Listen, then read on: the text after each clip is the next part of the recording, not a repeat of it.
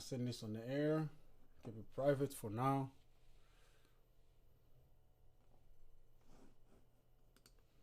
Get the screen adjustment.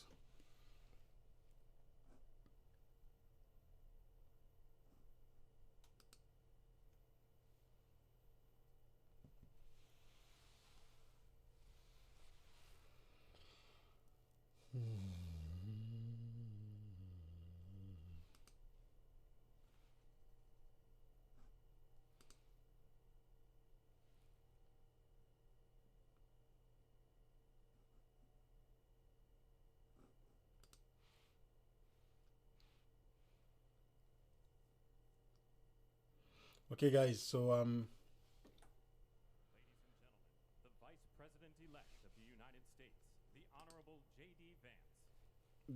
the Vice President-elect.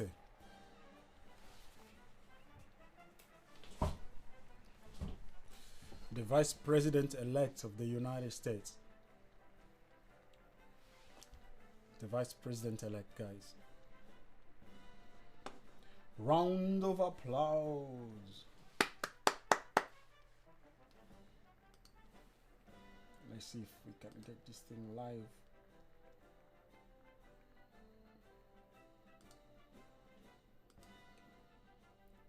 This is very this is an amazing day, really.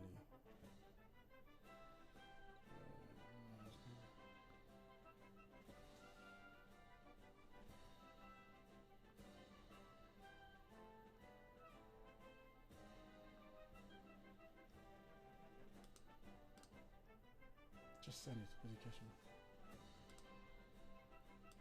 In the public. It's gone.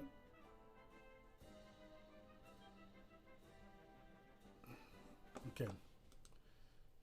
This is a very memorable day, guys, because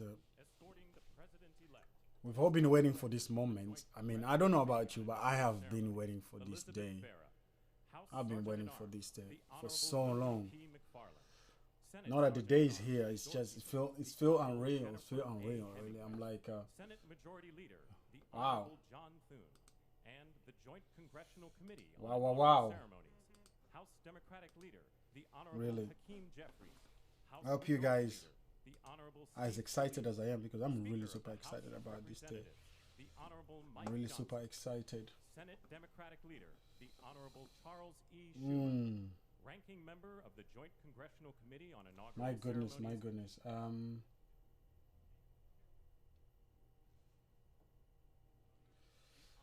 It's not easy to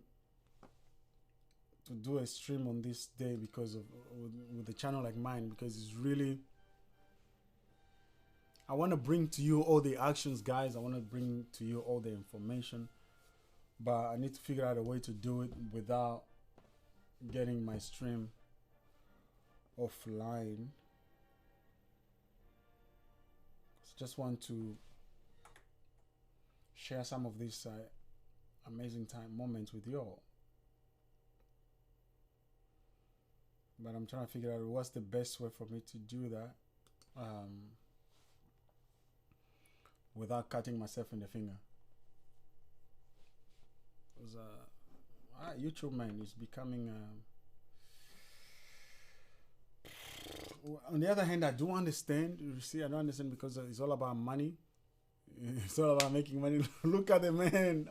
I love this man. It's like, hey, no, no bad feelings or anything like that. I know you needed to do what you needed to do. So did I. So, yeah, but here we are. The best of us won. The best of us is here. So let's just be respectful to one another.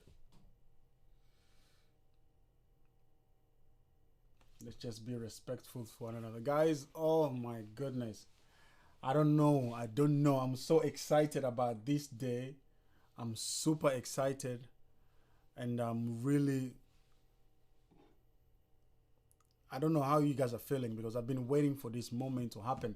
And this is not just an amazing day for the US, but this is also an amazing moment for the Netherlands, for Europe, for Africa, for the world at large. So I mean, please just drop a comment and like the stream as long as it lasts. I'm doing my best to just share commentary live as I stream from the control room in the studio. It's the first time I've ever done something like this. look at the gentlemen themselves. I really get excited to see these guys. Sometimes I wish they were my president. Because I've watched today. I was watching some of the other channels, and I hear people calling in on the hotline, and they are complaining. And they're really complaining about what's going on. And it surprises me. Don't say it surprises me, but it amazes me to see how the Lulu people can be sometime about what's happening. So I'm just keeping my eye on. Oh wow, this is a great moment. Can I play it? And we will witness the peaceful transfer of power at the heart of our democracy. There were no such a thing as peaceful transfer because these people did everything in their best to try and interrupt the transfer of power. So. For the past year, I've chaired the inaugural ceremony committee, I'm just going to do this which quickly. includes the leadership of Congress from both I'll parties. bring it back. We thank the committee and Capitol I'm staff just playing and law around with enforcement YouTube a who little worked bit. so hard over the last year, and especially the last 3 days. You've done a beautiful job, and you have shown grace under pressure. Talking about the Trump team. Our theme this year is our enduring democracy. The presence of so many presidents and vice presidents here today Please. is truly a testament I want to to just that stream endurance. this. We welcome President Biden and Dr. Biden. We welcome Vice President Harris and Doug Emhoff, President Obama, President Clinton and Secretary Clinton, President Bush and Laura Bush, Vice President Pence, Vice President Quayle and Marilyn Quayle. The justices of the United States Supreme Court are with us, all 9 of them I counted, and of course the Trump and Vance families. This ceremony marks what will soon be 250 years of our democracy. It is the moment when leaders elevated by the will of the people promise to be faithful to our Constitution, to cherish and defend it. It is the moment when they become, as we all should be, the guardians of our country. Through war and peace, through adversity and prosperity, we hold this inauguration every 4 years, and today it falls on Martin Luther King Day, a further reminder that we must strive to uphold the values enshrined in our Constitution, the freedoms, the liberties, and, as is inscribed on the entrance of the United States Supreme Court, equal justice under law. My goodness, guys. I so badly want to stream this, but I'm not sure if YouTube will allow me. I really hope they do. But what makes this moment more than a passing ceremony is all who are watching it across the I want to country. share my take on this as well. Because, yeah. But I don't want to get myself in trouble with the YouTube. In a democracy, every So citizen now and then I might just be able to pull it down the volume a bit just to every one of us is in a position make sure of everything is all right. responsibility. With that responsibility of citizenship comes But if an you follow the election, guys, and understood what these people said about Donald Trump, it is amazing to see them standing here today, speaking of it as if they've never done or said anything like that before. It is just mind-boggling for me. It's really, I can't understand it. With everything swirling around us, the hot mess of division, it is on all of us, to quote an incredible songwriter who just happened to be born in my state, to ensure that our nation's democracy is our shelter from the storm. There's a reason this ceremony takes place at the Capitol. In other countries, it might be in a presidential palace or a gilded executive office building. Here, it is traditionally held at the Capitol, the People's House. It is a fitting reminder of the system of checks and balances that is the very foundation of our government. If it is the People's House, it makes me wonder, why was all the fuss That is when how, the people for nearly went 250 into their years, house our great American 4 years experiment, back? grounded But in hey, the rule of law, has complaining. endured. So, But as we inaugurate, for those who are wondering, it was done inside because of the cold. So I've heard that it was just too cold outside to hold the events outside, which they've done for the past years.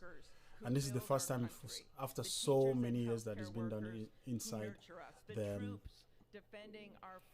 Capitol, because of the cold. So, and I would like to see the shots of outside to see how many people are connecting from outside. I really would love to do that. Let's bring it back in again. Just our democracy's strength and let's grit just bring back the footage. match theirs. May God bless our nation. It's amazing, really. Think about it. This is so crazy.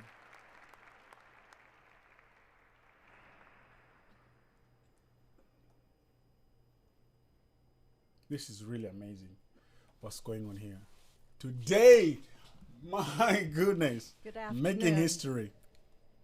Endurance Making through the years history. is the ultimate test. To persevere through time is the truest measure of an idea, an institution, Making and history. a nation. Our founders wrote the Constitution so that America could withstand all the twists and turns of time. Making history. They wrote it to guide us and to preserve forever our right of life, liberty, and the pursuit of happiness.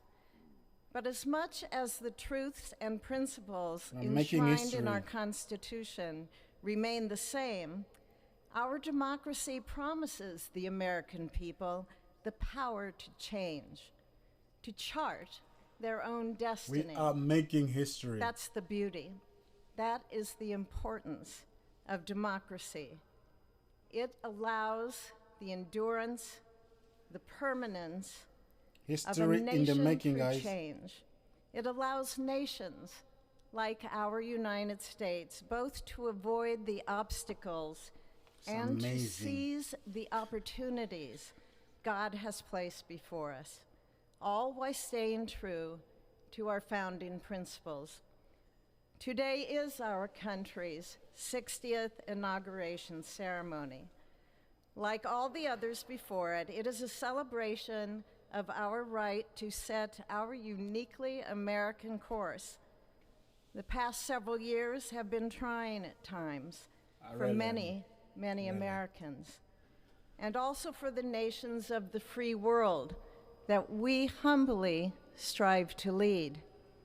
In November, Americans chose again to steer this nation towards greatness, the secure, so please, guys, safe, show some and love prosperous future by sharing that the our link with founders friends and family. envisioned for all of us.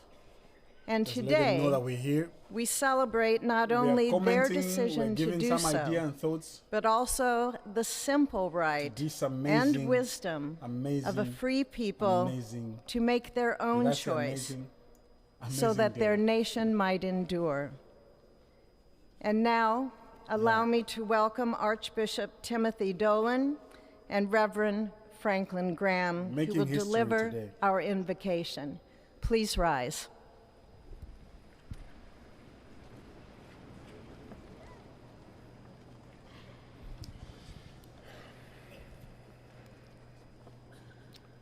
Be still and know that I am God, supreme among the nations, supreme on the earth.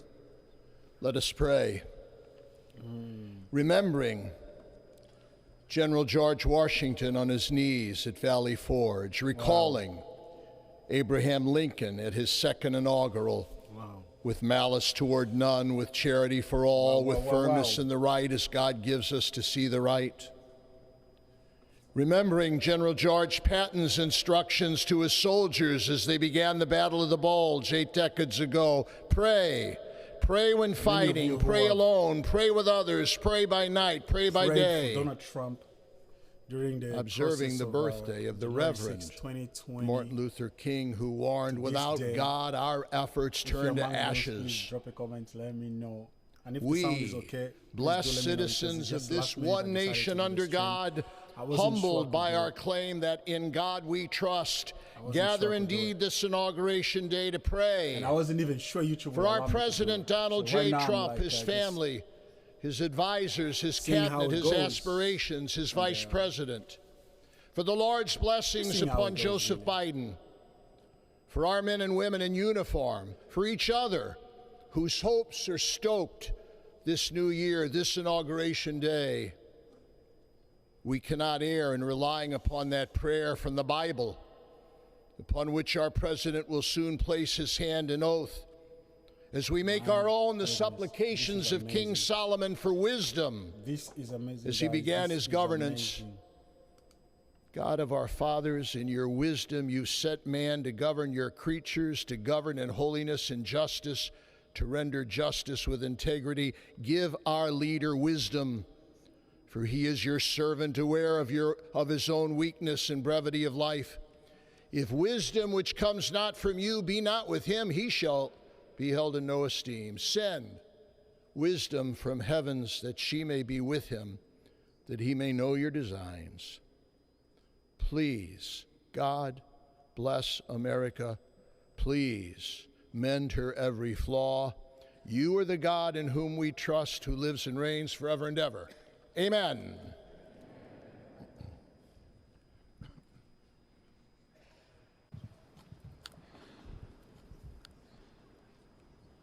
Mr. President, the last 4 years, there are times I'm sure you thought it was pretty dark.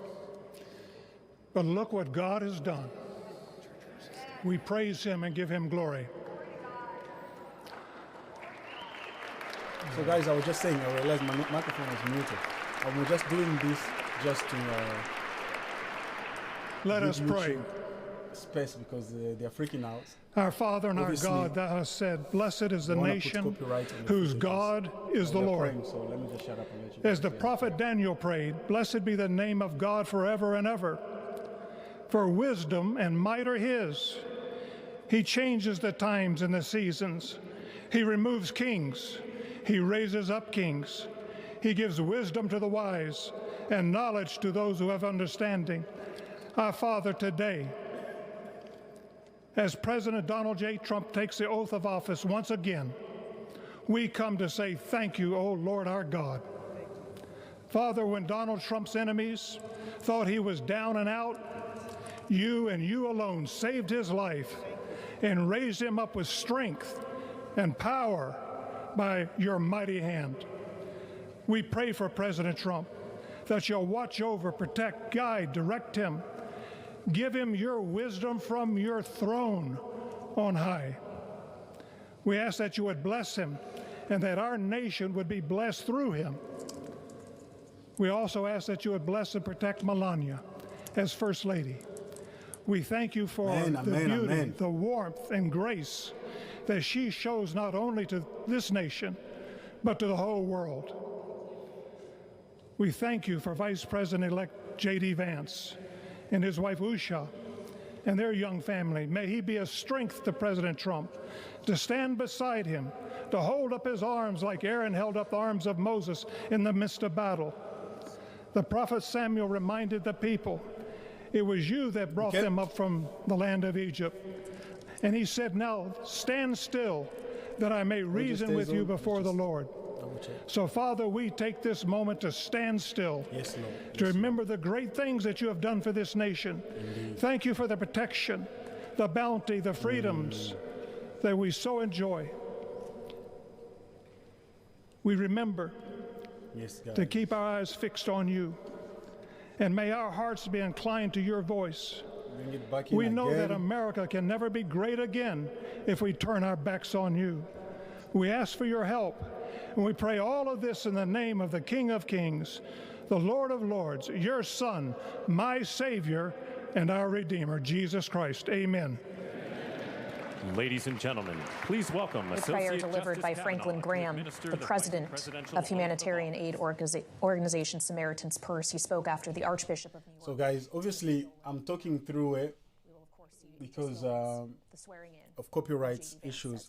I don't want YouTube to censor the content, so I have to speak through it. I'm so sorry, but until I become a big shot and I have access to the footage without copyright, I have to do it this way for now. So like right now I'm putting full screen so I can switch it to a different live stream.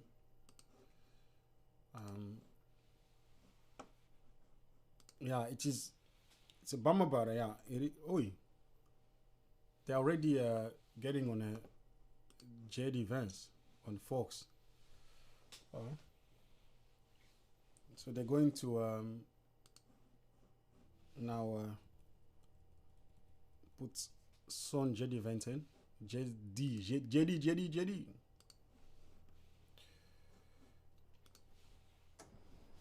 There it is, it's coming.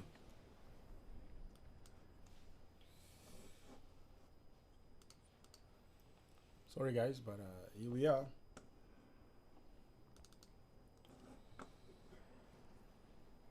Here we are.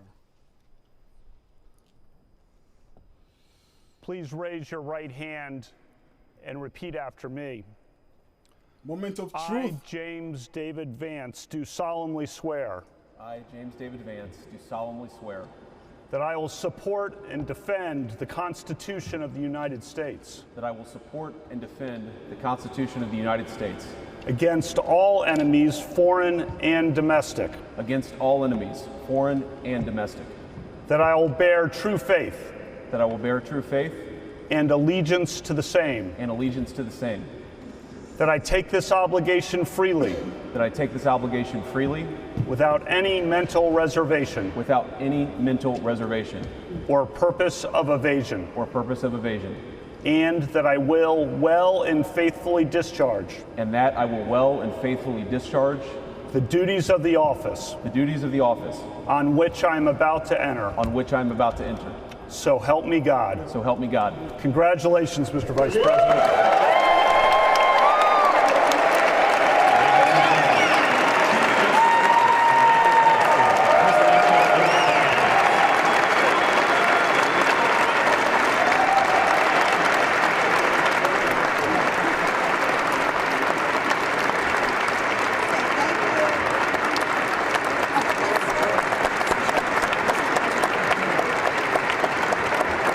Ladies and gentlemen, please welcome Chief Justice Roberts to administer the presidential oath of office.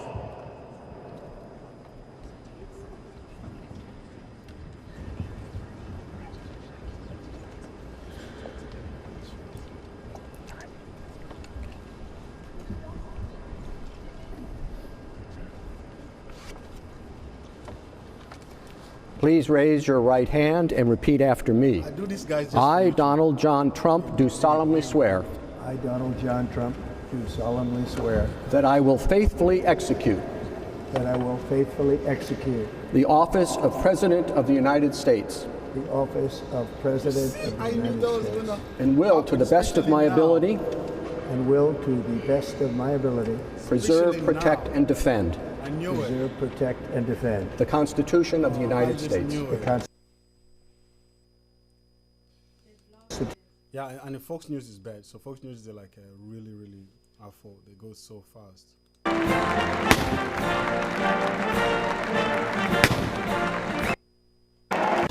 And defend. And will, to the best of my... I have to, because...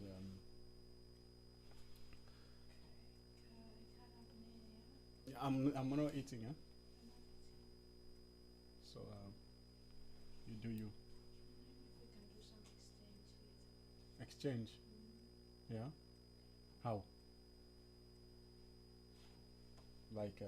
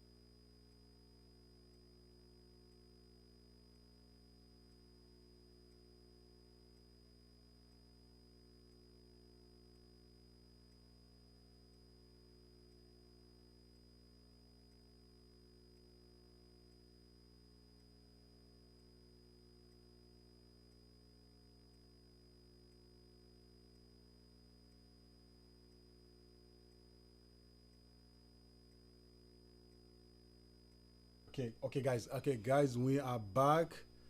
I paused the stream for y'all. Obviously, it's quite sensitive right now. But hey, we did not miss it. Don't worry, we did not miss it. I'm gonna get it back for y'all so that you guys can still see it. Swear that I will faithfully execute. That I will faithfully execute. The office of President of the United States. The office of President of the United States. And will, to the best of my ability. And will, to the best of my ability. Preserve, protect, and defend. Preserve, protect, and defend. The Constitution of the United States. The Constitution of the United States. So help me God. So help me God. Congratulations, Mr. President. Look at that.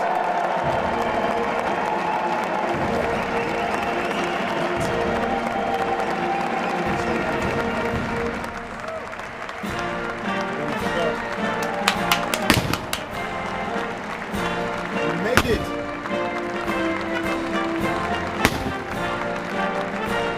Mr. President, former president-elect, former president, 47th president of the United States, Donald J. Trump. Now that's an amazing lady. Man, I've been waiting for this moment.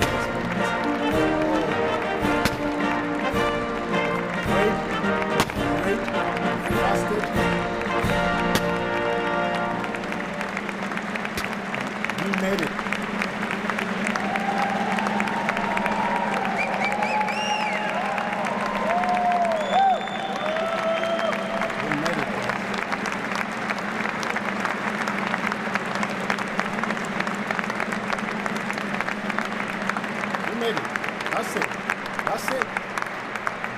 That's all we've been waiting for.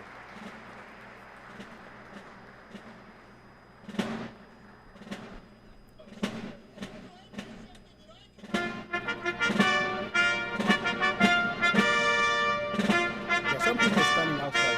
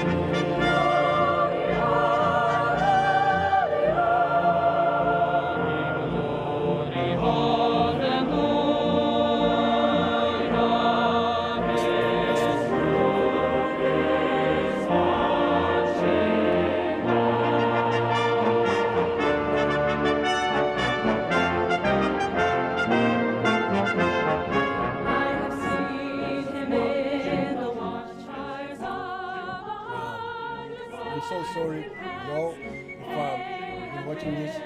My stream went out for a minute, for a second. Let me say for a few seconds.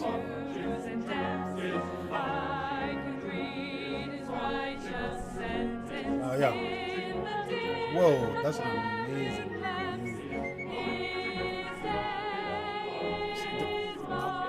There's a different screen I'm watching this.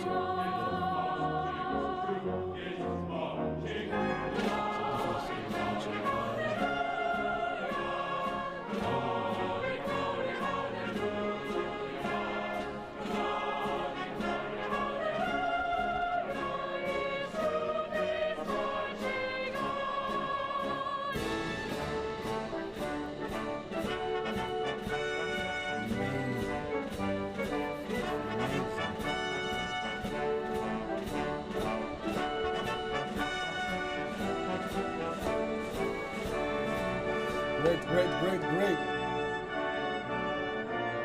The speech.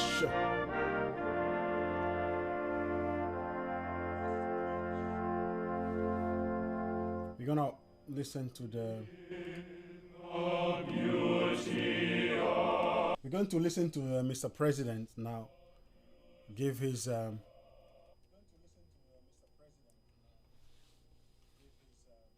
think what do you call it? First speech or something?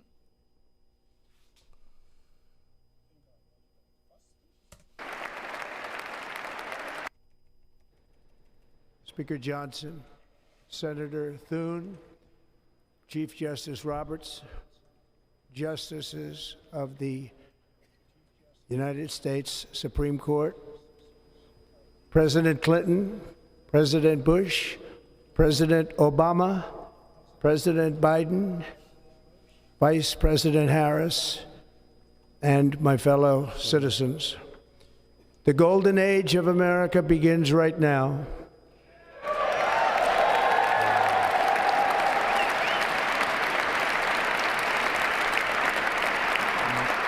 From this day forward, our country will flourish and be respected again all over the world.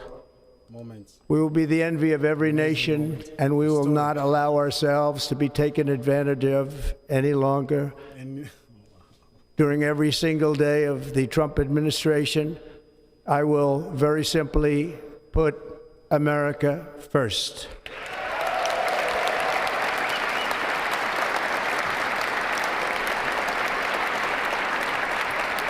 Our sovereignty will be reclaimed. Our safety will be restored. The scales of justice will be rebalanced. The vicious, violent, and unfair weaponization of the Justice Department and our government will end.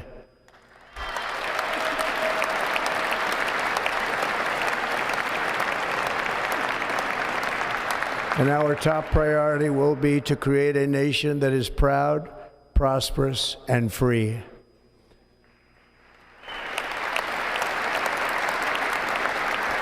America will soon be greater, stronger, and far more exceptional than ever before. I return to the presidency confident and optimistic that we are at the start of a thrilling new era of national success.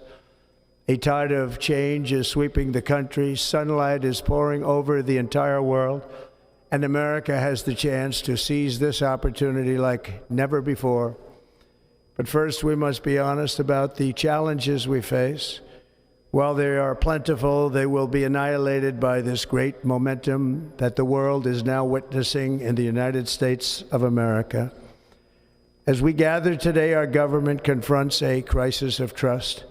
For many years, a radical and corrupt establishment has extracted power and wealth from our citizens while the pillars of our society lay broken and seemingly in complete disrepair.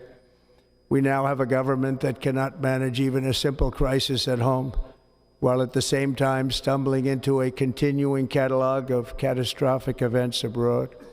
It fails to protect our magnificent, law-abiding American citizens, but provides sanctuary and protection for dangerous criminals, many from prisons and mental institutions that have illegally entered our country from all over the world. We have a government that has given unlimited funding to the defense of foreign borders, but refuses to defend American borders or, more importantly, its own people. Our country can no longer deliver basic services in times of emergency, as recently shown by the wonderful people of North Carolina, been treated so badly.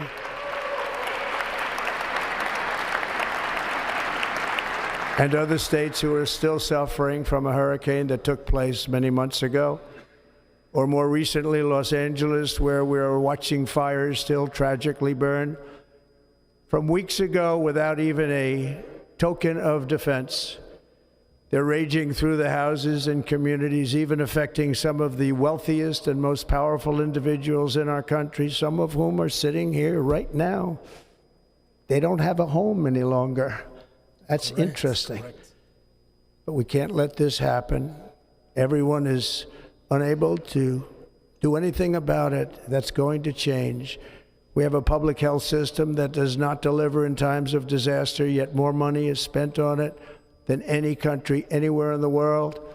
And we have an education system that teaches our children to be ashamed of themselves in many cases, to hate our country despite the love that we try so desperately to provide to them. All of this will change starting today, and it will change very quickly. I'm so excited for them. It's crazy. This feels like my own country. My recent election is a mandate to completely and totally reverse a horrible betrayal.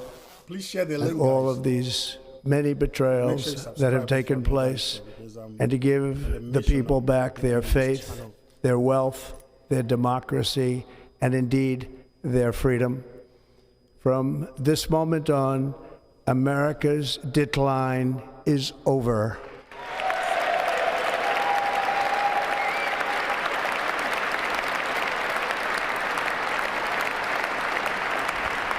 Our liberties and our nation's glorious destiny will no longer be denied, and we will immediately restore the integrity, competency, and loyalty of America's government. Over the past 8 years, I have been tested and challenged more than any president in our 250-year history, and I've learned a lot along the way. The journey to reclaim our republic has not been an easy one, that I can tell you. Those who wish to stop our cause have tried to take my freedom and indeed to take my life.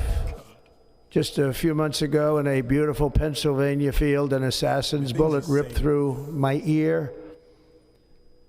But I felt then, and believe even more so now, that my life was saved for a reason. I was saved by God to make America great again.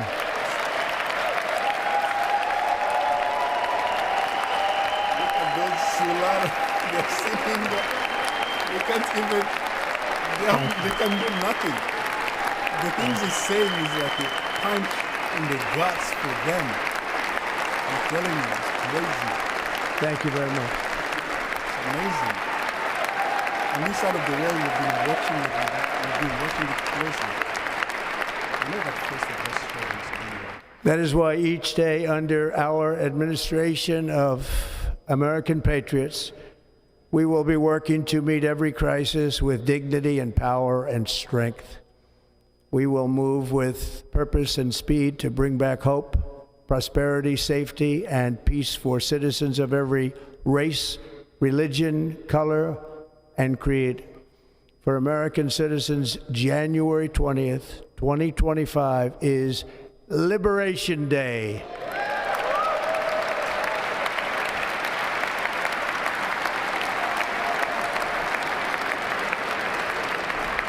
It is my hope that our recent presidential election will be remembered as the greatest and most consequential election in the history of our country. As our victory showed, the entire nation is rapidly unifying behind our agenda with dramatic increases in support from virtually every element of our society, young and old, men and women, African Americans, Hispanic Americans, Asian Americans, urban, suburban, rural. And very importantly, we had a powerful win in all 7 swing states. And the popular vote, we won by millions of people. To the Black and Hispanic communities, I want to thank you for the tremendous outpouring of love and trust that you have shown me with your vote. We set records, and I will not forget it. I've heard your voices in the campaign, and I look forward to working with you in the years to come.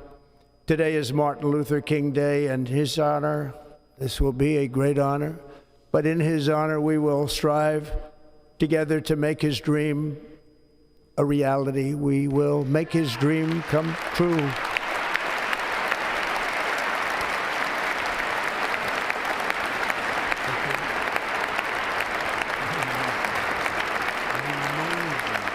Thank you.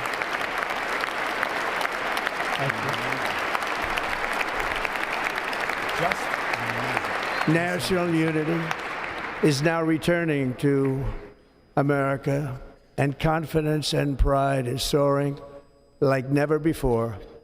In everything we do, my administration will be inspired by a strong pursuit of excellence and unrelenting success. We will not forget our country, we will not forget our Constitution, and we will not forget our God. Amen. Can't do that.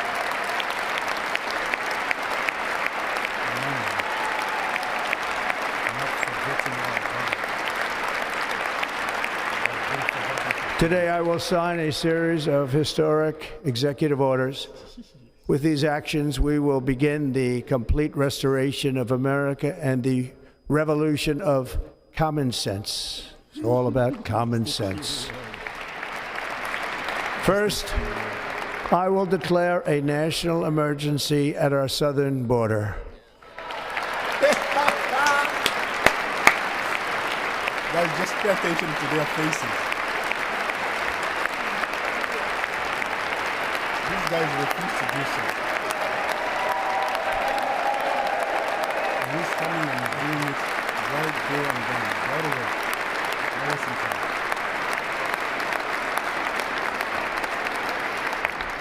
All illegal entry will immediately be halted, and we will begin the process of returning millions and millions of criminal aliens back to the places from which they came. We will reinstate my Remain in Mexico policy.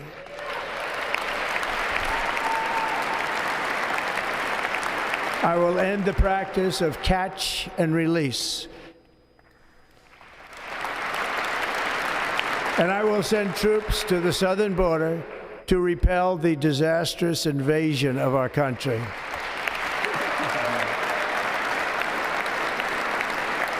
Under the orders I signed today, we will also be designating the cartels as foreign terrorist organizations. Amazing. Amazing. This guy has no fear whatsoever.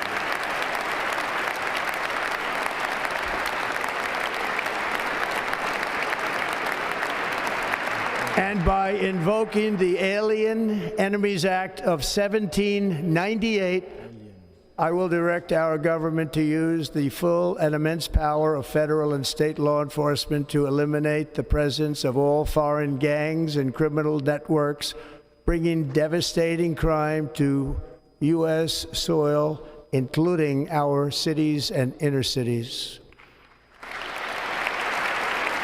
He's done with it.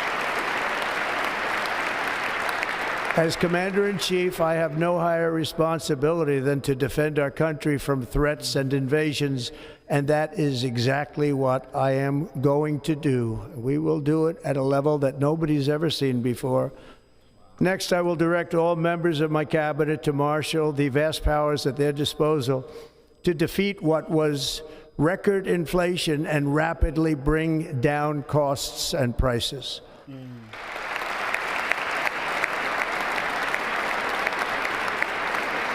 The inflation crisis was caused by massive overspending and escalating energy prices, and that is why today I will also declare a national energy emergency. We will drill, baby, drill.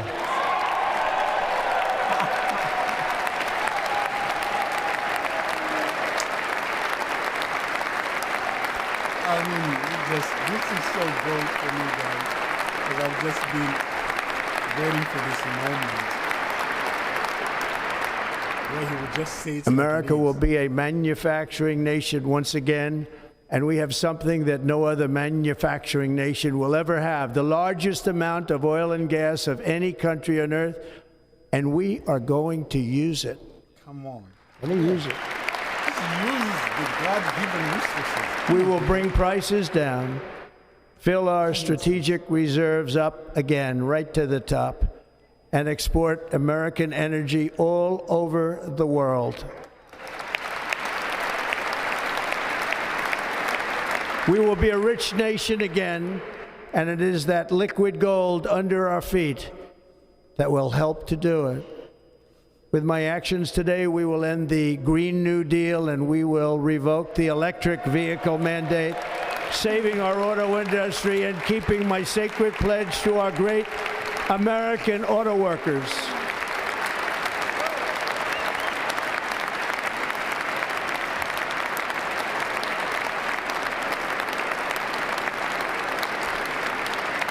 In other words, you'll be able to buy the car of your choice. We will build automobiles in America again at a rate that nobody could have dreamt possible just a few years ago. And thank you to the auto workers of our nation for your inspiring vote of confidence. We did tremendously with their vote.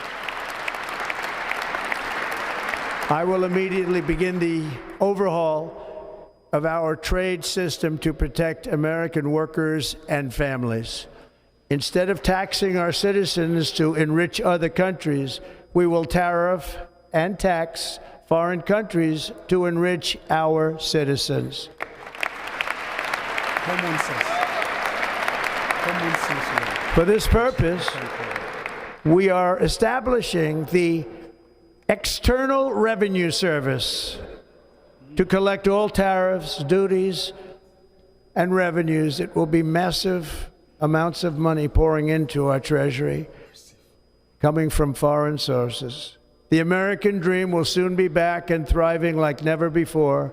To restore competence and effectiveness to our federal government, my administration will establish the brand new Department of Government Efficiency. Elon Musk and Vivek Ramaswamy will be leading that one.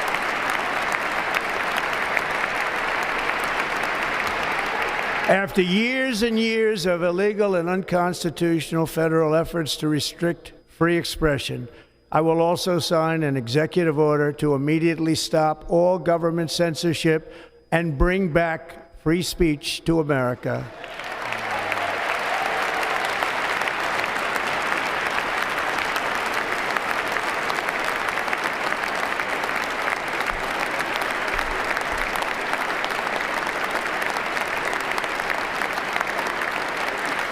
Never again will the immense power of the state be weaponized to persecute political opponents, something I know something about. We will not allow that to happen. It will not happen again. Under my leadership, we will restore fair, equal, and impartial justice under the constitutional rule of law.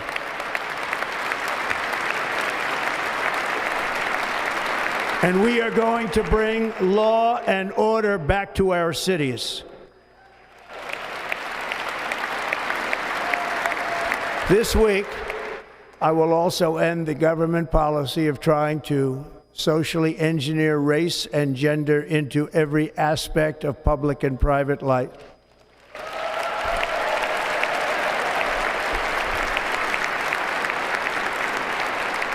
We will forge a society that is colorblind and merit-based.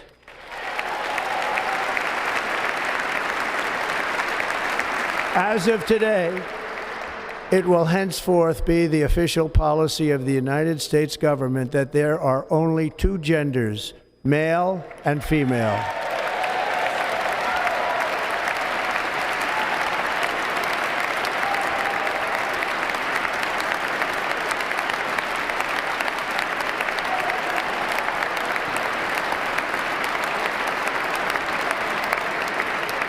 This week, I will reinstate any service members who were unjustly expelled from our military for objecting to the COVID vaccine mandate with full back pay.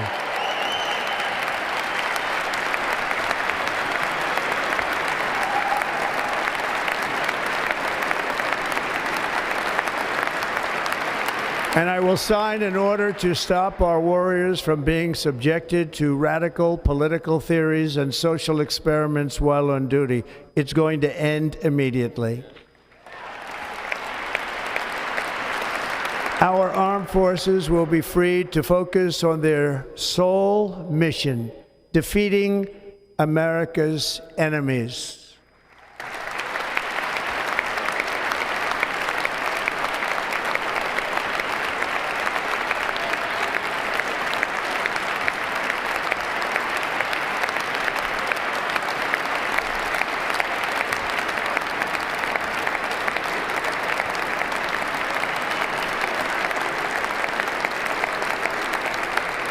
Like in 2017, we will again build the strongest military the world has ever seen.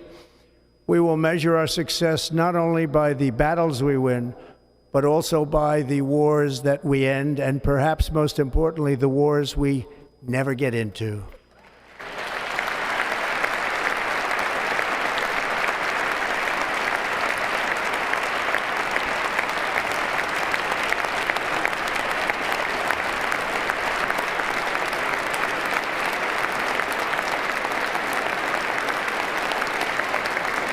My proudest legacy will be that of a peacemaker and unifier. That's what I want to be, a peacemaker and a unifier.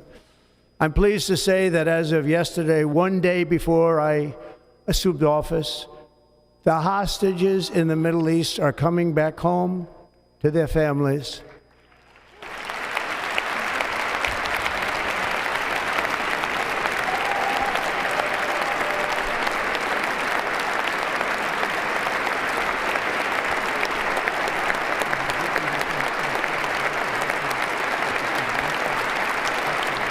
Thank you.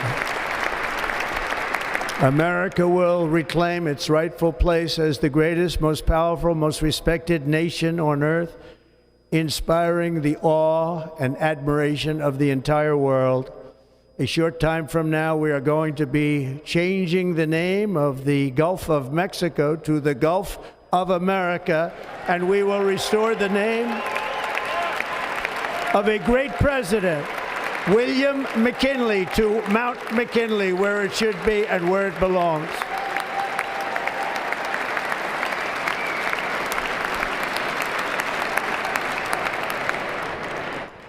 President McKinley made our country very rich through tariffs and through talent.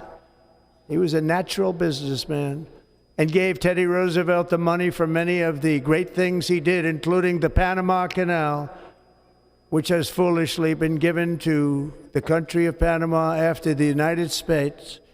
The United States, I mean, think of this, spent more money than ever spent on a project before and lost 38,000 lives in the building of the Panama Canal. We have been treated very badly from this foolish gift that should have never been made, and Panama's promise to us has been broken. The purpose of our deal and the spirit of our treaty has been totally violated. American ships are being severely overcharged and not treated fairly in any way, shape, or form, and that includes the United States Navy. And above all, China is operating the Panama Canal, and we didn't give it to China, we gave it to Panama, and we're taking it back. Come on. You see, a leader takes decision. Chickens watch and learn. They're laying their eggs right now. They're so laying their eggs right now, and they're like rotten eggs. Above all, my message to Americans today is that it is time for us to once again act with courage, vigor, and the vitality of history's greatest civilization.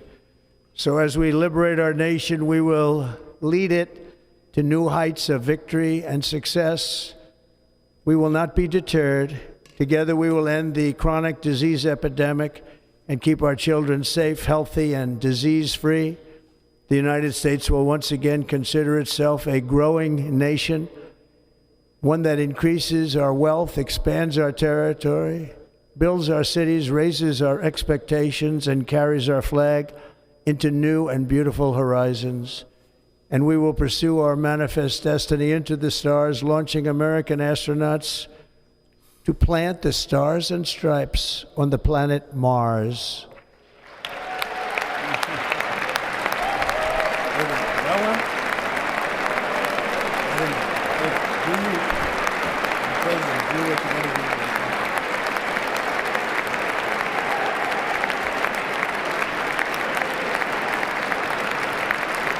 Ambition is the lifeblood of a great nation, and right now our nation is more ambitious than any other. There's no nation like our nation. Americans are explorers, builders, innovators, entrepreneurs, and pioneers. The spirit of the frontier is written into our hearts. The call of the next great adventure resounds from within our souls. Our American ancestors turned a small group of colonies on the edge of a vast continent into a mighty republic of the most extraordinary citizens on earth.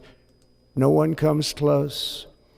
Americans pushed thousands of miles through a rugged land of untamed wilderness. They crossed deserts, scaled mountains, braved untold dangers, won the Wild West, ended slavery, rescued millions from tyranny, lifted billions from poverty, harnessed electricity, split the atom, launched mankind into the heavens, and put the universe of human knowledge into the palm of the human hand. If we work together, there is nothing we cannot do and no dream we cannot achieve. Many people thought it was impossible for me to stage such a historic political comeback. But as you see today, here I am. The American people have spoken. Here you are. Here you are. Here it is. Here it is. There's nothing.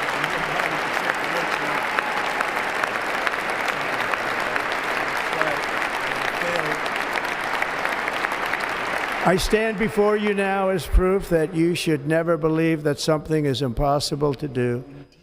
In America, the impossible is what we do best.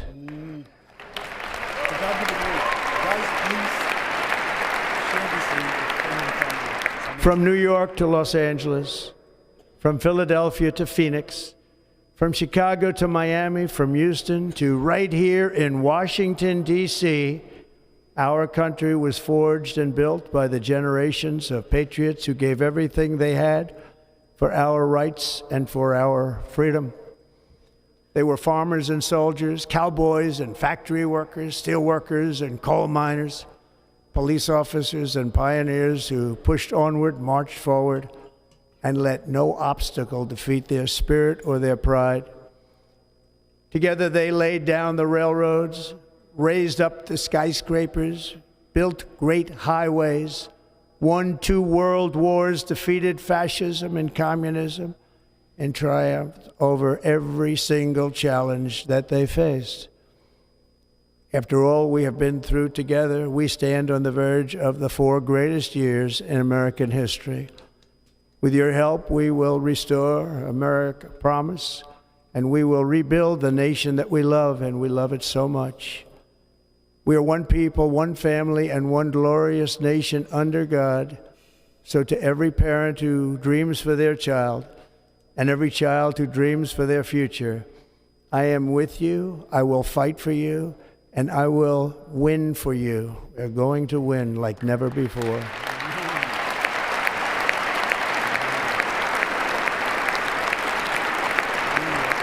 Thank you. Thank you.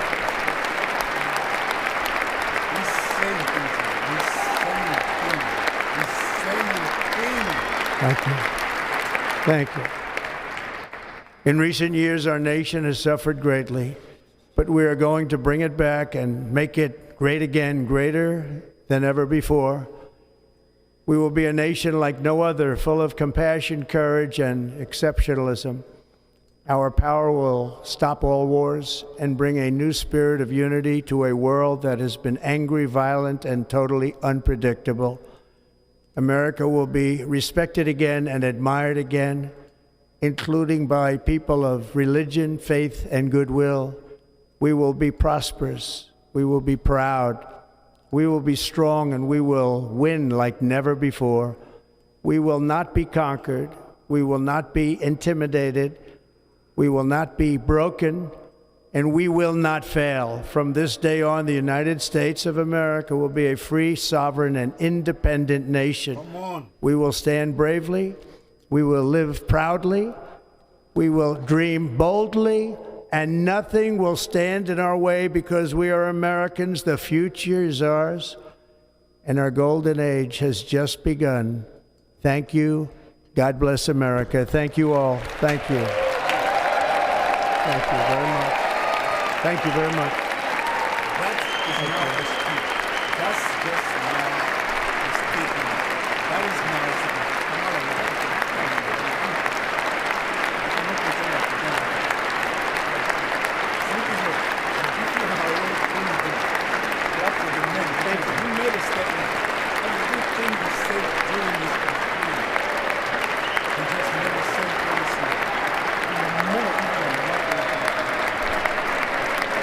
Ladies and gentlemen, performing America the Beautiful, please welcome the Armed Forces Chorus and Carrie Underwood. Carrie Underwood. She got a lot of backlash for wanting to do this, but she did not care. They wanted to censor her because she was going to sing here, but she did not care. Amazing. Amazing.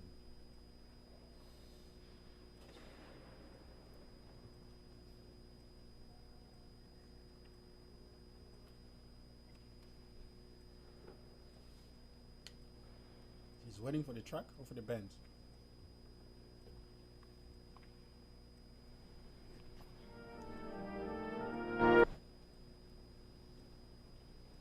Oh, is it a track or is it a band? Binary.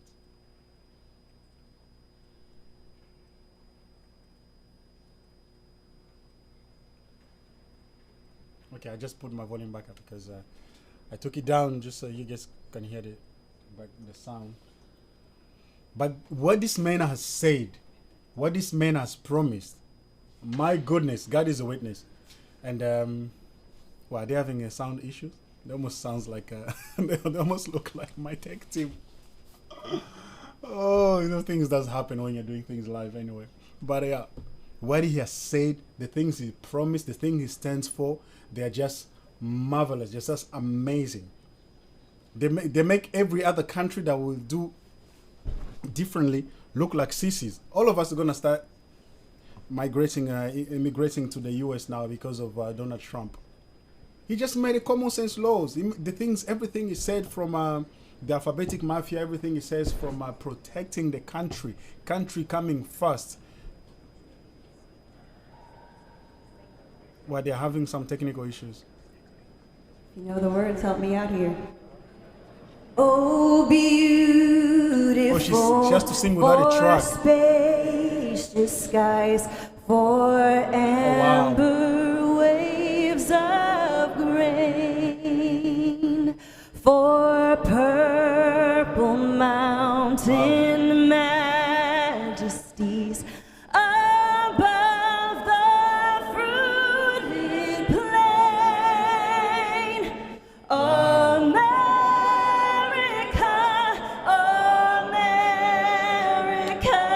God shed His grace on thee and crown thy good with brotherhood from sea to shining sea.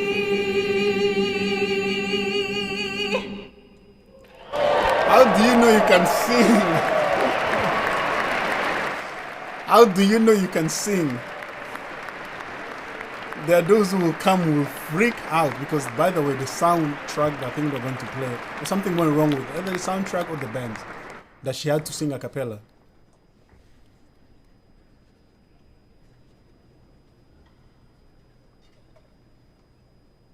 Ladies and gentlemen, Senator Fisher will now introduce the benediction clergy.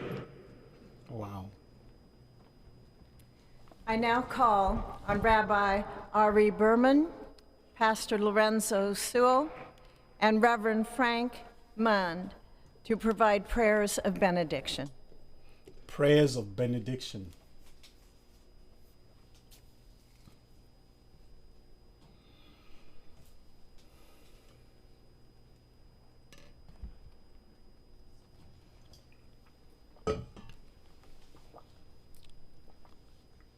Let us pray. Almighty God, your prophet Jeremiah walked the streets of Jerusalem and blessed its inhabitants with the Hebrew words, Baruch HaGever Asher Yiftach BaHashem. Blessed is the one who trusts in God.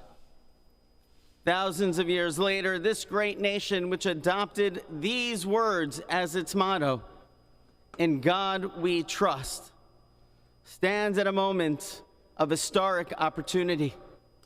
Americans are searching for meaning. Our merciful Father, help us rise to meet this moment. Bless President Donald J. Trump and Vice President J.D. Vance with the strength and courage to choose the right and the good.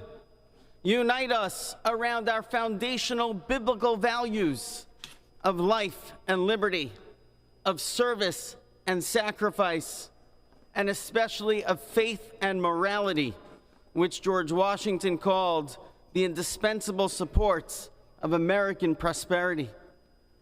Guide our schools and college campuses, which have been experiencing such unrest, to inspire the next generation, to pair progress with purpose, knowledge with wisdom, and truth with virtue.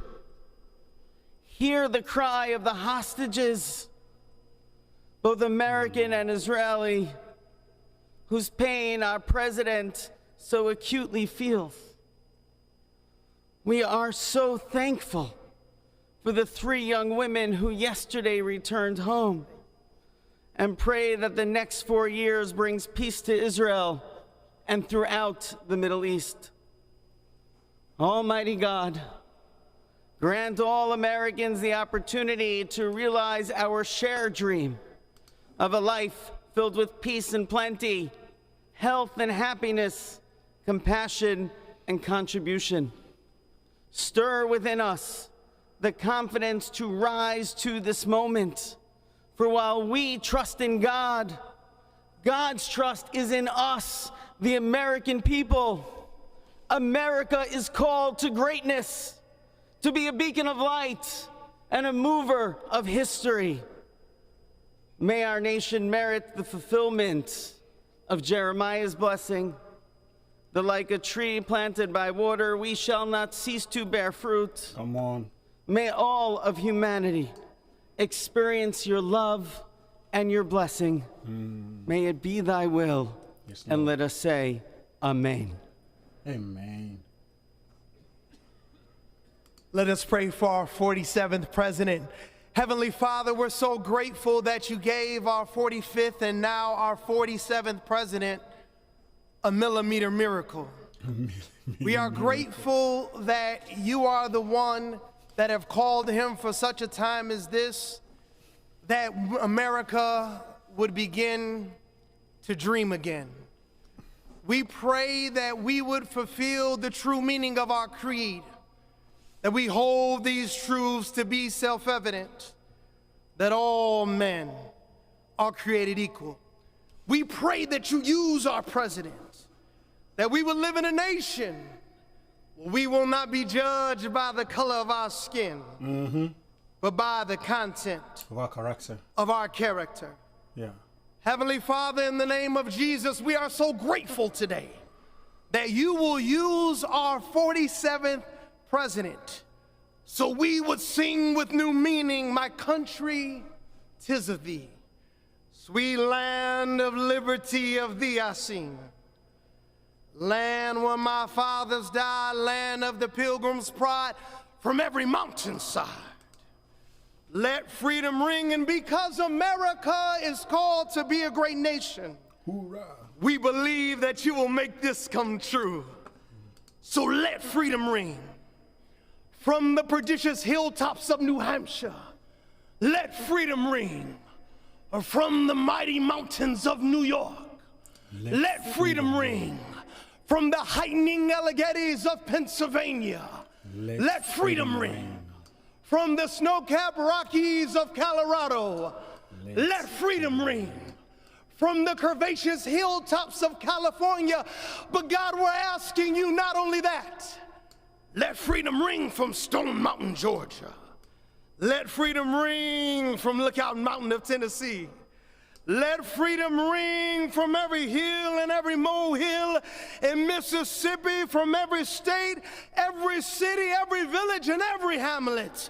And when we let freedom ring, we will be able to speed up that day where all of your children, black men and white men, Protestant and Catholic, Jew and Gentile, will be able to sing in the meaning of that old Negro spiritual, free at last, free at last, Christ. Thank you, God Almighty. We are free at last. If you believe where the Spirit of the Lord is, there is liberty. Come on, put your hands together and give your great God great glory.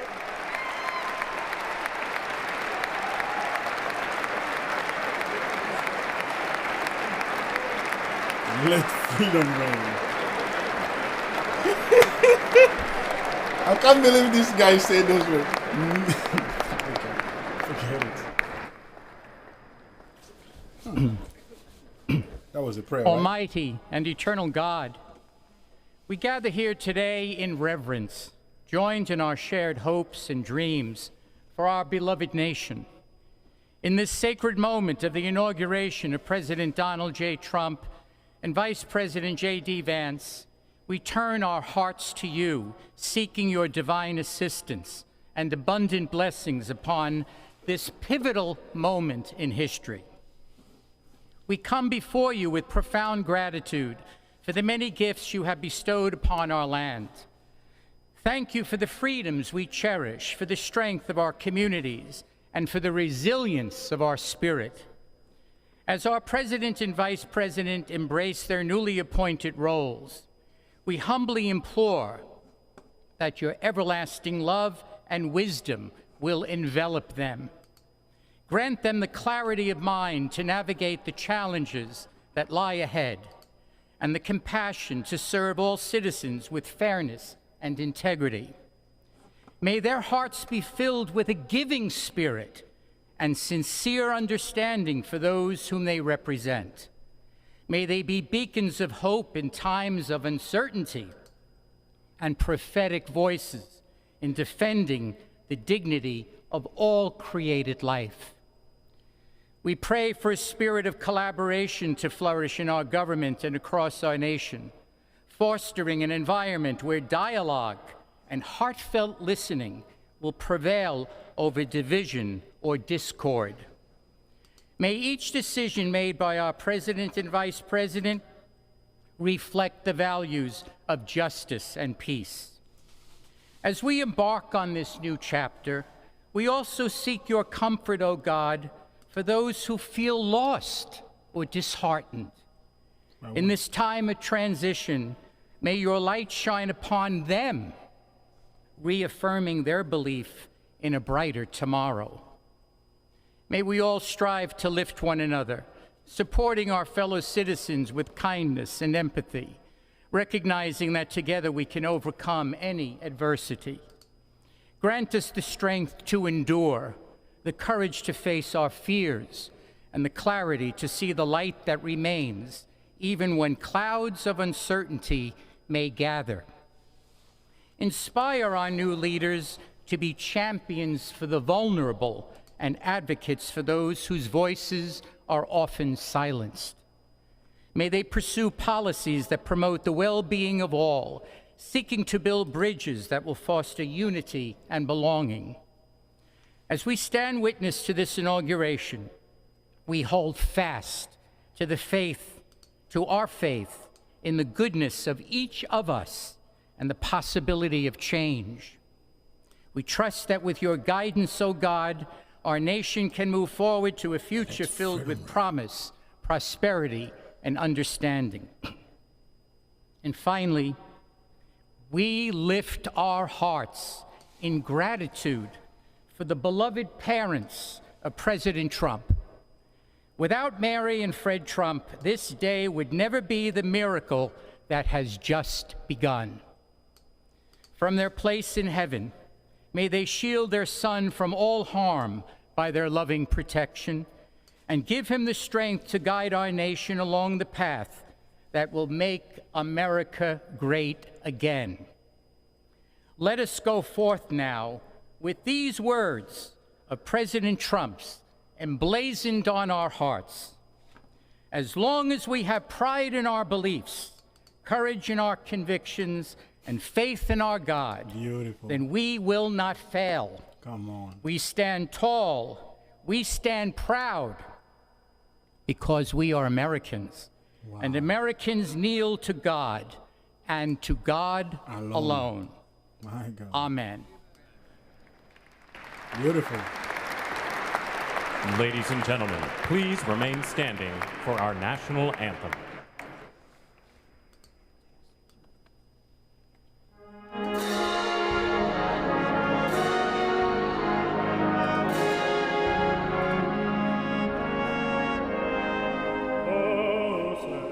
Can you say, by the dawn's early light, what so proudly we hailed at the twilight's last gleaming, whose blood stripes and bright stars through the perilous fight of the ramparts we watched were so gallantly streaming, and the rockets in glee, heavens bursting in earth, give proof to the night that our flag was still there.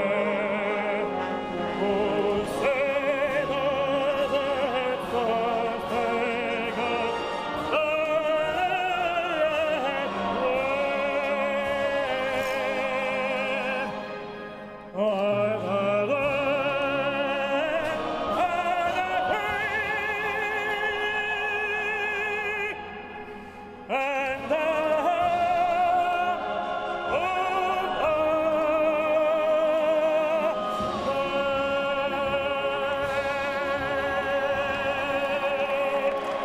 Let's freedom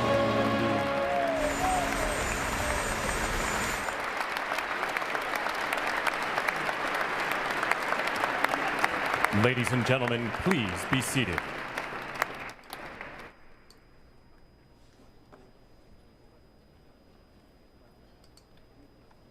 Let's freedom reign. Ladies and gentlemen, please remain at your seats while the President and official party depart the platform. Guys, I think we are closing at the end of this amazing day. Oh man, this is so surreal. Almost can't believe that I saw this happening.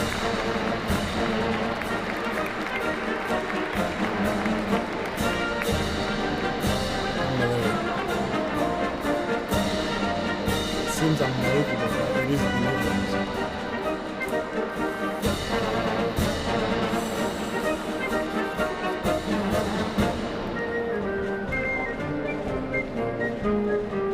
Crazy.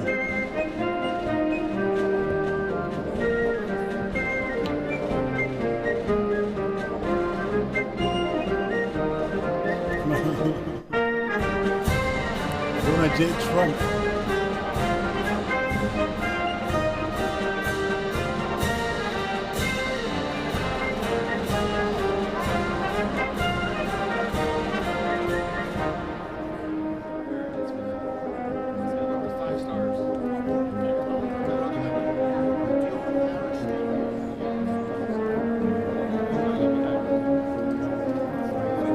Bye.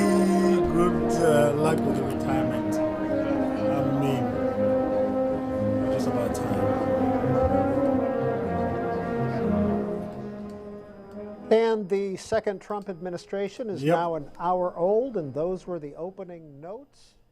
You can see the it, yo. Isn't this beautiful? I mean, and if you guys feel up to it, just drop a comment what your reaction is, how you feel, whether you feel excited. I'm just so excited to see what is coming next in Trump's administration, because, well, all I can say is this, a lot has been promised by Trump, and because a lot has been promised by Trump, we also saw the destruction of the country. We saw the destruction of the country, let me say, during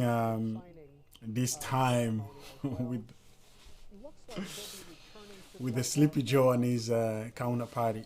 So now expectations are high. Expectations are high, not just for the U.S. but also for the rest of the world. Myself, I have tremendous expectation on what is going to come next, and I'm really so excited about this new administration. I'm going to follow it closely like I've done for the past, for the past couple of years that I've been analyzing what was happening. Actually, since Donald Trump, since Obama, really. Since Obama, I've been following closely Trump's administration. So I'm just excited. I'm just pumped. I'm just tremendously. I have hope. It sounds so crazy, but I do have hope.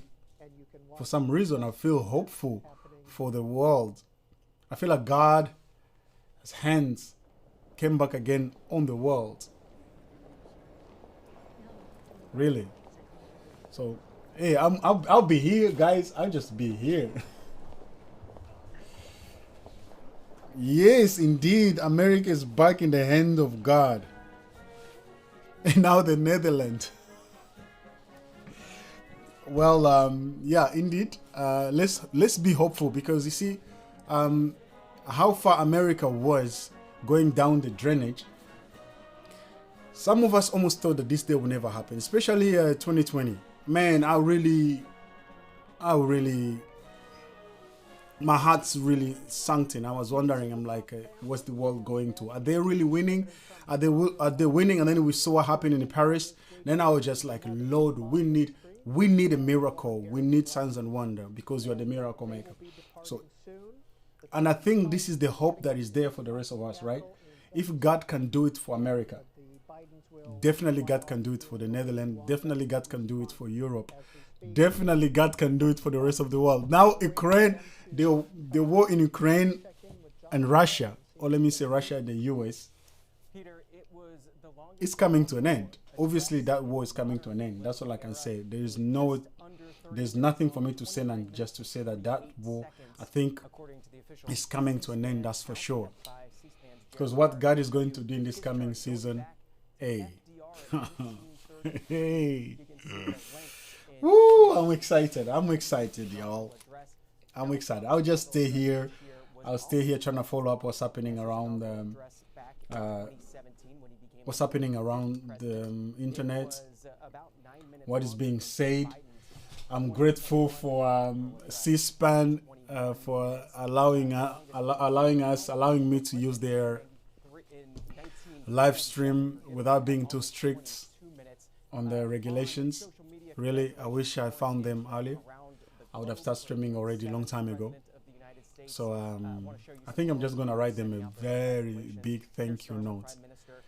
And just maybe, I don't know if that's a good idea to find out that I was using, but I will just write them. I'll just thank them. It's amazing. So yeah, this is good, guys. This is exciting. What's next? I'll stay up here, following what's going to come next. I think, as I said, I did not prepare for this live stream. I just saw it, and the opportunity. I want to spend time with you guys. I want to share my excitement with the rest of y'all. And I decided to do it this way. So let's just hear these guys while I'm trying to figure out what next. Inauguration as President of the United States. And then one more from social media to show you. It was right as President Trump was giving the oath of office that the White House website officially changed over. And this is what you will see if you go to whitehouse.gov right now. America is back is the banner headline every single day. I will be fighting for you with every breath in my body. I will not rest until we have delivered the strong, safe, and prosperous America that our children deserve and that you deserve. This will truly be the golden age of America. That's the promise right now at whitehouse.gov. And also, while a few minutes just before noon, then President Biden pardoned his two brothers and his sister Valerie for anything that they might be charged with. He did that pardon while everybody was at the Capitol. This is a live shot of the east front of the Capitol. Marine One ready for the Bidens to take them to Andrews Air Force Base. This guy is... And then you know what? to California for a vacation. He pardoned his family, even pardoned Pelosi, I think, I believe.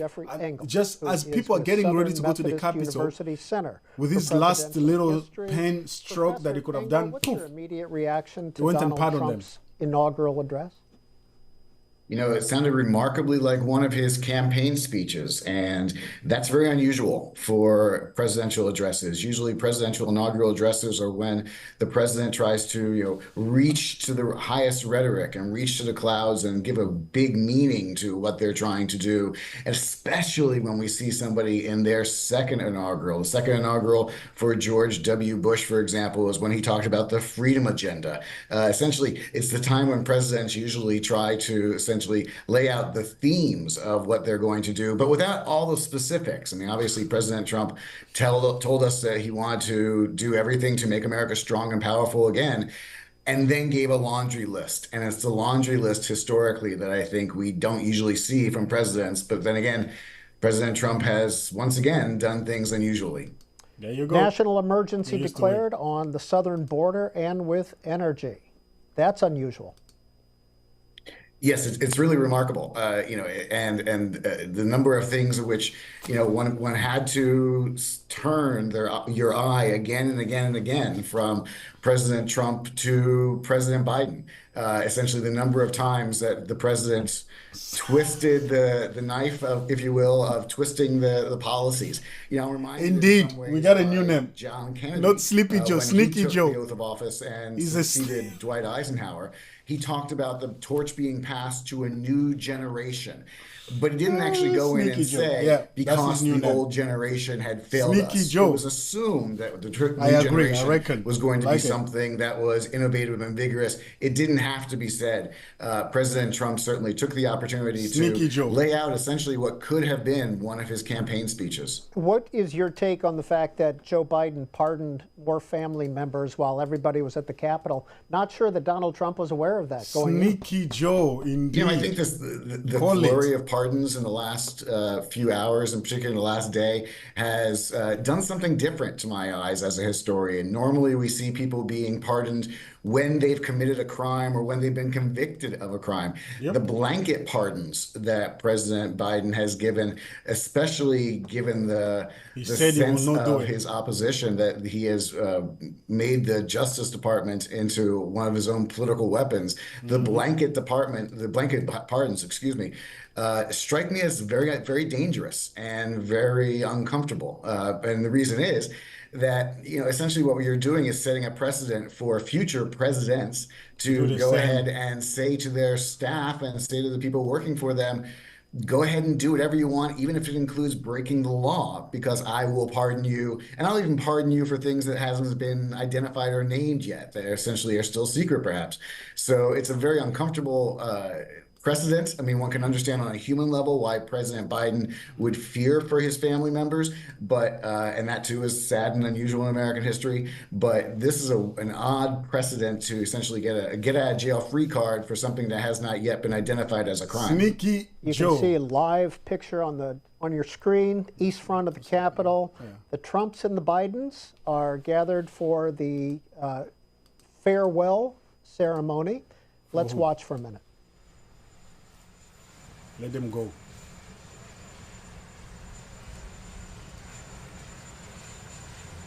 Let them go. Sneaky Joe. Bye-bye, Sneaky Joe.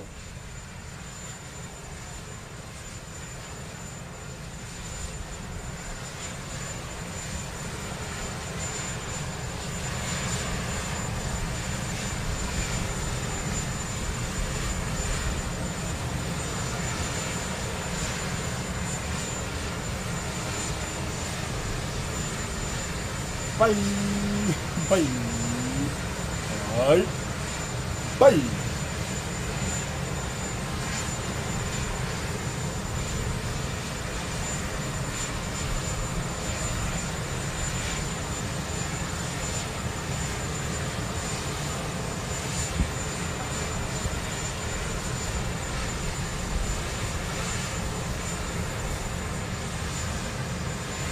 Sneaky Joe is leaving.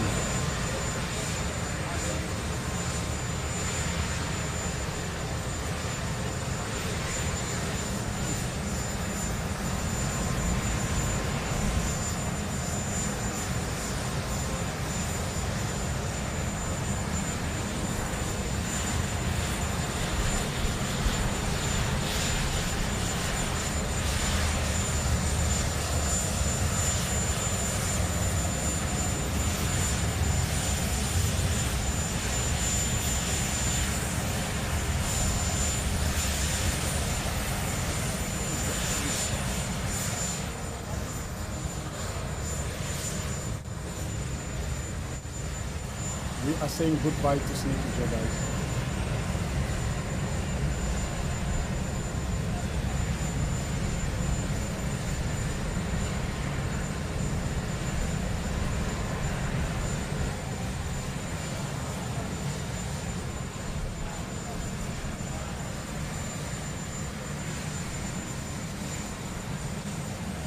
Sneaky Joe.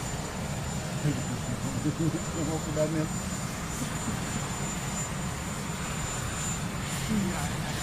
Sneaky Joe.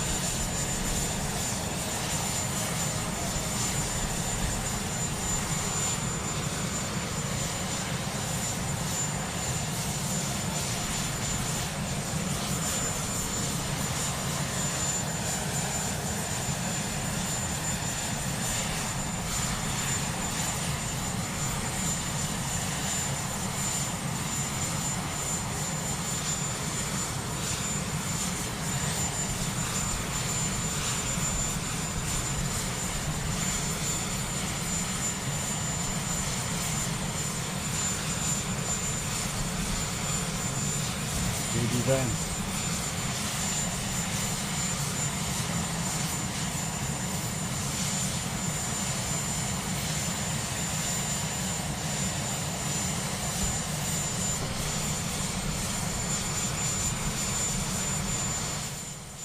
Now, as many of you know, inaugurals were traditionally held on the east front of the Capitol, where you see the president and the helicopter sitting right now. And that was until 1985 and 1981, and Ronald Reagan moved it to the west. Looking west was one of the themes of his first inaugural. And it's been on the west front ever since. And of course, the second Reagan inaugural was held inside the rotunda because of the weather. And today's inaugural was held inside the rotunda, the first time in 40 years. Because of the weather. It's about 20, 25 degrees here in Washington, but quite windy, and it was predicted to be a little bit colder than it actually is. So there'll be a truncated parade this afternoon at the Capital One Arena. That's where the Washington Capitals hockey team play and the Washington Wizards basketball team. And that will occur this afternoon. Of course, we will be live with that as well. But coming up at the Capitol after the Bidens take off for Andrews Air Force Base and fly to Santa Barbara, there is going to be a presidential visit to the overflow crowd.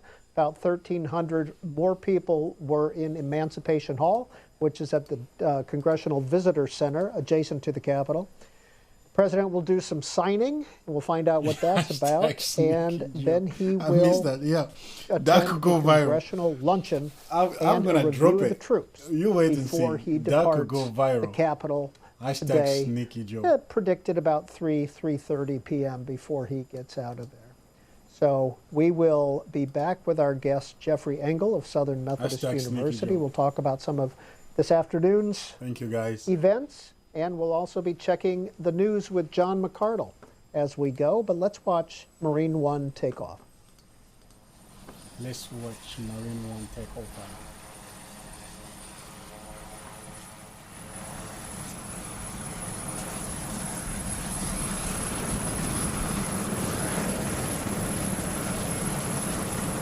Bye-bye.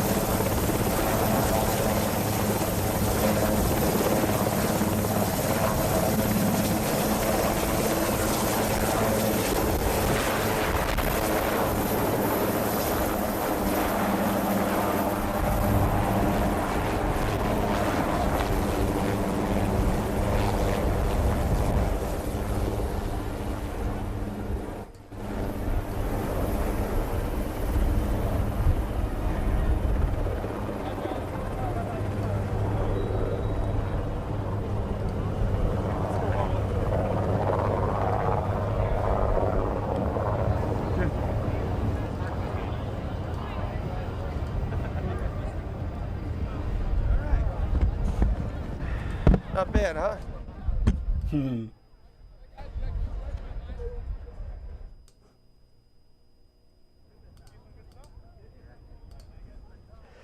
And the Bidens are off to Andrews Air Force Base. There will be a small ceremony there as well with the Bidens, and we will bring that to you at some point this afternoon as well. You can see Air Force One is there. It is not called Air Force One when the president is not riding on it. My guess is it's called Air Mission 46, President Biden being the 46th president. That's just a wild guess, and we'll find out. But you can see that is readied for the Bidens to take them to California. You saw Kamala Harris and Doug Emhoff get in their limousine and head to where they're heading as well. So that's Washington, D.C. on inaugural day. And as you can see, that would normally be full of people and crowds, but the mall is empty. The Capitol is empty as well. All sorts of things were set up. There were TV monitors out there. The parade, that's Pennsylvania Avenue on the far left of your screen, not right next to the mall, but on the far left. And that's where the parade is normally held. Yeah. That will not happen this time because that will be, the president will be motorcading to Capital One Arena, less than a mile from what you see there on your screen, and then Capital One Arena, about a mile or so from the White House. And that's Capital One Arena, full of Donald Trump supporters. They were listening in during his inaugural address, and I think we were showing some shots of them as well, applauding. Wow. But there is an overflow crowd at the Capitol Visitor Center, and this is Emancipation Hall. Capitol Visitor Center is about 15 years old. It's built underground. It's built under the parking lot where you saw the helicopter take off, and this is the main entrance for visitors to the Capitol. We can see that they're getting ready to have a speaking portion here as well, and we will listen in. Definitely we will.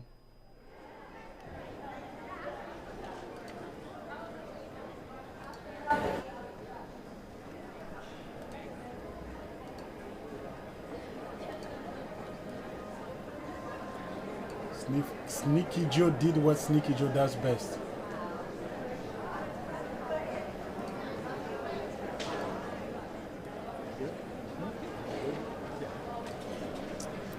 Well, we are learning that President Trump is giving remarks to the overflow crowd in Emancipation Hall. We're going to be waiting for those and bring those to you live. Standing up on the dais, you can see Speaker Mike Johnson and his wife and the Majority Leader of the House of Representatives, Steve Scalise, and his wife or daughter. I cannot see from this angle. That's his wife, of course. Both Mike Johnson and Steve Scalise are from Louisiana. And Deb Fischer is on the far right with her husband. Deb Fischer is there. She's a senator from Nebraska, the Republican senator from Nebraska, was reelected in 2024 by about 6-7 points. Little controversy because in her swearing in for this most recent term, her husband would not shake hands with Kamala Harris, who as vice president is president of the Senate. So there's a little bit of controversy there with Deb Fischer. Here's the Speaker of the House. Trump's triumphant return to the White House.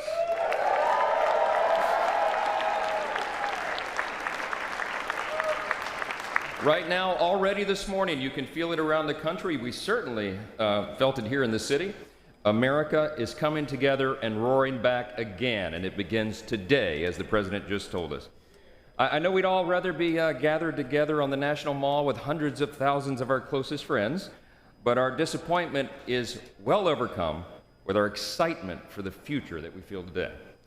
We have the chance to make the next 4 years the most consequential period in our nation's history. And as Speaker of the House, it is my great pleasure, my great honor, to introduce to you the man who will lead us to this new golden age. The decisive winner of the Electoral College and the popular vote, the 45th and the 47th, and the greatest president of our lifetimes, Donald J. Trump. Come on.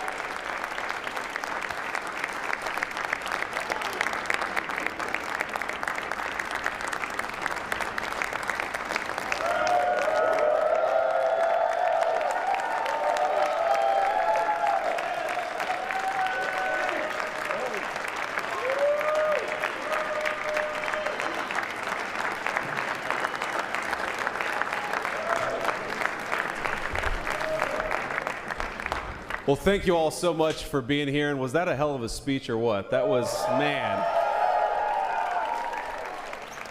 That was a good way to start it off. You know, I didn't know exactly what the president would put in that speech, and I hoped to myself that he wasn't going to hold back, and sir, you didn't hold back. That was a hell of a way to start the next 4 years. But I just want to say from the bottom of my heart, and I know I speak for the president and for all of us, thank you for making this possible. We love you. We wouldn't be here without you, and we're going to make America great again together for the next 4 years. Come on.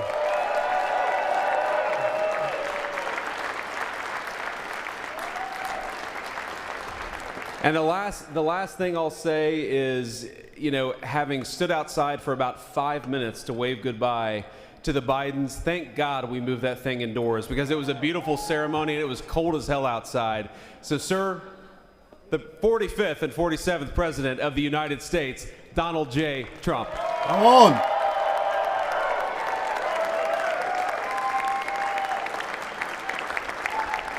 No, he's right. I said, oh, look at this beautiful sunny day.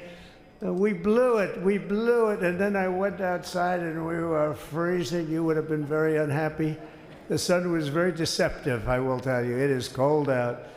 And I'm sort of saying, you know, that was so beautiful today. Maybe they should do it there every 4 years. Does that make sense? I don't know. Because, you know, the outdoor thing is really good, but it gets a little cold around this time of the year, as some people have noticed. And a lot of times they suffer through it.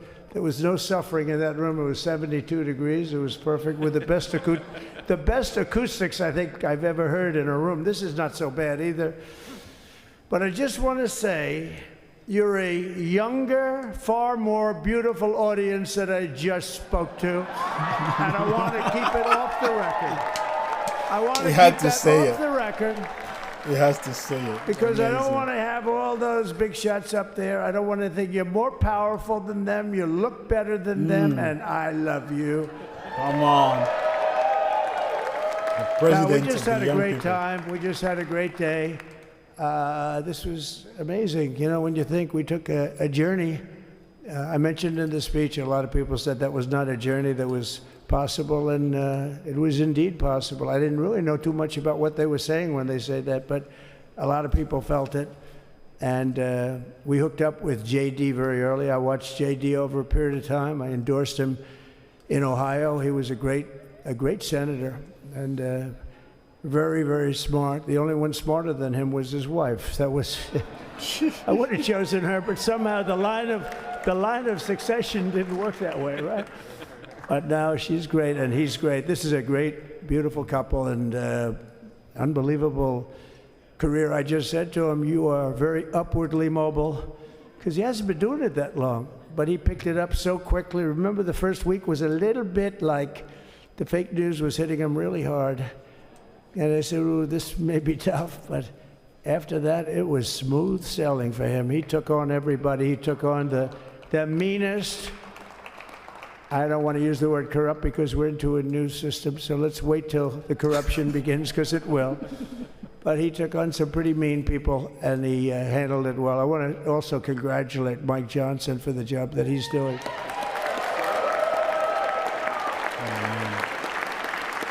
Steve, we gave him a majority of almost nothing, and then I said to make it tougher on him, let me take 2 or 3 of the people, right? I said he'll only have to suffer with that for about 3 months. How are they doing, by the way? Are they? Is that moving along? Totally unified. I said, do you mind if I take this one, that one, and a couple of others? He didn't mind. He can handle it. No, he's a man that's liked by everybody. I've never met a man like this. You've got how many is it, 219 or 220 or something? 220. And of the 220, 219 really like him. I noticed he got 1 negative vote once about 2 weeks ago. But I think even 220 like him, if you want to know the truth. And that's very unusual. I know a lot of nice guys in Congress, and they have 35 people that hate him. So if you have 35 people that hate you and you only have 1 or 2 or 3 votes, you'll have 5, I think. But that's going to be like, you know, the good news is when we get to that 5 number, it's going to feel like a massive majority. You could be really nasty to a couple of them at least, you know? So it's going to feel like hitting your head on the wall and stopping. It feels so good to stop, but he's done a fantastic job. And Steve Scalise is, he's our hero because, you know, I was with him. You talk about being shot. I was with him. He got some bad ones, and his incredible wife, and she really loves him. You know, you never know about that. I've been with other people. They were doing poorly, and the wife is like looking at her watch. She can't get out of the hospital fast enough. How's he doing? Oh, I don't know. He's all right. That woman was a mess. She was crying and crying. No, they're going to take him. They're going to take him. I told Steve when he finally woke up, it was a while too. The doctor told me it was the most blood they've ever transfused in any patient. They've never done anything like it. And here he is, the picture of strength, right? And he's been a great friend of mine, right? With a family, because of a family. And what a job you did. It worked out pretty much better than we even thought, right? And I did have a couple of things, you know, to say that were extremely controversial.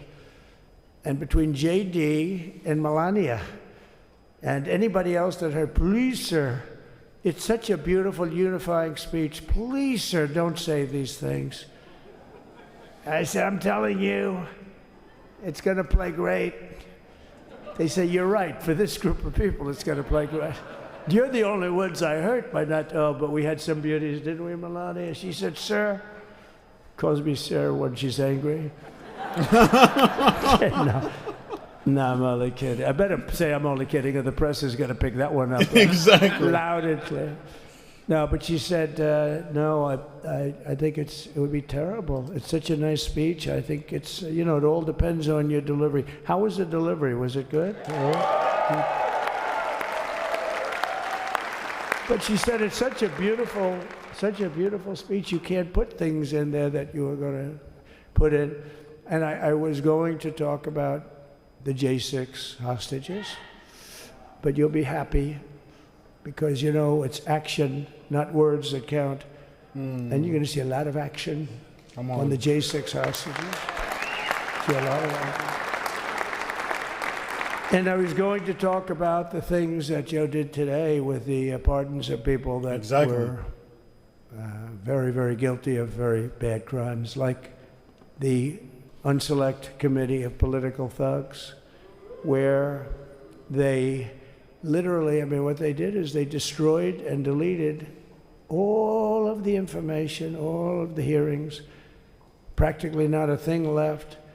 They deleted all the information on Nancy Pelosi having turned down the offer of 10,000 soldiers. You wouldn't have needed 10,000, you could have had 500, and it would have stopped. Because we may have had 1 million people that day, the people that were there. You don't see any photographs, but we have a lot of great photos. But you don't see those photographs. They don't put them in. They show the people at the Capitol. But I was talking about that. I was going to talk about that. They said, please don't bring that up right now. You can bring it up tomorrow. I said, how about now in front of the I'll bring it up right now. You know, this little time delay is good because we're getting great reviews on the speech. Now watch. They'll take the speech and say, I didn't like it because he left there and he's talked to people. But we're giving you a little more information than we gave upstairs. But no, they pardoned a lot of people. They pardoned, before we even get to today, they pardoned, 33 murderers, absolute murderers, the worst murderers. You know, when you get the death sentence in the United States, you have to be bad, because they don't give it much. And he pardoned almost everybody having a death sentence. And if you went through the crimes that were committed, you wouldn't even believe them. The level of violence, the people that were killed, the innocence of people that were killed, and children killed by these people. And he pardoned them for whatever reason. He spared them, and but they didn't spare the people that they killed. And you know, who knows what happens in the future. It's one of the worst, because a lot of times they let them out early after that. You know, they say you're going to be in for life, but then all of a sudden they get let out for good behavior, and then they go on a rampage. You know, it's one of those little things, right? But I was going to talk about that. But I was really going to talk about the level of, you know, what's going on. Why are we doing this? Why are we trying to help a guy like Milley? Why are we doing Milley? He was pardoned. What he said, terrible what he said. Why are we helping some of the people? Why are we helping Liz Cheney? I mean, Liz Cheney is a disaster. She's a crying lunatic and crying crying Adam Kinzinger. He's a super crying. I never saw the guy not crying. He's always crying. I looked at him. I remember years ago he was actually on my side. And then one day, you know, when you don't want to kill people in wars, they turn against you. Liz Cheney hated the concept of not going to war with everybody. Let's kill everybody. Let's spend a lot of money on military equipment. You know where her father works, right? And but what she did was incredible. Think of it. They destroyed and deleted all of that information that went on for almost 2 years against Trump. And the reason they did, because it was all false. Like the person that said, I tried to strangle a Secret Service agent. That's one of the toughest human beings I think I've ever seen. I actually had a friend saying, please don't change that, sir. You are the coolest sucker in history. Remember, she said, I put my hands around his neck because he wouldn't go to the Capitol. Made up fiction. And I was rebuffed. And the guy on the right is a massive weightlifter, probably stronger than me. Do you think he's stronger than me, honey? You know who I'm talking. Possibly stronger than me. Slightly younger than me, like, I won't say how many years because I don't want to talk about that, but a lot of years. We'll do get the job done. But I had a friend that said, why are you disputing that story? That's the coolest story I've ever heard.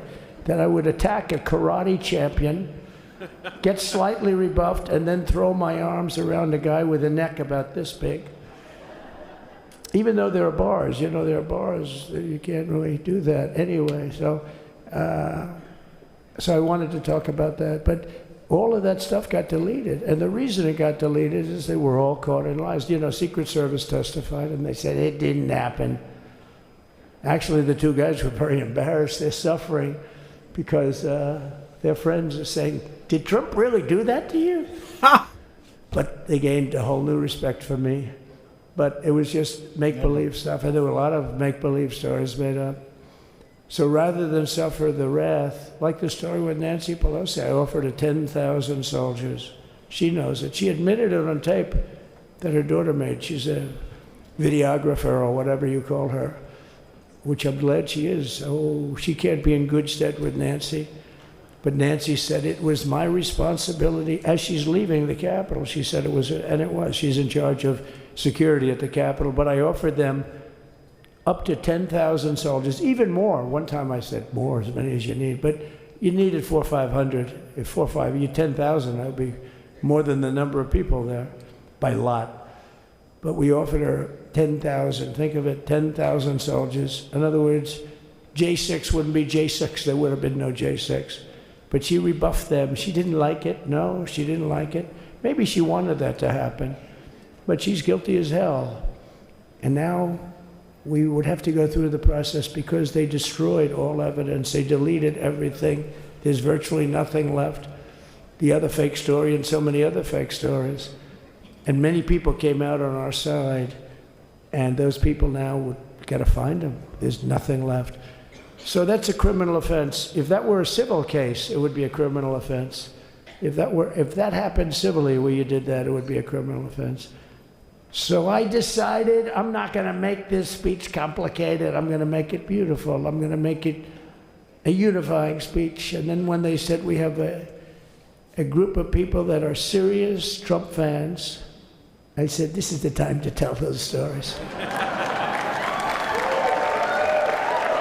Beautiful.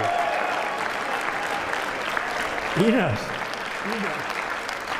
So anyway, but seriously, I'd like to, I think it was a tremendous success. I think we're very lucky we put it inside because it is really cold. We just went to the helicopter out of respect, something that's taken place for a long time.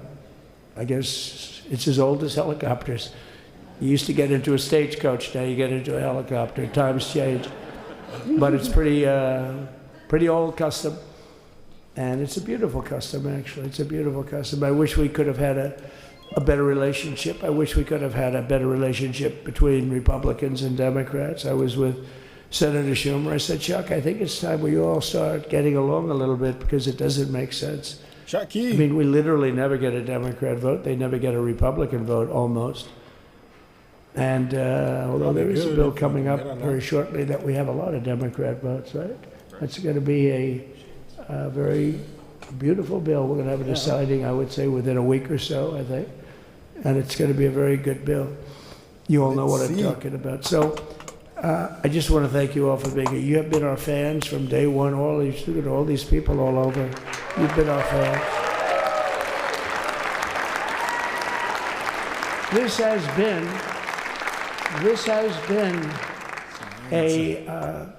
there's never been anything like it. There's never been anything like it. This has been a movement like no movement ever in history for probably any country, let alone this country. You know, if somebody's running for president, and if they go out and they announce they're going to Arizona, they're going to Nevada, they're going to someplace, if you have 200 or 300 people, that would be standard. Ronald Reagan would go out. I mean, outside of the last couple of days where people get a little excited, but even then you have a couple of thousand people. But if you're going to go someplace, any place, any one of the swing states, any one of the other states, I mean, how about the non-swing states? We won Alabama by 48 points. We won Tennessee by massive numbers. Wyoming, we won by numbers that are, nobody's ever seen numbers like that. And, you know, places like California, we did great, but when they send out like 38 million ballots, nobody knows where the hell they're sending them, and then they come pouring back, the whole thing. You know, they passed a law in California that if you work in an election bureau and if you so much as ask for a voter ID, if you say, sir, ma'am, could I please look at your voter ID? They have the right to put you in jail. You're a criminal. Can you believe that? There's only one reason that happens. They want to cheat. So they had it where voter ID wasn't accepted. But now if you even ask for it, this is seriously a bill that was just signed, passed in their legislature, and it was signed. And I think when we get things cleaned up and we get back to a little bit of normalcy, I'm going to ask the Speaker to really get involved, because I think we would have won the state of California, because, you know, if you look at my numbers with Hispanic, we're at 56%. And we were winning. We won the Texas border that had never been won. As the governor said, he's doing a good job, the governor, by the way, of Texas. But as the governor said, it hasn't. Oh, did I get lucky? Did I get lucky? Supposing I said, you know, he's not here, but the governor of Texas has done a terrible job. Wow, look at you. You mean we couldn't get you up in the front row? I tell you. Supposing I said, JD, the governor of Texas, he's not doing his job.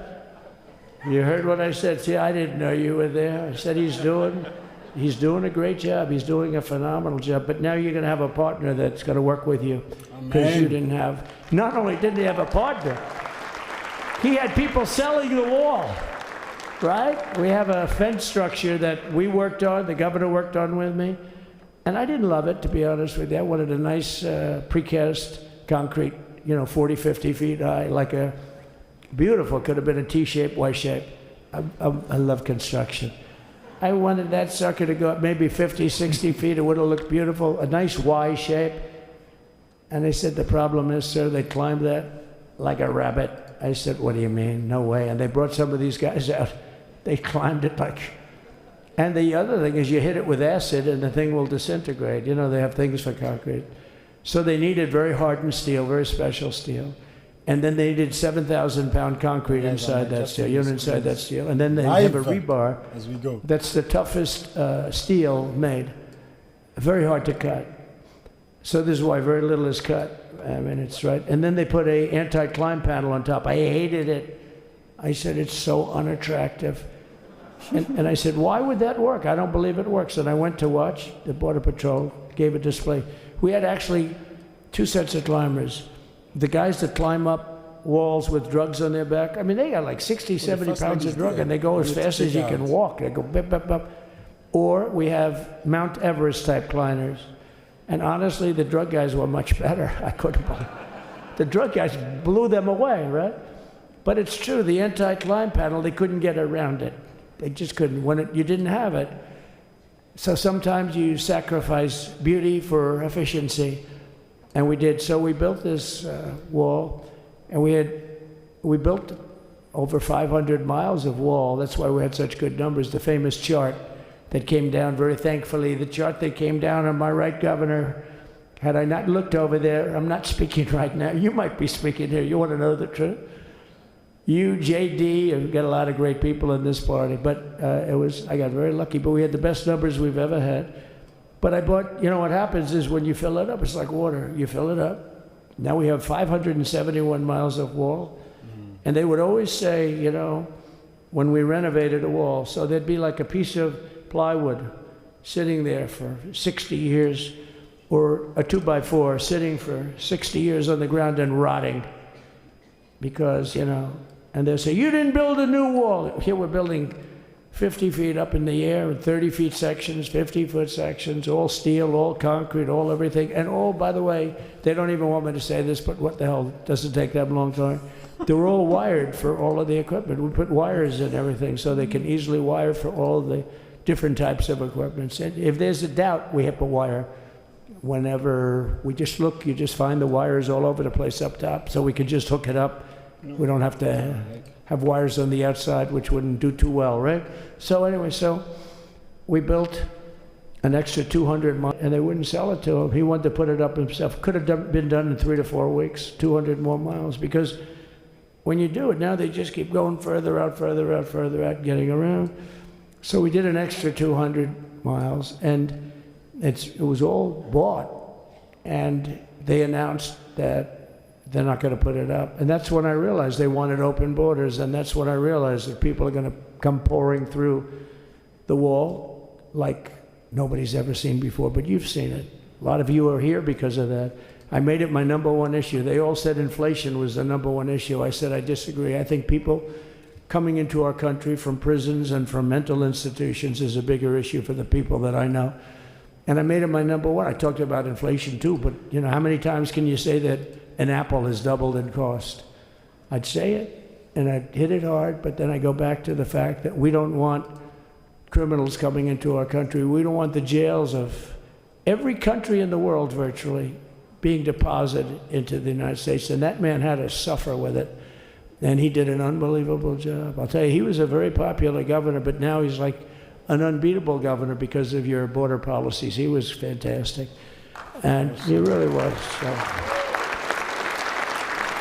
Governor Abbott is he's a great man, great leader, and but it did make him very more. Did you do it? You didn't do that for politics. You did it because you wanted to do the right thing. But I'll tell you, it sure as hell worked for politics too. It's self-preservation. That's right. But no, because the people are demanding it. The people of Texas are demanding it. The people are demanding it all over. So anyway, so we built it, and they wouldn't let us use it. They wouldn't let the governor use it, and other governors, they wouldn't let him use it. But he was the leader of the pack and did a great job. And then we heard about a month ago that not only wouldn't they let us use it, they were selling it. They were going to sell it for 5 cents on the dollar. Now, 5 cents on the dollar then, but today it would cost more than twice as much to build because we bought it like 6 years ago. And it was just sitting on the ground, and that does not do well for the whole thing. But it was just sitting on the ground, and I heard about it, and I called the governor, and I called a lot of people, your attorney general. And here's the story. They were going to buy it, and these are great business people. They were going to buy it for 5 cents on the dollar or less, and they were calling us up, we'll sell it to you for 200 cents on the dollar. In other words, it will cost you twice as much, so it's 200 cents on the dollar. As a level. Can somebody explain that to a judge? I mean, how corrupt is that? You'd think they'd say, maybe we'll sell it to you for 20 cents, 30 cents, but not 200 cents. So they were going to buy something for 5 cents, and they were going to sell it to us for a fortune. They were going to make it would be, they'd have it down in Fortune magazine, they'd put it of the deal of the year, okay? You buy something like that. But it was so corrupt and so horrible. And when we told that to the administration, they didn't care. They just kept going forward. They couldn't care less. And they kept going forward. They knew that they were trying to sell it back to us. They would have sold it back to us. You would have ended up buying it. You would have paid probably 50, 60 cents, who knows. But they were going to use it for scrap metal, but then they made a much better deal. They could just buy it and sell it to us for 15, 20 times what they paid. 20 times Think of it, like 20 times what they paid. And we wouldn't let it happen. And the governor with his attorney general, Ken Paxton, they made a fantastic, they're a good lawyer. He's pushed around pretty good by people, right? I said, you got a great attorney general. They should leave him alone. He was with me. But Ken and the governor went to court, and a judge actually became incensed and actually called for an investigation. How could a thing like this happen? So he stopped it. So we're waiting to put that wall up. And now that you have a new president, that wall will go up so fast. The governor will complain, sir. Come on. This is Greg Abbott, sir. Please, the wall is going up too fast. Please don't do that. You know the story about winning? No, we're going to win too much. We're winning too much. Please, stop. People always love that one. We'll do this with the wall. Governor Abbott calls, sir, the wall is going up too fast. We can't take it. We just can't take it. No, I think you'll be very happy if the wall goes up too fast, right? But we'll get that done, and we'll work with you on that. But it was a great decision by a great Texas judge, right? Yeah. And it was beautiful to watch. He stopped them right in their track. I mean, they were literally loading this stuff onto trucks. It was terrible. Honestly, it was terrible. And he wouldn't take it. So I'm so glad I mentioned that they have a really good governor in Texas. And I swear, I didn't know he was here. I swear to you, it sounds like a setup. I didn't know you would end. Did I get lucky? I said the right thing. Because there have been moments when I wasn't so happy with him, you know? But not too many, I can tell you that. So anyway, it's good to see you too, Governor. Great. But I just want to thank everybody. You've been incredible. I recognize so many of you. It's so crazy. But this has been a long journey. This was a journey that started in 2015, probably started 20 years before that. People used to say, you're going to run for president? You're going to run? And I always said, no, I don't want. And then one day I said, let's give it a shot. And what I talked about then was the border, too. I think it probably was the number one issue for me. Back in 2015, 2016, I talked about the border. And now I talked about the border, but this border is much worse. We fixed the border. It was totally fixed. There was nothing to talk about. 2020, by the way, that election was totally rigged, but that's okay. It was a rigged election. You know the only thing good about it? It showed how bad they are, showed how incompetent, and frankly, historically, this is a much bigger event. If that would have gone like it should have. The bad thing about it is some bad things happened, like a lot of people in our country that wouldn't be in our country right now. So, you know, that's the bad part.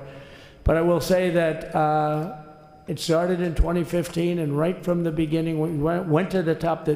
Day one, they announced Trump, and Trump went to number one and stayed there for the whole primary. And then we took on Hillary. She didn't look too happy today. We took on Hillary. A very nice person. No, she didn't. But we took on Hillary, and we defeated Hillary, and then we did much better the second time in 2020. You know, we got millions more votes. We got millions, like 10, 12 million more votes than we did the first time. No president has ever gotten that many more votes. I got like 9 million more than anybody else had ever gotten. And they said we lost. And because of that, I said to Melania, what do you think? And she said, you want to do this again? And had we lost, and had I thought we lost, I wouldn't do it again, because that's like the ultimate poll, right?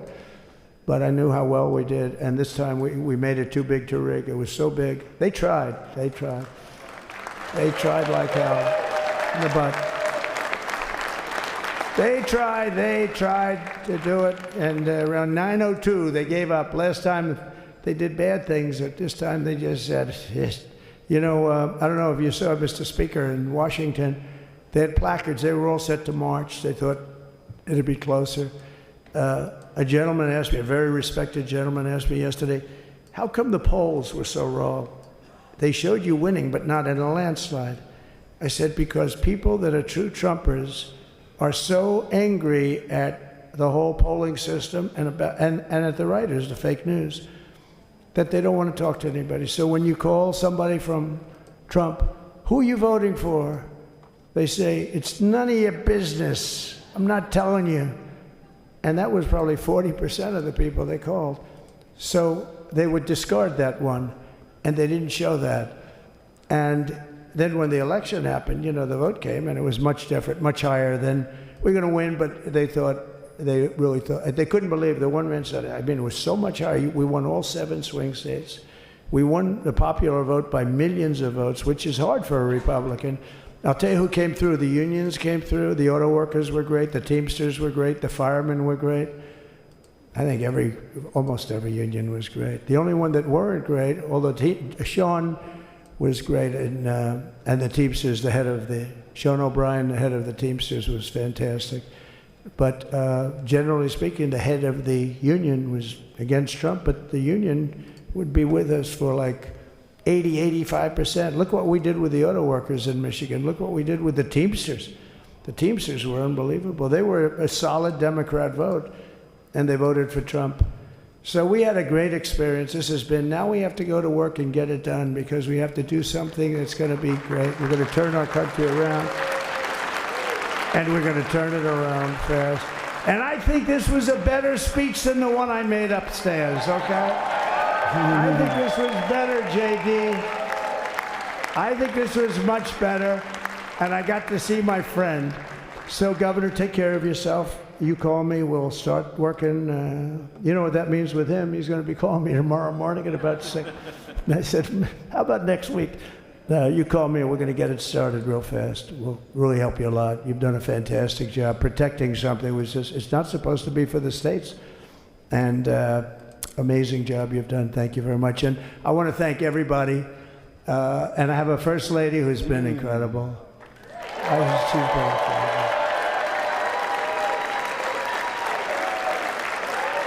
I shouldn't say this. I'm going to get hell when I say this, but her feet are absolutely aching. You know, those heels. And we thought we were leaving. We were going home. Sir, would you be able to go down and say hello to some of your other fans that are here? I said, oh, I didn't know that. Wow. Did you get to see pretty clearly the picture, I hope? Good. That's good. But because you wouldn't want to make the same speech again, right? But she said, darling, I love you so much, but my feet are killing me. I said, honey, let me just see how far it is. I asked the person. Oh, not that long, maybe 400 or 500 yards. That's 5 football fields. I said, can you make it? She said, we're going to make it no matter what. We're going to make it because we have to go, right? Right? And then we went out to the helicopter, though, just prior to this, and said goodbye. And it's a custom, and the wind is blowing like crazy. And with the hat that she's wearing, she almost blew away. We almost lost off her. She was being elevated off the ground. She almost blew away. No. So we all appreciate it, because you've been a great First Lady. A beautiful and a great First Lady. And they love our First Lady. You know, JD, whenever I make a speech, I see hundreds of times, we love our First Lady, and they do, and they should. She's great. So I just want to thank you very much. I just want to thank everybody. And I felt that, I said to JD, should we give him the A treatment, the B treatment, the C, the D, or the F? You know what the F is? Hello, everybody. Thank you for being here. Bye-bye. I gave you the A+ treatment. Thank you. Thank you all. Thank you, Governor. Thank you all very much. Appreciate it. All right. That's our president.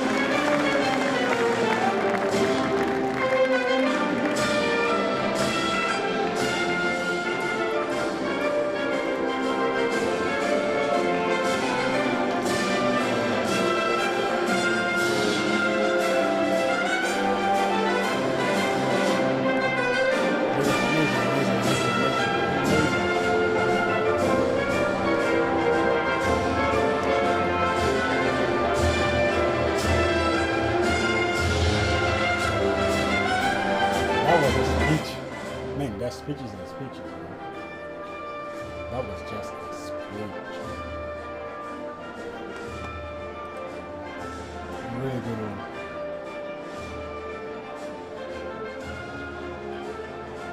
Let's see. Who's there? Okay, someone else there. Okay. That's fantastic. Sneaky Joe is out. Donald J. Trump is in. Back in. Back in. That's really exciting. I'm so excited. What are they saying on X?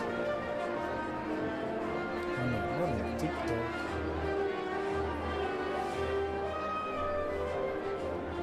Oh yeah.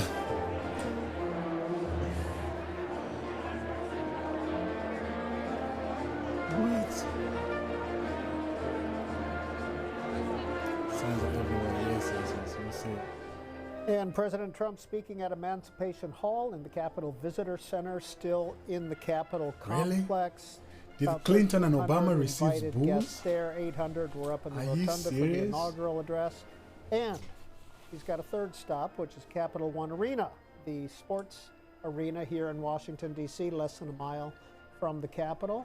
About 20,000 people were there for the inaugural address, and the president will be heading there this afternoon for a truncated parade and executive order signing ceremony.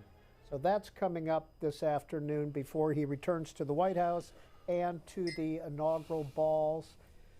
If you get tired of hearing the talking and just want to watch the pictures, go to C-SPAN 2. It's just all the pictures of Washington right now.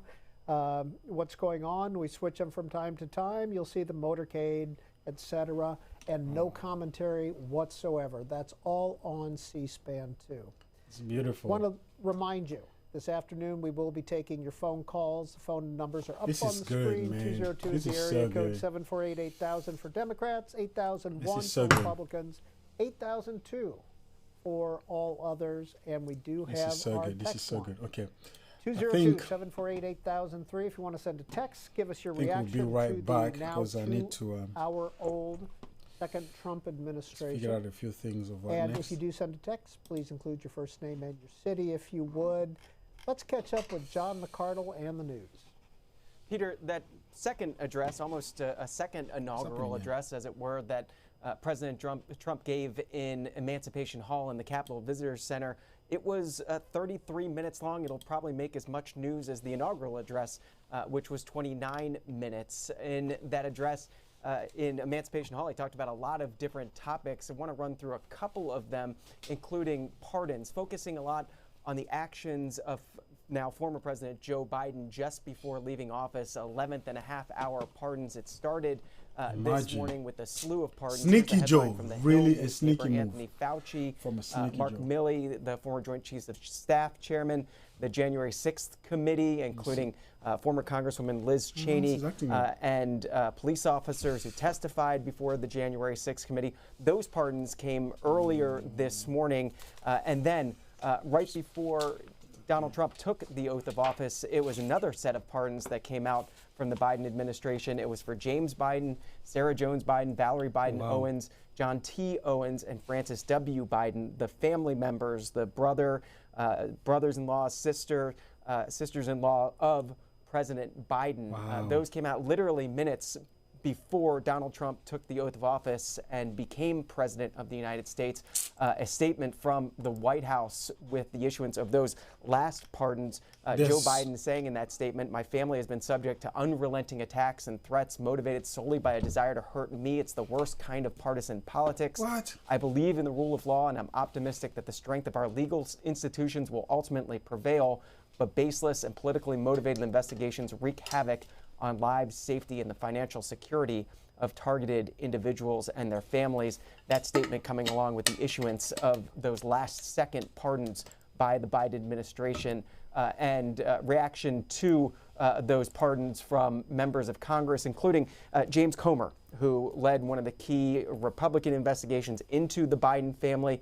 His statement coming just after 12:01, after Donald Trump officially then became president, saying former President Biden's preemptive pardons of the Biden crime family served as a confession of their corruption as they sold out the American people to enrich themselves. One of the other topics that Donald Trump talked about in that address in Emancipation Hall, that 33-minute address, was the breakdown of the House of Representatives speaking to Speaker Mike Johnson about how close the margin is in the House. Right now, the numbers are 433 members of the House. Chad Pergram with the tweet. It's 218 Republicans, 215 Democrats. It's razor thin. The two vacancies are former Congressman Matt Gaetz, who didn't take office, and former Congressman Michael Waltz, who resigned just this morning. Michael Waltz has been nominated by Donald Trump to be Trump's national security advisor, expects to be confirmed to that post. And so that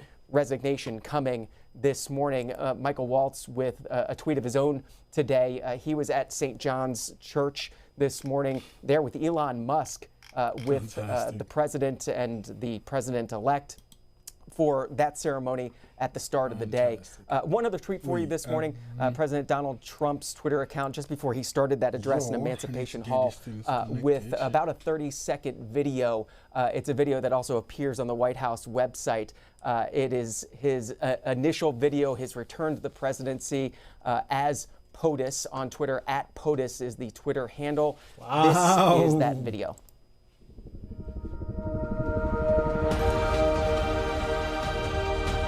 That's it.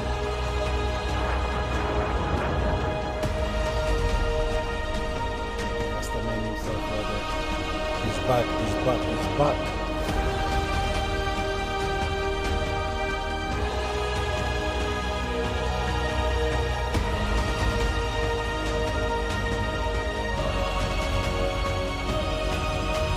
President of the United States of America. Donald J. Trump. And we are back live. That's a live picture of the Capitol taken from the top of the Washington Monument. You can see it was all set up for an outdoor I'm just gonna festival stick around or an here, outdoor guys. I don't know inaugural. for how long, but of course I'm that didn't like occur. really Inside the Capitol is the congressional sticking luncheon. around here as long as We're about an possible. hour behind schedule right now with Donald Trump doing the second remarks at the Capitol and at Emancipation Hall. But you can see John Cornyn there on the screen. Some of the other folks that are there. Pam Bondi, the AG designate. Bernie Sanders is down there on the far right. So you will see, and that's Pam Bondi in the checkered pink upper left. She is the Attorney General nominee and has held a hearing. Her hearing on her nomination has been held already, and we should see that vote coming this week or next week in the full Senate. Barron Trump was standing right behind her at 6'9". Jeffrey Engel is with the Southern Methodist University Center for Presidential History. Mr. Engel, the Trump administration, take two, is 2 hours old. What do you think so far? You know, I'm reminded that the National Archives is charged with recording every word that the president says for future use by historians. And some words seem a little bit more chosen with forethought than others. I think it's really impressive that the president has decided to, in his second address now, the one that we just heard, decided to once more run through a litany of essentially campaign promises and campaign grievances. And, you know, the only news I think which we got from that was discussion of the January 6th defendants, though of course we don't have real actual hard news yet that I've seen about what the president has decided to do. All in all, it's a reminder that this president does things differently. You know, previous chief executives, when they come into office, especially on their first day, talk about what the team did, talk about the celebration, talk about the way forward, less of a litany of complaints that we just saw. And the luncheon, the congressional luncheon, there is a chance that he could make remarks there as well. And he will be making remarks probably at the Capital One Center this afternoon when the truncated parade is held indoors as well. Jeffrey Engel, he's got a signing ceremony as well this afternoon at the Capitol. What happens there? They're going to essentially make it formal, make it official, all the different executive orders that he has initiated. You know, these are oftentimes done in a ceremonial fashion. This is one of those moments where you might see the president hand out dozens of pens with, you know, perhaps even half a letter for each pen to the different people who might be interested in that particular piece of executive authority. Again, I have to stress, this is not legislation. This is not something that the Congress has voted upon. This is something that the president has taken upon himself, as all presidents do in recent administrations, to essentially rewrite the history, rewrite the rule books, if you will, as quickly as possible upon taking office. Everything Sleepy Joe Do you know why the presidential oath of office is different than the vice presidential oath of office? You know, the presidential oath of office is actually in the Constitution. The vice presidential is not. And I think that tells us a lot, that essentially the president was written by committee, but written to be short. We have to remember, whenever we're talking about the Constitution's initial description of the presidency, that it's in Article 2 of the Constitution. Article 1 was the legislature, and that's not by accident. The legislature is where the people who wrote the Constitution thought most power would reside. The chief executive was designed with exactly that word in mind, that he was supposed to execute the laws of the United States. So that's why that we have such a short period for the president in the Constitution. It's as an oath. It simply says you will faithfully execute the office. Now, the vice presidential oath was written subsequently and by people who had a little bit more ink and paper. And so it became more of a long-winded ritual, whereas the presidential oath is beautiful, I think, in its simplicity. It really gets to the essence that your job as president is to protect and defend the Constitution, period. Pete Hegseth was just on the screen, DOD Secretary nominee, and of course Clarence Thomas, Justice Thomas, is there on your screen talking with Ivana Trump. And this is at the congressional luncheon, Donald Trump Jr. and Roger Wicker. And Roger Wicker is the Armed Services Committee Chair. He is very influential in defense matters and a supporter of Pete Hegseth to be the defense secretary. So this is all happening in Statuary Hall as we speak. Both Democrats and Republicans do not know whether, I know we heard earlier whether the Bushes and the Clintons were attending this lunch and how traditional that is. Jeffrey Engel, do you know who attends this lunch, and do the ex-presidents usually attend this lunch? You know, it varies dramatically, and I have to stress, when we start talking about ex-presidents, we're dealing with a remarkably small sample size. We're at a really peak period at this moment, unfortunately, because of President Carter passing, and then previously President H.W. Bush right before. We basically were at a high for ex-presidents. Now, of course, we're down to 3. So the president of the same party would oftentimes attend, the former president of the same party would oftentimes attend that inauguration, but not if they're the president who had just left office, because then they have the ceremony for that president to fly off. Ironically, for Ronald Reagan and others, flying off to California seems to be a popular thing to do. And so the takeaway I'm trying to get at is that we have a very, very small sample size. And so I'm very hesitant to say what typically happens, because each one of these inaugural events is really created for its own specific moment. Lower right corner, Scott Turner, the HUD nominee, obviously Ivanka Trump in the middle, and that is Carrie Underwood down there, and I believe that's her husband, who plays in the NHL. He's a hockey player, and he plays, somebody will tell me what team he plays for, but I know he's a professional hockey player. Let's hear from our viewers as we go this afternoon. What we're waiting on is the luncheon. We don't know if we're going to have a speaking portion for that. We got the signing ceremony coming up. We have the review of the troops, all being done at the Capitol complex before Donald Trump goes to the Capital One Arena Center for the truncated parade, and then finally to the White House. Let's hear from Brad. Brad is in International Falls, Minnesota. Brad, what do you think so far?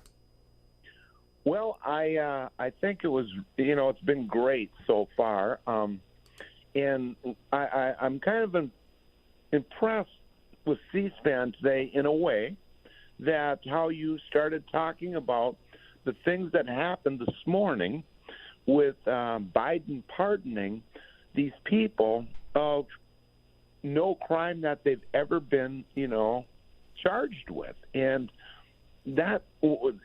so that made me really happy that you started talking about that, because the regular media isn't going to talk about it. But I've always been skeptical with C-SPAN too, and this is, I just want to just point something out that you had said, that when he was giving his second address to the people down below, and you were talking about the lady from Nebraska and about how her husband wouldn't shake the hand of then Vice President Harris. And I'm thinking to myself, there's got to be a reason why you're doing that. I mean, are you trying to shame the guy, or for whatever reason? But that's like old news. I mean, what you should be talking about is the news of today.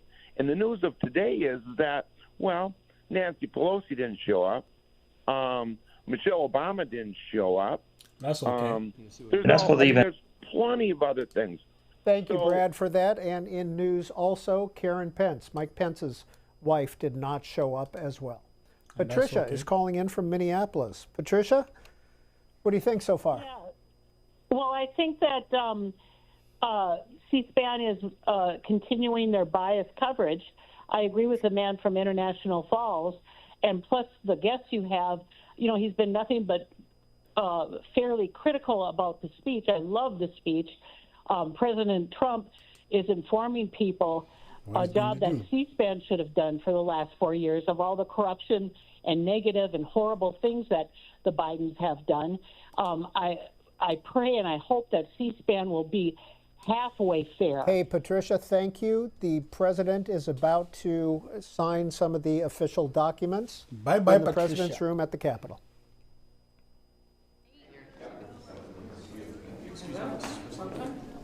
Was it great? We went to the helicopter. It was freezing. The sun is a little deceptive. Yes, it is. So what would you like us to do? Sign your orders. Official documents. Okay, I assume they're going to be happy with these documents? Yeah, we might not be here. It's the next step. It's a tradition. Sir, the first is 22 cabinet and cabinet level appointments for your signature. Okay.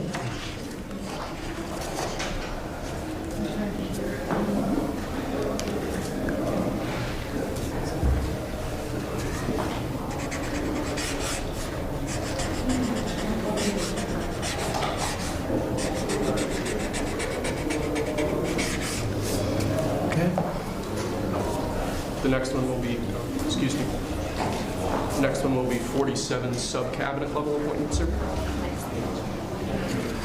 But you don't have to sign 47 times.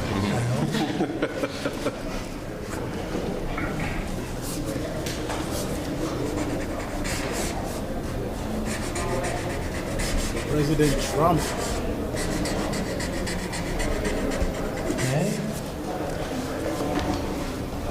Thank you, sir. Now have 31 acting designations and appointments to effectively take control of the government. Let's do that. That's important. That's important, isn't it?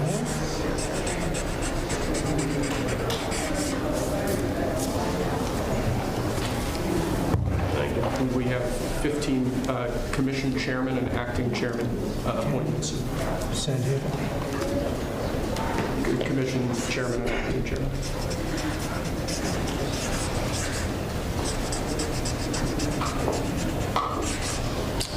He was #1 at Harvard also.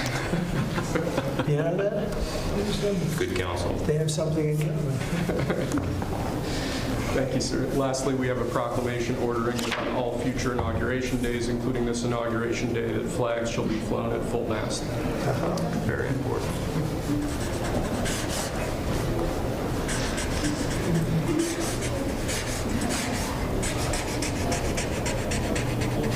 That was a beautiful place to have an inauguration tonight. The sound was so good. The temperature was 72 degrees, but the sound was so good. Maybe something to think about. I don't know. Thank you. Okay. Good acoustics. Yes. All right. Now That's thank you. We go to lunch. Great. Very Nice good. to meet you. Thank you very much. There you go. Take that. Good job. see you. Thank you, Mr. Thanks, President. sir. President, did you have a good meeting with former President Biden? Very nice. Very nice. It's a beautiful custom. Mr. President, It goes back as long as helicopters. Before that, it was a stagecoach. But I thought it was beautiful. Thank you. Great job. Great job. Thank you. Check. Mr. President, do you have any reaction to the pardons President Biden did at the last minute? Well, I'm not going to discuss it now. I think it was unfortunate that he did that. We won't discuss it now. There's plenty of time to discuss it. Thank you very much, guys. Should we go to lunch? Thank you very much. Okay.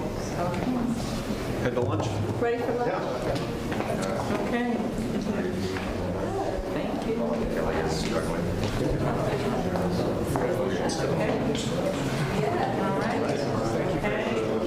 That was 3 times the number of appointments you did in 2017, sir, on day 1. Plenty of time. Just getting started. A lot of good work to do. So where are we going to stop? It's good counsel. Try to look through your documents. So that's when they get green. You just saw Democratic leaders Hakeem Jeffries and Chuck Schumer, along with Senate Majority Leader John Thune, talking with the president as he signed some official congressional documents. And you also heard him say that he really enjoyed having the inaugural in the rotunda of the Capitol. Jeffrey Engel, do you think that's a possibility that they will move the inaugural into the Capitol?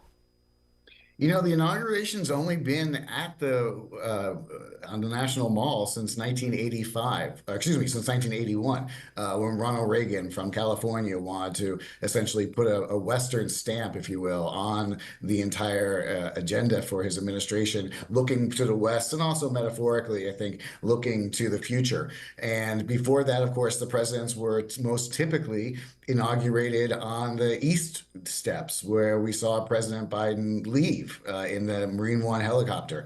And that's, of course, the site where, for example, President Lincoln gave his remarkable first, but more importantly, second inaugural address. That's the site where Franklin Roosevelt said, "We have nothing to fear but fear itself," in 1933.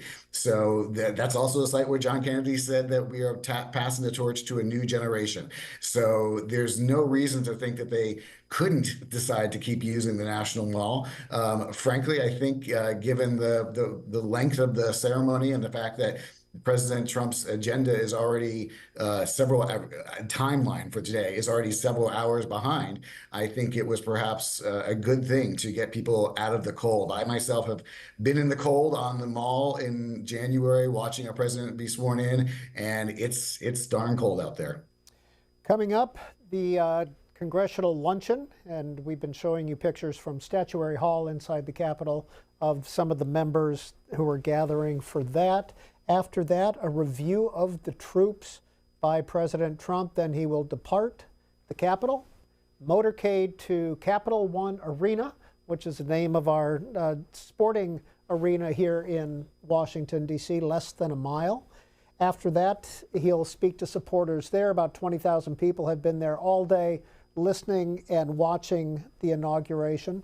And he will do a signing ceremony there as well, some remarks, and then off to the White House. And then tonight, it's the inaugural balls. He is scheduled to attend 2 or 3 of those. And of course, C-SPAN will be live with all of that. Reminder that C-SPAN 2 is just pictures of Washington throughout the day from all the different cameras that are available to us without commentary. Jeffrey Engel, it is a little disconcerting to see outside Washington empty on inaugural day like it is. It's very unusual. I mean, normally this day would be absolutely packed, but I think as we start thinking about the incoming second now Trump administration, it's also, especially as a historian, I think time to start really thinking about the Biden administration.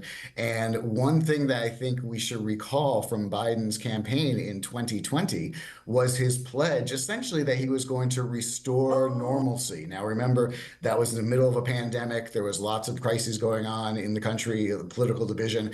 But his pledge was really to return the country to a normal almost boring state of affairs, if you will, where things happened as expected. In some ways, I think what we're seeing today is the culmination and accomplishment of the Biden administration, which is that what's going on today with the new administration coming in is something that we used to say before January 6th of last time was remarkable, that we have this normal, peaceful transfer of power.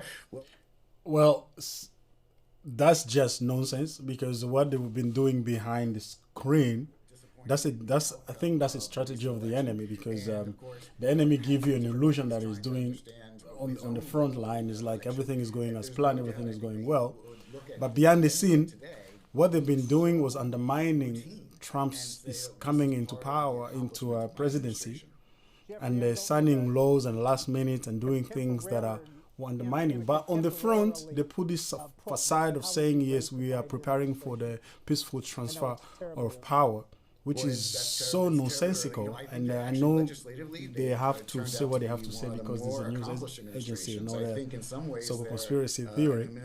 But the truth of the matter is, Trump himself said it. He says it's unfortunate that for the administration, they said they were all about peace, but all they're doing is causing division. So, well, it doesn't make sense, it doesn't make sense to me, really.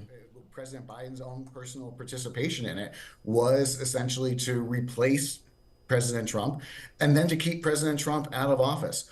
So from a legislative, from a bureaucratic, from a policy perspective, I would have to say that they're going to get very, very good marks by historians because they simply accomplished a lot on the big theme of the administration, which was, as President Biden said, to preserve democracy.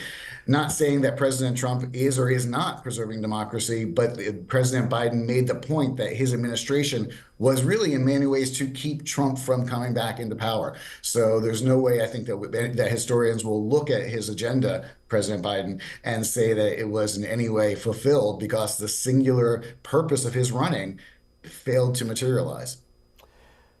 At the luncheon, Justice Samuel Alito is sitting with Apple CEO Tim Cook, along with Donald Trump Jr. You can see Senator Scott. The prayer is happening right now at the congressional luncheon. We've got a few more minutes with our guest, Jeffrey Engel of Southern Methodist University. We also want to take some calls and hear your voices. Lee in California, what do you want to say? Well, today's a great day. I just want to do an air clap for our country. We have Trump back in the presidency. I want to tell everybody in America to unite. I'm here in California. I think we're going to see Biden out here pretty soon.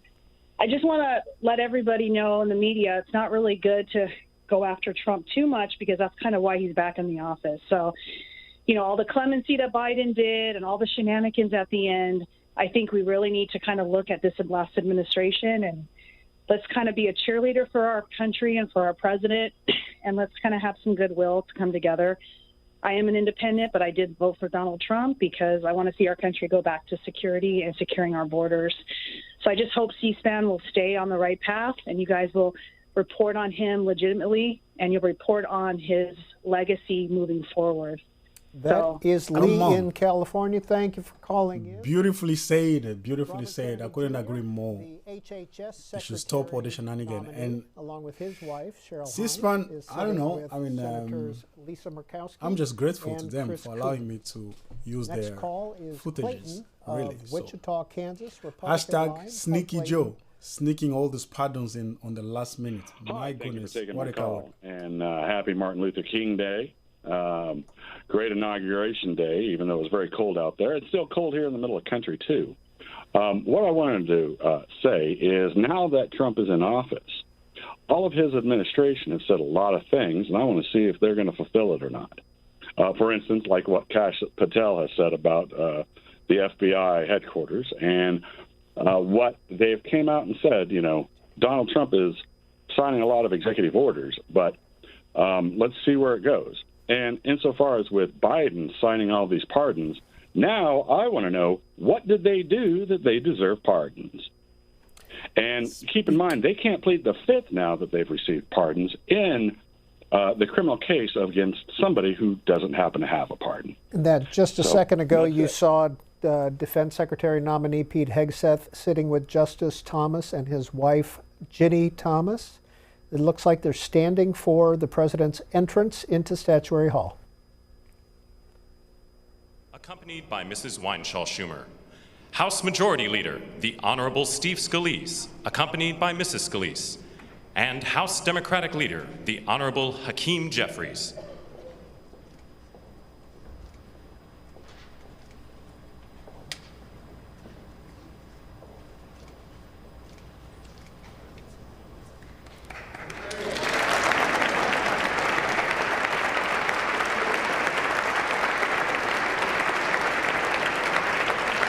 Please remain standing for the honors and the invocation.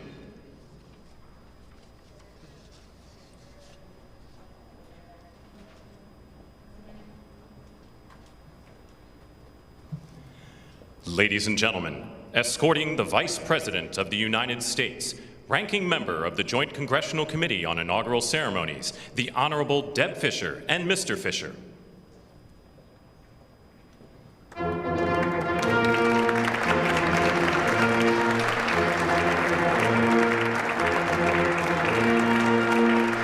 Ladies and gentlemen, the Vice President of the United States, the Honorable J.D. Vance, accompanied by Mrs. Vance.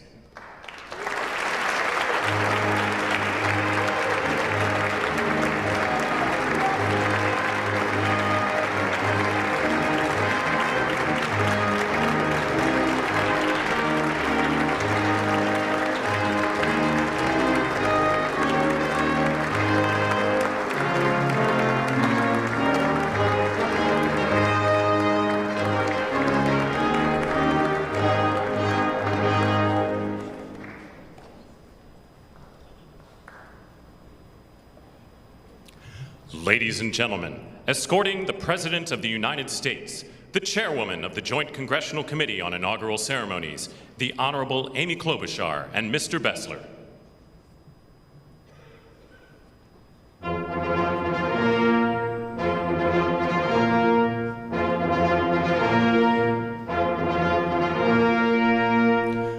Ladies and gentlemen, the President of the United States, the Honorable Donald John Trump and Mrs. Trump.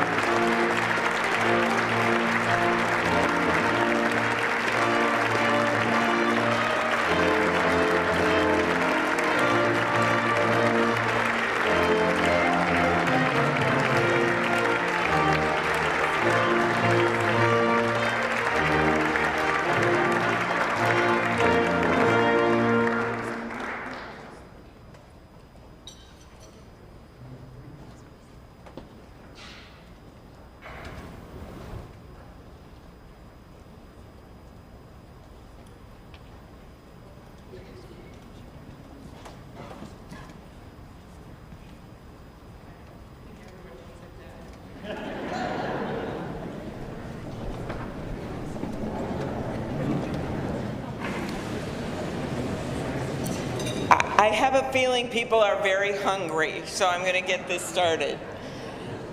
Mr. President and Madam First Lady, Mr. Vice President and Madam Second Lady, my colleague Senator Fischer, distinguished guests including the Speaker, Leader Jeffries, and Senate Leaders Thune and Schumer, on behalf of the United States Congress, welcome to the 60th inaugural lunch. Big surprise, we are featuring Nebraska beef and Minnesota apples for dessert. We are here in Statuary Hall, where these luncheons have taken place since President Reagan's first inauguration in 1981, and where the House of Representatives once met over 150 years ago. That would be before you were born, Mr. Speaker.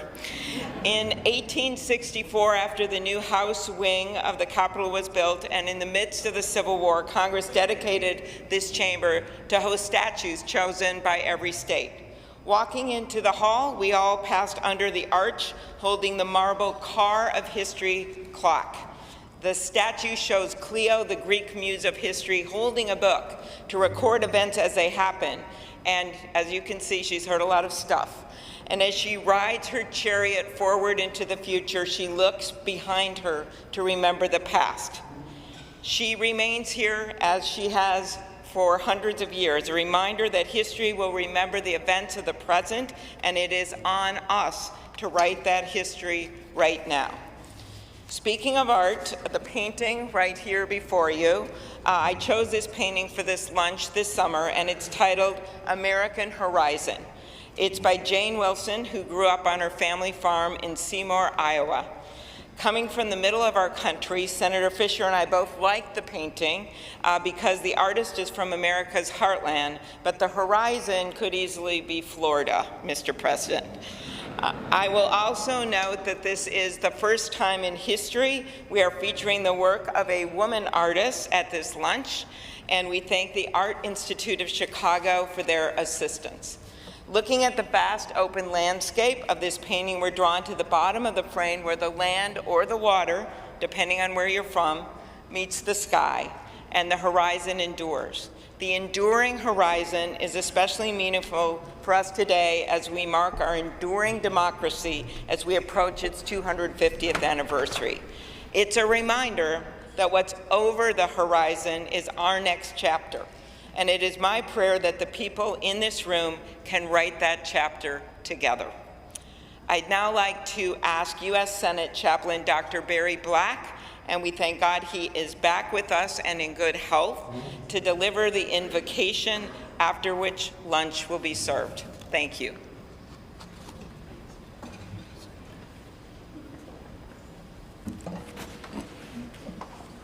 Let us pray. King of kings and Lord of lords, whose kingdom is above all earthly kingdoms, and who judges all lesser sovereignties, look with favor upon President Donald John Trump and Vice President James David Vance. Empower them with the wisdom and courage needed for our times. Protect them from the vicissitudes and challenges that obstruct the making of a world of justice, peace, and righteousness. Lord, give them a deep desire to do their best for our country and world, and a determination to act in ways pleasing to you.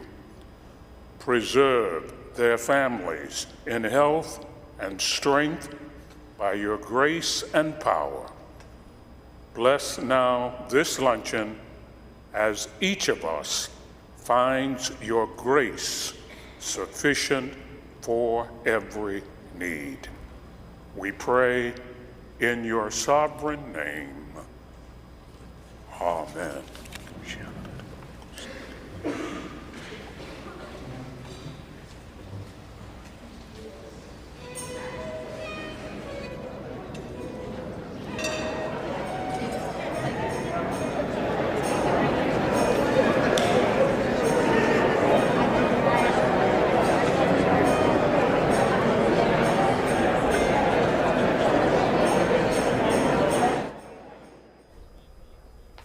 And after the lunch, President Trump will review the troops at the Capitol before heading off to Capital One Arena for the truncated presidential parade. Ursula Perano is a congressional reporter with Politico, and she is joining us. Ms. Perano, 2.5 hours into the Trump administration, what's your take? Yeah, I think things are moving particularly quickly. We're seeing a ton of announcements already so far on legislative actions. Republicans in Congress very quickly coming out saying they're ready to get to work, digging into their own priorities that they're hoping to see Trump pass quickly. So I think we're seeing an administration and a trifecta of Republicans between the House, Senate, and White House that are really digging in to try and get things done quicker than we might have seen in previous administrations. Well, let's talk about that trifecta of Trump, Johnson, and Thune. Senate Majority, Speaker of the House, President. Yeah, I think there are some interesting dynamics between these congressional leaders and President Trump. You know, they have spent a lot of time in recent weeks and months trying to talk and make sure they're on the same page about the legislative agenda. But even as we start going into these first few weeks, there are clear differences we're still seeing between Trump, the House, and the Senate on just certain things about legislative approach, even like one bill on reconciliation or two. I think both of these leaders are going to really have to lean into their personal relationships with Donald Trump, which do differ. Speaker Mike Johnson, obviously, the last time Trump was in office, was not somebody who was on his radar. And so they have worked to develop a relationship within, you know, these past few years as Trump clearly rose again to the presidency. And then John Thune had some bumpy years with Trump. He had some years where he was perhaps seen as one of the more critical Republicans of Trump, particularly after January 6th. But he's been doing a lot to shore up his relationship with the president as well. And so we're going to be seeing those relationships actually be put to the test now that there is no more talk. It's not just talking about, here are the things we want to do, here are the nominees we want to get through. People actually have to be able to prove, being Thune and Johnson, have to be able to prove that they can corral their Republican members around President Trump's priorities. President Trump talked about a couple of specifics in his speech, including the border and DEI, some of these things. How do you see this moving legislatively? I think we're going to be seeing a lot of focus on trying to get as much done through reconciliation as possible. Granted, that is limiting. You know, it has to have that budget tie that can get through the Senate parliamentarian. And so some things like border might have some wiggle room there. Other things might be more difficult for Republicans to package in there. I think we are going to see Trump, of course, move on a lot of executive orders where we could see some of his priorities get through perhaps more seamlessly, because inevitably the filibuster does still exist in the Senate. There's no sign that Senate Republicans are eager particularly to overturn it. And there are still enough Democrats to block most legislation aside from reconciliation from moving forward. So I think we are going to see Senate Republicans in particular and House Republicans digging in their heels on using that sort of legislative process to get through as much as they possibly can before Democrats are able to sort of put up their figurative wall that they're hoping to hold on to. And we should note that the Senate is due to come into session this afternoon, correct? Yes, they are. They will be back taking a vote this evening. And there's a lot of eyes on whether Senator Rubio will be confirmed as Secretary of State this evening. There are some traditions around letting one nominee, maybe two nominees, get confirmed on day one. But it would require Senate Democrats allowing for a time agreement for that nomination to be sped up. We've heard from a lot of Senate Democrats who said they're open to that, but they're deferring to leadership so far. So we're going to have to see over the next few hours if Senate Democratic leadership would agree to that sort of procedural motion to let Rubio through quickly, who he does have a lot of Democratic support across the aisle. Ursula Perano, a lot of festivities today, of course, but do you expect a very busy week in the Senate, particularly when it comes to some of the nominations? I think we are going to see a busy week. We're going to see a lot of hearings continue and votes on nominees within committees. And then I think we're going to see at least a couple of nominees get through the floor. There, again, hopes to have at least one tonight. I think there are other nominees like Ratcliffe that we could see pretty quickly as we move into the week. You know, and there's this desire by Senate Republican leadership to give the presentation and also to prove that they're ready to get to work. That is something that new GOP leader John Thune has really emphasized by beefing up the Senate schedule, by nixing several rounds of recess over the next few months, by saying that Friday votes are going to be a regular thing. That's rather abnormal in the Senate. They tend to leave town on Thursdays. They tend to take a break one recess week-ish each month to go work in their districts. And so there is this idea that Thune is really going to want to put his foot on the gas and get Republicans moving quickly on policy and on legislation, and particularly reconciliation, which folks are hoping to have done by spring. CEOs from Apple, TikTok, Google, Meta, all present and accounted for up on at the inaugural speech, and of course Elon Musk as well. Do you expect some action on when it comes to tech policy, and if so, what? I think we are seeing tech and the White House really cozy up in a way where you can tell that there is some intentional relationships being built there. There were a lot of Republican lawmakers, including some governors, that didn't even make it in the rotunda today due to the limited seating situation. So when you do see who made it in, that isn't necessarily on the traditional list for legislators that might attend an inauguration, it does sort of raise some attention to what is the nature of the connections that are being formed there. Democrats have already pointed out this sort of connection and these criticisms, and so there will be pushback from the left. But I do think it's a sign that Trump, or at least Tech, are trying to find some way to work together. And we'll have to see what that looks like in policy. Yeah, we saw Governor Greg Abbott of Texas in the overflow room down in the Emancipation Hall. President Trump called him out a couple times. Yeah. And so it's one of those tricky politics that have really been shown by this unique situation of having the rotunda be the space for the inauguration, is that you can't have everybody. And so who got on the invite list to be inside the room versus in that overflow space is definitely something that people are really looking to. And I'll say right now, even with the lunch, there's a lot of questions about the seating arrangements, who sat next to each other, where are nominees placed next to certain senators, and how might that be an effort to court support for confirmation on the floor. You know, there's a lot of internal politics that pop up today of trying to see who's where and why. Ursula Perano, are you up on the Hill today? Are you in the Capitol? And if so, what's it like? I am up here. I am in a Senate call booth right now, these glorious little rooms that we get. You know, it is a ton of increased security right now. There's very limited movement throughout the building. Even for you? Perimeter. Yeah, even for reporters right now, a lot of normal stakeout spots are still somewhat limited access as members and folks with security details, in particular up in the administration, are moving throughout the building. But we're expecting within the next few hours, normal movement will open up and security will go back sort of to the more normal level. But it's definitely, it's tightened up here for sure. Ursula Perano with Politico, we really appreciate your time. Look forward to talking to you in the near future. The president has one more event after the lunch, and this is a review of the troops. And we, of course, at C-SPAN will be carrying that live. Then he's off to Capital One Arena for the truncated parade and then to the White House. John is calling in from Washington, D.C., a Democrat. John, what's this week been like with all the lockdowns in this city for you? Oh, it's been a little inconvenient, but it was disappointing not to actually have the inauguration. But first of all, I just want to thank C-SPAN for covering everything. I think we've heard from the Trump supporters that they feel like anything that's not complete favoritism is considered somehow biased against Trump. But boy, today I'll tell you, like, just listening to his list of grievances and blaming others for all kinds of things, I mean, that just seems like a small vision for our country. And, you know, I wish someone would ask him, you know, whether it's him or Musk or any of these people, why they don't help out the people themselves in North Carolina or California. You know, they are billionaires. If they wanted to put some money there, there's nothing stopping them. And finally, just, you know, D.C. actually wants to be a state, not Canada. He might want to consider helping us out here in the city, you know, while he is president for 4 years. John, as a Democrat in Washington, D.C., which voted 94% for Kamala Harris, are these 4 years, do you anticipate them being tough for you personally or mentally, however you want to look at it?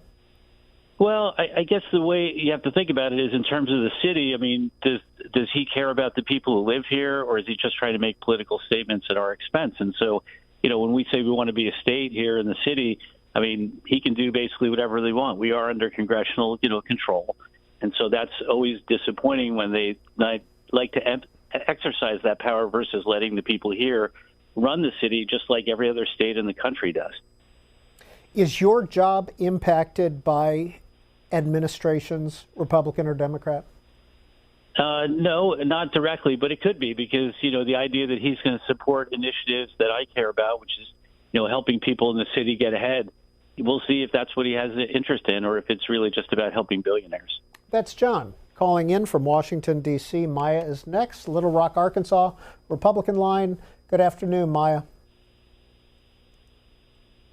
Maya? Let's move on to Ed. Ed is an independent in Ohio. Ed, good afternoon. Hello. What are your thoughts so far on the new Trump administration? Oh, I'm glad for it, but I was just wondering if anybody else noticed that he did not place his hand on the Bible when he made his swore his allegiance to the Constitution. Why? I mean, his wife was standing there with both Bibles in her hand, and he never did place his hand on that. I don't understand. That's Ed in Ohio. Let's leave it there, Ed, and let's check in again with John McArdle here at C-SPAN. John, what do you have for us? Peter, it's a day of pomp and circumstance. There's that inaugural luncheon that's going on right now, but a reminder to viewers that it's also a business day on Capitol Hill, and there's a lot of business yet to be done today. You touched a little bit on this on your interview with Ursula Perano, but the Senate comes in at 4:30 p.m. Eastern today, and committees will begin meeting in the late afternoon around that time to prepare some of these confirmation votes. The vote has to take place in the committee before there's a floor vote. So let me run through some of those committee hearings that are happening today. Chad Pergram of Fox News with this wrap up. The Senate Foreign Relations Committee preps Marco Rubio's nomination for Secretary of State. That's at 4:30 p.m. The Senate Intelligence Committee prepares the nomination of John Ratcliffe to be CIA Director. 4:45 p.m. The Homeland Security Committee advancing the nomination of DHS Secretary Kristi Noem at 5:30 p.m. Eastern. The one that we're expecting there to be a final floor vote today on is Marco Rubio, but we'll, of course, find out if any more of those nominees officially get confirmed by the end of Donald Trump's first day in office. Some history on that from Chad Pergram. On Inauguration Day 2021, the Senate confirmed Avril Haines as Director of the National Intelligence for President Biden. And Inauguration Day 2017, the Senate confirmed James Mattis as Defense Secretary and John Kelly as DHS Secretary for President Trump, Trump 45. So we'll see what happens today. We do know that it's a busy week for confirmation hearings and more of those movements happening this week. But we also know that President Trump is not just going to be in D.C. this week. He will go out to the country later this week. This from Jake Traylor of ABC News, noting that President Trump is expected to visit Asheville, North Carolina, which was impacted, of course, by Hurricane Helene in September.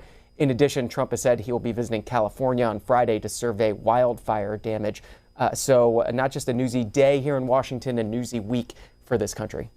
Hey, John, a minute ago or a little bit earlier in the program, you pulled up the new White House website. Do you have that available to show to viewers one more time? I can certainly get it for you, Peter. And it switched right at noon after the president was sworn in, and it became Trump-centric rather than Biden-centric, correct? The headline on the front page, it was literally moments after the official swearing in that whitehouse.gov became this version of whitehouse.gov. America is back, with the big picture of Donald Trump there and accompanying video as well on the official White House webpage. Thank you, John McArdle. Mike, Bessemer City, North Carolina, Republican. Hi, Mike. What are your thoughts about the president's speeches so far? Oh, I love the speeches, and I appreciably want to say great job for C-SPAN from showing last night to today and hopefully all evening. But, yes, his speeches were what he ran on, closing the border, doing away with this DEI garbage. You know, I mean, it's just it's a great day in America, and it's a happy Inauguration Day and happy Martin Luther King Day. But we need to focus on what he ran on, what he talked on. The Democrats are going to say it's divisive, but that's what he ran on. That's what he promised to America. And like he said, you had a historic number of blacks, historic number of young people, historic number of Hispanics that voted for him because they went through 4 years of crazy. And it was so good to see the people coming in and out without men wearing dresses in there. Hey, Mike, how close are you to Asheville, North Carolina? We're about, we're about 20 miles from Charlotte. We're probably about an hour and a half from Asheville. John McArdle just reported that he's going to be down there this week, that President Trump is coming down there. Another change at the White House. Now, eagle-eyed viewers would have noticed earlier on, prior to noon, that the flag at the White House with the POW MIA flag was at half staff.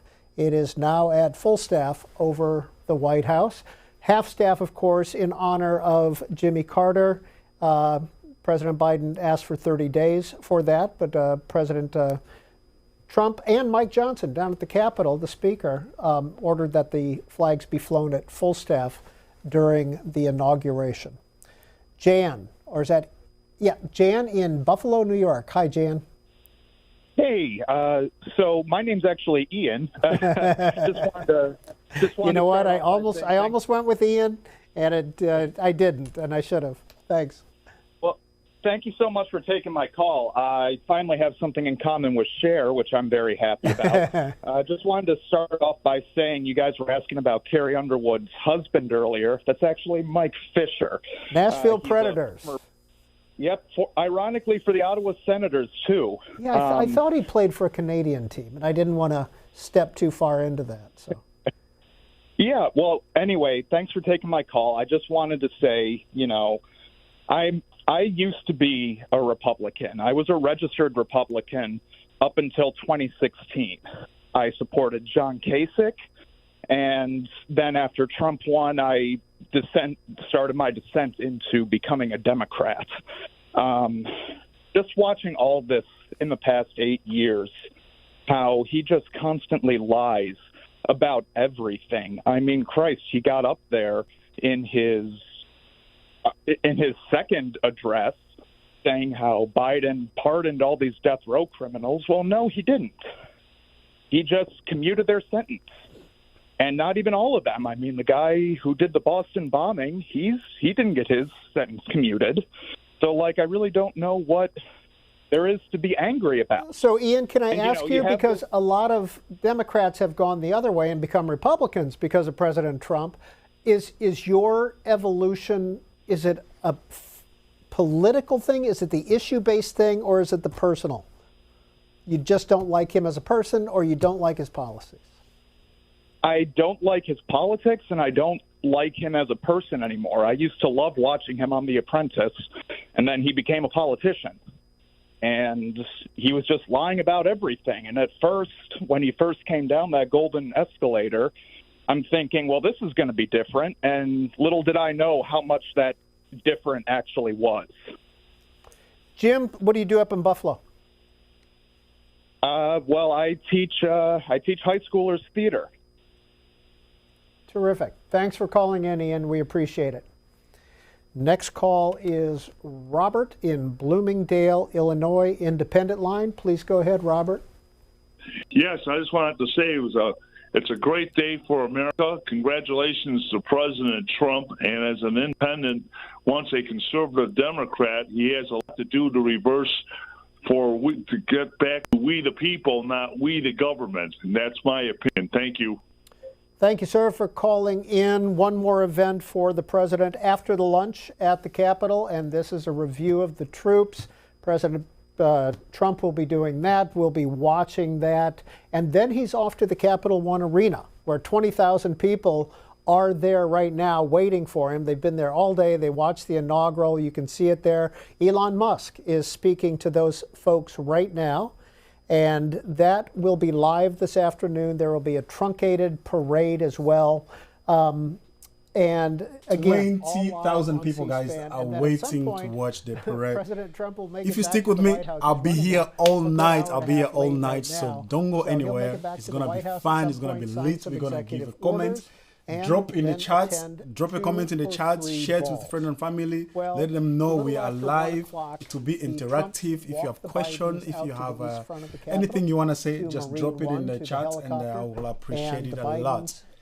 See you guys, because I'm not going anywhere tonight. It seems like tonight. I'm saying tonight because I'm in Europe. If you're in the US, obviously, it's, in the DC right now is what time is it here? Right now here is 8, almost 9. In the DC, it's almost 3. Obviously, almost 3 p.m. Look at Sneaky Joe. Sneaky Joe is sneaking out.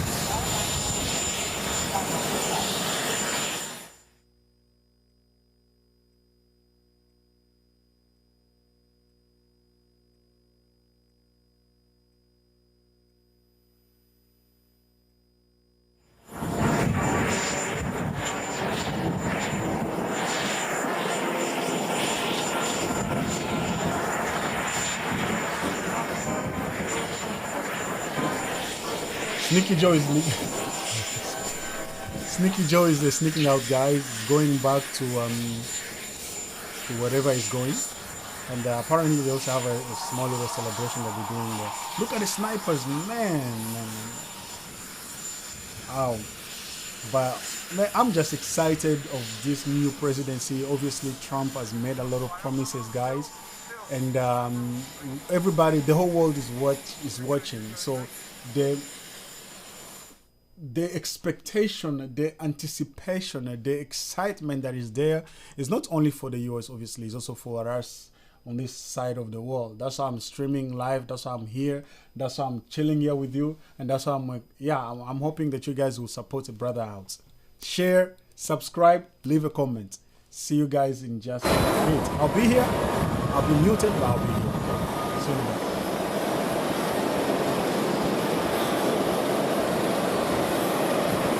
Thank you.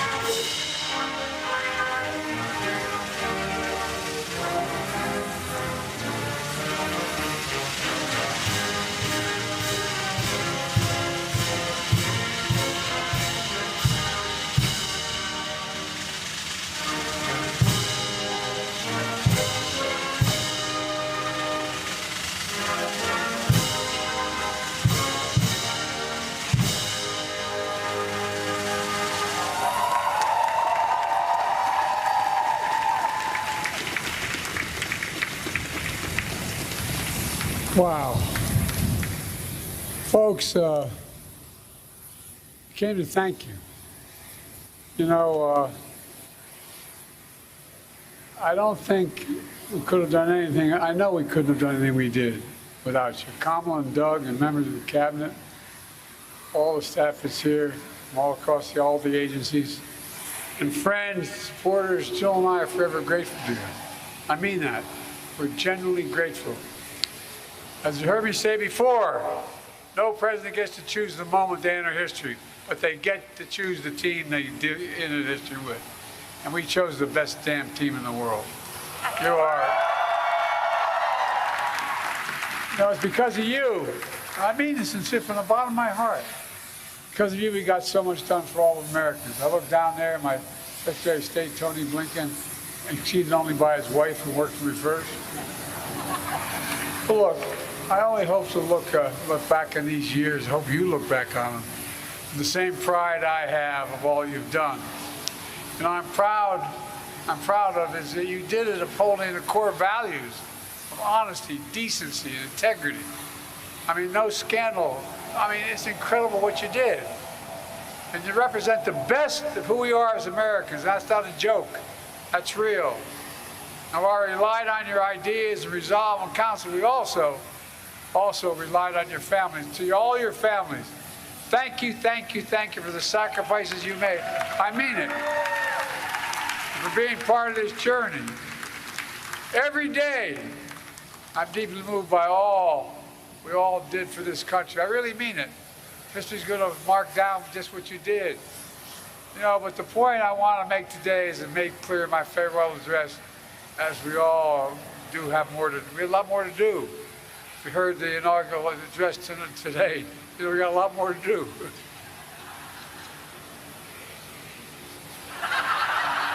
I know from many years of experience, there are up and downs, but we have to stay with it.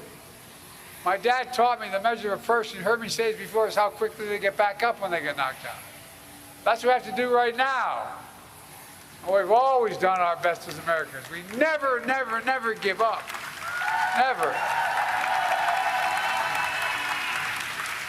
We're leaving office, but we're not leaving the fight. You're smart, you're skilled, you're passionate. The country needs you again. So all of you can, stay engaged in all the ways you can.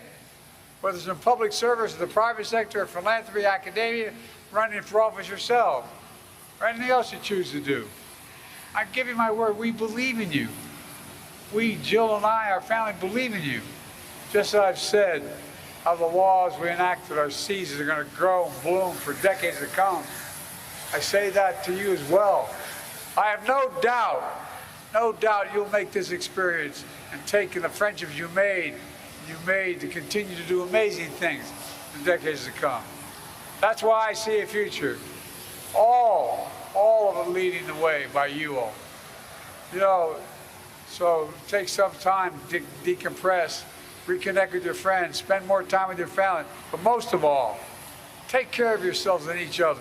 I mean it. Let me close where I began with my sincere gratitude, and I really mean it from the bottom of my heart. I've been doing this for 50 years with the best group of people. Hard to say.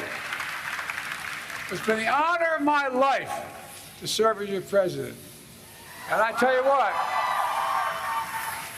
the greater honor is being able to serve with all of you. You're incredible. You really are. You really are. Mark my words.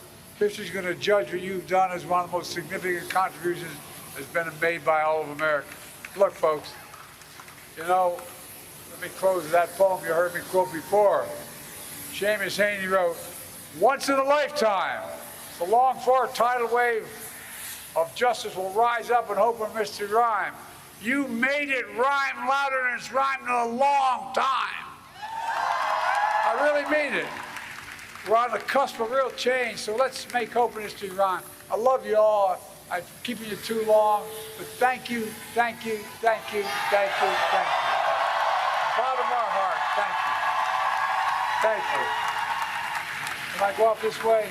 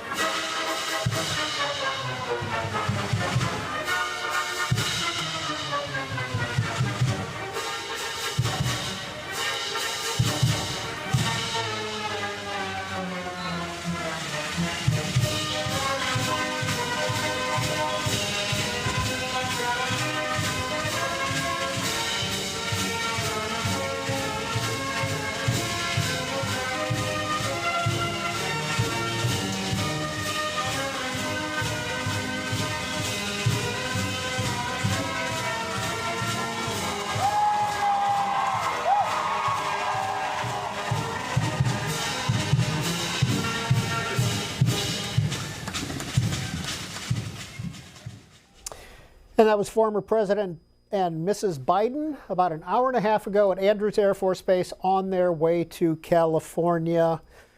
From the Washington Monument, here is a view of the U.S. Capitol. You can see the flags and the stands all set up for the outdoor inaugural. That did not happen. Of course, it took place in the rotunda.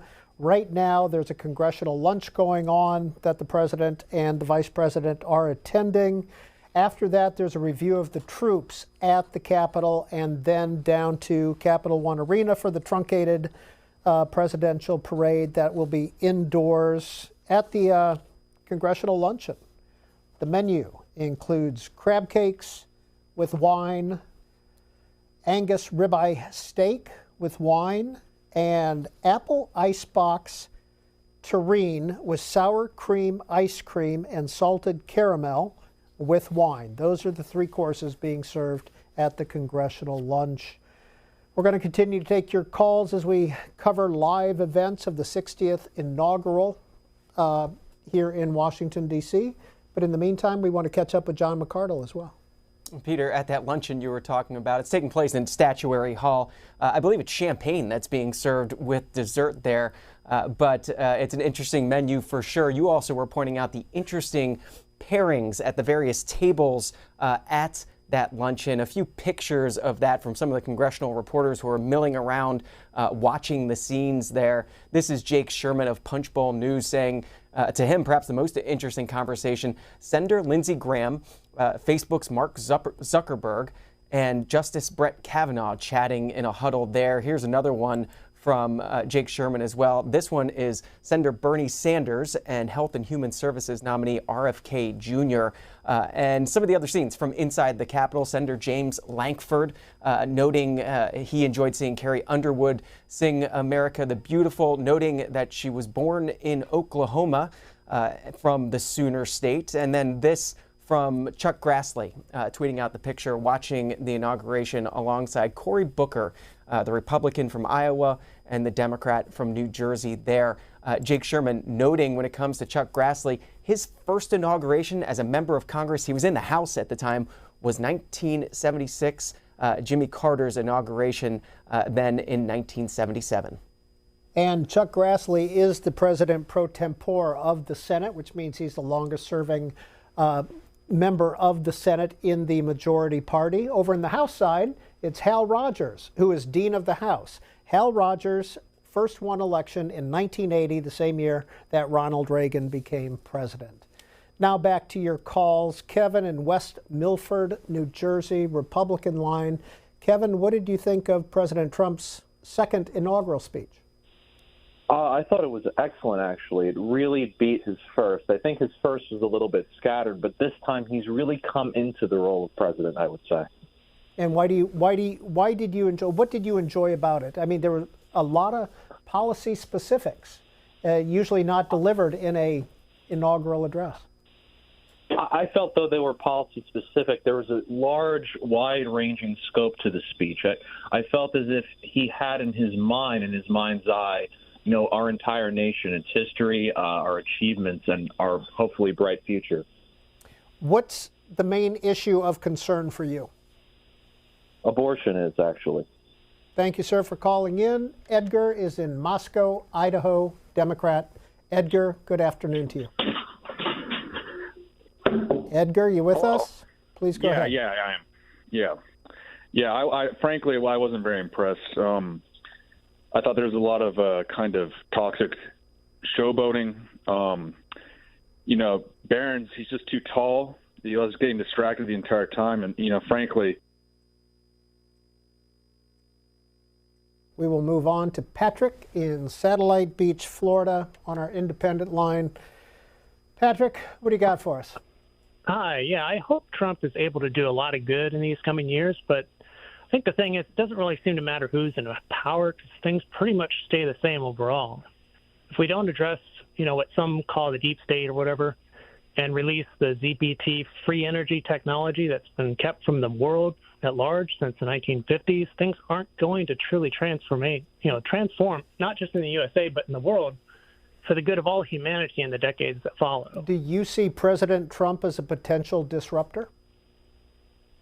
Yes, I think that, but he also is, I mean, a lot of times you can't always take what he says at face value. He says one thing, but he might be thinking or doing something else. You don't always know what he knows, but like he's very focused on, drill, baby, drill, and that's great. We have a lot of oil and stuff, but that still doesn't get to the point of this technology that we are, a lot more people are finding out has been held from us for, close to 100 years now, that would free the entire world and it would heal the planet.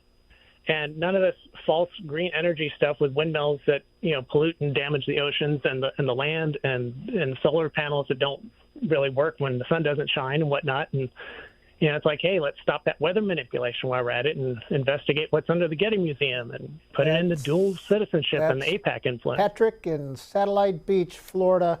Our next call comes from a Republican, Oscar, in Cabo Rojo, Puerto Rico. Oscar, before you, I want to get your take on the inaugural taking place in the Capitol Rotunda rather than outside. What's your take on that?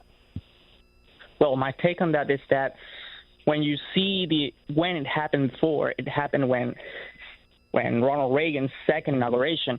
For me, it looks like a revindication of Donald Trump, because when we saw Donald Trump the first time he was sworn in president, he was like learning the ropes because he was an outsider. Now we're seeing him a more experienced, a more politicized Trump, and now like the second coming of Ronald Reagan, theoretically. And now I wish the best for Donald Trump and the best for all of America. Why are you a supporter of Donald Trump? I was a Democrat in 2016 and 2020. I switched to Republican because of the common sense and because Donald Trump doesn't like sweet talk anything. If he has to say hurtful truth, he will say it. He's a straightforward guy, and he has a lot of common sense, and that's what changed me from Democrat to Republican.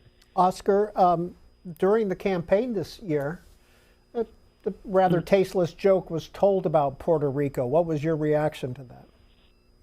Yeah, it was hurtful for all Puerto Ricans. What the jokester said, it was disrespectful, hurtful, and demeaning. But we've seen how President Trump, in his first term, helped Puerto Rico after Hurricane Maria, giving the largest federal funds for the island. And that's what counts, not what someone says from your campaign, but what you do. And Donald Trump so far has helped Puerto Rico, and we hope it continues helping Puerto Rico. Where is Cabo Rojo, and what do you do there? Well, it's in the southwest of the island. I'm a auto parts seller, and I study political science. So you're what, about an hour from San Juan? Would that be fair? 2 hours, maybe 2 hours and a half, depends on the traffic. Okay. And final question, I promise, Oscar. Yeah. There's been talk about Greenland and D.C. and other territories being made the 51st state of the United States. What do you think about Puerto Rico being a state? Well, we have a general election in 2024, and there was a referendum on which the citizens of Puerto Rico wanted to become, if they wanted to become an independent state, continue the status quo, or become a state. 58% of Puerto Ricans chose statehood. We believe that Washington, D.C. and Puerto Rico must be the first ones before talking about Greenland or Canada. I believe we have been waiting too long. Puerto Rico, I believe, is one of the oldest colonies that the United States have, and we have to show the moral standards that we believe in freedom and the determination of the people, and Puerto Ricans have chose statehood. Oscar, thank you for your time. Thanks for watching from Puerto Rico. Debbie is on the line. Debbie is in Florence, Alabama. Democrat. Hi, Debbie. Hi. So how are you feeling today as a Democrat? Well, I don't know. Just kind of numb, really. I tuned in because I don't want to be willfully ignorant, even though a lot of my friends say I'm not going to watch the train wreck or whatever. I just said, no, I want to see what's going on. I want to see what he says. I want to know what's going on in my country. And I was really it started off bad because his ego was present in the immediately when the flag was changed, and it didn't honor President Carter's passing, and that is an American tradition. So his ego won out there, and the flag was raised because he couldn't have it at half-mast or half-staff. And also the other reason I was calling was all the speculation on the reason Joe Biden, President Biden, did the last-minute pardons. They're saying, well, what did they do wrong? It's only, they're starting to speculate, and it doesn't mean that they did anything wrong. It just out of his own Trump's vow to get vengeance on his perceived enemies. That alone would make me want to protect my family, and because Biden was on the list, the media was on his list of those who had wronged him in his eyes. He was going to, wreak vengeance on them, and I think it was a protective move. It's not saying that they did anything wrong. It's saying that in Trump's eyes, you never know what he can possibly do because he is a little unhinged on things like that. That's Debbie in Florence, Alabama. President Trump has one more duty at the Capitol this afternoon, and that's a review of the troops. That will happen, then the motorcade to Capitol One, the truncated parade, and at some point he'll get back to the White House. There'll be some executive order signings at Capitol One Arena and at the White House, and then the balls are tonight. And he is scheduled to attend 2 or 3 of those, and C-SPAN will be live as long as the cameras are up and we're able to see the first dance and perhaps any remarks he may make. Again, if you don't like all this blather that we do I'm not sure how much of the on night TV, turn to C-SPAN 2. Streaming for? Just pictures. Just pictures around the city. You can watch and enjoy just the scenes and no commentary whatsoever. C-SPAN host and producer John McArdle is with us. He's been with us since 7 a.m. this morning. Mr. McArdle, what do you got? It wasn't too long after 7 a.m. That we learned about those pardons that the caller was just talking about. One of the headlines from the Hill newspaper that will show you Biden pardoning Dr. Fauci, Mark Milley, the January 6th committee ahead of the Trump inauguration. I want to show you also when it comes to Mark Milley, one of the scenes at the Pentagon right now. Tara Kopp is Associated Press Pentagon reporter, and she notes when it comes to Mark Milley, the former Joint Chiefs of Staff chairman's portrait has now been removed from the Pentagon hallway where it was hanging as late as just before 1 p.m. Eastern today, when an earlier photo was taken showing it was there. It's now gone. The portrait was just unveiled back on January the 12th, saying it's not clear where the portrait was removed to, but it's no longer hanging on the wall where it was. Tara Kopp of the Associated Press pointing that out from just across the Potomac River at the Pentagon. Thank you very much. Well, the president spoke. His inaugural address was 30 minutes long or so, about 3,000 words, twice as long as his previous, the longest in modern history.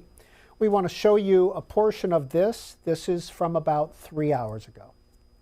Like in 2017, we will again build the strongest military the world has ever seen. We will measure our success not only by the battles we win, but also by the wars that we end, and perhaps most importantly, the wars we never get into.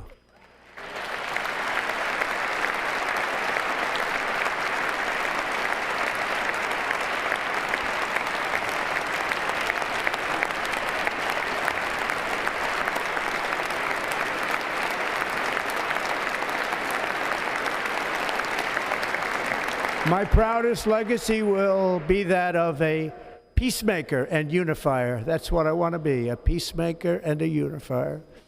I'm pleased to say that as of yesterday, one day before I assumed office, the hostages in the Middle East are coming back home to to their families.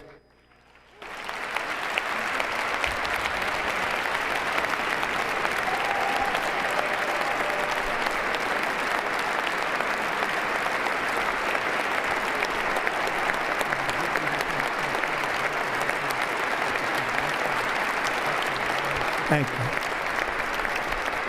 America will reclaim its rightful place as the greatest, most powerful, most respected nation on earth, inspiring the awe and admiration of the entire world. A short time from now, we are going to be changing the name of the Gulf of Mexico to the Gulf of America, and we will restore the name of a great president, William McKinley, to Mount McKinley, where it should be and where it belongs.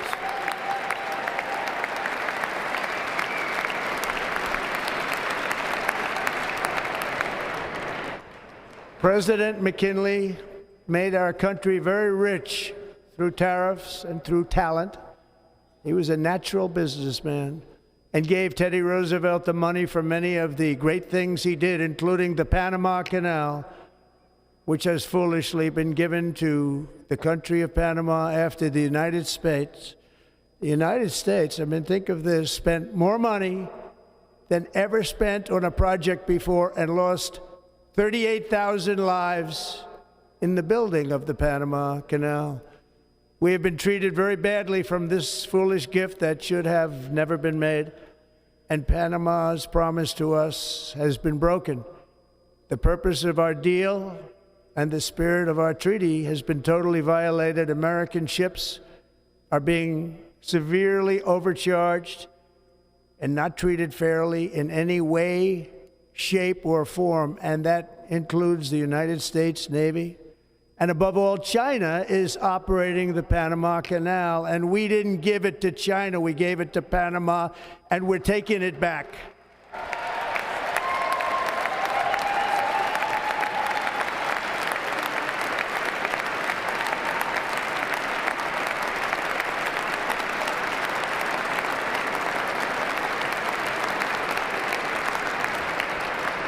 Above all, my message to Americans today is that it is time for us to once again act with courage, vigor, and the vitality of history's greatest civilization. So as we liberate our nation, we will lead it to new heights of victory and success. We will not be deterred. Together we will end the chronic disease epidemic and keep our children safe, healthy, and disease-free.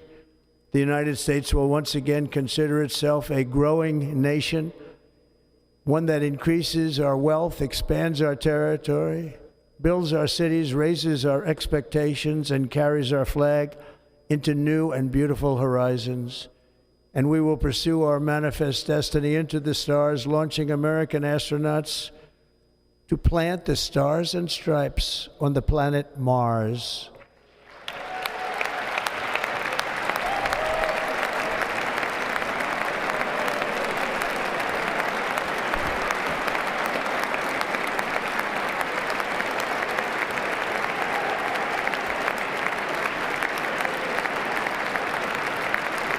Ambition is the lifeblood of a great nation, and right now our nation is more ambitious than any other. There's no nation like our nation. Americans are explorers, builders, innovators, entrepreneurs, and pioneers. The spirit of the frontier is written into our hearts. The call of the next great adventure resounds from within our souls. Our American ancestors turned a small group of colonies on the edge of a vast continent into a mighty republic of the most extraordinary citizens on earth. No one comes close. Americans pushed thousands of miles through a rugged land of untamed wilderness. They crossed deserts, scaled mountains, braved untold dangers, won the Wild West, ended slavery, rescued millions from tyranny, lifted billions from poverty, harnessed electricity, split the atom, launched mankind into the heavens, and put the universe of human knowledge into the palm of the human hand. If we work together, there is nothing we cannot do and no dream we cannot achieve. Many people thought it was impossible for me to stage such a historic political comeback. But as you see today, here I am. The American people have spoken.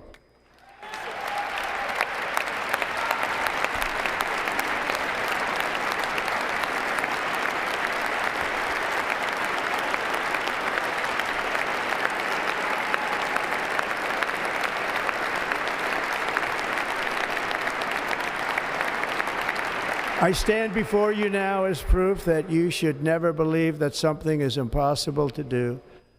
In America, the impossible is what we do best.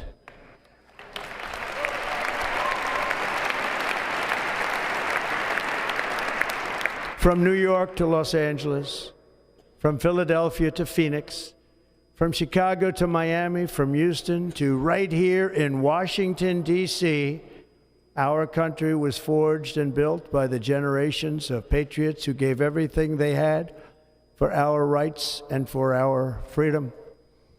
They were farmers and soldiers, cowboys and factory workers, steel workers and coal miners, police officers and pioneers who pushed onward, marched forward, and let no obstacle defeat their spirit or their pride.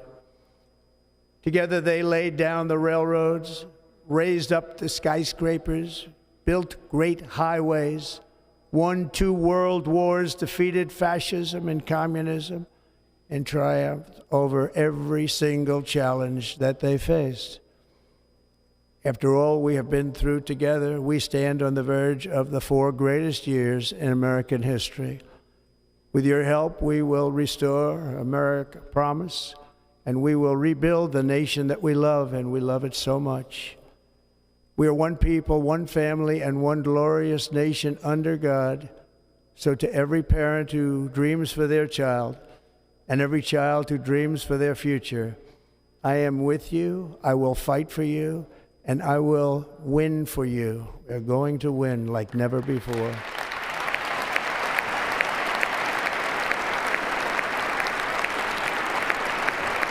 Thank you.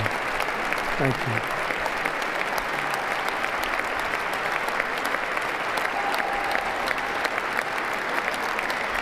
Thank you. Thank you.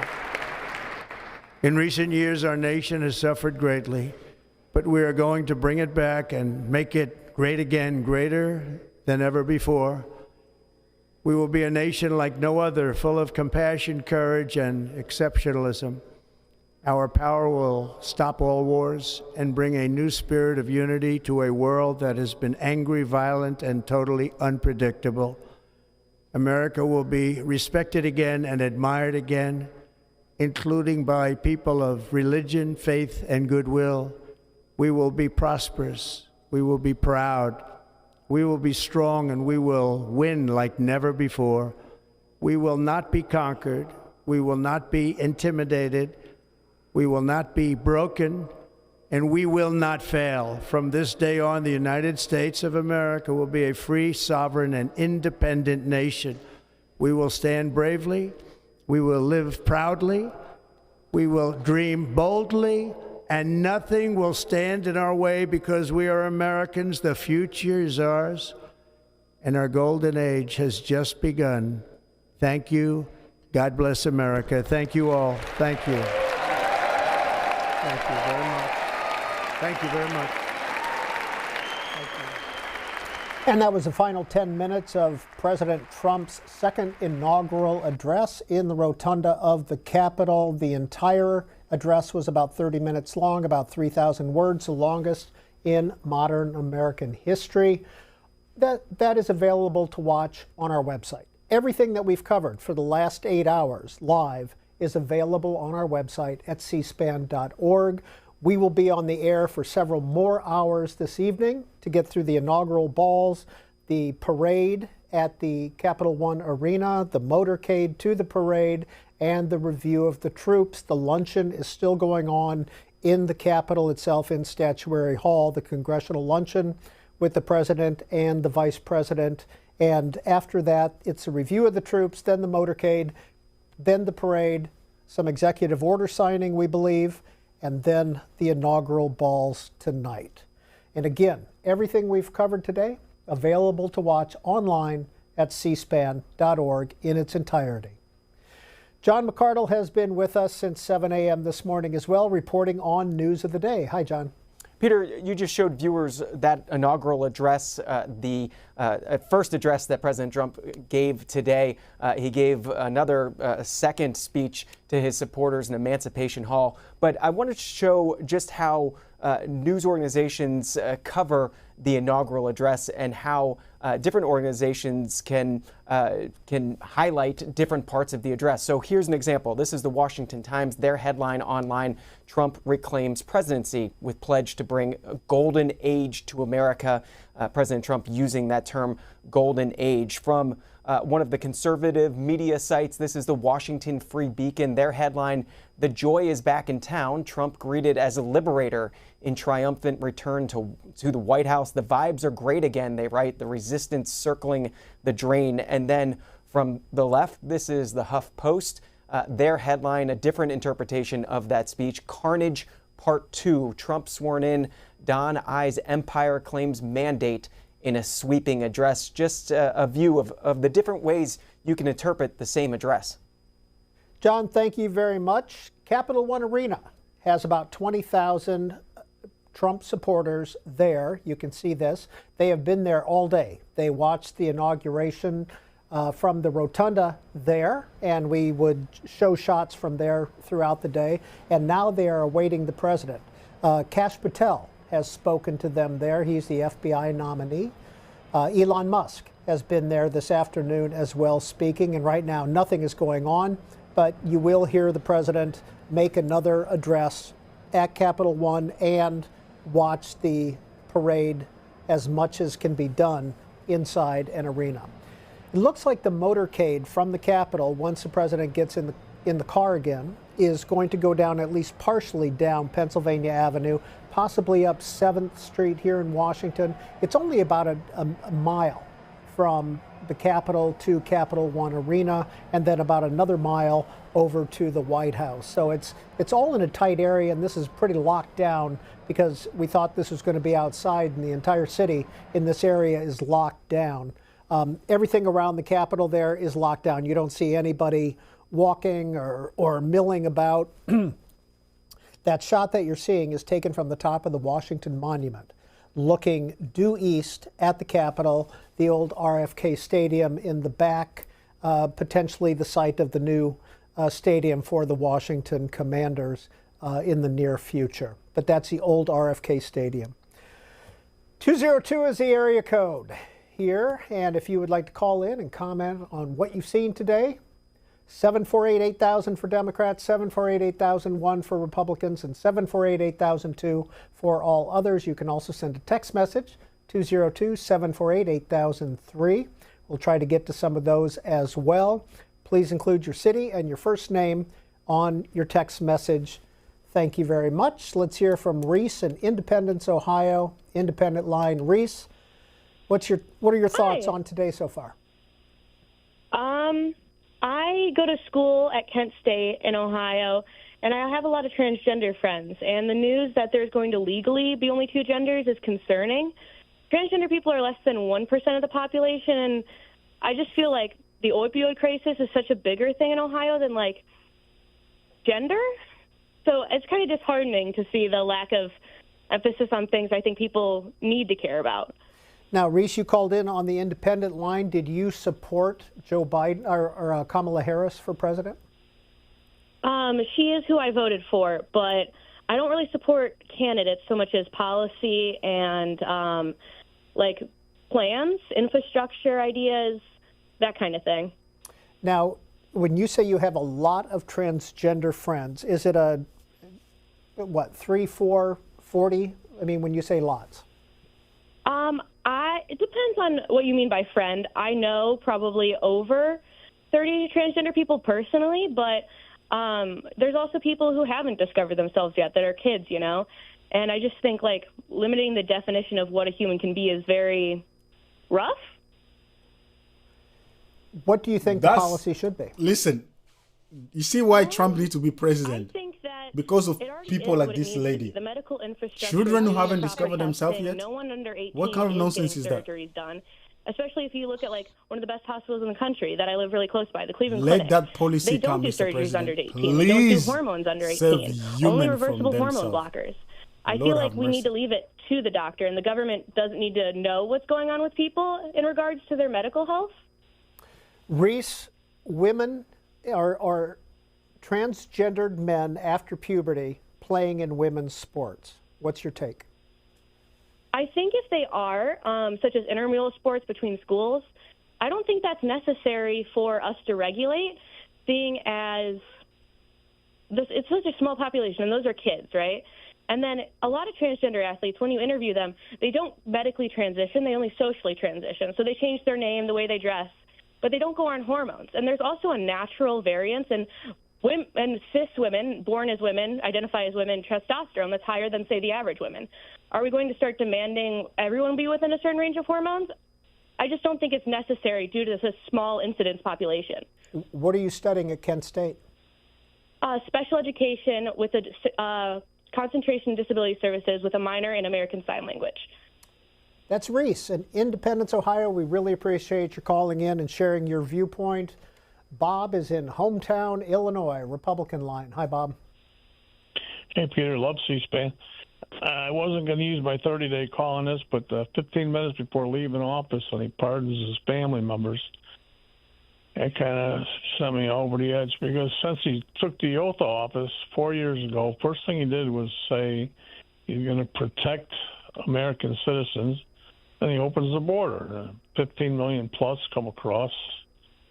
And regarding the 37 communicated death sentences, he altered 37 juries' opinions on what they wanted done with these people, these horrific murderers. And yet Judge Merchan... Bob, I apologize. Steve Scalise, the majority leader in the House, is speaking at the congressional lunch. But one of the things President Trump said that I thought was the most touching, he said, in America, the impossible is what we do best. And I think that epitomizes the spirit when you think about this room, this statuary hall, and you look at some of the statues. Thomas Edison, he did the impossible. Elon Musk, I'm not sure if Elon's still here. Elon does some of those things himself. But you look at somebody like Rosa Parks, and she did something that many would have said couldn't be done with just a simple gesture of saying, I'm not going to sit in the back of the bus.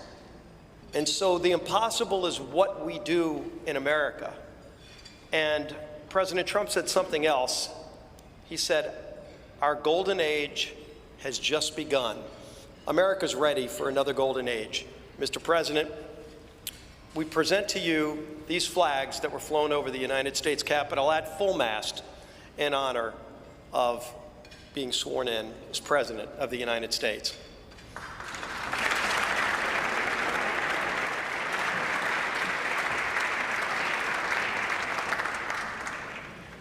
Thank you, Chairwoman Klobuchar, for your leadership of today's ceremonies. President Trump, Madam First Lady, congratulations. I have the honor of presenting the Vice President with our nation's highest symbol, the American flag. As a United States Marine, the Vice President put on the uniform to protect and serve America, like so many men and women before him in our nation's history.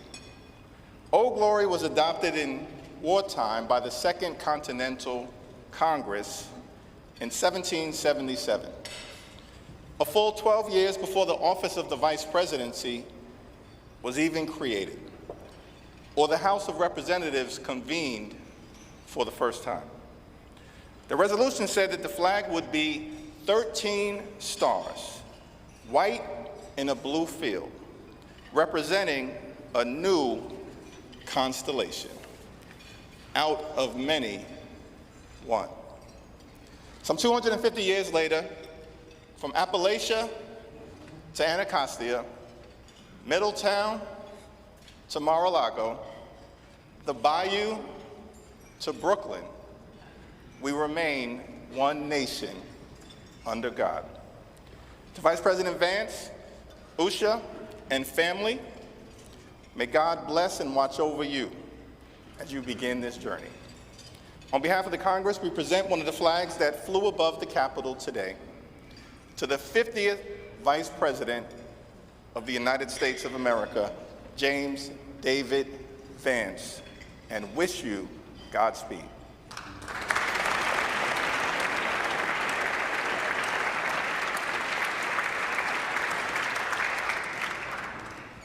Thank you, Leaders Scalise and Jeffries. I now ask my friend Senator Deb Fischer of Nebraska, as in the beef you had for the entree, who has been an excellent partner in planning today's events, to come up and present the inaugural photographs. Well, my thanks to Chair Klobuchar for putting together again in the last 2 days the 60th inaugural ceremony here at the United States Capitol.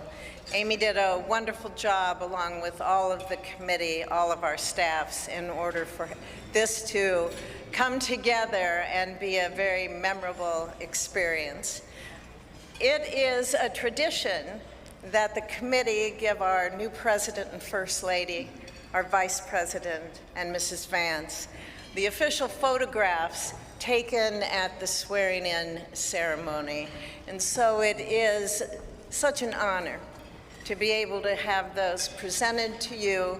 I hope you will display them with pride, with honor, and with a humbleness that I know you will carry with you every single day that you serve the people of this country. May God bless you all.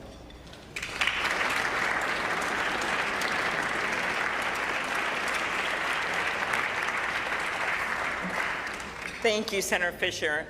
Now, on behalf of the Joint Congressional Committee on Inaugural Ceremonies, I'd like to present the President and Mrs. Trump and the Vice President and Mrs. Vance with these crystal Lennox vases. See them over here?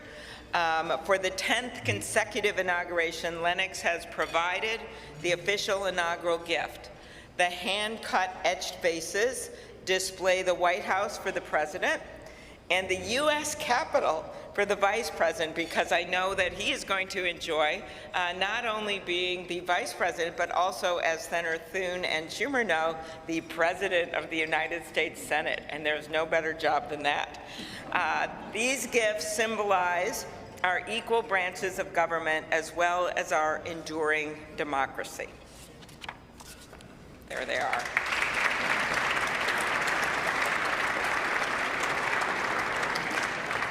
I will now invite Speaker of the House, Mike Johnson of Louisiana, to give the toast to the Vice President.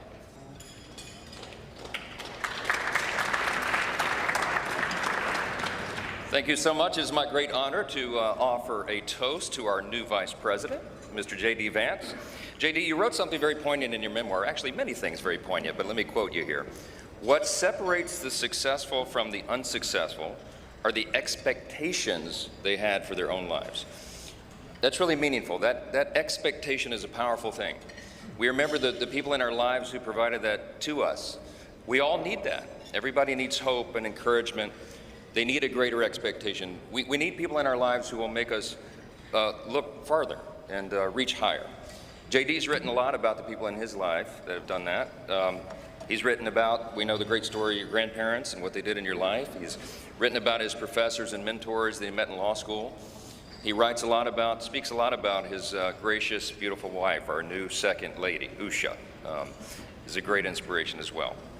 And JD, you yourself have been inspiring people. Your story really has. It's one of the reasons that I believe God has raised your platform as he has, because you've been so faithful to tell that story and to inspire so many others.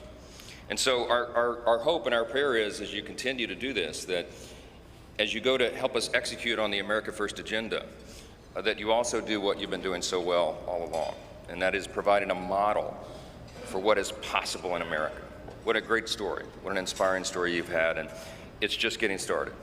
I pray specifically that you inspire a lot of the young men in America. Some of them feel hopeless and stagnant sometimes, and you're a great example to all of them and to all of us, that if you work hard and you play by the rules and you do the right thing, you can make a better life. You're now the Vice President of the United States, my friend. So everyone, will you please join me in raising a glass to our own mentors, the people who inspired all of us, to the possibilities of our own future, to these great new horizons. What a perfect choice this was for the painting, the artwork today, and to the great example of our new Vice President, Mr. J.D. Vance. You're here.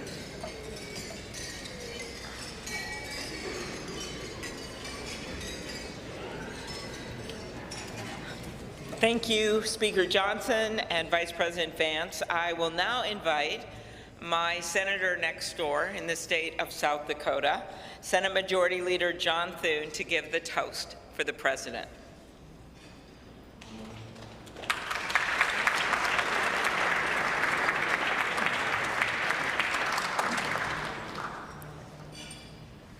Well, Mr. President, Madam First Lady, congratulations. It is an honor for all of us to be able to be here today with you on this historic day as we celebrate your inauguration. Mr. President, one of the most important influences in my life when I was getting started in politics was Ronald Reagan. His philosophy of limited government, his belief in peace through strength, the strength of his convictions, were all things that appealed to me. But I was also drawn by his optimism and by his belief in America. And Mr. President, those are qualities that I see in you. One of the things that resonated throughout your campaign was the unshakable belief in our country and in her citizens. You remind us of everything that's possible in America. I'm looking forward to working with you over the next 4 years to build up our great country. It says in the scriptures that if you ask for wisdom, it will be given to you and given to you generously. And so I pray, and our prayer is, that God will richly bless you in the years ahead and grant you not only strength, but wisdom. And ladies and gentlemen, I ask you to join me in raising a glass to the President of the United States, President Donald Trump. Hear, hear.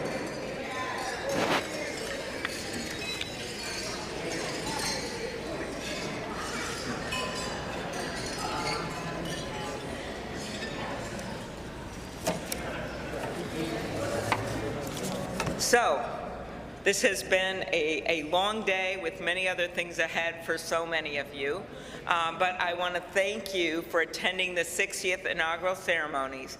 And as we close, we ask that you pick up a gift. All of our guests are going to get a set of commemorative glasses in embossed leather featuring the Great Seal of the United States, which Senator Fisher and I selected together, and maybe Senator McConnell added some bourbon from Kentucky. Just saying. It is now my privilege to conclude this luncheon by asking Margaret Kibben, the chaplain for the House of Representatives, to deliver the benediction. Thank you. And we know we love this eagle podium. It's pretty good, Mr. President. Ladies and gentlemen, please rise for the benediction.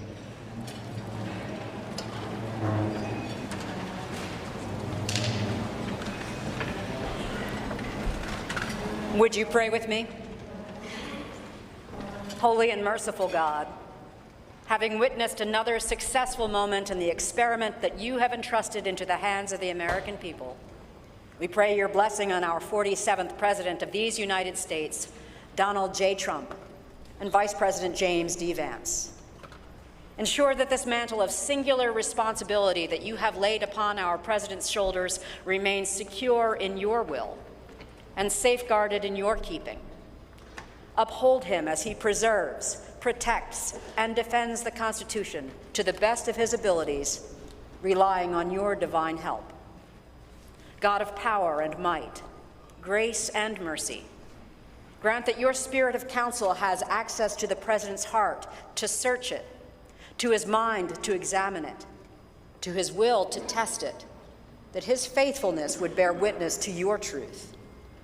Surround him with angels and advisors who will serve as your agents to guide and guard him, caution and encourage him to remain upright and blameless in your sight.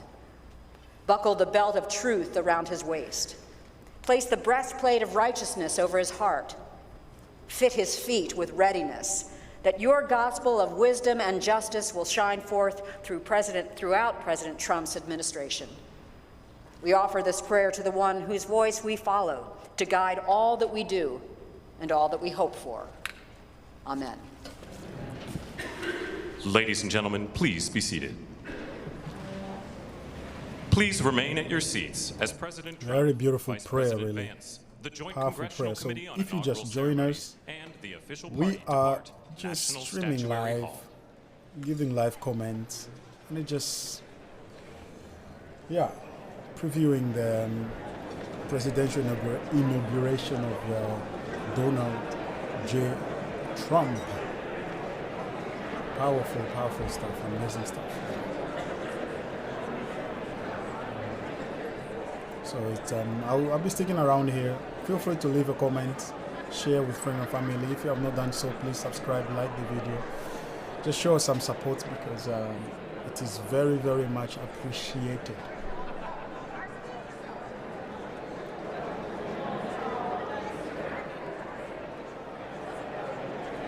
Amazing stuff, amazing. In about an hour and a half behind schedule, the congressional luncheon has concluded. One more event coming up at the Capitol, and that is a honor guard review. It's being called the first honors ceremony, and President Trump will review the troops. The troops are made up of Army, Marine Corps, Navy, Air Force, Space Force, and Coast Guard personnel. 183 service members are participating in the first honors ceremony. That will take place in Emancipation Hall in the Capitol Visitor Center below where they're standing now, and that will take place in about 15 minutes or so. After that, the President and Mrs. Trump, J.D. Vance and Mrs. Vance, motorcade to Capital One Arena, the basketball/hockey stadium here in downtown Washington, about a mile away, and they will participate in a rally with their supporters there and a partial parade. After that, off to the White House, and then the inaugural balls this evening, all live on C-SPAN. If you don't want to hear any talking and noise, go to C-SPAN 2. All we're doing is showing you sights and sounds, live pictures from Washington, D.C., from the cameras at the Capitol, the White House, Capital One. We're just kind of switching it up so you can just get a sense of what's going on in Washington today without any commentary. Matthew Costello is a historian with the White House Historical Association. Mr. Costello, where is today going to fall when it comes to inaugurals? Well, thank you for having me. It's been an interesting day because we've seen a mix of sort of the traditional inaugural ceremonies that we're used to, but then also obviously having to adapt some of those things because of the weather, because of what appears to be delays, a tardiness. And so we've seen quite a bit change. Typically, this would be the point now where the new president of the United States would be at the inaugural review stand just north of the White House, and they would be sitting there with the new vice president, and they would be taking in the review, before heading inside of the White House to get ready for the balls for the evening. But obviously, this is very different, a change in weather, and then a change to a number of different things that we've seen today. And so I do think this is it is going to stand out, compared, I think, to many past inaugurations. And the fact that President Trump essentially gave two speeches today, two 30-minute speeches. Yeah, everybody anticipated an inaugural address. That has become very much customary, that the president-elect, after taking the oath of office, then delivers their inaugural address. But the second speech, I think, was obviously less anticipatory, and you can tell those were very different speeches. One where I think the president was very much on message, delivering the inaugural address. And then another where I think he had probably a little bit more reign to talk about really sort of whatever he felt like speaking on. So you're writing a headline for tomorrow morning. What is your headline about today so far? I think if you were going to summarize it up in a headline, I think it's in some ways Trump's inauguration is emblematic of his return to politics. The fact that we do have this mix of both tradition, but also really sort of whatever the president-elect wanted, whatever he desired, whatever he decided. And so it is sort of a mix of the past, that we have Trump now, who is the second person to hold non-consecutive terms as president of the United States, but also the path ahead. I've never been very good at headlines, so I think I'll leave that to the professionals. Well, as a White House and presidential historian, what are some of the past inaugurations that stand out to you? Well, when we look at inauguration today, and I think, as I've said, this inauguration is a little bit different, but, most modern inaugurations really consist of 5 key parts. What we're talking about, a transition, and also the move-in, moving day at the White House. We're talking about the oath of office, the inaugural address, the parade or procession that accompanies all of the inaugural ceremonies, and then the inaugural balls. And most presidents have had those 5 basic concepts.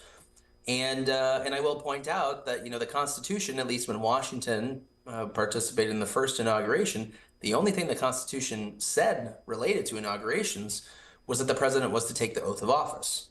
Beyond that, everything else that we see is something that we have created over time. And for some reasons, to make this more of a participatory event, right? By making the oath of office outdoors, more people can witness it, more people can hear it. As you add things like microphones, audio systems, more people can hear the speeches. And so over time, what we've seen Inauguration Day, yes, is a transfer of power from one executive to the other, but it has become much more of a day where American citizens feel like they are part of the ceremonies themselves. And so, I think the one that probably has the quickest comparison is probably Ronald Reagan's inauguration in 1985. Very similar in terms of shift, moving indoors. They did it in the rotunda as well. But Reagan had actually canceled the parade. So, a little bit of a difference here, and of course, a different location, moving to Capitol One Reno. Now, Mr. Costello, I can't remember back in '85 whether or not that was done at the last minute, but this one changed on Friday prior to Monday. So this entire town kind of made a curve. Yeah, 1985 was unusual for a few different reasons. The first, that January 20th fell on a Sunday. And per the Constitution, now with the new constitutional amendment, the president's term ends January 20th at noon. Now, Ronald Reagan was already president, so there was no lapse in executive power.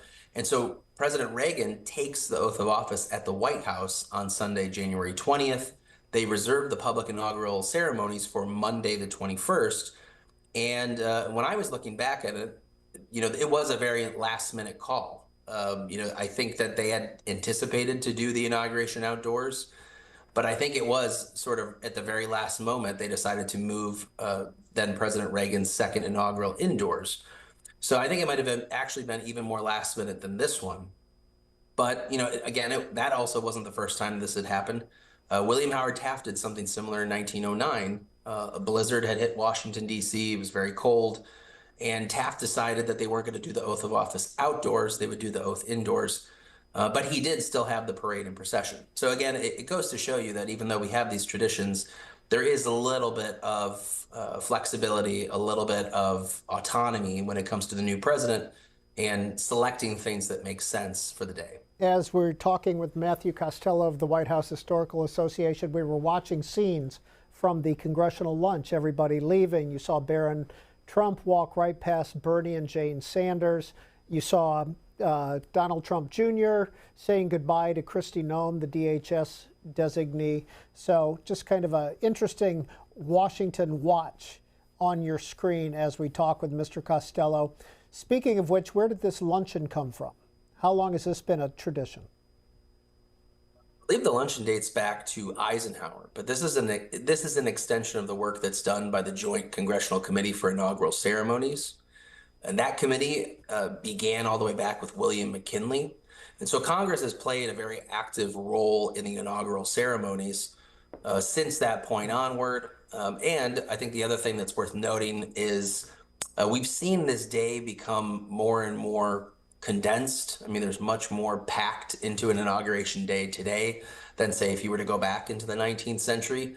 Now we see all the different things that I've listed previously, but we also see a president move out and a president move in to the White House on the same day. That wasn't always the case. You go back to the 19th century. Typically, a move in and move out did not happen that rapidly. Sometimes you might have presidents stay a little bit longer until they had arranged other housing, or they would move out and the new president wouldn't move in until the House had received a deep cleaning. And so even with something like that, you know, moving a new first family and a new president to the White House, that's also something that has been consolidated and made this day much more compact in terms of all the different activities and things that are happening behind the scenes. Mr. Costello, the White House Historical Association is right across the street from the White House with a brand new exhibit there. Change of administration, do you update that exhibit at all? Yes. In fact, the place that you're mentioning is called the People's House, a White House experience. I would highly encourage anybody who's watching to come check it out. It can be very difficult to get on the tours for the White House. And so we've created this educational immersive experience at 1700 Pennsylvania Avenue as an alternative. And if you can't get to the White House, it is free. It's open to the public. All you have to do is reserve your passes online. So yes, to answer your question, we do plan to update the content. We are in sort of an unusual circumstance here in that we have a new president who was previously president. And so we're going to be able to use that as a prototype to start with. We do have a replica Oval Office. It had all the furnishings and the decor of the Biden administration. And so we'll start working to change those things out to match. And the goal has always been to match the decor of the current president of the United States. And the WHHA, are you associated with the government or the White House? Or are you purely private, nonprofit? We are a private, nonprofit, nonpartisan organization. We were founded in 1961 by First Lady Jacqueline Kennedy. And we've been really the educational partner to raise awareness and support for the White House collection, the history of the House, the people who've lived there and worked there. And in addition to all these different things that we do education, we do research, we do teacher training. We have a digital library with more than 30,000 images. And we are the partner organization to the White House. It doesn't matter who is the occupant. We've worked with every administration since 1961. Mark Zuckerberg and his wife are walking out of the congressional luncheon as we speak. We've seen quite a few members of Congress as well walking out. But is this a lobbying lunch? Well, it's hard to say. I think, a big part of the inaugural luncheon afterwards is, we have a new Congress and they're welcoming the new president. And it has become an opportunity for not only affluent and wealthy, but also, politically connected people who are supporters of the new president, having an opportunity to be in the same space with members of Congress. And so I would imagine just with all the different activities that are going on that day, I'm not sure how far those conversations go, but it is a celebration. It really is bringing all these different groups of people together who may not necessarily always be in the same room to celebrate the inauguration of their candidate of choice, Donald J. Trump. Matthew Costello, White House Historical Association. As always, we appreciate your time with us on C-SPAN. Well, back live to the Capitol. This is Emancipation Hall in the Capitol Visitor Center. This is where the review of troops will be happening. Let's listen in. Ready, front. Officers, ready, front. Ceremonial. At ease. Hold, stand at ease.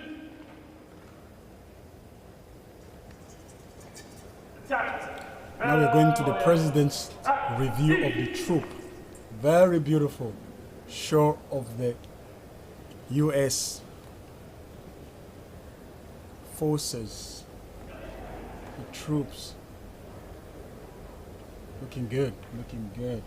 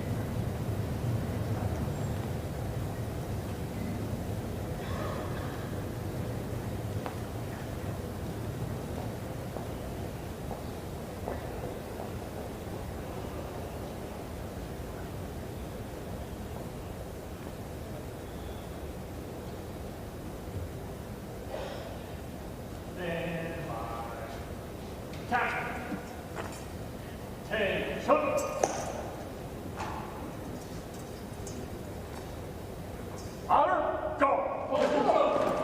Attention!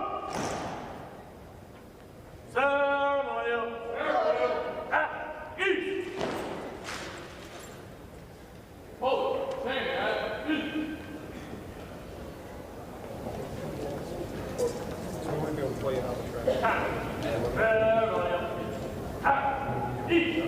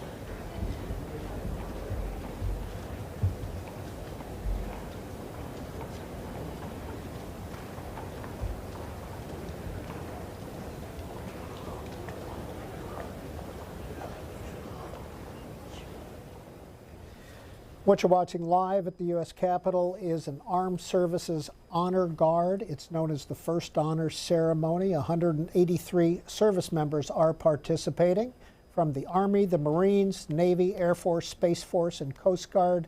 President Trump will review them.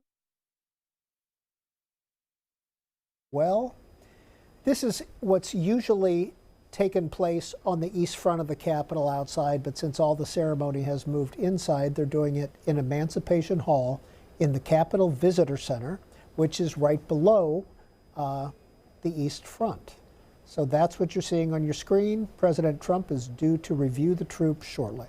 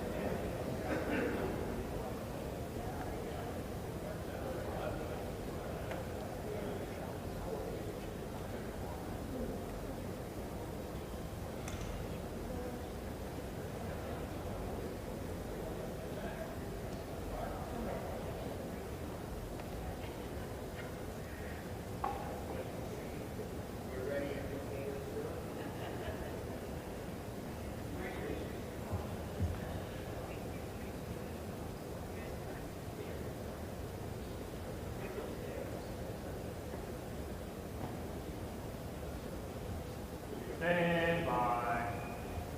Detachment. Attention.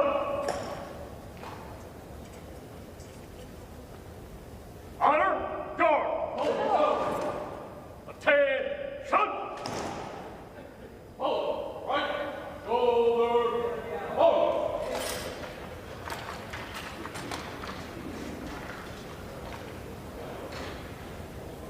Hold. Ready. Hold.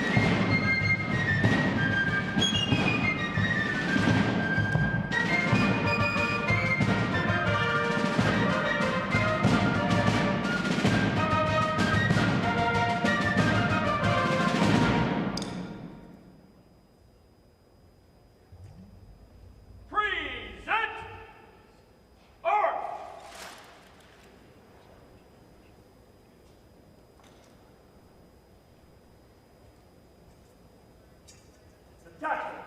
Present. Arms.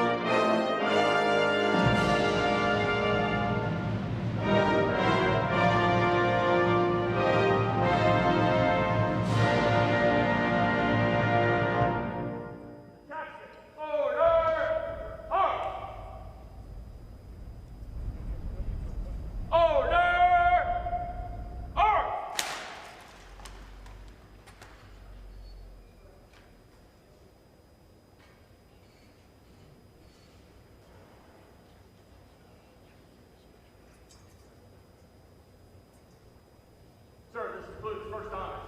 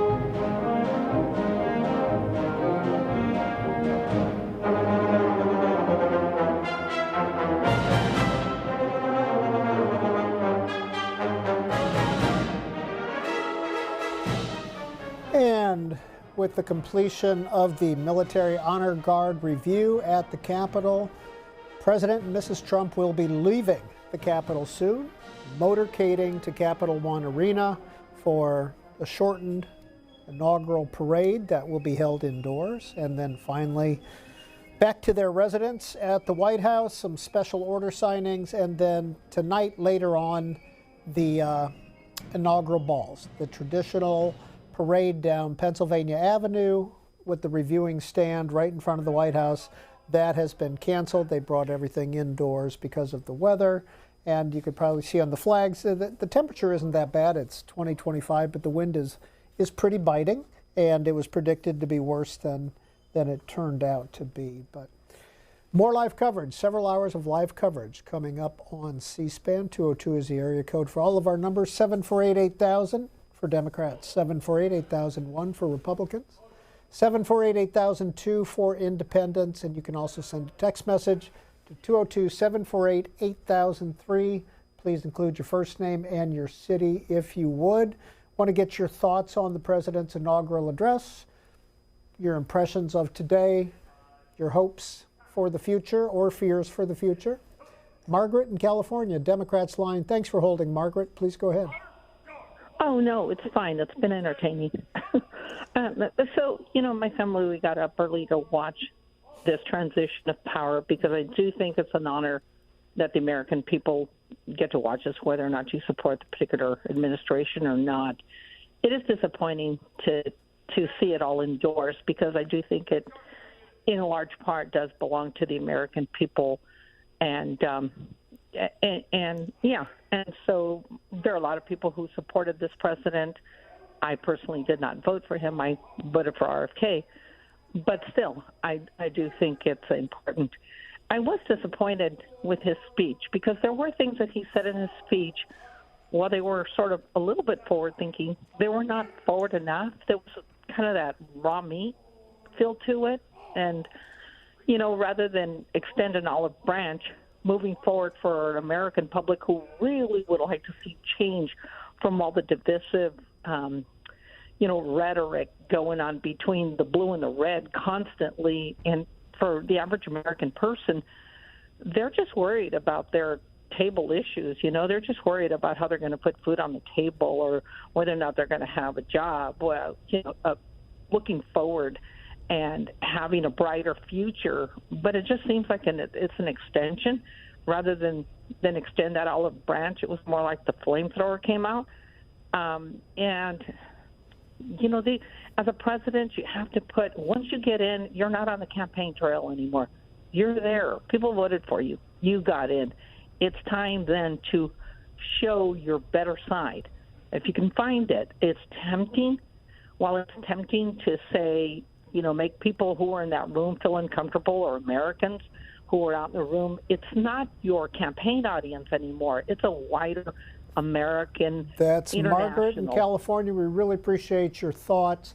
As you can see, the president and Mrs. Trump are getting loaded into the Cadillac limousine, and they will motorcade down to Capital One Arena. The transition of power happened at noon. The Bidens departed, and immediately the White House staff transitioned the White House into a Trump White House. Furniture in and out. In 5-6 hours, we are going they into managed the to do this. The website has been updated at whitehouse.gov to a the president of the United States back in the beast website. So everything happens within a couple of hours. The president standing there with the Senate Majority Leader John Thune,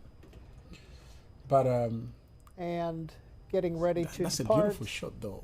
I mean, and we will seriously. be with the motorcade. The camera filming it from on the its top. way to Capital One that. Arena. About 20,000 Trump There he supporters goes. have been there all day. They Whoa, is watched that a the female driver? inauguration there, and they will be there Was that a waiting for the female president. driver? And there will be some executive signing orders, we are told. Whoa. At Capital One. That would be interesting if that's a female driver. Newport, It's the female driver. Hi, Edward. What's your take on today? He's being driven by a female driver. That's interesting for somebody who they say doesn't like women. Well, one, I just find the whole cult of personality That's dangerous, amazing. distasteful. Like, government Look at shouldn't those be allowed, and it shouldn't be vehicles, disruptive, man. mainly because it's a country for They everybody. look more like tanks. You can't make it, and you can't take it for any singular vision. President of the United States, everybody. I The would think president. the idea that, like, the I love US it. is I'm really 4% so of the global excited. I'm loving it. population, With a female goods driver, and the technological media is gonna go innovation is a global ballistic. phenomenon. It's Everybody's like gonna based comment. on Oh, forgive me. actual Everybody's gonna cooperation, comment on not this. competition. I mean, So don't I think just that's saw really it. It's gonna a go female much driver that is anywhere. I didn't hear anything about climate change. driving or the any of president. actual Obviously, real next to her threats. there is a Renaming the Gulf man, of Mexico but it's a and female jamming driver up driving immigrants him. is a silly idea. I mean, there's What? a convenience store What? that's by me that I frequent, and they've gone through 6 people in 5 months just to stand at a register for $17 an hour. So I don't know who they're going to find to be digging these ditches and doing all the things that currently immigrants are doing, like in helping make America actually good. That's Edward in that's- New Jersey, and this is Logan in Cabot, Arkansas, Republican line. Hi, Logan. Good afternoon. Can you hear me all right? We're listening. Please go ahead. All right, I just wanted to say that I'm extremely proud to be an American today.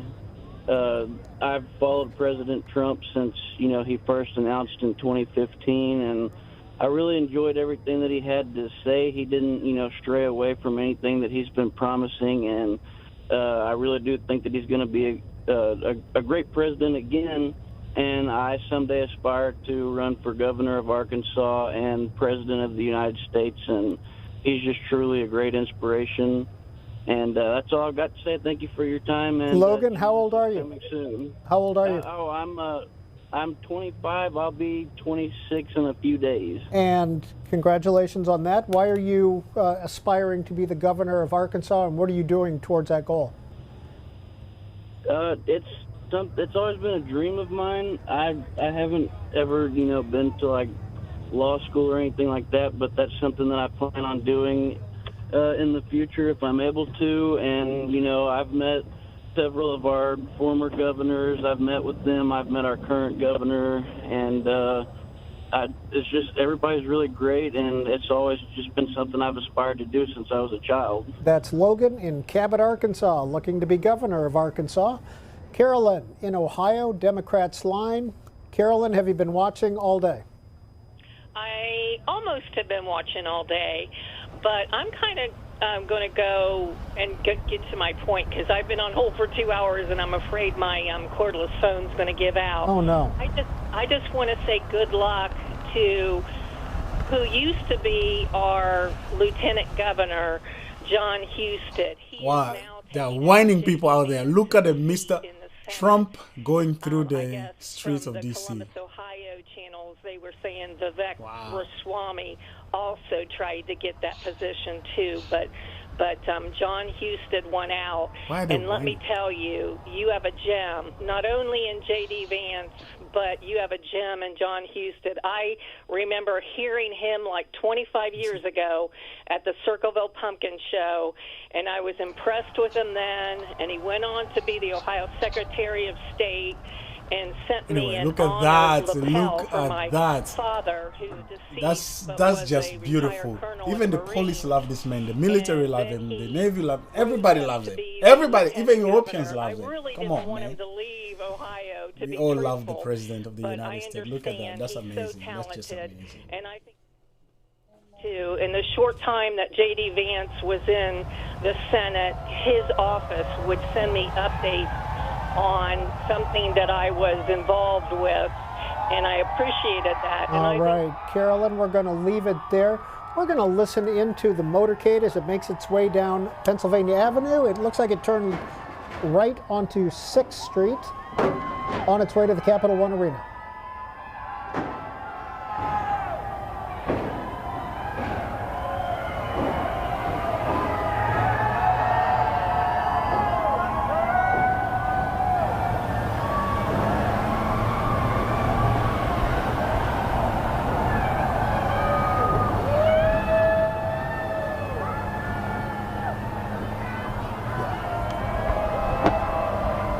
I gotta go up more steps.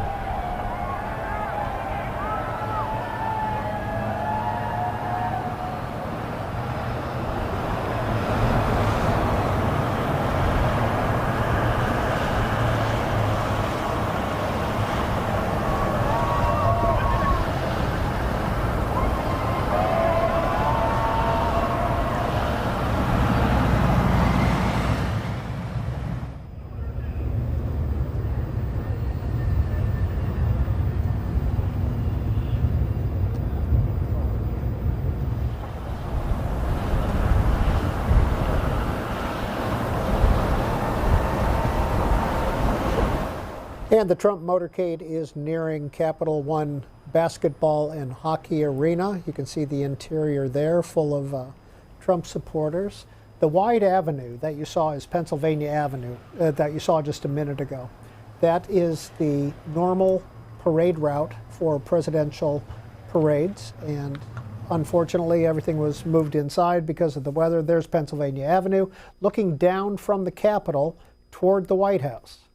And he made a right at about 6th Street, went straight up to Capital One Arena, and he'll be getting out there shortly. And and meeting with those supporters that you see in the hall. We will be live on C-SPAN, of course. Eli is calling in from Chicago on our Democrats line. Eli, what's your take on today? Hello. I just wanted to maybe express some disappointment because, I feel that either way this election could have turned out, I didn't really feel like my voice was represented in either of the candidates, and I know lots of people my generation feel a similar way. And what is your voice, and what was the message that you wanted to hear? I'm not sure I can express that concisely for a C-SPAN phone call, but I was hoping to see a platform based more on economic and social justice for people who have been underrepresented in our country. Thank you, sir. We're really struggling here. Thank you for calling in, Eli. Jaden, Lima, Ohio, Republican. Hi, Jaden. Hi. You called in. What do you want to talk about? I would like to comment on Trump's American Academy idea. Just the entire idea of basically the Netflix of colleges for almost free, that's really affordable for everyone in the entire country. I think that's just an amazing idea. Why? Well, I a college education costs about as much as a house nowadays.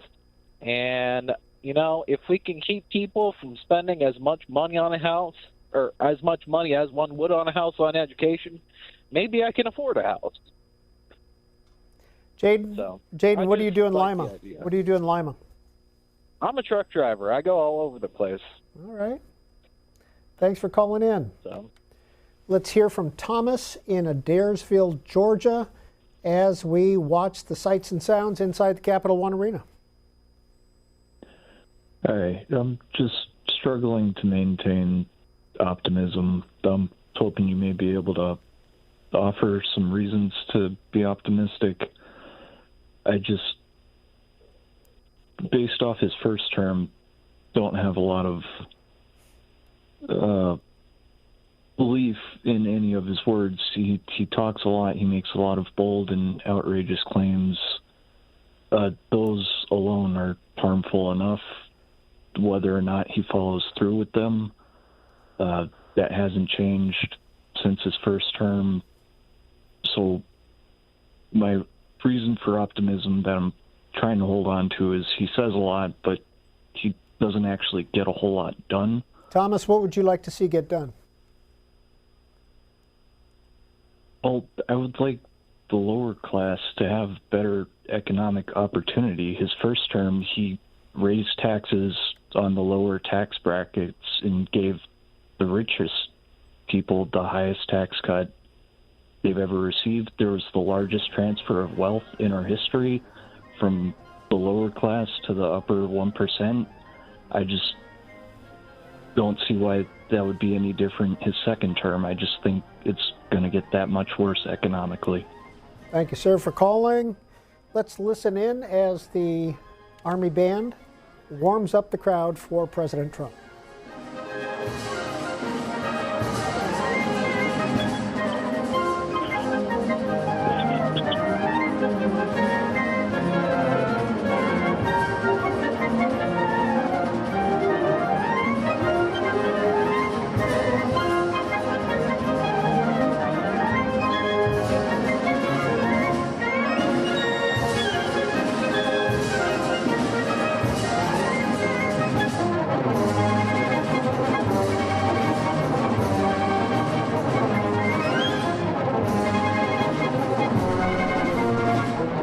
What do you mean, Marisol, by liberty? Can you elaborate on that a little bit? I'm curious what you mean.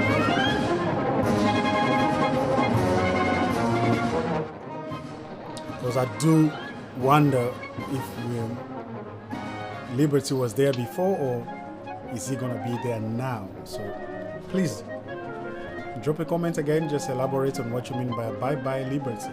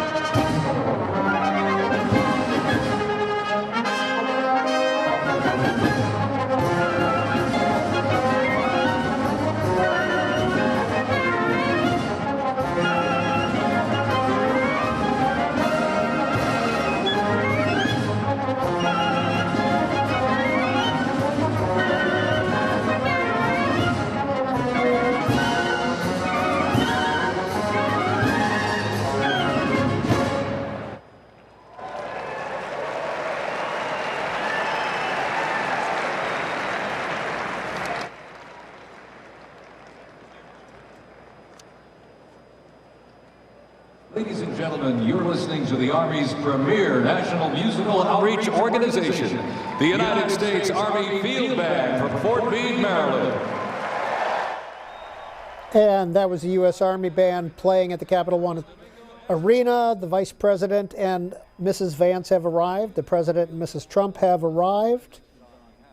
The program will begin shortly. And some of the things you're going to see in this truncated parade include first responders from Butler County, Pennsylvania. There will be a moment of silence. And that's the county where President Trump was shot during the summer 2024 rally. You're going to see the New York Military Academy Band. President Trump graduated from there in 1964. The Palm Beach Police and Fire Honor Guard Unit. The New York Police Department Emerald Society Pipe and Drums. Middletown, Ohio.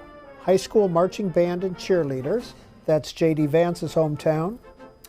Florida Firefighter Pipes and Drums from Boca Raton, Stewart's Creek High School Marching Band from Smyrna, Tennessee, and the Mississippi Valley State University Band. Those are some of the acts or the entertainment that you'll be seeing at this shortened parade. Tyler, Manassas, Virginia, here in the suburbs. Tyler, what do you want to talk about? What have you seen today? My only problem, I thought he did good. My only problem was he didn't focus on the pardons. You mean you thought he should have focused on the pardons in his inaugural address? Yes. What should he have said? He should have called them out by name. And in a critical way or in a positive way? Depends on who it is. All right, Tyler, thank you for calling in. Let's listen in to Capital One Arena, waiting for the president to arrive.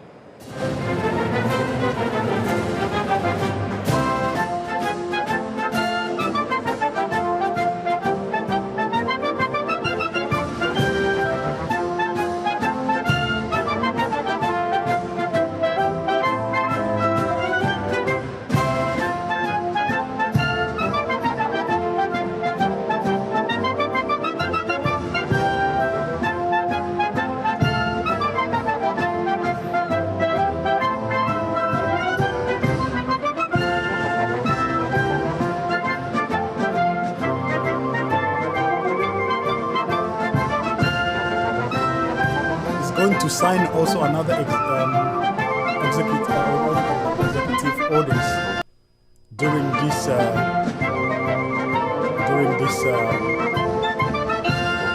session. What's the name of this? Because we did JCCI's congressional launching, we did a presidential review of the troop, we did a presidential parade, Pennsylvania Avenue. I think we did that. Now we're in the overall office signing ceremony at the White House. This is looking at that. I think we're still in the presidential parade. This is going to sound like another lot, maybe not a lot more executive orders. This, wow. Crazy. This is one is a different one. For sure. It's amazing. It's really amazing.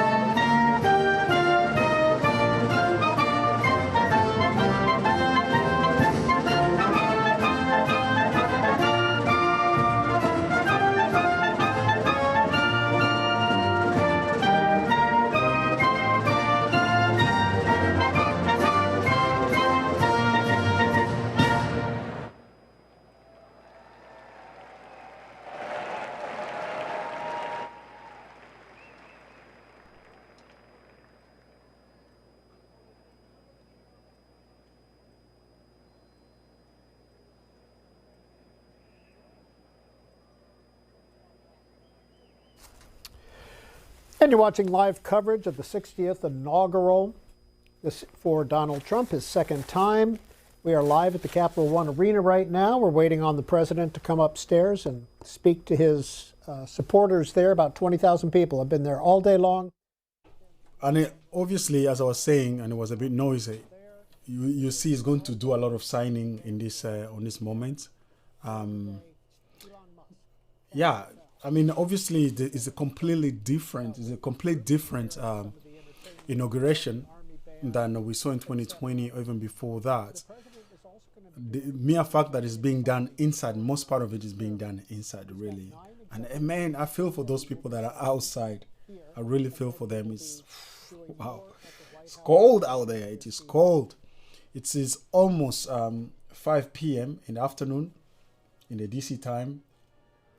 But here where I am is late. It is almost 11 p.m. So that shows you how much excited I am, how much excited we are on this side of the world as we see the inauguration going on. It's really tremendous excitement that is really ravaging through my veins right now.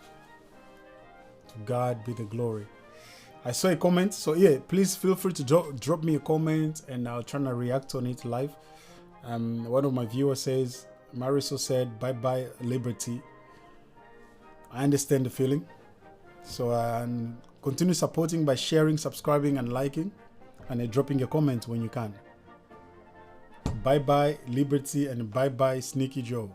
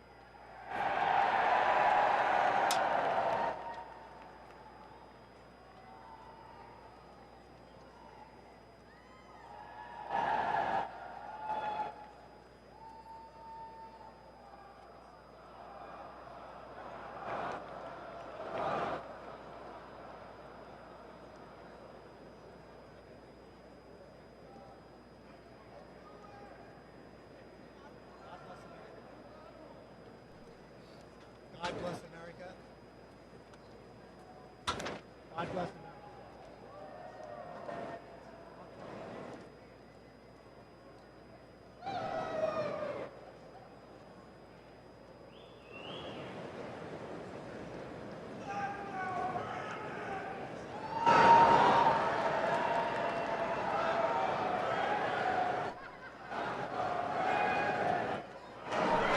Let's go, Brandon. You can hear the shout in the background. People are shouting.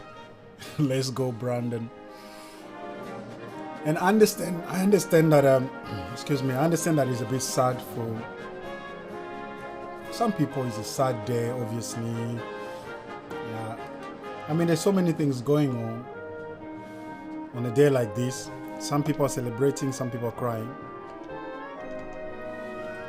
But from what we have seen during the last administration, I think we can all just agree that it's time to try something different. It really is time to try something different. During Trump's presidency in 2016, 2020, there's a lot you can say about the man. Oh my goodness, that thing looked like almost like a Chinese flag in that venue. You see the inauguration. The red light and the yellow star in the middle. You almost feel like you're in Beijing. But anyway, during Trump's presidency, we also got results. Really, we cannot dispute that. We saw a man dedicated to do fantastic work for his fellow citizens. So I'm curious. I'm really personally, I'm super curious on how his new term in office is gonna be. And I thank God that he did not become president in 2020. I really thank God because you have to understand that this man. One thing you need to understand that this man was elected. He ran 3 times. He got elected 3 times by his people, by the American people. And this time around, because he's not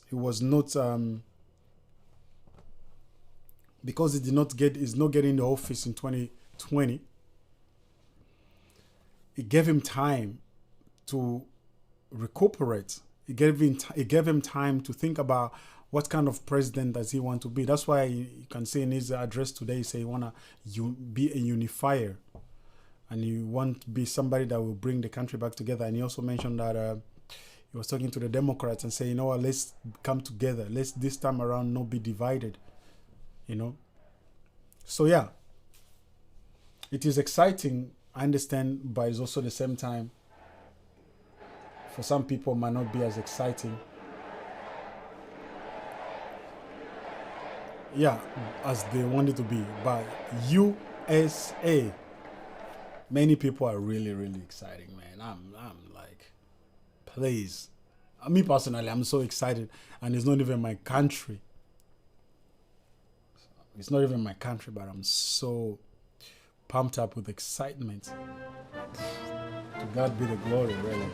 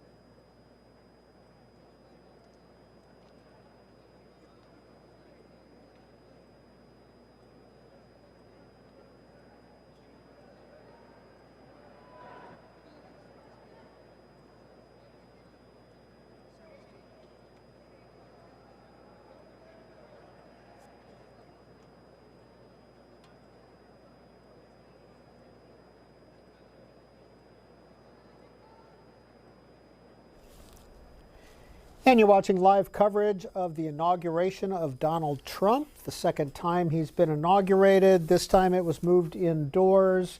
This is the second event of the day that will be indoors. Actually, the third, the inauguration, the parade, and this is a speech and annotated parade that you'll be seeing at Capital One Arena in downtown Washington. It's about a mile from the White House. But we know that the president and vice president are in Capital One Arena, and we're waiting on the ceremony to start. They will be introduced. You'll hear some bands, and this is the Army band that's playing right now as kind of a warm-up act. And the president and the vice president are both expected to speak. On top of that, President Trump is due to sign some executive orders. They've moved a desk out there for him with 9 executive orders that he'll be signing. He'll be talking about those, I'm sure, in his talk. And after that, it's off to the White House and then to the inaugural balls tonight. All live coverage on C-SPAN throughout inaugural events, and on C-SPAN 2, just the sights and sounds of Washington. All the different cameras that we have around the city, the Capitol, the White House, the top of the Washington Monument, the motorcades, et cetera, all those cameras, we're just showing you all the pictures without commentary. You can just watch and get a sense of what Washington looks like today. So we'll be back with you throughout the evening.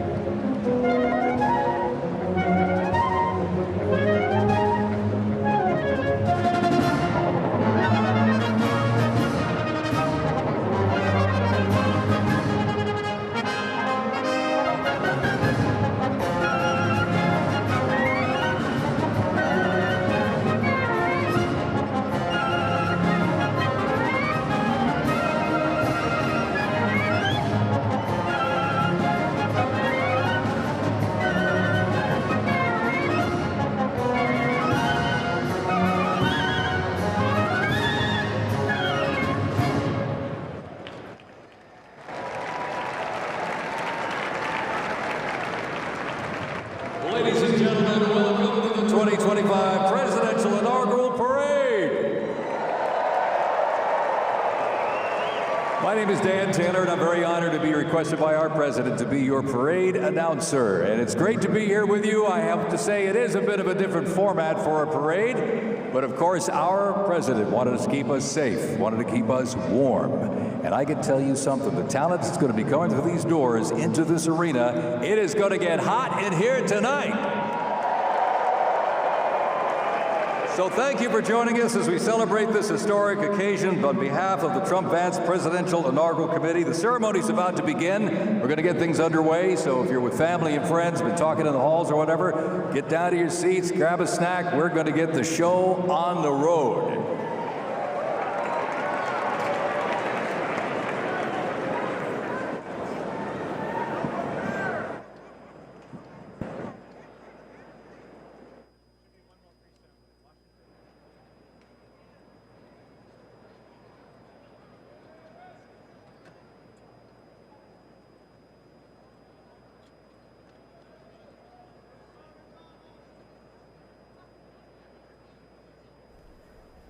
As you could hear the announcer at the Capital One Arena announce, the parade is about to begin. That was Jared Kushner, son-in-law of President Trump, who just got seated. There's some seats for the Trumps. The Trump family up in the white and blue that you see at the top of your screen. There you go. And the president and his desk are in front of that. The presidential, there's Tiffany Trump coming in. Ivanka Trump signing something for a fan.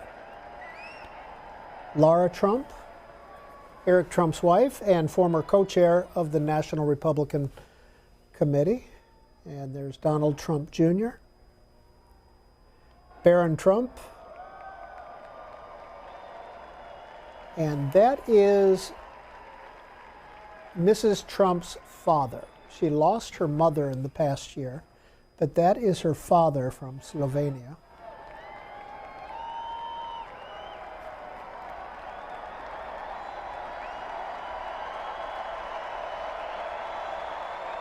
And there's Barron Trump. It's reported that he is about 6'9", going to college in New York City.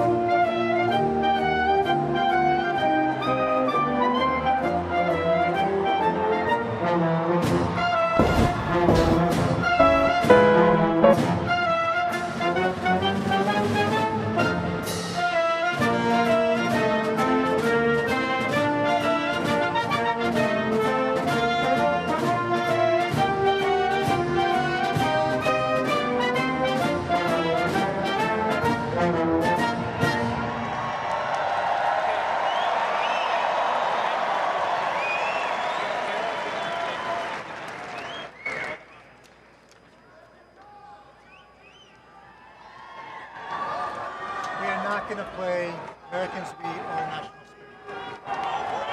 No Americans We or National Spirit. Next up is honors.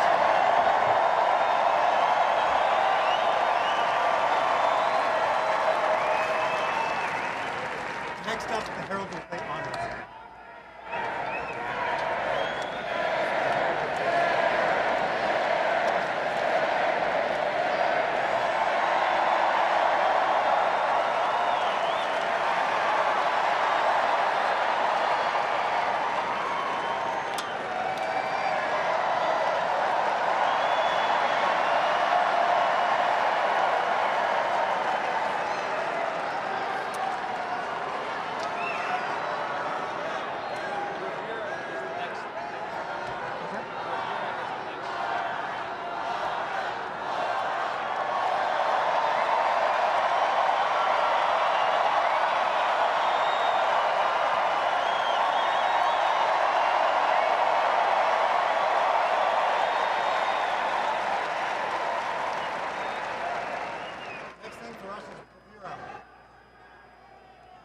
thing for us is bravura.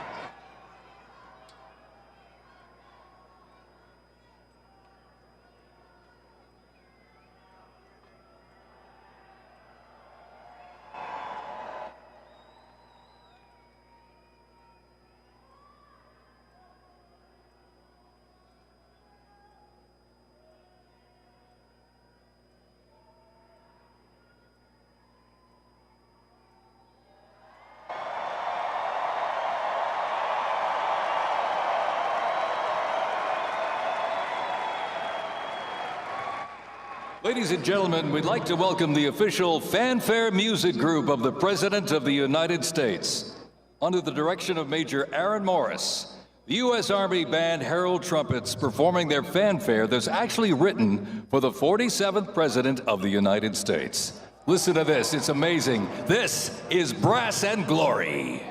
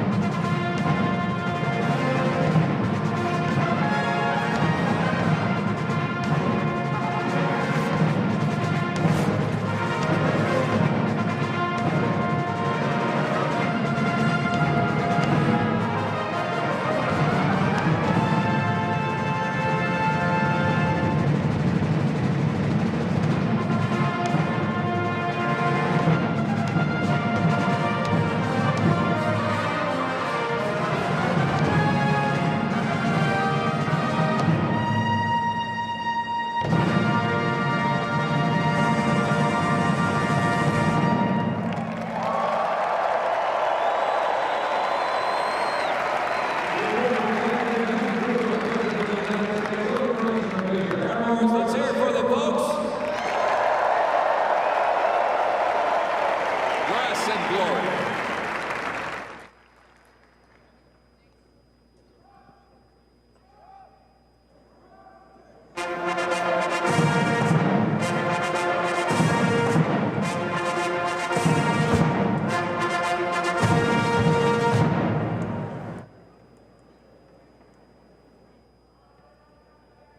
Ladies and gentlemen, please welcome the 50th Vice President of the United States of America, Vice President J.D. Vance, accompanied by the Second Lady, Mrs. Usha Vance.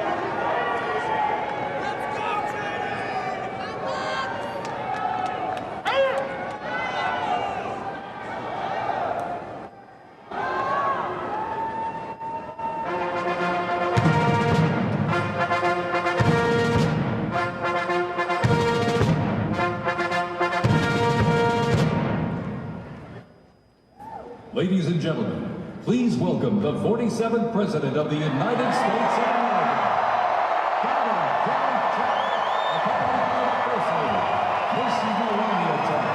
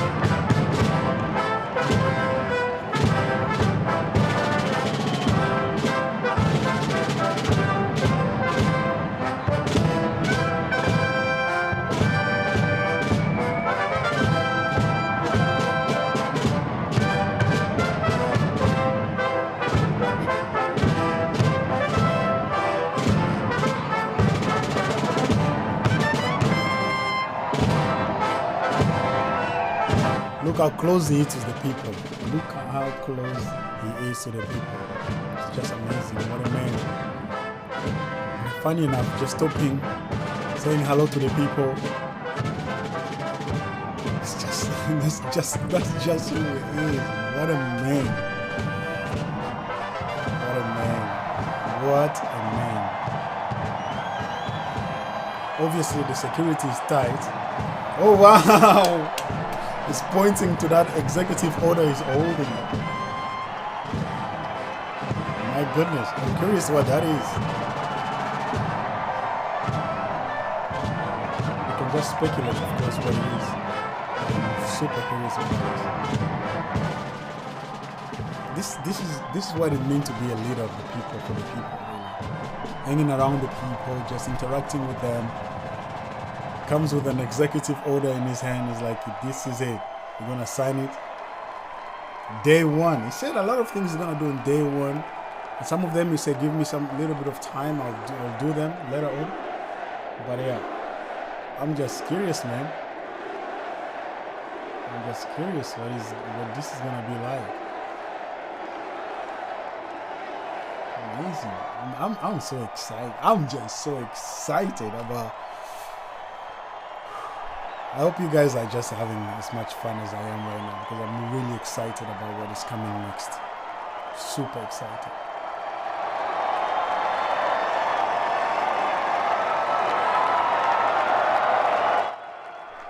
Please, if you have not done so, don't forget to subscribe.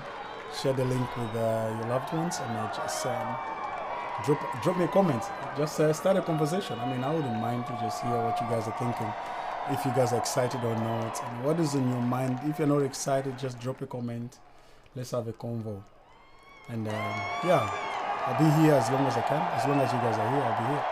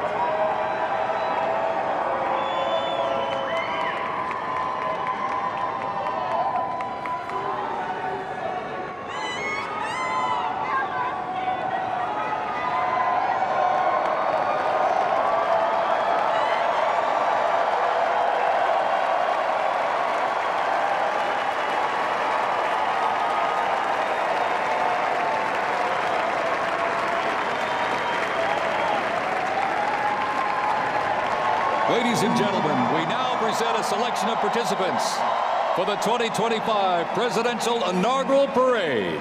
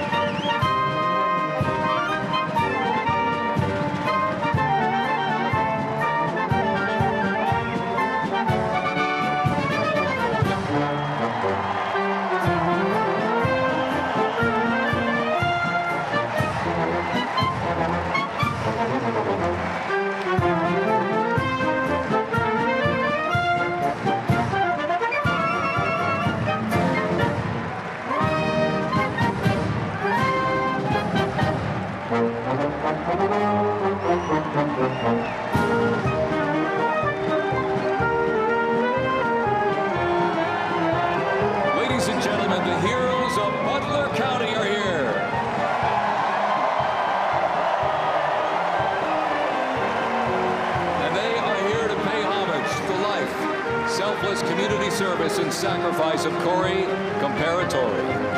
Mr. Comparatori, a 10-year U.S. Army Reserve veteran and past fire chief to the Buffalo Township Volunteer Fire Company, who died during the assassination attempt on the life of President Trump in Butler, Pennsylvania, July 13th, 2024. Their formation consists of Pennsylvania State Police, local police, county sheriffs, emergency services unit, EMS, 911 radio dispatch, and hospital personnel, who all heroically stepped into action during the horrific attack.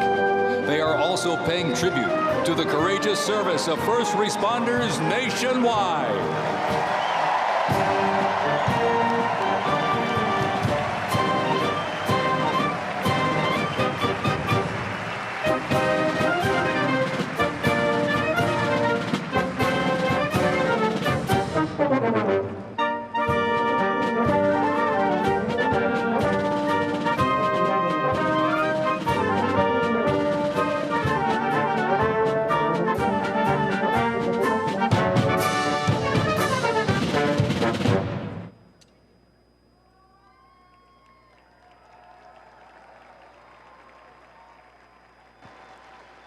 Ladies and gentlemen, at this very special event, let us now take a moment of silence in honor of Corey Comparatori.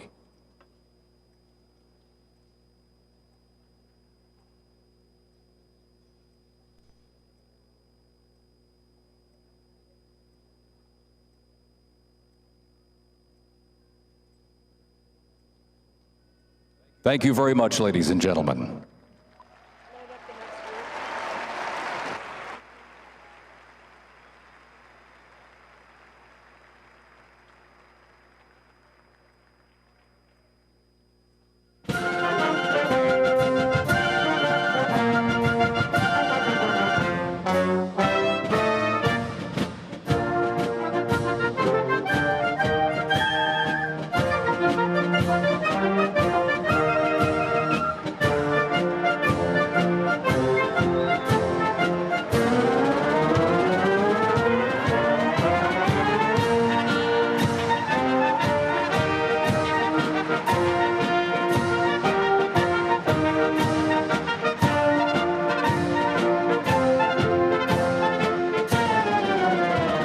Present to you the New York Military Academy from Cornwall-on-Hudson, New York.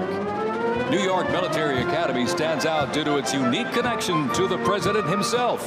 President Trump is a 1964 graduate and has been enshrined as one of our alumni of distinction. This historic academy has been named a Junior Reserve Officer Training Corps, that's JROTC, and are marching with their cadet dress uniforms. Look at these, all modeled after post-World War I General Blackjack Pershing's gray uniform.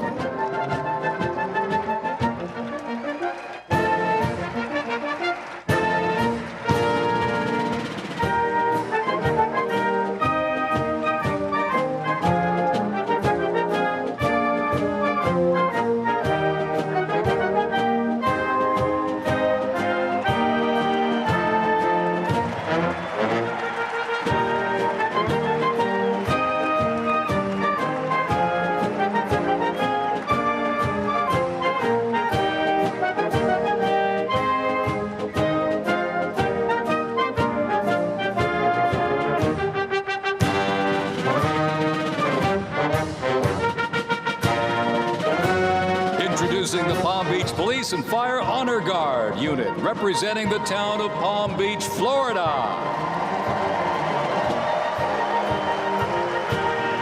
This group consists of police officers and firefighters from the town of Palm Beach, home to some of the most prestigious people in the world, including President Donald J. Trump.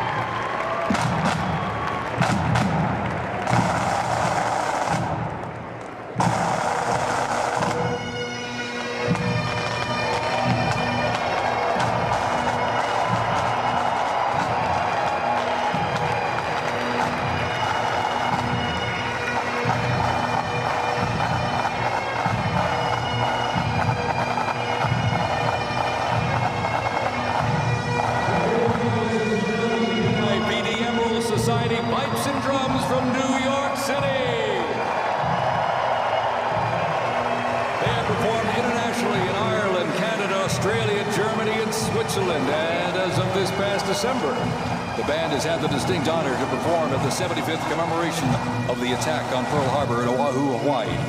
The band has also played for hospitalized children, military veterans, as well as the 1980 and 2005 presidential inaugural parades, and His Holiness Pope John Paul II. The NYPD Emerald Society Pipes and Drums formed way back in 1960.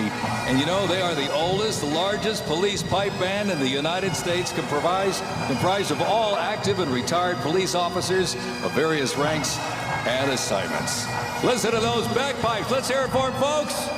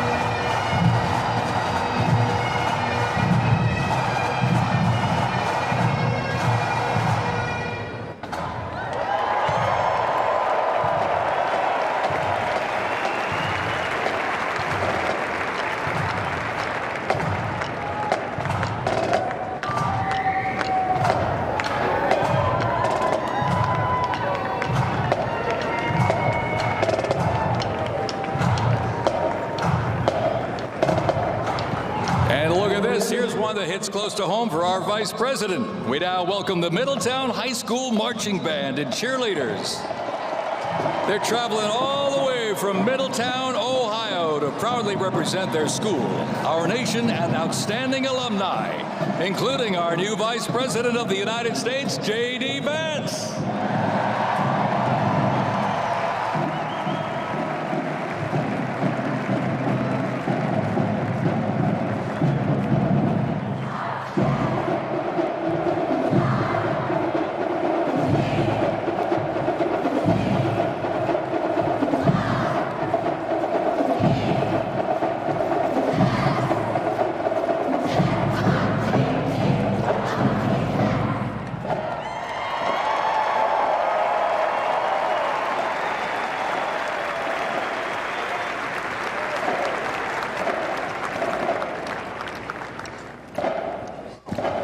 The band has performed in countless parades, community and sporting events, as well as competitions. They have also always qualified for the Ohio Music Educators Association state finals for 23 years straight. How about that?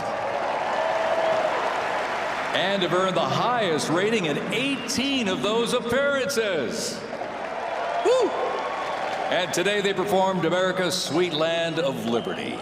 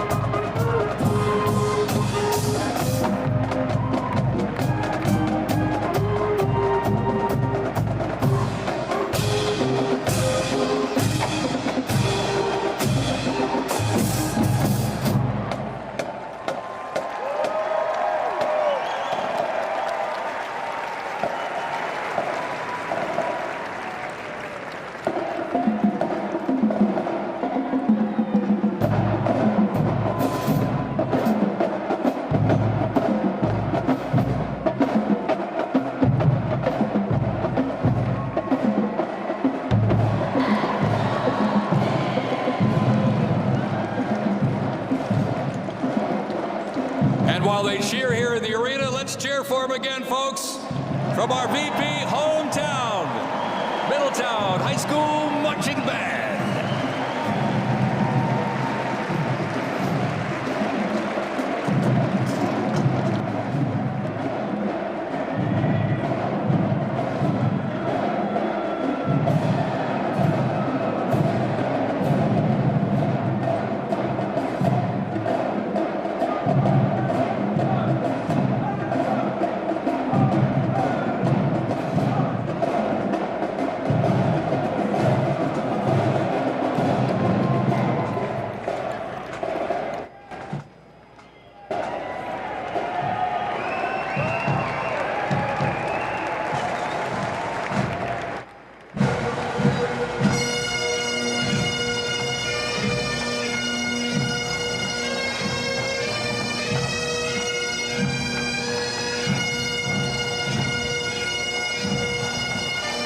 Ladies and gentlemen, entering the arena right now, traveling from Boca Raton, Florida, the Florida Firefighters Pipes and Drums.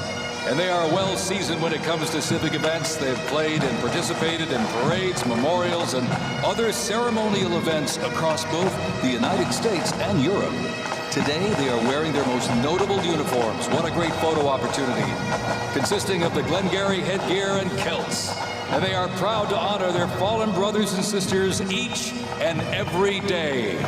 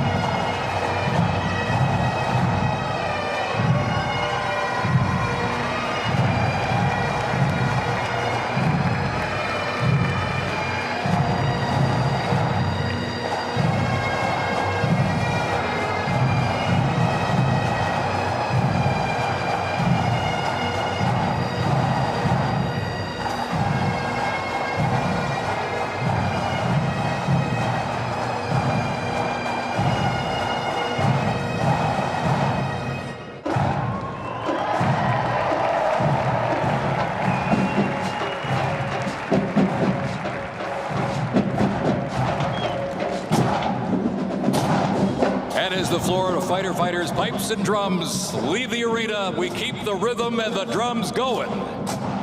Please welcome the Stewart's Creek High School Marching Band.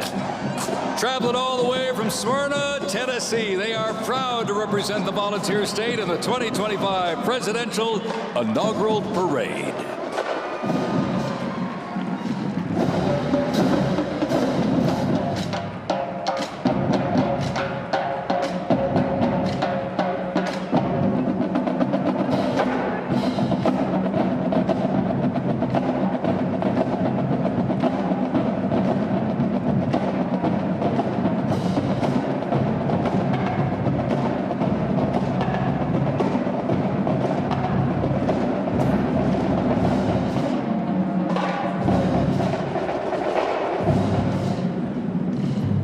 just want to give shout out to my brother Alex all the way watching the inauguration.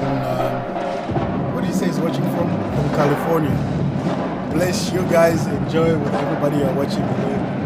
It's yeah, I'm honored to see your comment, to reach your comment here. We are so excited here in Europe for what's happening in the US, guys. So I don't know what you guys are doing. If you're not as excited as we are, then something is wrong.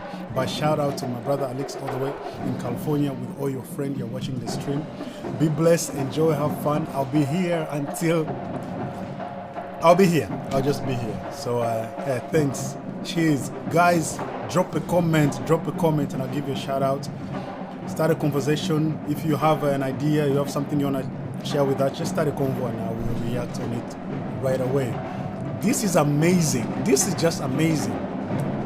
What is being done inside is because Donald Trump thought it's too cold for the people to be outside for too long. Man. Bye-bye, Sneaky Joe.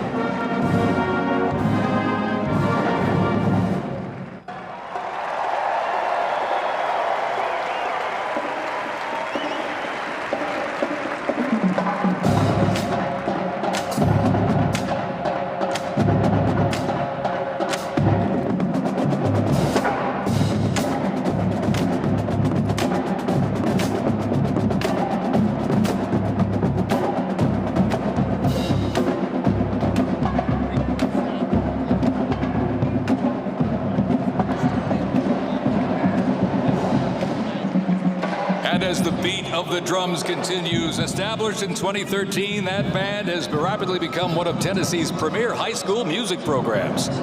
This band has participated in numerous civic events that honor significant moments in our nation's history, like the 75th anniversary of the attack on Pearl Harbor, Captain Jeff Kuss, United States Marine Corps Memorial Dedication, Chicago Thanksgiving Day Parade, and a Lincoln Memorial performance as well. The Stewart's Creek High School Marching Band, everybody. Make them feel welcome here in D.C.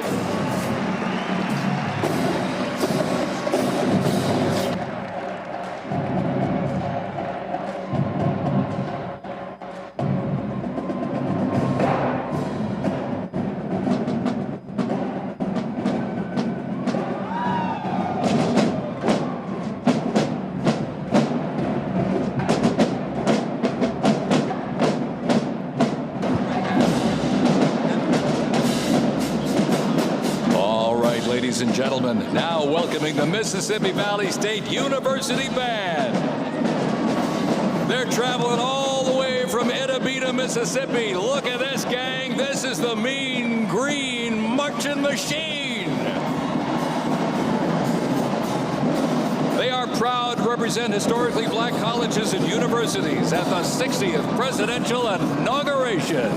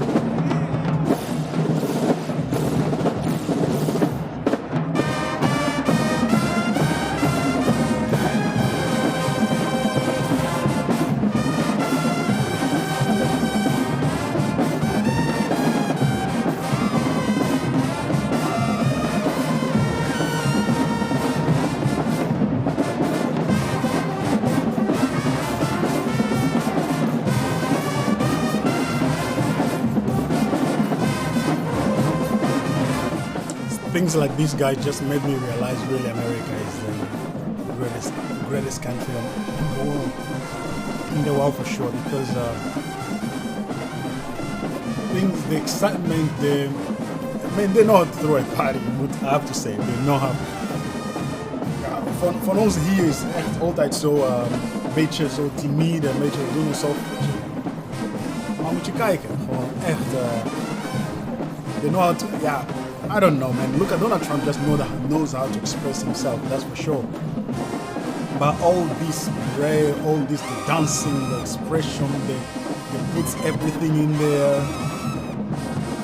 I mean, you cannot pay somebody to do this. This is just who they are. This is just their joy, their pleasure to be able to do this for the presidential inauguration. That's just fantabulous. For that reason, I mean, this is really one of the most amazing people. I'm coming to understand even that more and more and more. May God bless Europe as well too. Be expressive also towards God, obviously. But hey, enjoy. Don't forget to subscribe, like, please share it with friends and family. Invite everybody to watch this live stream. Let's just make these things go crazy.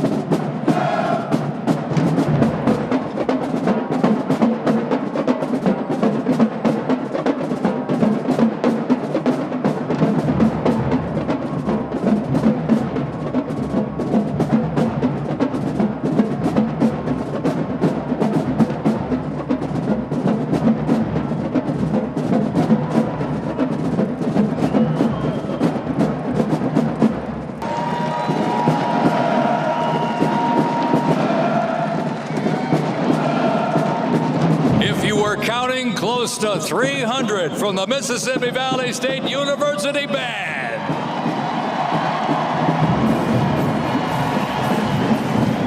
You know, since its founding, the band has consistently played a significant role at their university and across the United States. They have performed for athletic events, Mardi Gras parades, Rose Bowl parades, and many, many more.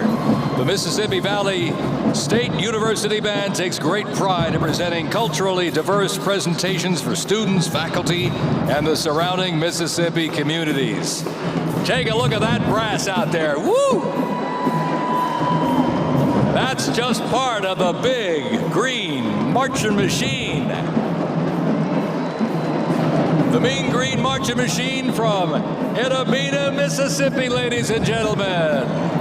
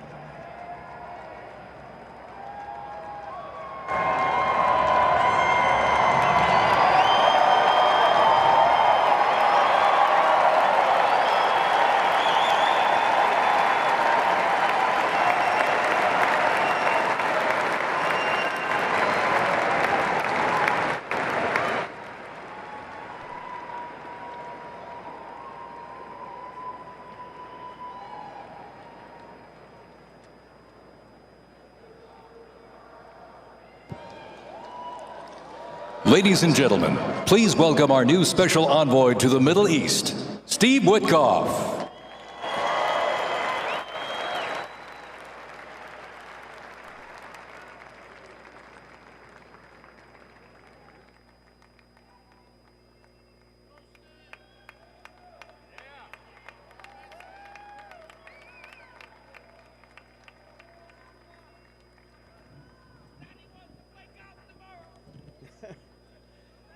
Good evening, everybody.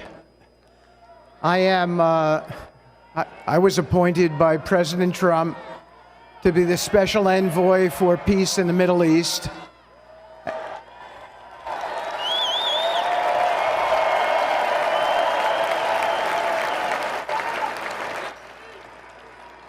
And I'd like to describe to you some of the things we're doing and how it informs on President Trump's policies. First of all, it is an honor to stand before you today as I reflect on the enormity of the role that President Trump has tasked me with. I am constantly reminded of the privilege it is to serve under the leadership of my boss, President Donald J. Trump.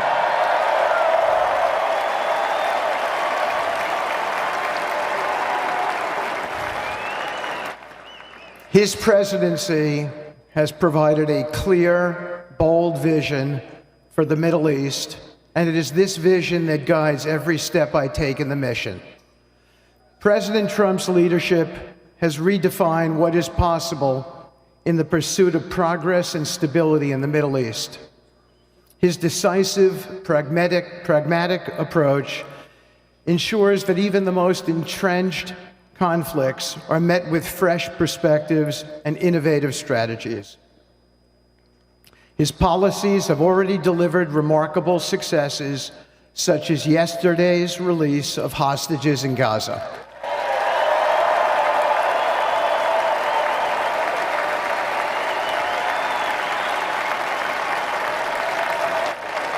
Thank you.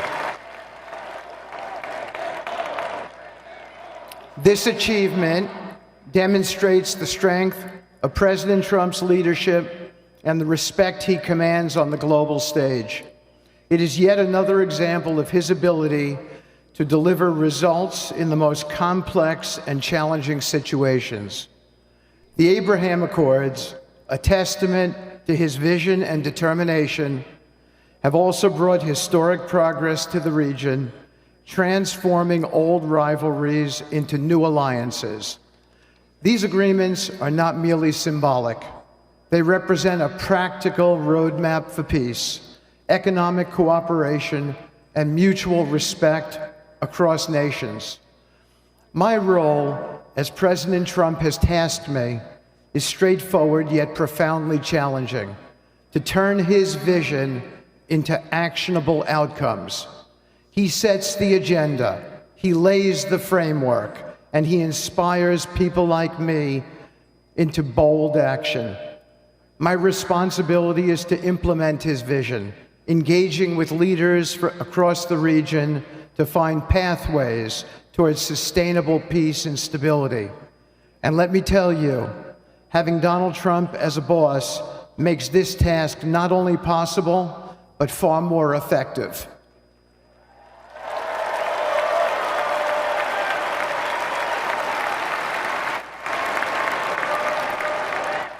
President Trump's reputation as a leader who delivers results resonates far beyond Washington. Leaders in the Middle East know he means what he says. His ability to cut through bureaucratic gridlock and focus on tangible results is the game changer. It allows me to approach delicate negotiations with the confidence that the full weight of the United States is behind me. The principles President Trump has laid out for our approach to the Middle East and foreign policy in general are fourfold, and they are clear.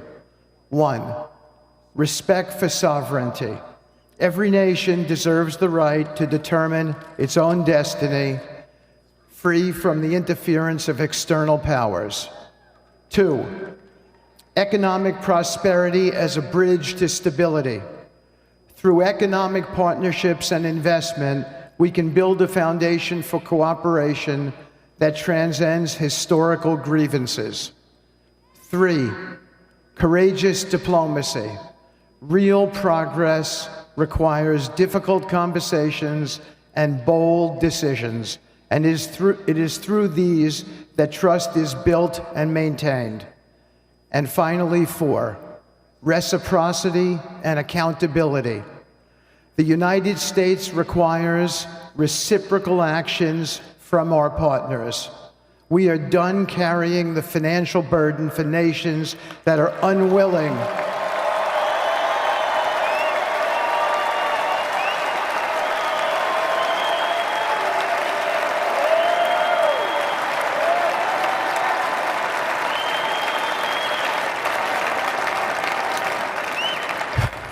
We are done carrying the financial burden for nations that are unwilling to fund their own progress.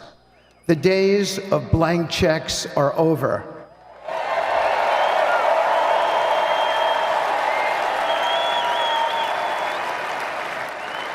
Partnerships under President Trump's leadership must be equitable, and contributions must reflect shared commitments to our goals. In my work, I've seen firsthand how these principles resonate. They provide a foundation that transcends politics and speaks to the shared humanity of all people in a region. Leaders across the Middle East recognized that this Trump administration is serious about results, not symbolic gestures, but real, meaningful progress that improves lives. Thank you.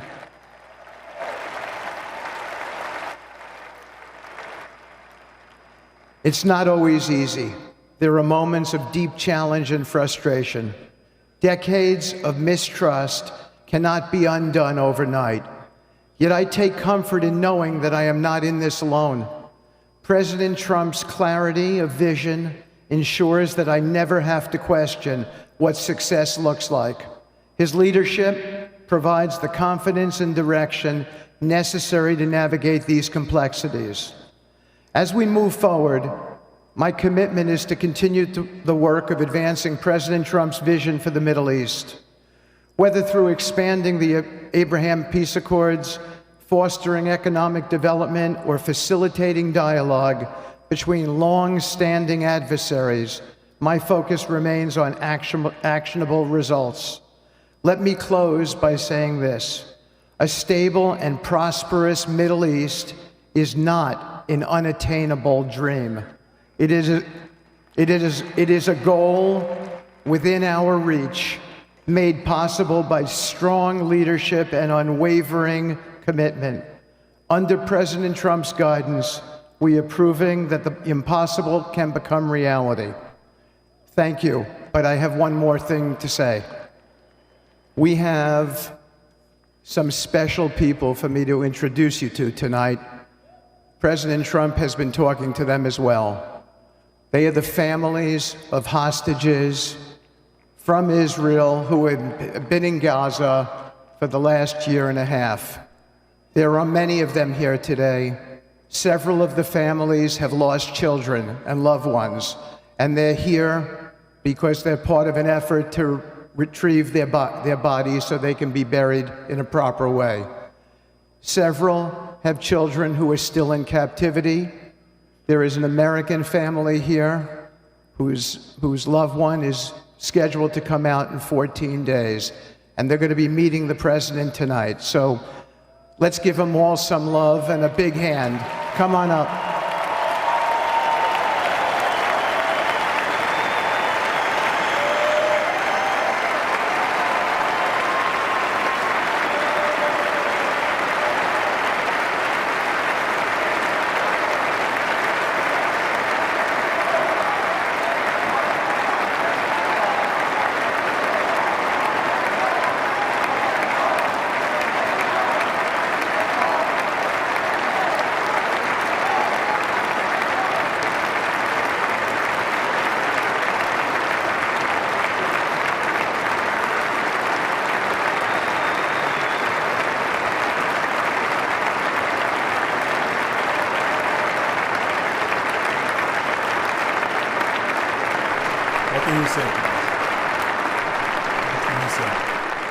What can you say?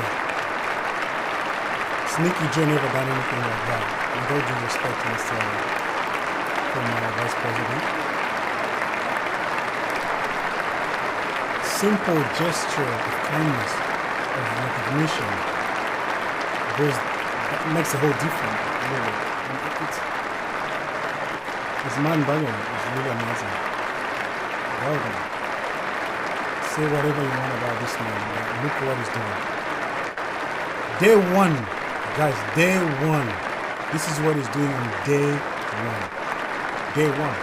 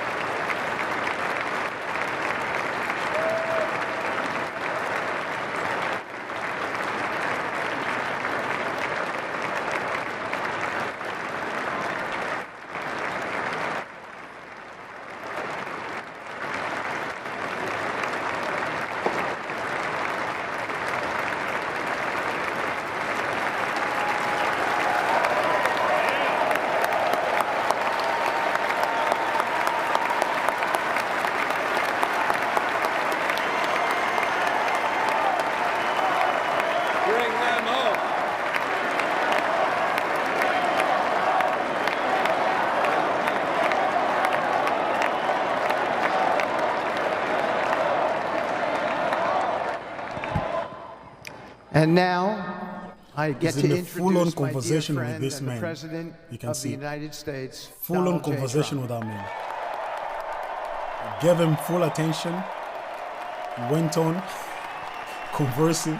Something went through my mind that made me laugh. He went on full-on conversation with that man.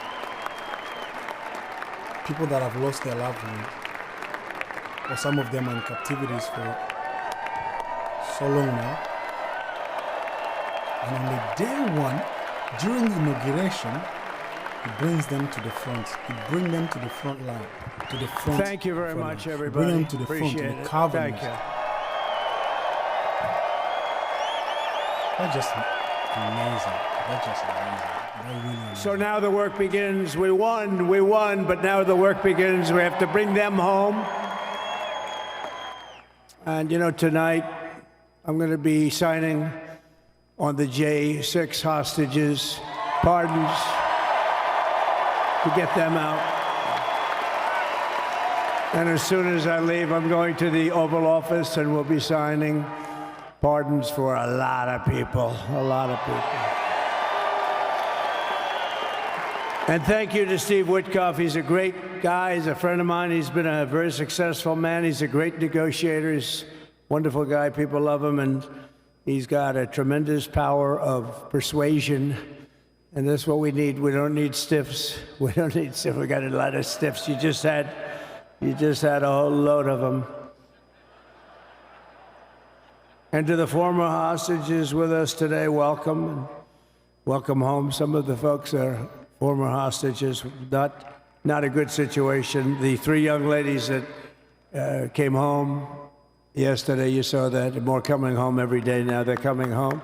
But they were hurt. They were hurt. They were hurt. One had her head blown off, fingers on her hand, and her hand indeed was blown off. She was trying to defend herself from a bullet being fired. Do you believe this? A bullet knocked off her hand. I don't know. You look at it, it's a disgrace. We never stopped praying for you, and we're so glad that you're reunited with your friends and families, and God bless you all. And some of them are just saying, no, my son is gone, but please just bring home his body. Right, Steve? Many of you have told me that your son is gone, but bring home his body. It should have never happened. 3 years, it's ridiculous. Should have never happened. Wouldn't have happened. I also want to express my tremendous gratitude to the hundreds of thousands of proud American patriots who came from all across the country to join us in this celebration. It's a celebration of a big win.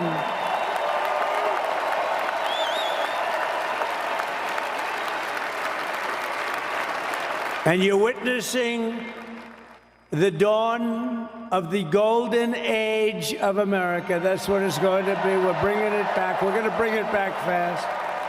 We're going to bring it back fast. Let us also thank the incredible service members, National Guardsmen, Police, Secret Service, and law enforcement personnel who are keeping us all safe, even though, and they are great people. New York's finest. I grew up with New York's finest, and we got to give them their authority back. You won't have any crime. There'll be no crime. You give them little authority back. The whole way they run things in this country now, it's disgraceful. But it's going to change rapidly. We're going to make our cities safe again, too. Even though we're indoors, we've had a magnificent inaugural parade. And let's give a big round of applause. They were great. To all of the incredible performers and hardworking men and women who made it possible. Those people, really talented, amazing people. I also want to thank my wonderful family for being here, especially my beautiful wife, our First Lady, Melania.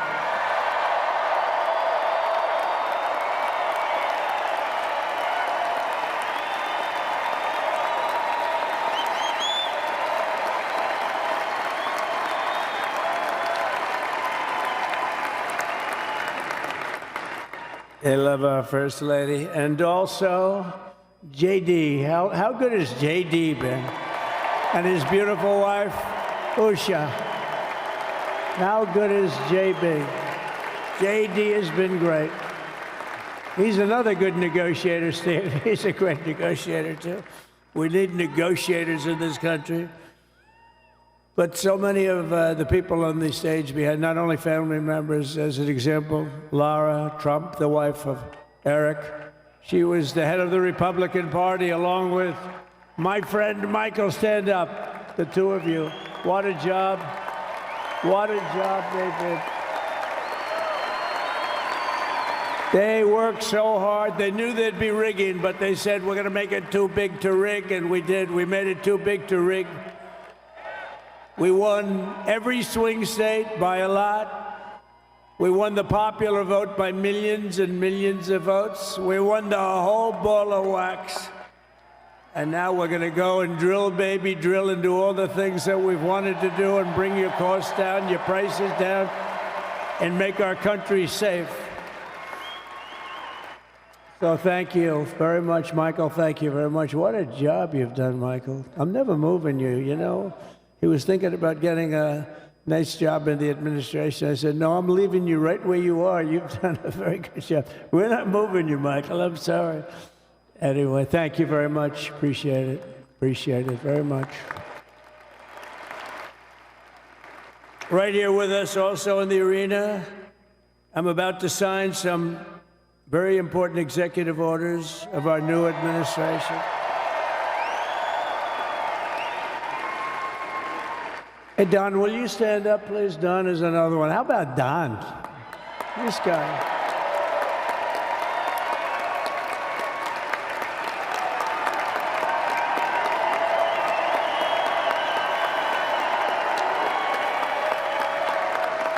He's a popular one. He goes out and speaks. He gets a big crowd.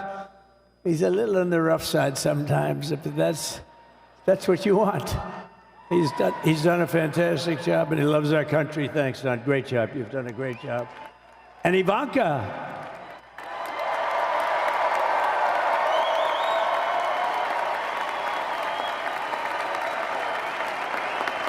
And you know, Jared negotiated the Abraham Accords, which are the biggest deal made in the Middle East in many, many years, and it's really something. Jared, stand up, Jared. The Abraham Accords. And Michael.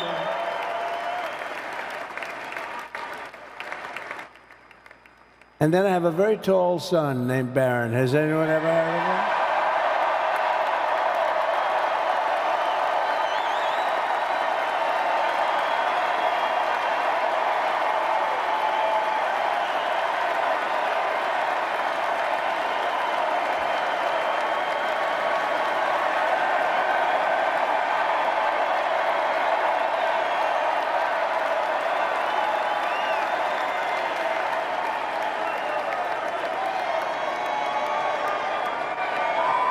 Thank you.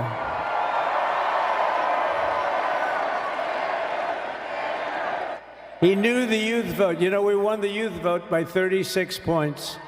And he was saying, Dad, you got to go out and do this one and that one. And we did a lot of them. And he respects them all. He understood them very well. And he said, Dad, you got to go out, do Joe Rogan, do all these guys. And we did. We did. And Joe Rogan was great. They were all great, right? Aaron, they were all good. He understood the market. Another famous one, how about Kai? Stand up, Kai.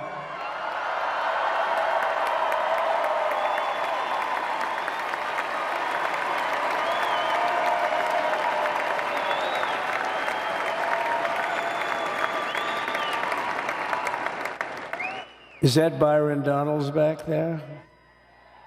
Stand up, Byron. Stand up. What a future this one has. What a future. That's great, Byron. Thank you very much. And how about Lutnick, Secretary of Commerce? He's going to take in more money than any country has ever even thought about. He's going to take in some money. And we have many others. Look, I'm not going to go through it, but we're going to sign some orders right now, and that's really what I want to do. So we're going to sign executive orders. First, I'll revoke nearly 80 destructive and radical executive actions of the previous administration, one of the worst administrations in history, maybe not one of them, the worst. Anybody that would allow millions of people to pour through our borders from jails, prisons, mental institutions, insane asylums, gang members to be taken off the streets of Venezuela and deposited in our country, and many, not just Venezuela. You know, crime in Venezuela is down 74% because they took their criminals and gave them to us through an open border policy of the previous administration. All over the world, they're emptying their prisons into our country. They're emptying their mental institutions into our country. It stops as of 1 o'clock this afternoon, okay? It stops.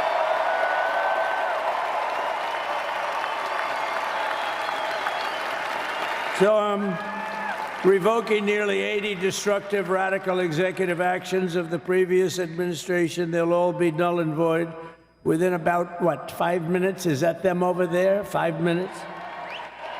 And next, to gain immediate control of the vast federal, out-of-control bureaucracy, I will implement an immediate regulation freeze, which will stop Biden bureaucrats from continuing to regulate. Most of those bureaucrats are being fired. They're gone.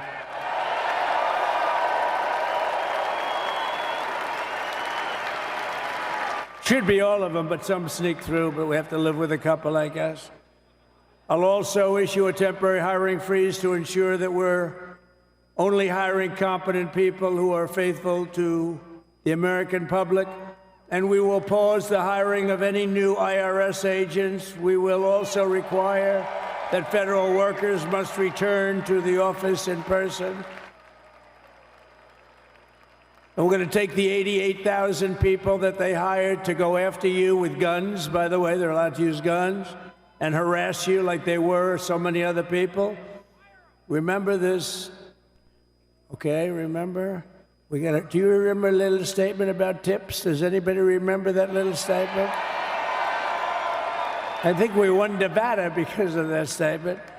But they went out and harassed you over the tips. In other words, we are restoring control of our government to the people. We're going to take those 88,000. Let's see if they'd like to work on the border, because that's where we want them, really.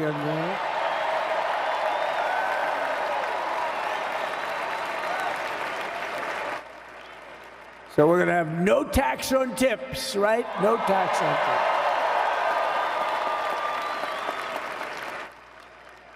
And we may have, like the Speaker of the House, is he here? He's done such a good job. Is Mike here? He's around here someplace. I saw him just a little while ago. Hello, fellas. Look at you guys. Yeah, I know it. He's great. He's doing great. They're all doing good. The Republican Party has never been unified like it is right now. They want to save our country. And we're going to more than save it. We're going to make it greater than it's ever been before by a lot. Next, I'm going to sign a presidential memorandum directing every member of my cabinet to marshal every power at their disposal to defeat inflation and rapidly bring down the cost of daily life, because your costs have gone through the roof in the last 4 years. Perhaps you didn't notice. Does anyone notice their costs are like double, triple, quadruple? You can't buy bacon. Apples have doubled in price. You want an apple, anybody? Pay twice what you did 2 years ago. We'll put more money in your pocket, and we'll bring back the American dream and to reduce energy costs and liberate our economy. So we have more oil and gas than any country in the world, and we're going to use it. We're not going to do the wind thing. Wind. Big, ugly windmills, they ruin your neighborhood. They ruin you. If you have a house that's near a windmill, guess what? Your house is worth less than half. And did you see up in New England with the whales? You see what's happening? So they had 2 whales killed in about 14 years. Last year and the year before, total, they had 28. So if you're into whales, you don't want windmills either. And they're the most expensive form of energy that you can have by far. And they're all made in China, by the way. Practically all of them. And they kill your birds and they ruin your beautiful landscapes. But other than that, I think they're quite good, right? Now, remember when we used to joke and kid when we were kidding, but we don't kid anymore? They want to watch the debates on television. They want to watch your favorite president on television. But the wind isn't blowing, so we can't watch television that night, Gladys. Remember? Gladys, I'm sorry, the wind is just not blowing. We're not watching Trump tonight. But I'm immediately withdrawing from the unfair, one-sided Paris Climate Accord ripoff. The United States will not sabotage our own industries while China pollutes with impunity. You know, China, I mean, look, they use a lot of dirty energy, but they produce a lot of energy. And when that stuff goes up in the air, you know, it doesn't stay there. It's not like you got a wall. We love walls, don't we? Not like you have a wall around and it doesn't. It floats into the United States of America after 3.5 to 5.5 days.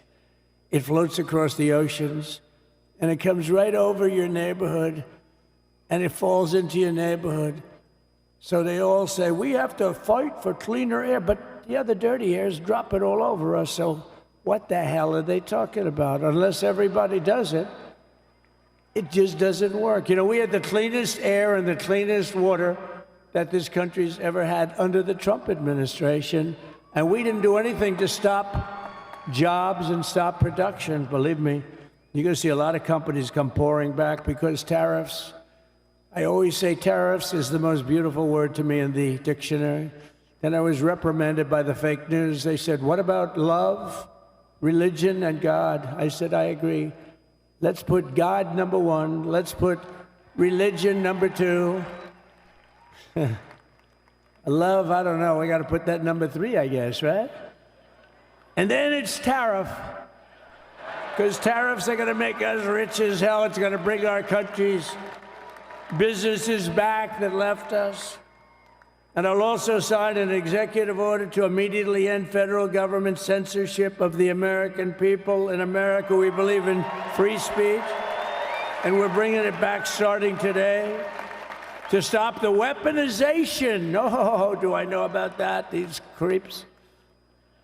Deranged Jack Smith. You ever hear of him? Deranged. He's a deranged prosecutor. He's sick. They suck him on me. He's now been reduced to getting on an airplane, going back to The Hague or wherever the hell he came from. We got to get rid of that guy. Hey, was he one of the many people that got a pardon today? Did they pardon Jack Smith? You know, did you know that Biden, while I was making my speech, pardoned his whole family?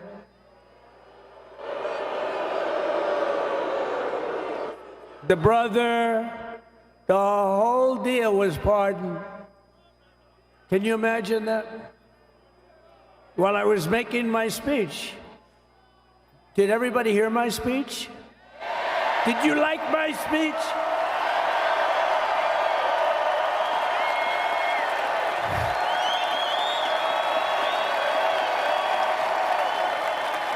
Thank you.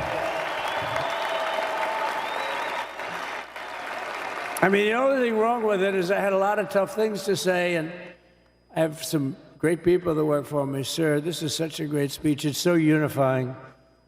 Don't talk about Biden with his pardons of his family. We want a unified country. They said, don't talk about the J6 hostages that you're going to be releasing today. Sir, don't put that in your speech, please.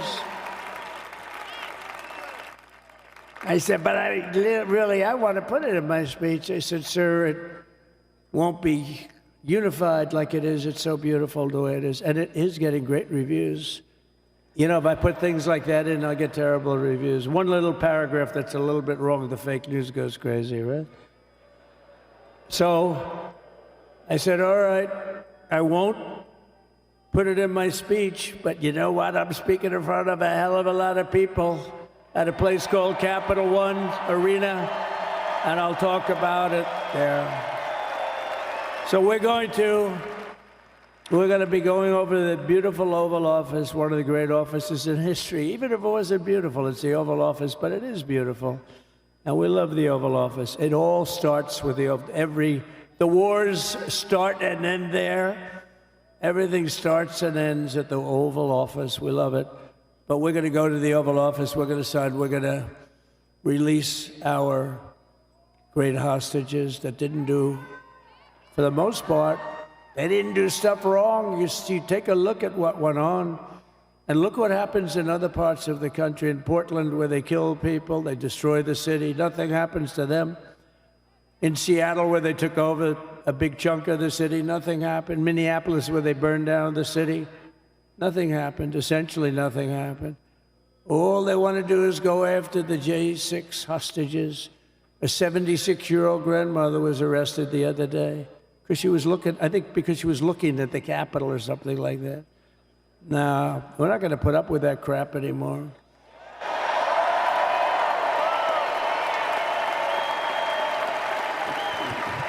And to stop the weaponization of law enforcement, I've been investigated more than any human being in the world. I believe I have the all-time record. Every day a subpoena. Every single day would get subpoenas. I was more than any person. Alphonse Capone, remember I used to talk about it? Now, Alphonse Capone, Scarface, he was a pretty rough guy. He was investigated about 1/100th what Trump was investigated. My father's looking down at me, my mother, how the hell did this happen? You know what it is? They investigated their political opponent, the opponent of Biden, and then ultimately Kamala. Has anyone ever heard of Kamala? Who was that? Who was that? We had to beat two opponents. You know, we had to beat Biden, then we beat him. Now he goes on top. The guy was like 39 points down. I think I could have beaten Trump. They should have left me and I would have beaten. No, his debate performance wasn't the best, right? That's what killed him. And then they had to change, and that's like you get into a fight. The great Dana White spoke last night. We love Dana White, right? UFC.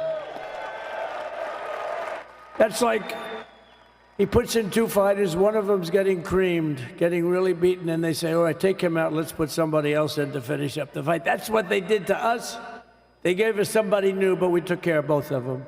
So we beat actually two opponents. But to stop the weaponization of law enforcement and our government, I will also sign an order directing every federal agency to preserve all records pertaining to political persecutions under the last administration, of which there were many, and beginning the process of exposing any and all abuses of power, even though he's pardoned many of these people. Can you believe it? He's pardoned them. You know why he did it while I was speaking? Because that way I couldn't speak about it. I was speaking. I didn't know he did it. I finished my speech, and they said, sir, he pardoned his whole family. I said, oh, can I go back out there and talk about it? Somehow that wouldn't be very elegant. Our First Lady would say, please don't do that. But we have plenty of time to talk about it, and we will. We're doing all of this on our very first day in office. You know, don't forget, we've been in this position, really, where we won the primaries in record time. We were the fastest win of a primary ever in political history, which is a very nice thing. It's nice to know. Well, the second election was rigged, so we knew we were doing well. And if it wasn't, you know what? If it wasn't, I would have never run. But this third one was just a monster. Boy, was that a big one, huh? That was a big one. On the second one, we got like 10 or 12 million votes more than the first one. How about that? We did great on the first one. We did much better on the second one. But bad did we do well on the third one. So we're gonna have some fun. It's very simple. We're gonna make our country great. We're gonna make our country great again. We're gonna make America great again. How good a name is MAGA, though, right? You know? I was going to say, keep America great, but unfortunately it wasn't great. Can't say keep it great. It will be great again, but CAG, keep America great, CAG, I don't think it's ever going to replace MAGA. Does anybody like CAG? I don't think so. Never replacing MAGA. Nothing will ever replace MAGA. MAGA was the most successful political operation, political movement in the history of our country, maybe in the history of the world. Let's see what happens, because we're not finished yet. We're not finished yet. We got a long way to go. But we're doing this on the very first day in office, and in just a few moments, I'm not only signing the release of the J6 hostages, I'm signing other things that you're going to love. Oh, you're going to be happy reading newspapers tomorrow, and the next day, and the next day, and the next day. So I just want to thank, I mean, look at this place. It's full to the rafters. You don't have any. Look at those people up there.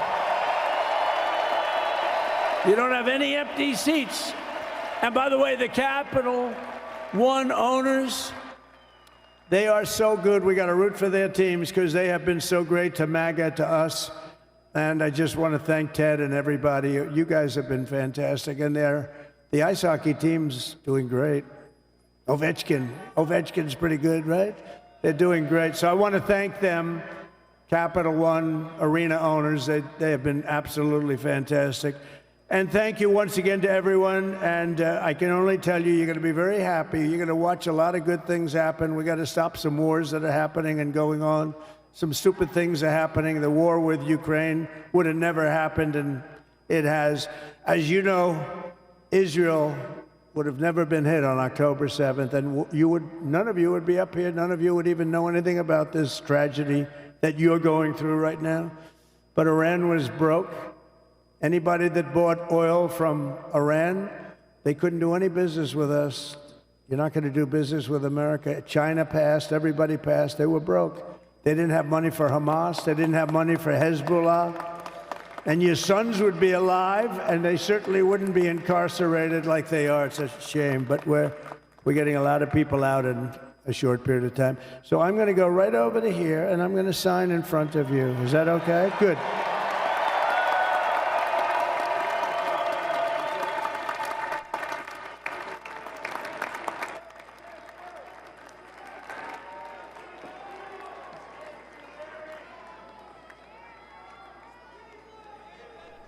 Just going on greeting everybody, making them promises. Such an amazing president. Look at that. Just taking his time. He could have just walked past them because he already spoke to them before. He could just walk past them and just go and do the signing, which is why they came there. But he's giving each and every one a hand. Give them a word. Like a shepherd and his sheep, man. Amazing.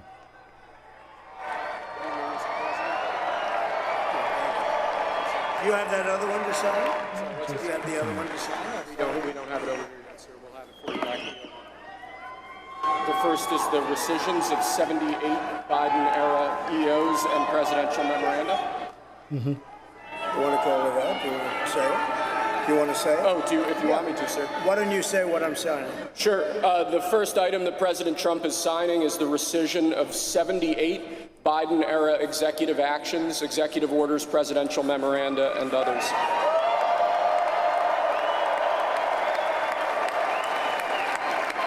Amazing. Thank you, sir. He's no joke. He's no joke.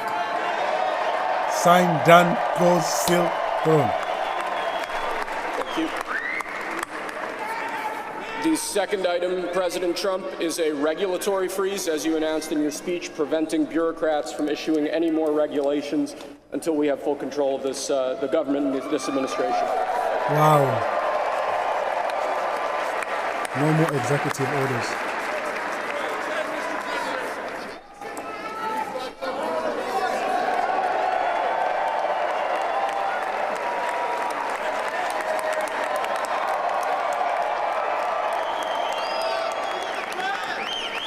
Thank you, sir.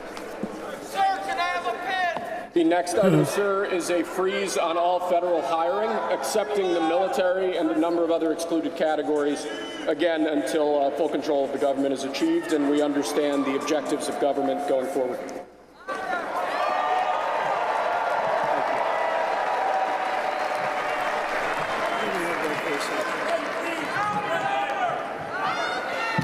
Could you imagine Biden doing this? I don't think so. I don't think so. I don't think so. No. Sir, the next item, as you announced, you won't have the stamina, no energy to do that. Requirement that federal workers return to full-time in-person work immediately. Whoa! He did it. They tried to stop him from doing that. Federal workers need to be back in the office.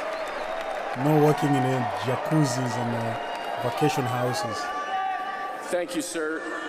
Next, we have a directive to every department and agency in the federal government to address the cost of living crisis that has cost Americans so dearly.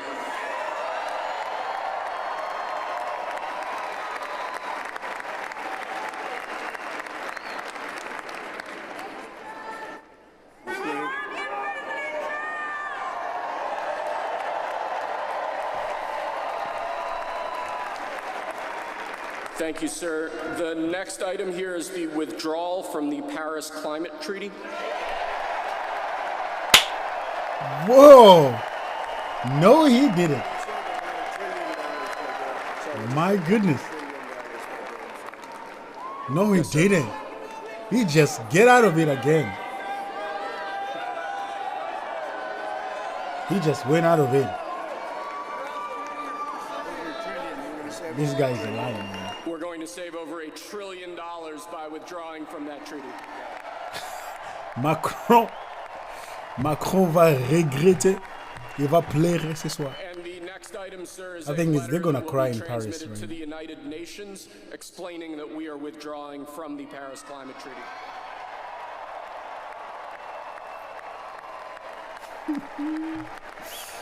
The media, oh my goodness, the media's gonna go ballistic tonight, or they're gonna be crying. They're gonna be crying, that's for sure. Thank you, sir. This next item is a directive to the federal government ordering the restoration of freedom of speech and preventing government censorship of free speech going forward. Freedom back.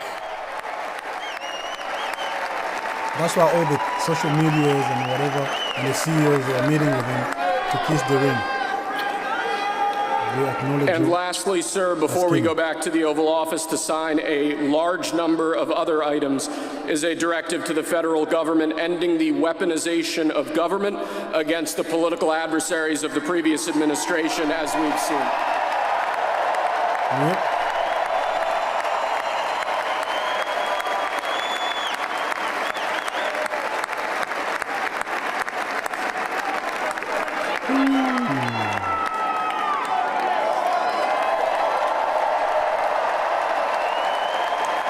Thank you very much, sir. Appreciate it. It's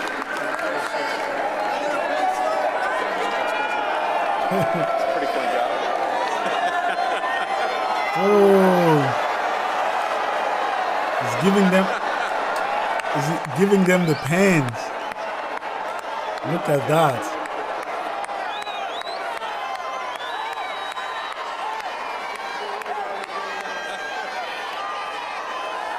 Giving them all the pens.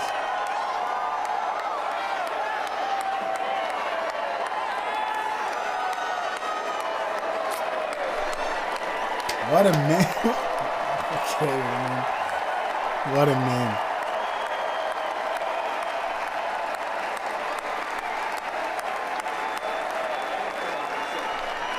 What a man, what a man, what a man.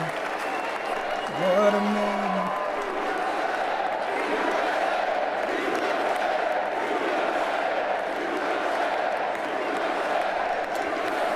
This is one of a kind, man. This is one of a kind.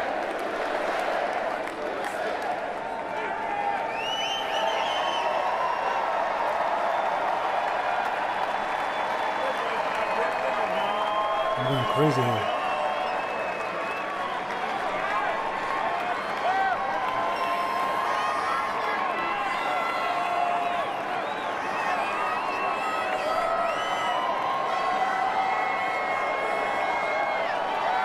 Men of the people. He's such a man of the people. He's just all about the people, connecting with the people, making sure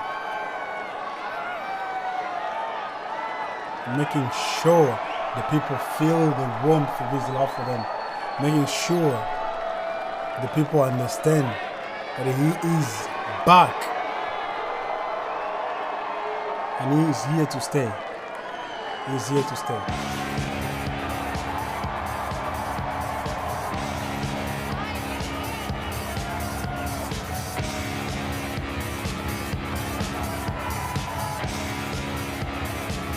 How crazy.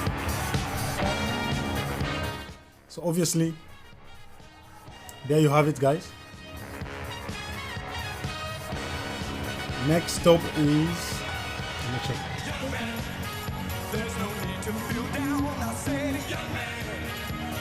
Next stop is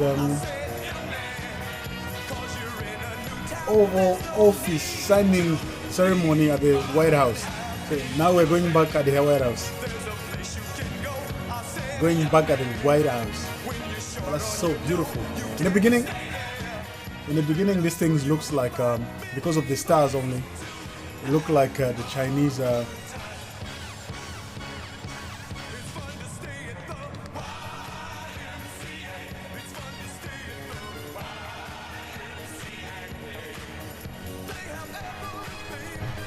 Come on, Sneaky Joe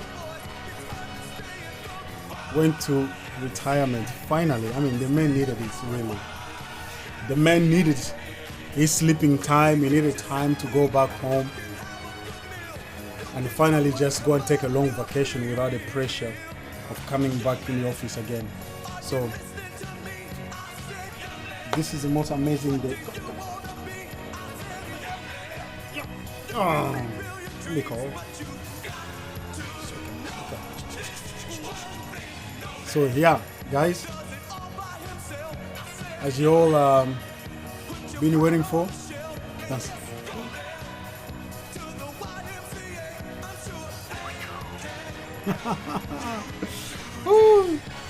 even Ziggy. What did you do?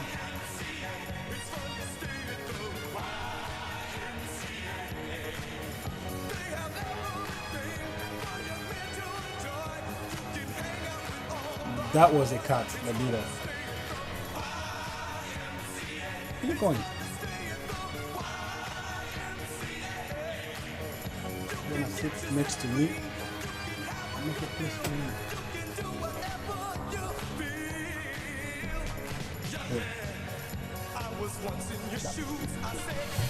So yeah, forgive me about that.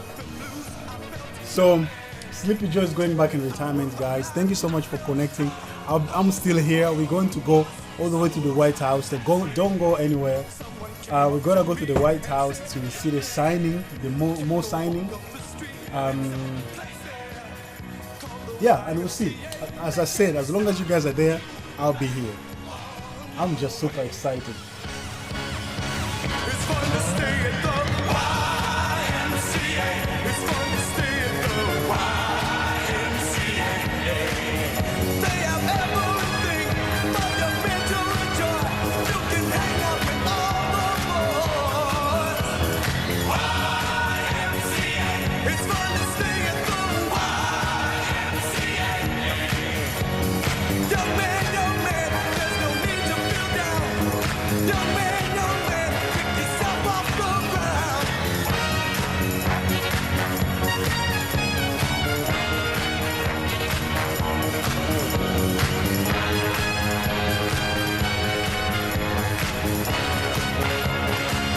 Indeed, God bless America. Thank you, Mike. God bless America. I became a fan. I became a much loved, appreciated fan of the US. And yeah, I couldn't agree with you more, Mike. God bless America. Indeed, indeed, indeed. Let me just give you a reaction so you know that I'm... This is his third speech of the day, and this is at the Capital One Arena. in Washington, D.C., about a mile from the God bless you too, my friend. This rally had a bit of a campaign feel to it. It has been an amazing journey. Obviously, it has been a crazy, crazy day to see all the things that are happening, that are going on. And I thank you guys all for being here. I thank you guys for connecting with us on this milestone. We just keep going, we keep pushing, we keep pressing on, we keep moving forward, because this day has just started. In DC is almost 7 p.m. I don't know where you are. What time is it? Drop in the comments what time it is. W's in the chats if you might, if you want, if you will. And I'm just loving that America is back. I'm loving that finally the rest of the world is going to get back in line again. No more those insane political driven, how can I say, not even socialist, but diabolic regulations that have been put in place because of the weakness of Sleepy Joe, you know what I'm saying? So yeah. But to see what is happening right now, to see what's happening, that's just amazing. That's just amazing. Oh my goodness, that's just amazing. That's just amazing. Welcome back. What did you think of the president's speeches today? Let's hear what people are saying. It was a wonderful speech. I wasn't able to pay complete attention because I was in the middle of doing my job for the day, but what I was able to listen to, I think we're headed in a good direction for the next 4 years. What kind of work do you do? I work behind the counter at a pet store just in Weatherford, just west of the Dallas-Fort Worth area. Thank you, sir. Thanks for calling in as well. Anna in Cookeville, Tennessee, Republican. Hi, Anna. Hi, how are you? What are your thoughts about today?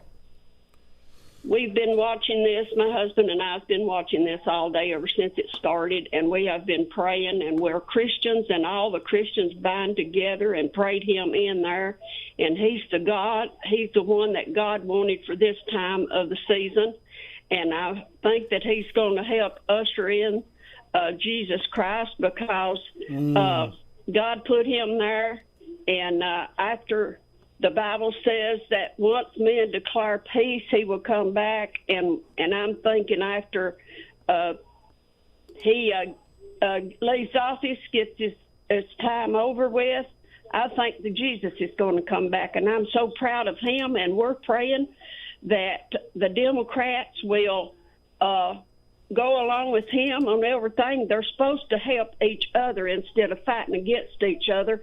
But the Democrats seems like they want to control everything. Mm-hmm. And this United States has been the worst shape that it's ever been in, and it's because of the Democrats. That's Anna in Cookeville, Tennessee. Pardon me, I should note that the Senate has been in session this afternoon and, in fact, has confirmed the first of President Trump's appointees. Marco Rubio is the new Secretary of State. Matthew, Broken Arrow, Oklahoma, another Republican. Hi, Matthew. Hey there. Thank you for taking our call. I'm really impressed. Today's been an interesting day, and I understand there are some people that are probably not happy about Trump getting into office, but the majority of the people have spoken, and now we have him in office. And I think that we need to all try to come together as best as we can and try to start talking with each other and not at each other. And do our best in doing that. And I really believe that he's being blessed, and it's been an amazing day just to watch. I really want to say that seeing the parade this time in the arena was kind of different compared to being outside, and I kind of like that. I think it may change that we do this from now on that way. But that's just my opinion. That's Trump for you.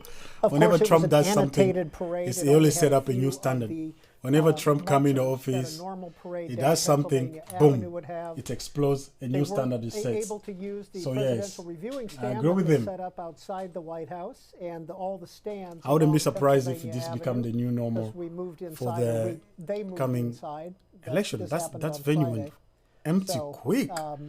My Matthew, goodness. what did you think about the swearing in inside the rotunda? That was quick. President Trump That was seemed to really, like really, that, really quick. But what do you think about the fact that it didn't allow, you know, people to see it on the outside? Yeah, I think that was kind of disappointing. And I understand the temperature situation, but there's also a security issue element to it, too. And I kind of understand the reasoning for doing that. I know I probably wouldn't want to spend that time out in the cold. And I mean, we've had a president, I can't remember the president's name, but, you know, had taken an oath and was sworn in and all that, and then died a month or so later. William Henry Harrison, 8,000 plus words in his inaugural address. He took ill after that, and a month after being sworn in, he was deceased.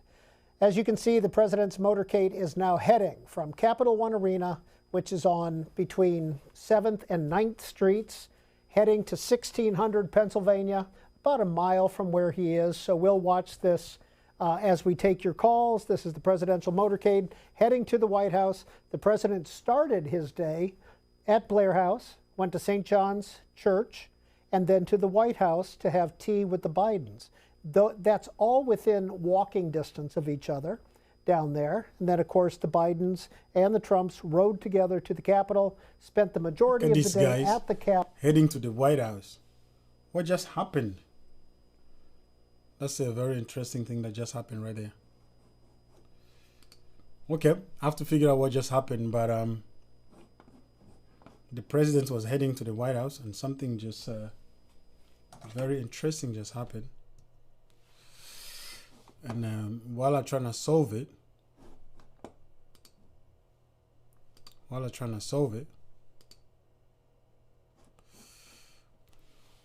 this is such an exciting day, guys. I appreciate you all for connecting, really. I just mean, it's really warms my heart to see how many people are able to connect with us today. Been streaming already for a couple of hours. The president is going to the White House now.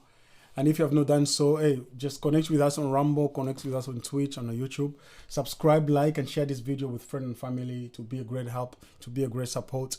And as I said, I'll be here as long as you guys will be here. I'll be here as long as possible. And trying to connect with you all as much as I can. I'm trying to bring you guys the live stream of the White House as it happens. Trying to keep you guys posted. Trying to see what is the best live stream to bring to you guys as it happens, so that we can stay connected. Know what I mean? So here is RSPN, yes, the live stream. You guys enjoyed it too, hearing they're very good as well in really showing us some amazing content. So I'm excited. I'm still excited. I'm still balled up by excitement. Snoop Dogg nearly faced backlash for performing at the inauguration event. Yes, guys. I don't get it, man. Just because of all these famous artists that went and performed at inauguration, and immediately they're being attacked, immediately they're facing all type of backlashes. I don't get it. Me, I don't get it. I'm like, why? But why? But why? Let them be. Let them do what they gotta do. Let them be. We're going to continue with some of these sponsors as we see President It's all good. To the White It's all House. good. And if when he gets out of the vehicle there, we'll go to that live and just listen in on that as well. Did you see, guys? The driver of Donald Trump is Beast car. She is a woman. For those who are saying that he's a womanizer, doesn't like women, blah blah blah blah blah. That has been debunked now, I guess, because his driver is a woman. At least during the ceremony, she's a woman. Having something like that right there, I'm not sure a great thing. how long she will stay his driver. Obviously, President Trump talking about. But look at the way they also cover the whole White House for security reasons. Amazing. Amazing, amazing, amazing, amazing, amazing. Let me see if I can find a better feed as well. But meanwhile, please, guys, show some love by subscribing, by clicking the like button, sharing with a friend and family. And yeah, on top of that, let's go to Brightcore. I'm excited. I'm excited to see the President of the United States back in the office. I'm excited to see the promises that Donald Trump made concerning the country coming to pass. I'm excited to see just to see him applying the godly wisdom that he has received in comparison with the previous time he was president to now. You know, I think when he was president, he was in the process of, if I may use the word, like understanding the severity of the responsibility that has been laid on his shoulders. And now I think he has more understanding on what to do. He has more grasp of what is waiting for him, you know. So, and that's just massive. That's really, really massive. So, hey, I'm excited, yo. I'll keep you guys posted as things continue to progress here. I'll keep you all posted. Oh my God, thank you, Jesus, for this day. Thank you, Lord, for your mercy and favor and grace. Thank you for your servant, Donald Trump, and all that you plan to do through him in this during his times in the office. We're just waiting to connect back with the White House as the President Trump is back in the White House. He is back in the White House. And that's just great. What are your experiences, guys? I know, you see now, I sympathize with those who might have a different view of Donald Trump. And for that purpose, they are not really celebrating with them, most of us. I sympathize with them. I sympathize also with those who have been deceived, those who have been lied to concerning the president. I sympathize with those, especially because, you see, you need to understand that during Sleepy Joe's administration, they were very, very, very deceptive. They were very, very deceptive. They lied a lot, really. They lied a lot to the people. So it was hard for the people to know what was really going on. So, and for that reason, all the lies that they were projecting on social media, either projecting on, not even on social media, on the MSM, that's the information people had. And then many people just got to listen to the garbage that was being fed by the MSM. And they never really got a chance to understand the truth.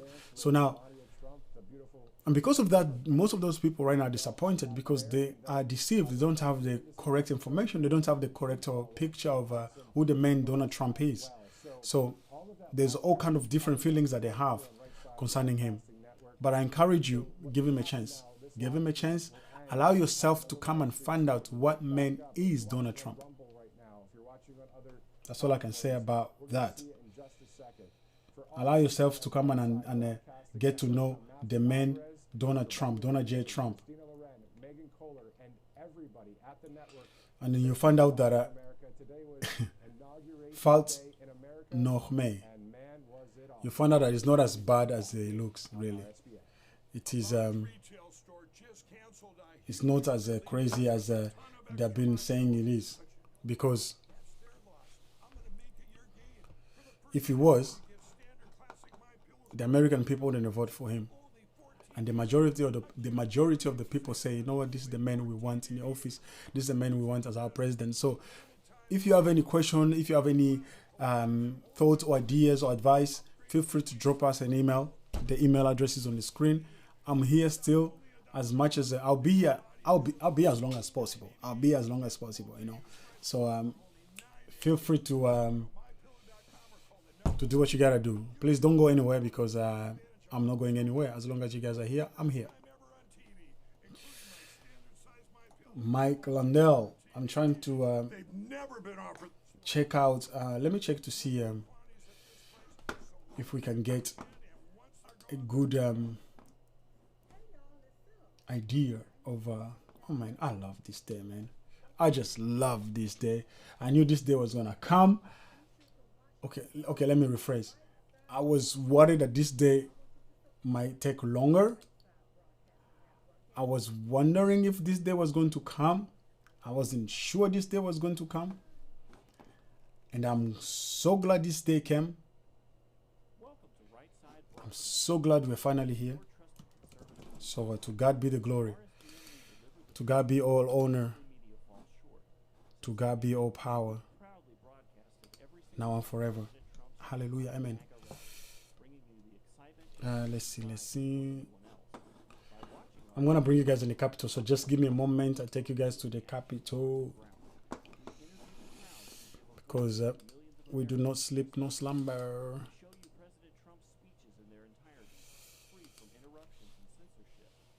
Let's go to the Capitol.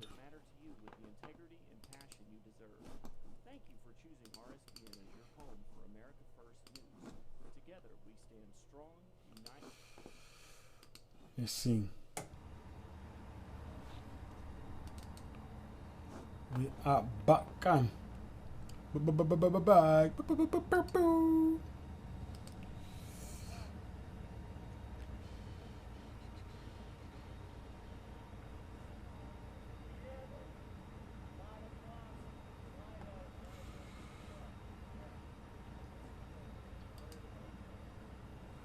Yeah, no, I'll do that. I prefer that.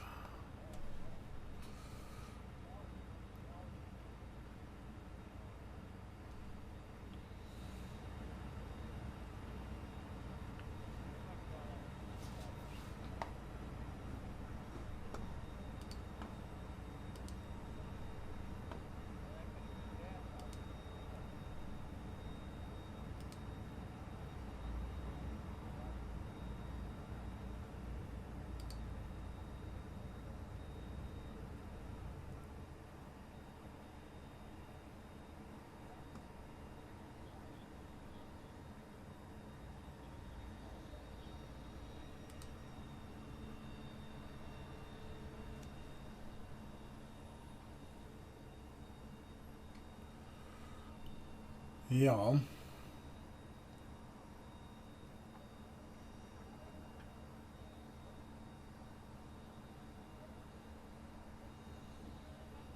Yes.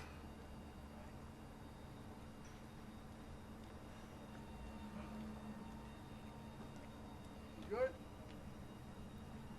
This day.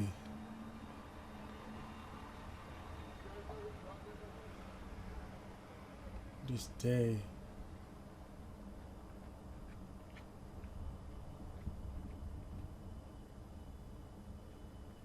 That we've been all waiting for. It's finally here.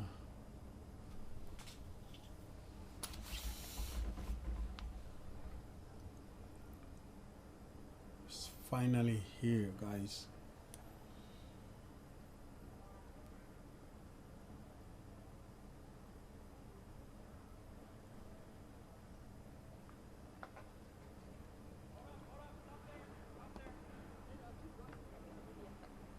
He was talking about the pedestrians. Oh. Hey, Sarge, you want me to put, I'm assuming you want me to put this back, right? Yeah. It's a little further out. That's the remnants of it. But it's from that Ballard. I think it's windshield wiper fluid.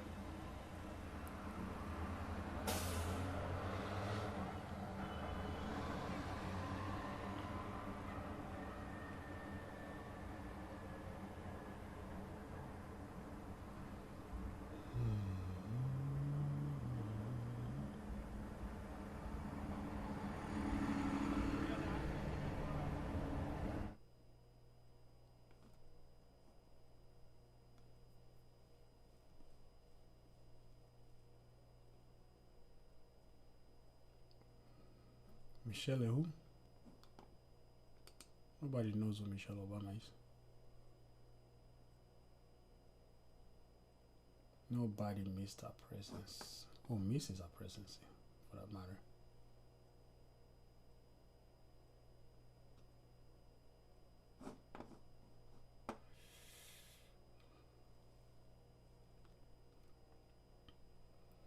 Yes.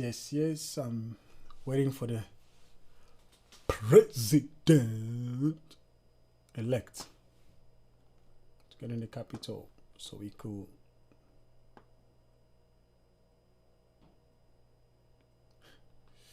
check him out as he signs those executive orders. You guys are so loud.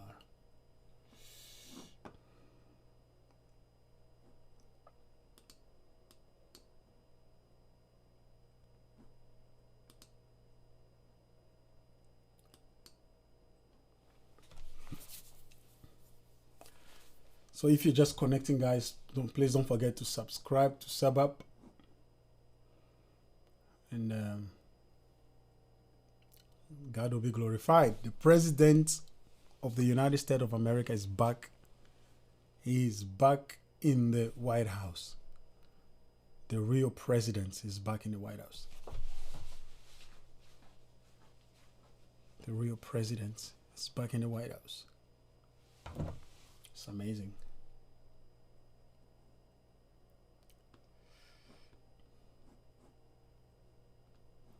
Just curious to know how his White House looks. I'm really wondering how his Oval Office is going to look like, how he's going to decorate it, how they're gonna. I'm just curious. I guess we're gonna check that out and then see what next. I'm super curious how that's gonna look like in the office there.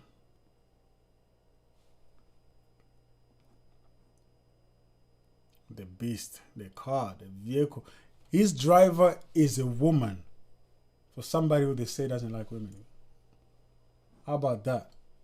Catch him outside.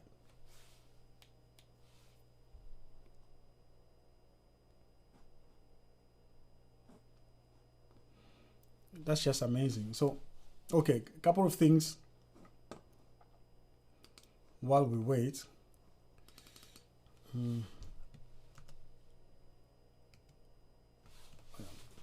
Tapping on the wrong key all the time.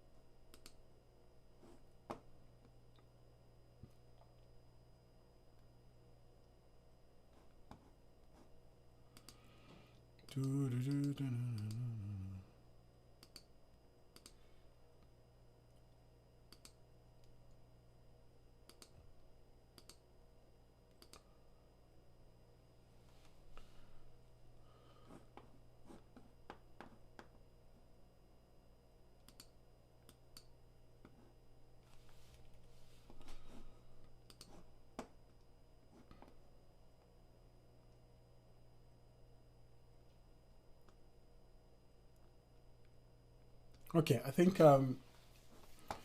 that's it for tonight, guys. Because I'm not even sure if they're going to. So, guys, I'm not sure they're going to stream the. I'm not sure if they're going to stream the signing in the Oval Office. But what is the schedule like? Let me just check the schedule for tonight. The schedule of tonight is Oval Office signing ceremony at the White House. That's where they are right now. And then after the Commander-in-Chief ball, then they go to the ball. Probably is not going to be it's not going to be live stream. I don't think so. Liberty inaugural ball as well, and the Starlight Ball. So he's going to attend this 3 ball.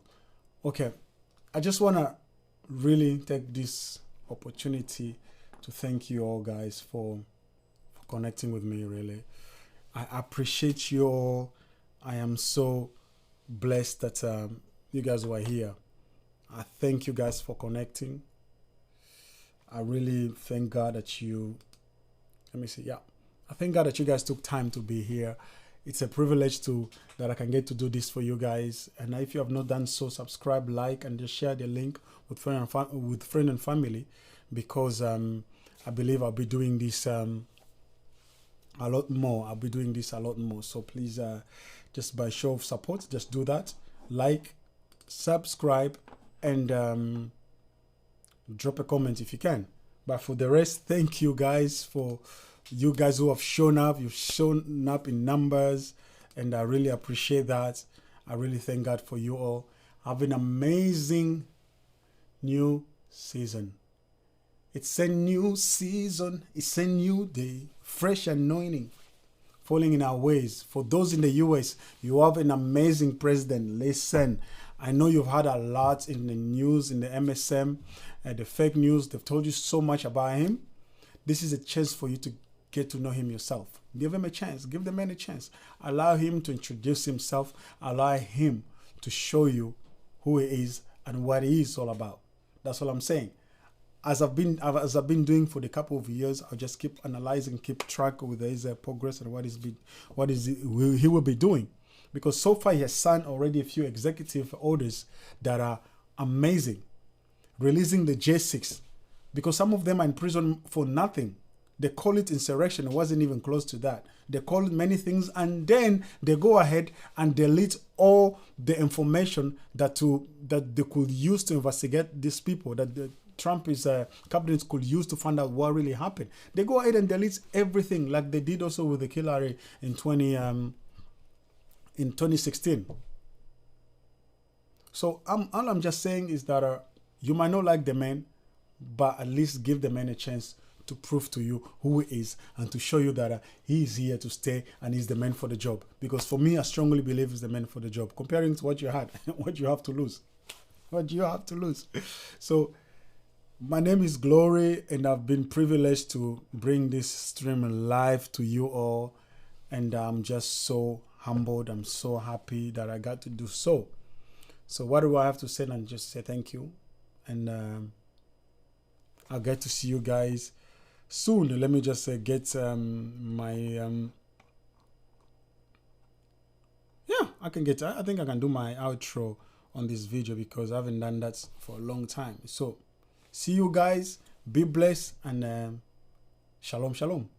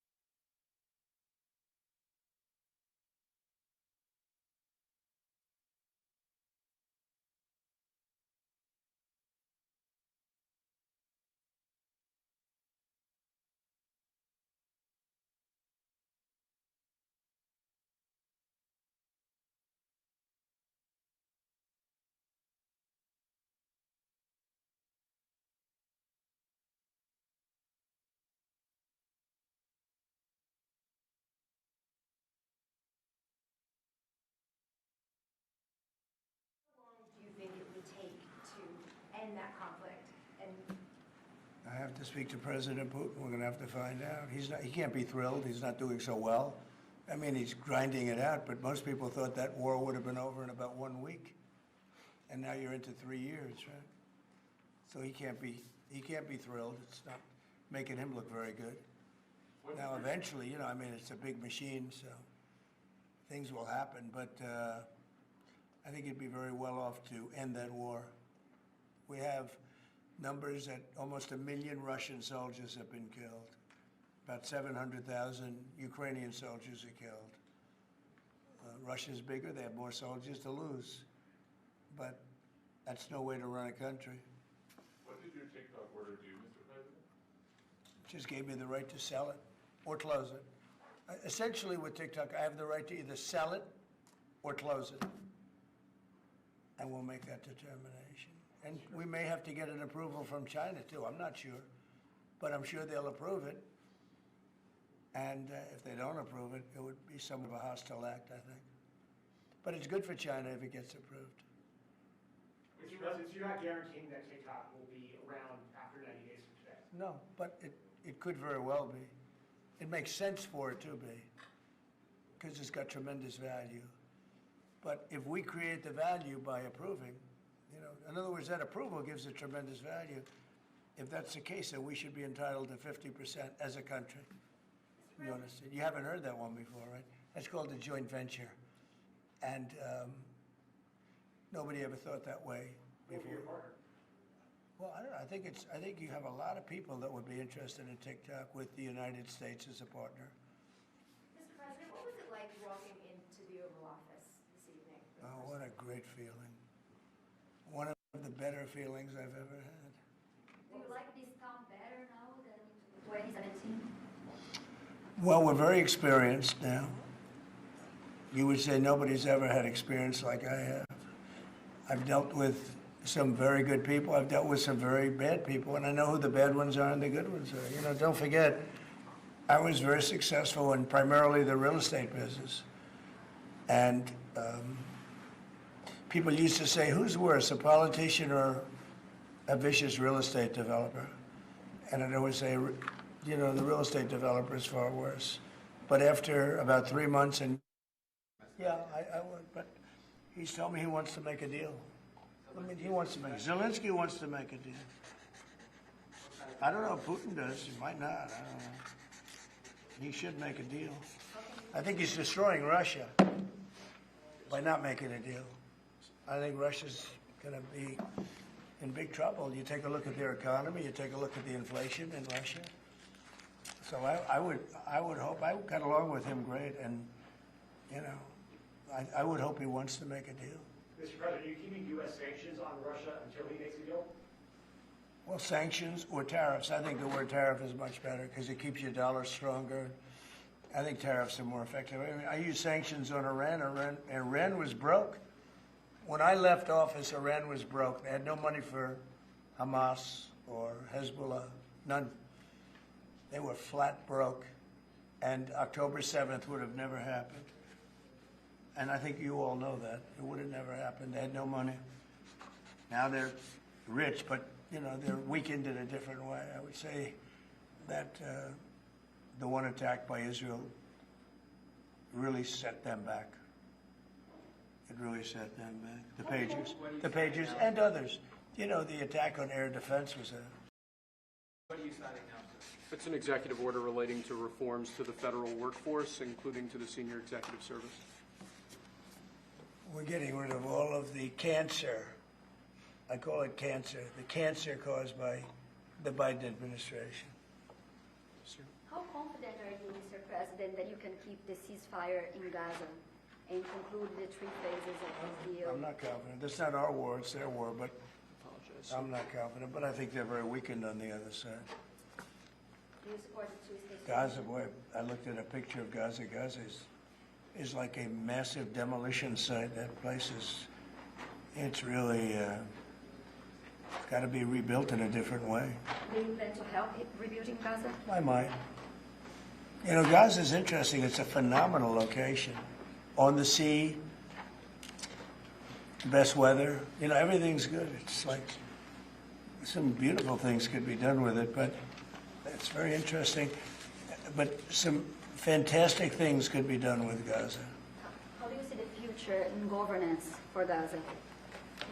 Well, it depends. I can't imagine you could have, well, you certainly can't have the people that were there. Most of them are dead, by the way, right? Most of them are dead. But they didn't exactly run it well. Run viciously and badly. So you can't have that. Mr. President, on TikTok, sir, do you pause any decision on Chinese tariffs until you know what the resolution on TikTok will be? No, if China didn't approve it, we could put tariffs on China.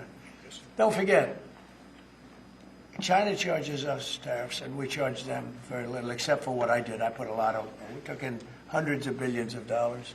But until I came along, China never paid 10 cents to this country. They ripped us off, and they never paid anything. But like, if we wanted to make a deal with TikTok, and it was a good deal, and China wouldn't approve it, then I think ultimately they'd approve it, because we'd put tariffs on China. Maybe. I'm not saying I would, but you certainly could do that. And if we said, well, if you're not going to approve it, then that's a certain hostility, and we'll put tariffs of 25, 30, 40, 50%, even 100%. And if we did that, I think they'd approve it. President Trump, you've seen the other living presidents a couple times in the last few months. If you ever had to call on one of them for advice about anything that's going on here, which one would you call?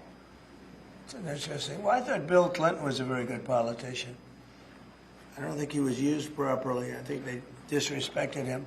When Hillary was running, he came back and he said, you know, you better get up to Michigan and Wisconsin. You remember that, Peter. Every house has a Trump sign on it. And they all laughed at him because the Republicans hadn't won Michigan or Wisconsin for decades, long time. And they all laughed at Bill Clinton. Like, the hell does he know?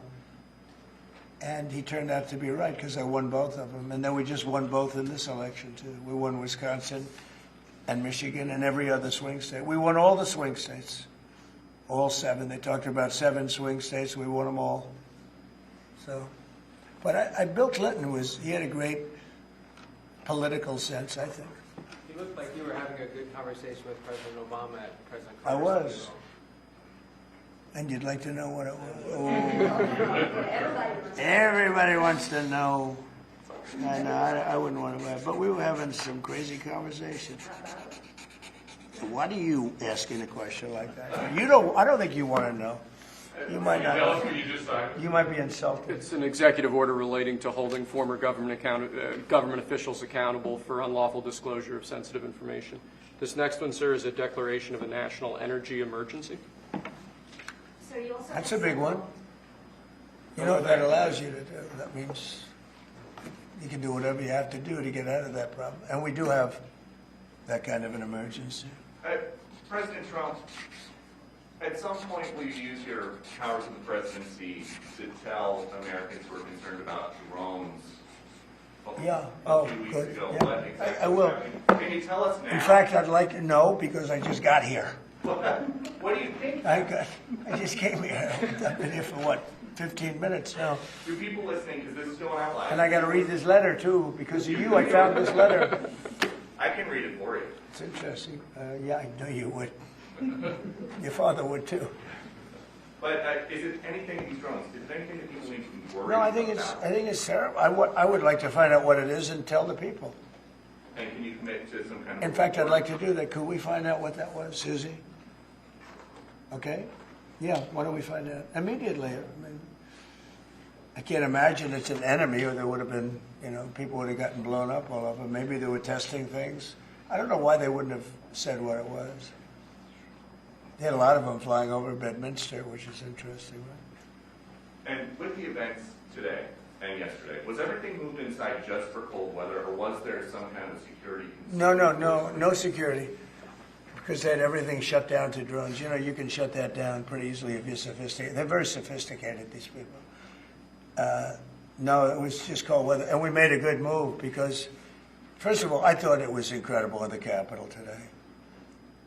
You know why I liked it? Because I got great reviews on that speech. I got great reviews. Can you believe it? They actually were fair. This is Maybe the fake news is changing. Unleashing energy production. Unleashing energy production. But I thought it was, I think having it in the Capitol is great. Obviously, you can take care of the people you have to take care of. The city was booming. And if we would have done it outside, people would have been hurt because it was really cold. You know, it was like, looked sunny. But when you stood outside for 10 minutes, people were running back in. It was really cold and really windy.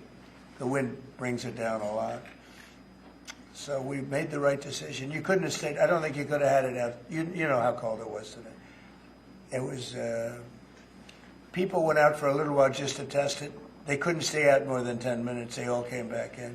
So we would have had a disaster if we did that, and people would have been hurt. The unlawful disclosure, is that related to the Hunter Biden situation? Which one? The one on unlawful disclosures by federal officials, is that related to No, I think it's just more general than that. It's not Hunter Biden. I was surprised that President Biden would go and pardon his whole family, because that makes him look very guilty. You know, I could have pardoned my family. I could have pardoned myself, my family. I said, if I do that, it's going to make me look very guilty. I don't think I'd be sitting here, frankly. If I did that, I don't think I'd be sitting here right now, because I would have shown that you're guilty. But by pardoning his brother or brothers, by pardoning all of those people that he pardoned, by pardoning J6, the Unselect Committee, they destroyed all of the documents. They deleted all of the information. There's no information. And a lot of the information pertains to Nancy Pelosi, because she was given 100, I mean, you know this, it's on tape with her daughter. Nancy Pelosi was responsible for not taking advantage of 10,000 soldiers or 1,000. You wouldn't have you could have used 400. It was a relatively small crowd. It wasn't the crowd that was at the mall. It was a small crowd. So I was a little bit surprised that he did it, because it makes him look guilty. I mean, he's going to have to live with it. Now, with that being said, it's unbelievable precedent it creates for a president. But the precedent is unbelievable. Now maybe every president that leaves office, they're going to pardon every person they ever met, so they don't have some lunatic like deranged Jack Smith, who's a total lunatic, by the way. Not a smart guy either, he's a dummy. But we beat the hell out of him. And I helped my reputation. Do you think you'd have to do the same thing at the end of this term? Well, I guess now I have precedent to do it. I wouldn't want to do that. No, I think it makes you look very guilty. I think it makes Biden look very bad, very weak, and very guilty. And I mean, he pardoned everybody. How about this J6 committee? Why is he pardoning them? The reason is because if you delete and destroy documentation, everything, they have nothing, because they were guilty as hell. They rigged it. It was a rigged deal. And when you do that, they look very bad, but I was a little surprised he did it. Liz Cheney, I mean, she's a lunatic. And she lost by the greatest margin in the history of a politician running for Congress, like 40 points. The reason it was the greatest is because anybody losing that badly is going to drop out. But she's a nut job. She doesn't drop out. You know, she just keeps chugging forward. And she lost by almost 40 points. That's the biggest number anybody's ever lost by. But why would Biden do that? He pardoned her and pardoned everybody. The reason is that they destroyed documents. And if you're even in a civil case, which this wouldn't be, I mean, people go to jail for a long time for doing that. What's this one? That's unleashing American energy, sir. It relates to easing permitting processes and other regulatory systems to ensure that we can produce energy efficiently to drive the American economy forward. President Trump, looking around the office, we noticed some changes from the way that Biden had it set up. Can you confirm that you have added back the Diet Coke button? I think this, first of all, I just got here. So my people came in. They have extraordinary decorator sense, right? Let me just see some of the pictures. Oh, that's a good one. I could live with him. I could live with George Washington, I can tell you. I could live with Thomas Jefferson. I could live with most of them. They took a very safe route. They don't have any bad ones up there. Withdrawing from What is this one? Withdrawing from the World Health Organization, sir. Ooh, that's a big one. So we paid $500 million to World Health when I was here, and I terminated it. China, with 1.4 billion people, we have 350 to pay. We have, nobody knows what we have because so many people came in illegally, but let's say we have 325. They had 1.4 billion. They were paying 39 million, we were paying 500 million. It seemed a little unfair to me. So that wasn't the reason, but I dropped out. They offered me to come back for 39 million. In theory, it should be less than that, but, you know. And when Biden came back, they came back for 500 million. He knew that you could have come back for 39 million. They wanted us back so badly, so we'll see what happens. Pretty sad though, think of it. China pays 39 million and we pay 500 million. And China's a bigger country. Mr. President, you spoke about inflation today in your remarks. What actions are you taking today that will have a direct impact for Americans on their everyday costs to bring the costs down? The biggest thing and factor for inflation is energy. They screwed up my energy policy. And then they went back to it. You know, they heard it really badly, and then they went back to it, and they started drilling more. But by that time, it was too late. Many of these things that we're signing, and that Doug Burgum is going to be signing, and Chris Wright, who's phenomenal, you know, Energy, Department of Energy. We're going to be taking a lot. We're going to make a lot of money from energy. We have more than anybody else. We're going to make a lot of money from energy. We're going to make a lot of money from tariffs. You know, European Union charges us, they have a VAT tax of 20%, but it's really much higher than that. And that's the equivalent, almost the equivalent of a tariff. And they're tough. They're very tough. They don't take our cars. They don't take our farm product. They don't take almost anything. And yet we take their cars and we take their farm product. We take a lot from them. So, you know, we have like a $300 billion deficit with the European Union. So we'll straighten that out with either tariffs or they have to buy our oil. The one thing they can do, our oil and gas, the one thing they can do to catch up quickly, buy our oil and gas. And they should do that. Will you travel to China this year? Yeah, it could be. I've had the invite. I would do it, yeah. I would do it. Talking about the European Union and the tariffs, like, what do you mean when you say that European Union country like is part of BRICS? That are what? BRICS. Oh, BRICS. No, I was talking about BRICS. BRICS are 6 nations. I think it's 7 nations. And they were looking to do a number in the United States. And if they do that, they won't be happy about what's going to happen to them. Are you still considering a universal tariff, Mr. President, on all countries? I may, yeah, but we're not ready for that yet. We may put it, wrap it, because essentially all countries take advantage of the U.S. We don't make any good deals in the U.S. It's amazing in a way that we exist. We don't make good deals. We don't have any good deals. We have a deficit with almost, not all, there are a couple, I won't tell you their names, because I don't want them to find out about it because they'll feel stupid. But there are a couple of countries that actually don't make money with us. But I don't want to let you know because they'll immediately change that. But we're gonna do. I tell you what, our country has an amazing economic future. I really believe that.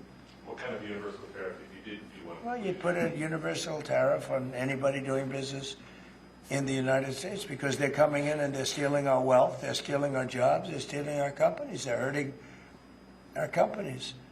So you put a tariff on to keep them from doing that. Mr. President, you surrounded yourself with a whole bunch of billionaires today.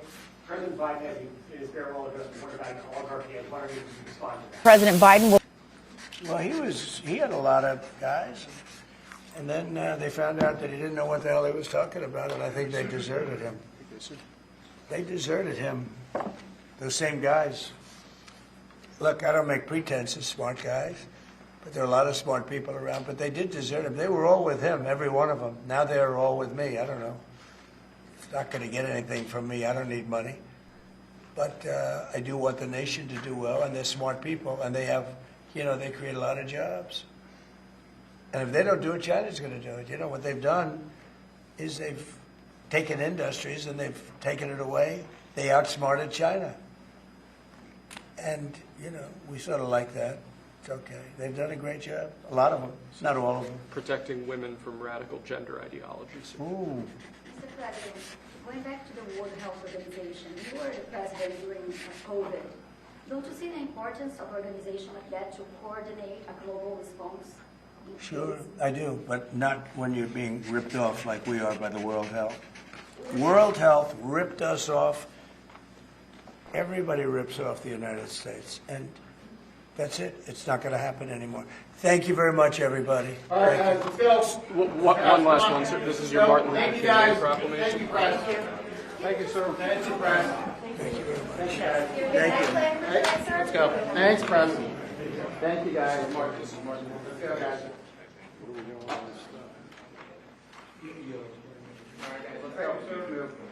Thank you very much. Thanks.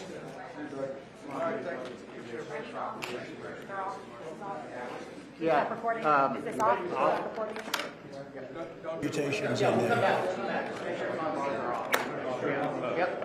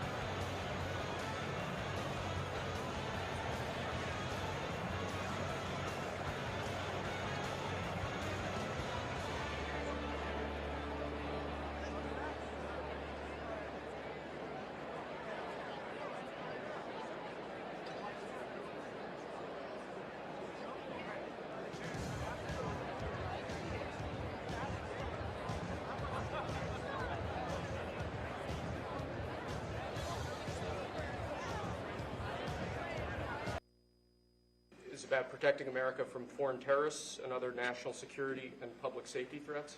Again, crisis at the border, but it goes beyond that and it implicates other executive powers as well. Yeah.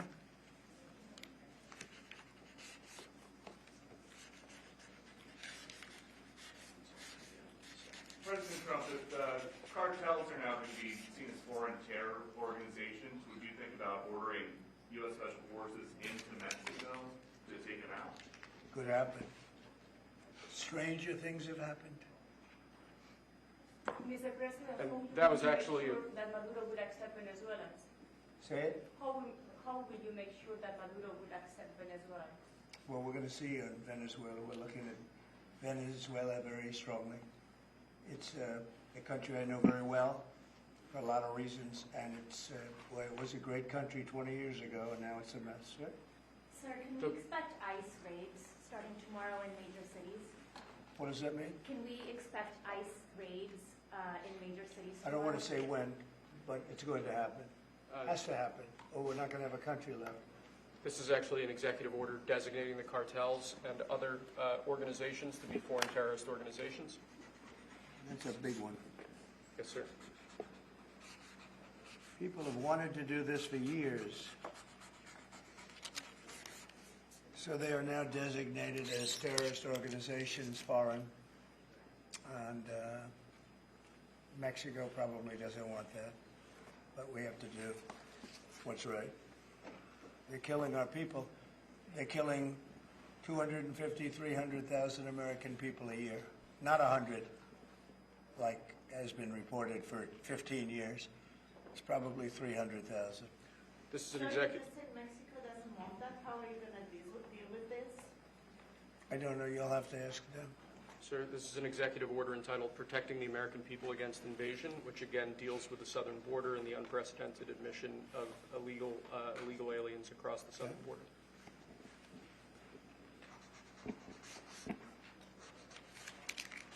What do you see the biggest national security threat to the U.S., Mr. President? What's going to be your priority on foreign policy? Say? What's going to be your priority on foreign policy? What do you see as the biggest Well, national foreign security policy is a threat? big statement. I mean, my priority on foreign policy is going to be to keep America safe. Very simple.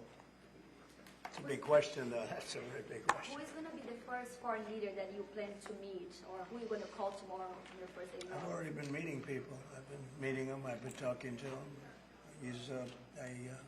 I met with Prime Minister Trudeau, like all Governor Trudeau. I met with numerous foreign leaders. Go ahead. Sir, this next order relates to the definition of birthright citizenship under the 14th Amendment of the United States. Good. That's a good one. Birthright. That's a big one. What about that one in the court? That one is likely to be. Could be. I think we have good ground, but you could be right. I mean, you'll find out. It's ridiculous. We're the only country in the world that does this with birthright, as you know. And it's just absolutely ridiculous. But, you know, we'll see. We have very good grounds. Sir, People have wanted to do this for decades.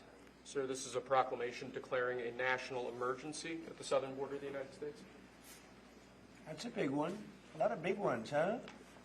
You know what that means, right?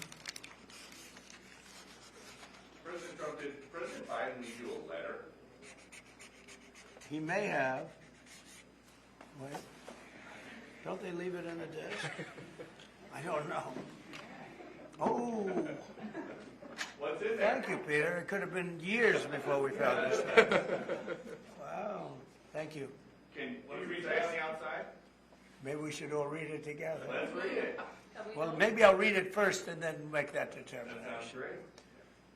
Peter, thank you very much. I may not have seen this for months. Happy to help with the passing of the torch. I did. I left him one in the desk, just like this. What are you talking about? Unification of our country. You know, I didn't know that he gave a pardon to his family because he did it during my speech. He didn't tell you in the letter? No, he didn't tell me. No. He did it. They released it during my speech. I mean, during my speech. So all I could do was say, excuse me, I'd like to come back and speak some more. So, no, we were surprised by that. It's bad precedent, obviously. Where are you thinking on tariffs on Mexico, given these actions you're signing on the border? Well, we're thinking in terms of 25% on Mexico and Canada because they're allowing vast numbers of people. Canada's a very bad abuser also. Vast numbers of people to come in and fentanyl to come in. When do you think you would enact those? I think February 1st. Are you planning on giving notice of that? I think we'll do it February 1st. 25% on both, sir? Sir, On each. On each, yes. this is an executive order taking a large number of executive actions to secure our southern border. Okay. Sounds reasonable. President Trump, we remember 4 years ago, Barack Obama had told you that the top threat to the country was going to be North Korea. Did Joe Biden tell you what he thinks the top threat to the country is? No, right now? no. Why not? I think we have a lot of them. Right now, I think we have a lot. I think North Korea turned out to be good. I was very friendly with him. He liked me. I liked him. We got along very well. They thought that was a tremendous threat. Now, he is a nuclear power, but we got along. I think they'll be happy to see him coming back. And I think he has tremendous condo capability. He's got a lot of shoreline. Thank you, sir. Are you going to work with countries from South America to coordinate on immigration? About who? About immigration in general. This is an executive order. Sorry, sir. I'm fine with legal immigration. I like it. We need people, and I'm absolutely fine with it. We want to have it. We need it because we're going to have a lot of companies coming in to avoid tariffs. You know, if you don't want tariffs, all you have to do is build your plant in the U.S. So we're going to have a lot of workers coming in, but we have to have legal immigration. Do you have a date in mind for when you want to put in on the China tariffs? Which one? 60%? No. You're talking about which? Say it again. The China tariffs, the broad China? tariffs. Well, as you know, I put on large tariffs on China, and they've really been forced to leave them. And if we didn't leave them, you wouldn't have one steel mill that's open in this country because they were dumping massive amounts of steel. We've taken in hundreds of billions of dollars from China and they were unable to terminate the tariffs I put on China because it was too much money and the budgets didn't work and other reasons too. No, I mean, we're going to have meetings and calls with President Xi. I spoke to President Xi last week, as you know. Did you know that? I had a very good phone call. Where do you stand with NATO at this moment? Are you planning to meet your NATO allies? No, NATO has to pay more money. NATO has to pay 5%. We are, we're in the Ukraine war by $200 billion more than NATO. It's ridiculous because it affects them a lot more. We have an ocean in between.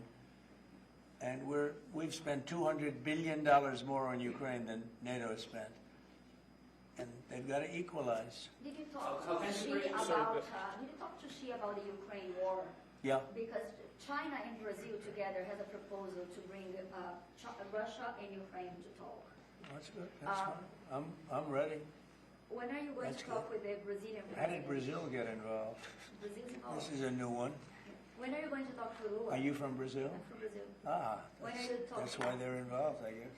When are you going to talk with the Brazilian president? How do you see your relationship with Latin America and Brazil? Great. Should be great. They need us much more than we need them. We don't need them. They need us. Everybody needs us. Mr. President, it sounds like you will not proceed with additional China tariffs necessarily, depending on how talks go with President Xi. Is that correct? What does it define that? Well, you're asking, you pledged in the campaign potentially a 10% tariff on China or as much as Because of fentanyl. Right. So I'm asking where you're... That's only because of fentanyl. There are other things, too. Are an additional And a very big thing is the Panama Canal. China controls the Panama Canal. What's that all about? They're not supposed to be good. When Jimmy Carter gave it, which was a terrible mistake, he didn't do it. He didn't give it to China. He gave it to Panama. And China controls the Panama Canal. So are China tariffs and we're not going to allow that to happen. Are they still on the table, or is that on We're not going to allow that to happen. Thank you, sir. What can we expect of the countries in NATO that spend the least amount of money, like Spain, France, below the 5%? Spain is very low. And yet, are they a BRICS nation? What? They're a BRICS nation, Spain. How You know what a BRICS nation is? Well, you'll figure it out. But, and if the BRICS nations want to do that, that's okay, but we're going to put at least a 100% tariff on the business they do with the United States. You know what the BRICS is, right? You guys know. Brazil, You know what I'm Russia. saying, right? You know what I'm saying. But Spain is not So it's not even a threat. In fact, since I made that statement, Biden said, well, they have us over a barrel. I said, no, we have them over a barrel. And there's no way they're going to be able to do that. This is an executive order relating to... Tariffs, those countries, like Spain? As a BRICS nation, yes. They'll have a 100% tariff if they so much as even think about doing what they thought. Can you explain how it's... Which, and therefore they'll give it up immediately. So will China give it up. So this is about reforming the system of hiring in the federal government to ensure that merit is the lodestar of hiring decisions as per the Supreme Court. Other matters. Yes, sir. This is a big deal. Merit. Our country is going to be based on merit again. Can you believe it? Mr. President, you had said you would end the Russia-Ukraine war on your first day in office. Where do things stand right now, and how do you intend? Well, this is only half a day. I have another half a day left. We'll see. We want to get it done. This is an order creating and implementing the Department of Governmental Efficiency, known as DOGE. Okay, that's a big one. Is Elon Musk going to get a West Wing office? No, he's getting an office for about 20 people that we're hiring to make sure that these get implemented. We have a problem in this country. You sign an executive order, it doesn't get done for 6 months. As an example, when we allowed the J6 hostages to go out, it might not be approved under the old days for 2 weeks, 3 weeks, 6 months. You know, they had a good ruling from the Supreme Court, and it's like nothing happened. That ruling was 6 months ago, you know that. And it was like they didn't have a ruling. They've been treated very unfair. The judges have been absolutely brutal. The prosecutors have been brutal. Nobody's ever treated people in this country like that. Mr. President, are you commuting the sentences of anyone who assaulted a police officer on January 6th? Well, we're looking at 2 police officers, actually, that Washington police officers who went after an illegal, and things happened, and they ended up putting them in jail. They got 5-year jail sentences. You know the case. And we're looking at that in order to give them we got to give them a break. But is there clemency in your actions today for anyone? Well, it would be a pardon. That would be a pardon. The one I'm talking about would be a pardon. Here you go, sir. Should there be punishment for the people who assaulted law enforcement officers that day? Well, I will say this. They've been in jail for a long time already. I see murderers in this country get 2 years, 1 year, and maybe no time. So they've already been in jail for a long time. These people have been destroyed. What they've done to these people is outrageous. There's rarely been anything like it in history, in the history of our country.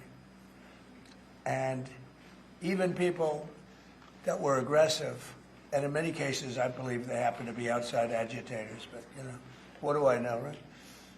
But I think they were outside agitators. There were outside agitators involved.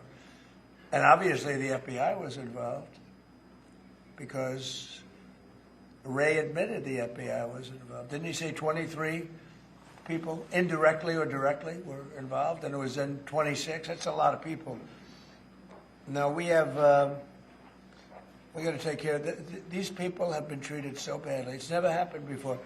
What happened in Seattle where they took over a big portion of the city? What happened in Portland where they burn down the city every day and people die?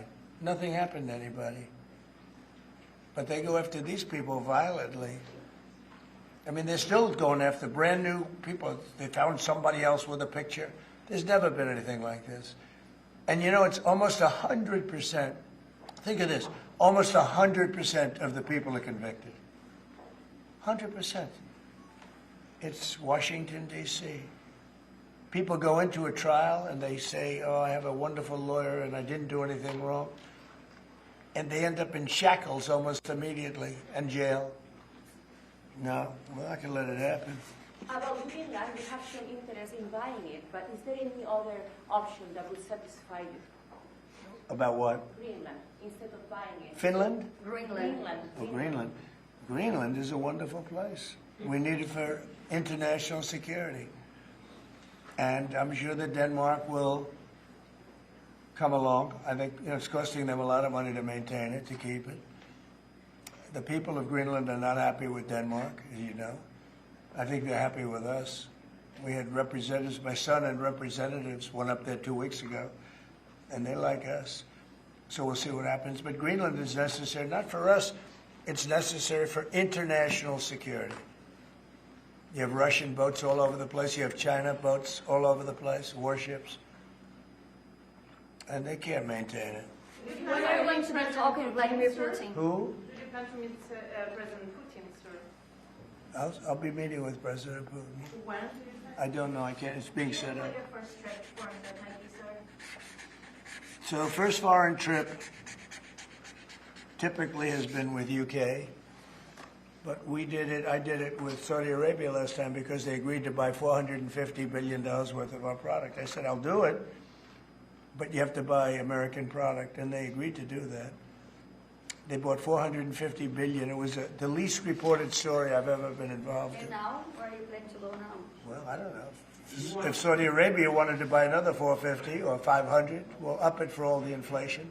Mr. President, you say you were going to end the war first day. How do you plan to end the Ukraine war? Well, we're going to try and get it done as quickly as possible. Do you want to push Israel and Saudi Arabia? It should have never started. You know, the war with Ukraine and Russia should have never started. It would have never started if I were president. Will you push Israel and Saudi Arabia to normalize relations? I don't think I have to push them. I think it's going to happen, but maybe not quite yet. But they'll end up being in the Accords, the Abraham Accords. President Trump, I think Saudi Arabia will end up being in the Abraham Accords. This year? Could be, but soon. Not in a very long way. Oh, look at that! It says TikTok. My! What is that all about? First, we have Alaska, sir. This is an executive order relating to unleashing Alaska's potential as an energy reservoir for the entire nation. And what about ANWR? I believe that would be included in aspects of the order. So we're opening up ANWR. On the TikTok piece, President Trump, you and your members of your team now used to warn about the dangers of TikTok spying on Americans. What changed that you're not worried about that anymore? Well, it depends on the deal. I mean, I may not do the deal or I may do the deal. TikTok is worthless. Worthless. If I don't approve it, it has to close. I learned that from the people that own it. If I don't do the deal, it's worthless. Worth nothing. If I do the deal, it's worth maybe $1 trillion. $1 trillion. So if I do the deal I'm talking about doing it for the United States. If I do the deal for the United States, then I think we should get half. The TikTok CEO. In other words, I think the U.S. should be entitled to get half of TikTok. And congratulations, TikTok has a good partner. And that would be worth, could be $500 billion or something. It's crazy. The numbers are crazy. But it's worthless if the president doesn't sign, then it's worthless. If the president does sign, it's worth maybe $1 trillion. So I think, like a joint venture, I think we would have a joint venture with the people from TikTok. We'll see what happens. I mean, that's one of many ideas I've had. The CEO is now. Did he say that he's open to that idea? Who? The CEO of TikTok is around. Oh, I think he'd probably like it. Because he's got nothing. They really have nothing. It's passed in Congress. It gives the president a right to make a deal or to close it. And we have 90 days to make that decision. But I could see making a deal where the U.S. gets 50% of TikTok, polices it a little bit or a lot, depends on them. But remember, they make telephones in China. They make all sorts of things in China. Nobody ever complains about that. Here they're complaining about this. There's so many different products made in China, and nobody ever complained about it. The only one they complain about is TikTok. And TikTok is largely young people. I guess I have a warm spot for TikTok that I didn't have originally. But, I went on TikTok, And I won young people up by 36%, Peter. And Republicans typically don't do too well with young people. But it's a different Republican Party. Would the U.S. government buy a portion of TikTok then, or how would it get that 50%? No, you'd take 50% of TikTok for the approval that TikTok can continue in business. And they'd have a great partner. The U.S. would be their partner. But the U.S. essentially would be paid for doing that half of the value of TikTok. Would there be a private sector owner as Could well? be, yeah, could be a lot. Tell you what, every rich person has called me about TikTok. You wanted to block TikTok. Why did you change your mind? Because I got to use it. And remember, TikTok is largely about kids, young kids. If China's going to get information about young kids, I don't know. I think, to be honest with you, I think we have bigger problems than that. But you know, when you take a look at telephones that are made in China and all the other things that are made in China, military equipment made in China, TikTok, I think TikTok is not their biggest problem. But there's big value in TikTok if it gets approved. If it doesn't get approved, there's no value. So if we create that value, why aren't we entitled to like half? Sir, if you don't have to go 90 days, will you shut them down? Does Biden ever do news conferences like this? How many news conferences, Peter, has he done like this? Like this? None. 0. And it would be 0 for the next infinity. For infinity, it would be 0. Mr. President, you please talk to President Musk going to help implement the executive orders? I think you mentioned implementation. Elon, no. Elon is very busy sending rocket ships up to various places with lots of satellites on them. What is your reaction to the confirmation of Marco Rubio, and what does it mean for Latin America? Which one? Marco Rubio. Marco Rubio. You said Marco. Marco Rubio. Yeah, he's. I think he's great. I think Marco's doing a fantastic job. I think he's going to get a lot of votes. I think he's going to be at 90% or something. I mean, I'm hearing very good. People know him. They know him in the Senate. They know he's good. He's doing a good job. I don't know. I can't tell you. I don't know what's going to happen with that. He's got some very strong ideas now, Marco. You signed the TikTok order, right? Did you sign the TikTok order? Yeah. Yes, that was just President Marco Rubio's ideas is just signed it. How many still changing Venezuela, changing power. Are you still committed with Maduro leaving power in Venezuela? Well, we're going to find out about that too, because we're going to probably stop buying oil from Venezuela. We don't need their oil. Another embargo like the first term? No, it could be, but we don't want to buy. We don't have to buy their oil. We have plenty of oil for ourselves. So President Trump. That'll change Venezuela quite a bit. President Trump, there was a lot of concern about this during the campaign. A question that only works today. Are you a dictator on day one? No.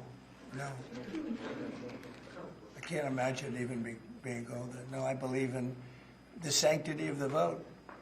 The Democrats didn't because they cheated like dogs, but I believe in the sanctity, and this was too big to rig. This last election was just too big to rig. But no, really the opposite. When do you plan to speak to President Putin? Could be very soon. And you talked a bit about Ukraine and Russia, but how long do you think it would take to end that conflict? And I have to speak to President Putin. We're going to have to find out. He can't be thrilled. He's not doing so well. I mean, he's grinding it out, but most people thought that war would have been over in about 1 week. And now you're into 3 years, right? So he can't be thrilled. It's not making him look very good. Now, eventually, you know, I mean, it's a big machine, so things will happen. But I think he'd be very well off to end that war. We have numbers that almost 1 million Russian soldiers have been killed. About 700,000 Ukrainian soldiers are killed. Russia's bigger. They have more soldiers to lose. But that's no way to run a country. What did your TikTok order do, Mr. President? Just gave me the right to sell it or close it. Essentially with TikTok, I have the right to either sell it or close it. And we'll make that determination. And we may have to get an approval from China, too. I'm not sure. But I'm sure they'll approve it. And if they don't approve it, it would be somewhat of a hostile act, I think. But it's good for China if it gets approved. Mr. President, you're not guaranteeing that TikTok will be around after 90 days from today? No, but it could very well be.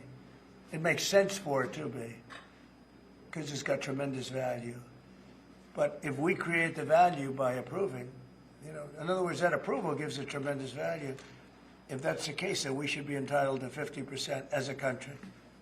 You understand? You haven't heard that one before, right? That's called a joint venture. And nobody ever thought that way before. Well, I don't know. I think you have a lot of people that would be interested in TikTok with the United States as a partner. Mr. President, what was it like walking into the Oval Office this evening? Oh, what a great feeling. One of the better feelings I've ever had. Do you like this town better now than 2017? Well, we're very experienced now. You would say nobody's ever had experience like I have. I've dealt with some very good people. I've dealt with some very bad people, and I know who the bad ones are and the good ones are. You know, don't forget, I was very successful in primarily the real estate business. And people used to say developer, and I'd always say, you know, the real estate developer is far worse. But after about 3 months and getting to know scum like Adam Schiff and other people like that, I said, no, actually, real estate people are quite nice by comparison. You said you plan to speak with President Putin soon. What about President Zelensky, and what's your message? Yeah, I would, but he's told me he wants to make a deal. I mean, Zelensky wants to make a deal. I don't know if Putin does. He might not. I don't know. He should make a deal. I think he's destroying Russia by not making a deal. I think Russia's going to be in big trouble. You take a look at their economy. You take a look at the inflation in Russia.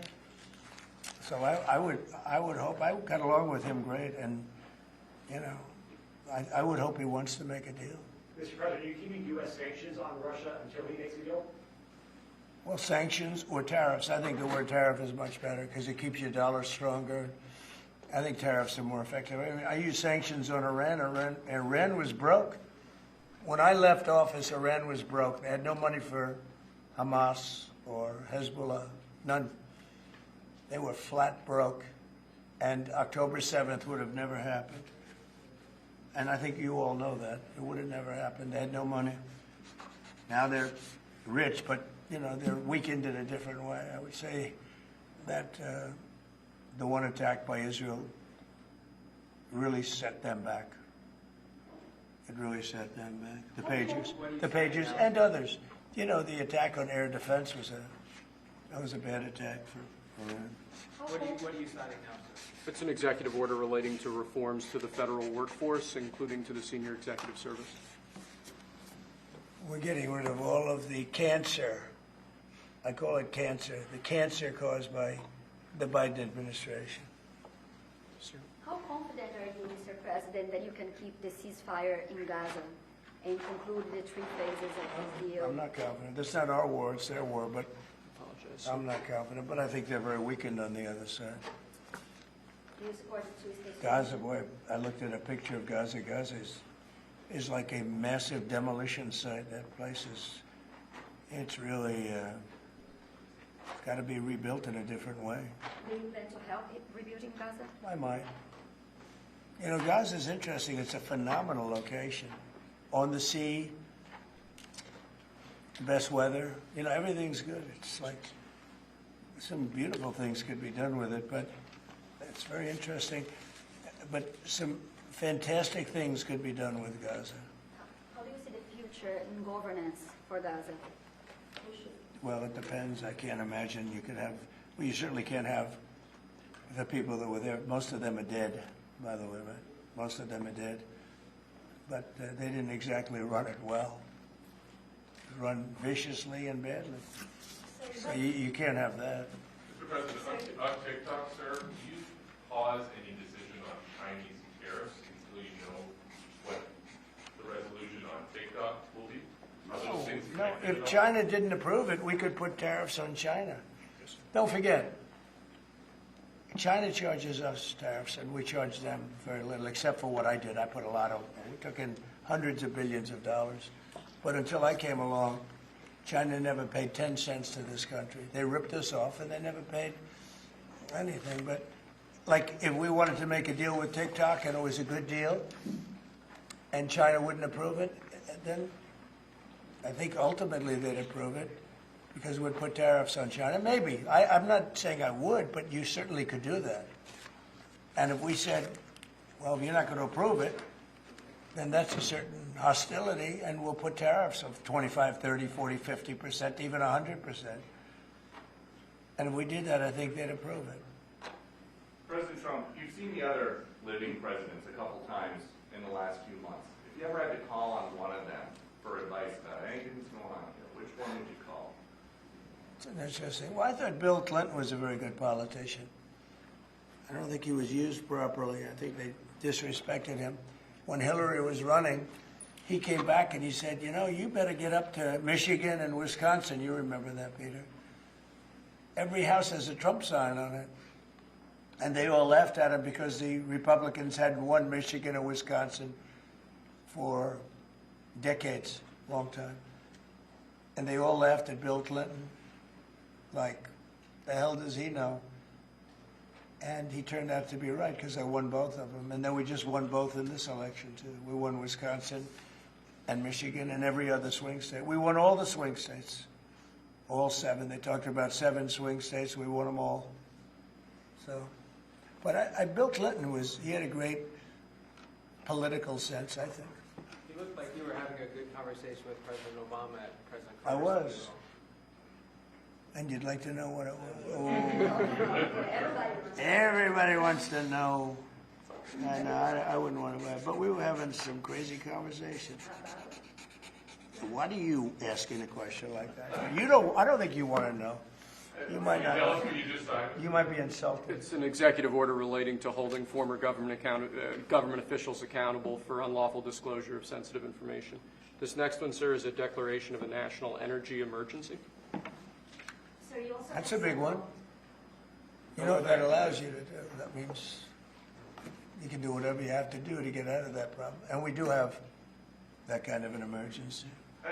President Trump, at some point will you use your powers of the presidency to tell Americans who are concerned about drones? Yeah. A few weeks Good. ago, Yeah. what exactly I will. Can you tell us now? In fact, I'd like to know because I just got here. What do you think? I just came here. I've been here for what, 15 minutes now. Do people listening, because this is going out live? And I got to read this letter too. Because of you, I found this letter. I can read it for you. It's interesting. Yeah, I know you would. Your father would too. But is it anything these drones? Is it anything that people need to be worried No, about? I think it's terrible. I would like to find out what it is and tell the people. And can you commit to some kind of... In fact, I'd like to do that. Could we find out what that was, Susie? Okay? Yeah, why don't we find out immediately? I can't imagine it's an enemy or there would have been, people would have gotten blown up all over. Maybe they were testing things. I don't know why they wouldn't have said what it was. They had a lot of them flying over Bedminster, which is interesting, right? And with the events today and yesterday, was everything moved inside just for cold weather, or was there some kind of security? No security. Because they had everything shut down to drones. You can shut that down pretty easily if you're sophisticated. They're very sophisticated, these people. No, it was just cold weather. And we made a good move because, first of all, I thought it was incredible in the Capitol today. You know why I liked it? Because I got great reviews on that speech. I got great reviews. Can you believe it? They actually were fair. Maybe the fake news is changing. Unleashing energy production. Yeah, unleashing energy production. But I thought it was, I think having it in the Capitol is great. Obviously, you can take care of the people you have to take care of. The city was booming. And if we would have done it outside, people would have been hurt because it was really cold. It was looked sunny. But when you stood outside for 10 minutes, people were running back in. It was really cold and really windy. The wind brings it down a lot.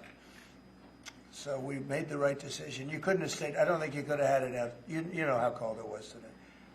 It was, people went out for a little while just to test it. They couldn't stay out more than 10 minutes. They all came back in. So we would have had a disaster if we did that. And people would have been hurt. The unlawful disclosure, is that related to the Hunter Biden situation? Which one? The one on unlawful disclosures by federal officials, is that related to No, I think it's just more general than that. It's not Hunter Biden.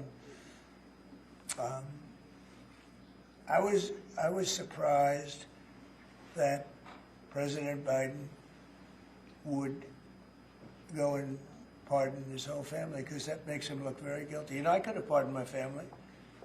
I could have pardoned myself, my family. I said, if I do that, it's going to make me look very guilty. I don't think I'd be sitting here, frankly. If I did that, I don't think I'd be sitting here right now, because I would have shown that you're guilty.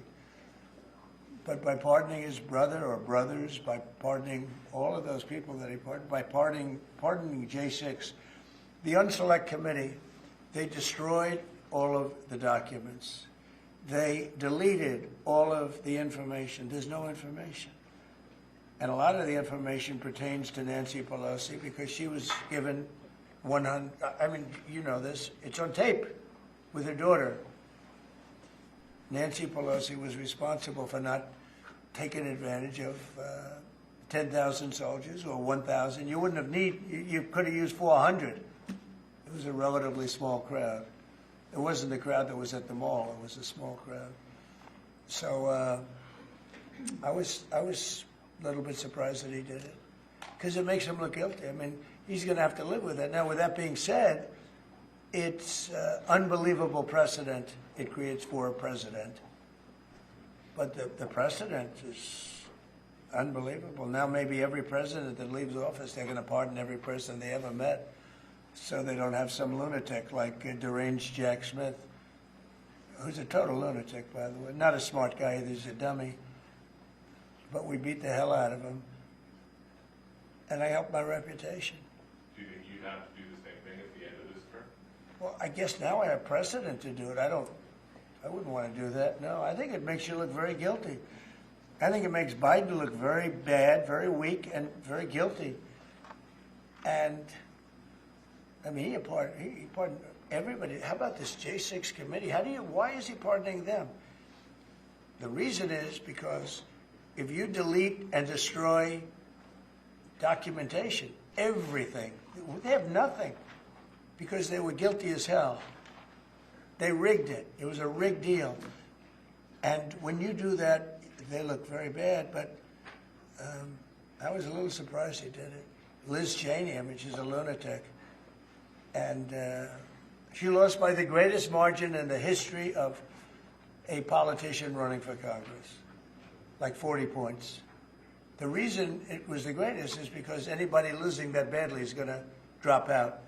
But she's a nut job. She doesn't drop out. You know, she just keeps chugging forward. And she lost by almost 40 points. That's the biggest number anybody's ever lost by. But why would Biden do that? He pardoned her and pardoned everybody. The reason is that they destroyed documents. And if you're even in a civil case, which this wouldn't be, I mean, people go to jail for a long time for doing that. What's this one? That's Unleashing American Energy, sir. It relates to easing permitting processes and other regulatory systems to ensure that we can produce energy efficiently to drive the American economy forward. President Trump, looking around the office, we noticed some changes from the way that Biden had it set up. Can you confirm that you have added back the Diet Coke play? I think this, first of all, I just got here. So my people came in. They have extraordinary decorator sense, right? Let me just see some of the pictures. That's a good one. I could live with him. I could live with George Washington, I can tell you. I could live with Thomas Jefferson. I could live with most of them. They took a very safe route. They don't have any bad ones up there. Withdrawing from What is this one? Withdrawing from the World Health Organization, sir. Ooh, that's a big one. So we paid $500 million to World Health when I was here, and I terminated it. China, with 1.4 billion people, we have 350 to pay. We have, nobody knows what we have because so many people came in illegally, but let's say we have 325. They had 1.4 billion. They were paying 39 million, we were paying 500 million. It seemed a little unfair to me. So that wasn't the reason, but I dropped out. They offered me to come back for 39 million. In theory, it should be less than that, but, you know. And when Biden came back, they came back for 500 million. He knew that you could have come back for 39 million. They wanted us back so badly, so we'll see what happens. Pretty sad though, think of it. China pays 39 million and we pay 500 million. And China's a bigger country. Mr. President, you spoke about inflation today in your remarks. What actions are you taking today that will have a direct impact for Americans on their everyday costs to bring the cost down? The biggest thing and factor for inflation is energy. They screwed up my energy policy, and then they went back to it. You know, they heard it really badly, and then they went back to it, and they started drilling more, but by that time it was too late. Many of these things that we're signing and that Doug Burgum is going to be signing, and Chris Wright, who's phenomenal, you know, Energy, Department of Energy. We're going to be taking a lot, we're going to make a lot of money from energy. We have more than anybody else. We're going to make a lot of money from energy. We're going to make a lot of money from tariffs. You know, European Union charges us, they have a VAT tax of 20%, but it's really much higher than that. And that's the equivalent, almost the equivalent of a tariff. And they're tough. They're very tough. They don't take our cars. They don't take our farm product. They don't take almost anything. And yet we take their cars and we take their farm product. We take a lot from them. So, you know, we have like a $300 billion deficit with the European Union. So we'll straighten that out with either tariffs or they have to buy our oil. The one thing they can do, our oil and gas, the one thing they can do to catch up quickly, buy our oil and gas. Will you travel, and they should do that. Will you travel to China this year? Yeah, it could be. I've had the invite. I would do it, yeah. I would do it. Talking about the European Union and the tariffs, like, what do you mean when you say that European Union conflict makes it part of BRICS? That it what? BRICS. Oh, BRICS. No, I was talking about BRICS. BRICS is 6 nations. I think it's 7 nations. And they were looking to do a number in the United States. And if they do that, they won't be happy about what's going to happen to them. Are you still considering a universal tariff, Mr. President, on all countries? I may, yeah, but we're not ready for that yet. We may put it, wrap it, because essentially all countries take advantage of the U.S. We don't make any good deals in the U.S. It's amazing in a way that we exist. We don't make good deals. We don't have any good deals. We have a deficit with almost, not all, there are a couple, I won't tell you their names because I don't want them to find out about it because they'll feel stupid. But there are a couple of countries that actually don't make money with us. But I don't want to let you know because they'll immediately change that. But we're gonna do. I tell you what, our country has an amazing economic future. I really believe that.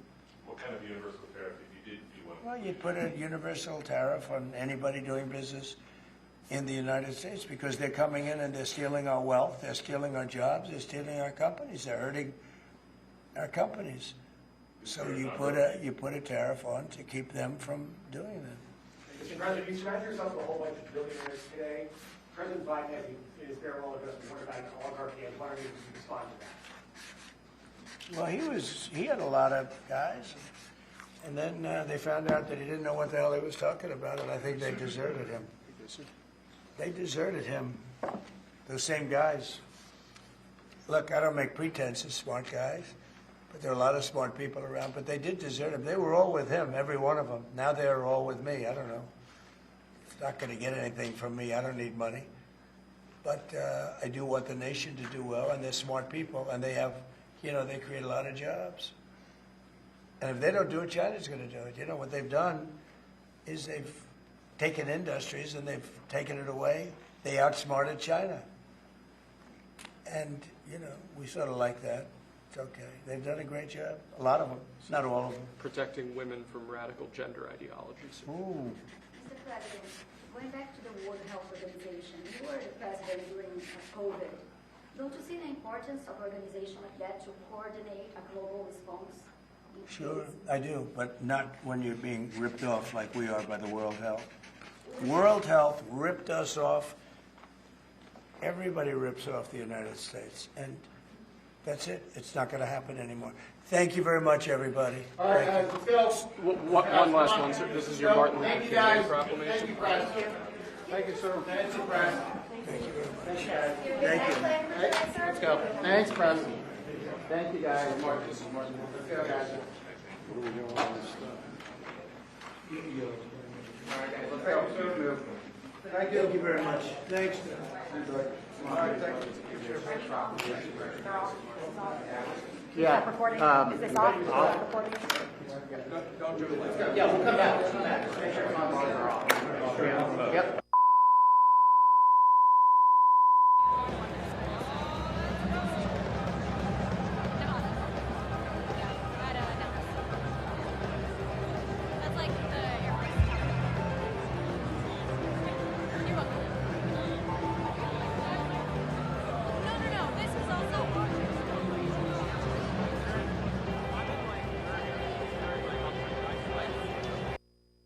I can't no more. Y'all can put your hands together now like that. If you encourage me, I'll keep going. They told me to kill as much time as possible, so. Does anybody know the words to Achy Breaky Heart while I'm here? I'll try a little bit. Let's see what happens. Check. Hey, is my guitar still on? I think they cut me off. Is my guitar on, guys? I don't hear my guitar anymore. Check. Is anybody awake? I don't hear it. Do y'all hear this? Where's everybody at? Check. Is anyone back there? Can somebody turn my guitar back on? We're going to sing a little bit more. Y'all want to sing more, or you want me to just get the hell off the stage? I don't give a damn. Y'all probably tired of listening to the music over and over. And I says, you know what? These people want to party. They want to party. Here he goes. Hold on.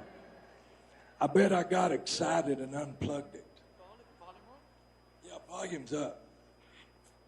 See, it's not on.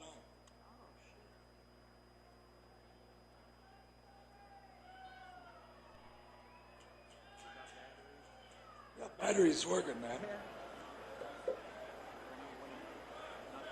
Well, let's see. I could try like this. I mean, after what Carrie Underwood did today, wasn't Carrie Underwood fabulous? Carrie Underwood, you were amazing today. They had technical difficulties too. And in life, when you have technical difficulties, you just got to keep going. Or as President Trump would say, you got to fight. Woo! How good was it to see our president back in command, President Trump?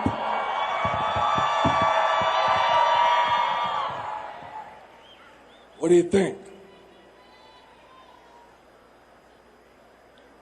I mean, it won't play. You're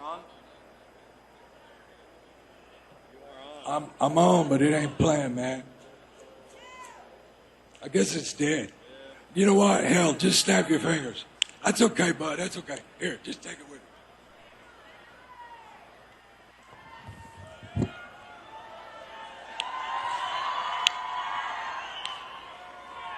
You can tell the world you never was my girl.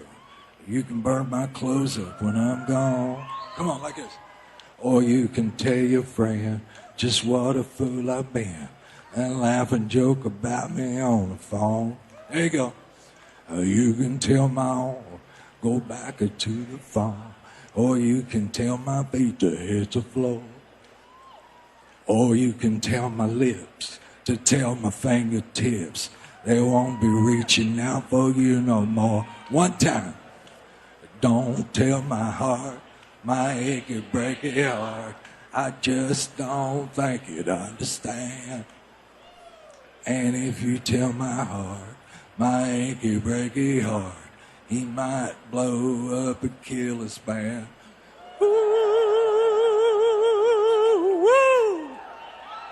Thank you. Good night.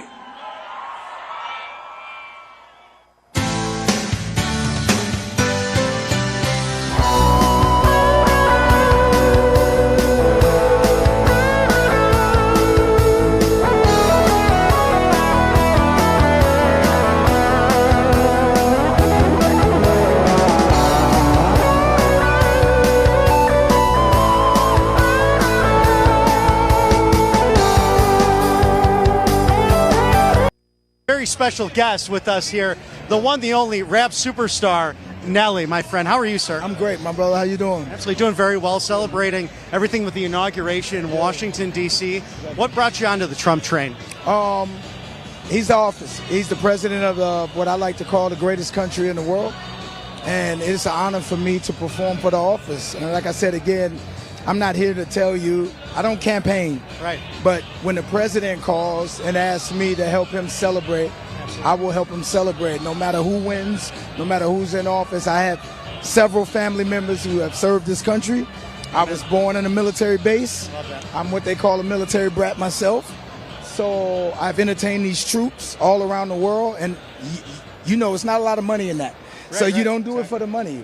You do it to help bring joy around this world to family members who may not have been home in a while. So you just bring a little bit of that home to the base. And I'm honored, man. Like I said again, and anytime I get a chance to unite, I'm going to take that opportunity.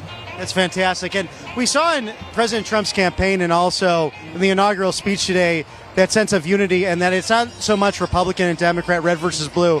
It's about the American people and about what you saw as a military brat. And that's what we're celebrating here tonight. So many wonderful members of the military who selflessly serve the country. Do you have thoughts on what President Trump plans to do with the meritocracy and bringing the military back to fighting readiness? Yeah, well, first I want to thank all of our men and women that are currently serving, that have served, and especially all of our veterans. I want to thank them for their service. And I think we owe them a larger thank you. Right. I think we owe them a larger thank you than we do as Americans, because I think they have the guts that a lot of us don't have, and a lot of things that we take advantage of. And we don't appreciate that they are the ones that make sure that we keep our rights and keep our options to say yes, to say no, to have this democracy, to say we want to vote for this person or say for that person. So for them, I want to thank them personally for their service. And you've been such a chart topper for over a quarter century now. Wonderful music that has inspired generations of artists. What will you perform for us tonight? Well, listen, to me, there's nothing more American than Nelly. You know, when you can go from the hoods to the woods, from the streets of St. Louis to the White House, I think that, you know, that's a blessing in itself and as a whole. And anybody that I can inspire, definitely inspiration from people from my community as far as being where I'm from. So I just look forward to rocking out. So hopefully I hit what you're looking for. I love that. And what are you most looking forward to in a Trump administration over the next 4 years? Just open-mindedness, man. Just willingness to work with those that are willing to, you know, to work with him. So anything I can help to get things forward. I'm about progress, man. I'm not about anything else but positivity. And I think that many of our leaders in the past, from Dr. King's to the Malcolm X's, to everybody that worked in the civil rights, that had to work with people that they may not have saw eye to eye with, but was willing to work with to get things done. And I think that's what we got to always remember. And Pastor Lorenzo Sol today, that beautiful invocation about good God Almighty, we're free at last, hearkening those beautiful immortal words of Dr. King on today as we're celebrating Martin Luther King's birthday as well. Definitely as well. And all the love and the blessings go out to the King family. And yeah, man, so we're going to have a lot of fun. We have reason to have a lot of fun today. Absolutely. Well, sir, I'm looking forward to you performing today right on that stage where President Trump and First Lady Melania Trump will be dancing as well. Yeah, our stage don't look like that, though. Right. Yeah, we don't get that. That's more of the White House trip. They don't give me that one. Yeah. Well, it's a pleasure. It's an honor, sir. Absolutely. God bless you. Thanks for taking the time. Definitely. Thank you. Yeah. And everyone out there, that's pretty cool stuff. Wow, Nelly in the house tonight at the Commander-in-Chief Ball. All excited for President Trump's return to the White House. And that's what we saw on the campaign trail. People who didn't necessarily focus on politics and the difference between Republicans and Democrats, but rather fighting from the culture, like Nellie said, coming from St. Louis to the steps of the White House, that everyone's included, that President Trump's inclusivity really has made a difference. And we've already seen that difference politically as it's a downstream of the culture. Senator Marco Rubio has now been confirmed by the United States Senate as the next Secretary of State. He will be ready tomorrow to come into that role as the first post confirmed by the U.S. Senate for President Trump's cabinet. So a very exciting time on the world stage as, Senator Rubio, his background as well, an inspiring story. His dad working late hours as a bartender in Florida, saving up as much as he could so that a young Marco could live that American dream. He said he would remember going to sleep and hearing his dad kind of slowly, quietly come in that door after those late nights bartending. And he is now going to be the Secretary of State. So much interesting, amazing stuff happening. I'm going to throw it next door to the Liberty Ball. And stay tuned with us right here at Right Side Broadcasting.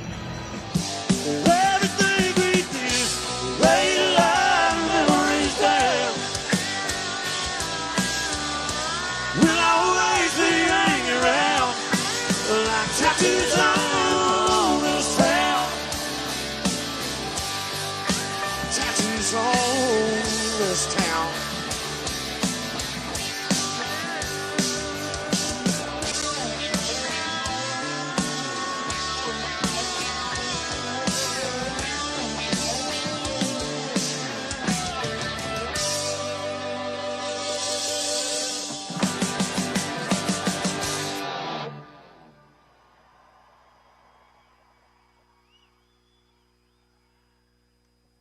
What's happening, everybody? Man, I gotta tell you, so good to be here.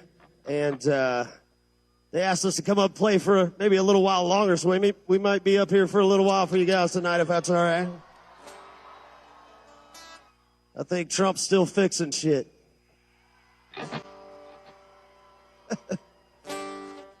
Well, thank you guys so much. I can't tell you how honored I am to be here and be a part of this inauguration festivities here. So thank you guys for allowing us to get up and play you guys a few songs tonight. We're going to try and have as much fun as we can. And if you guys know the words of these things, sing along, drink up, and let's have a good time. Here we go.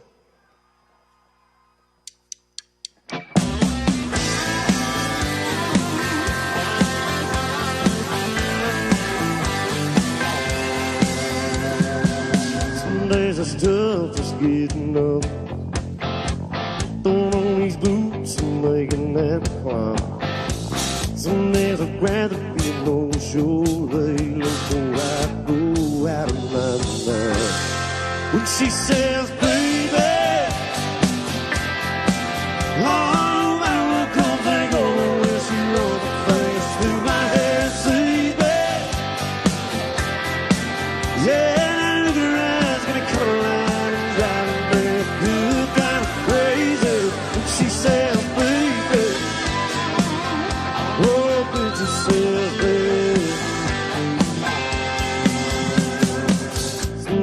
Come home fighting me, feel like running my fist through the wall.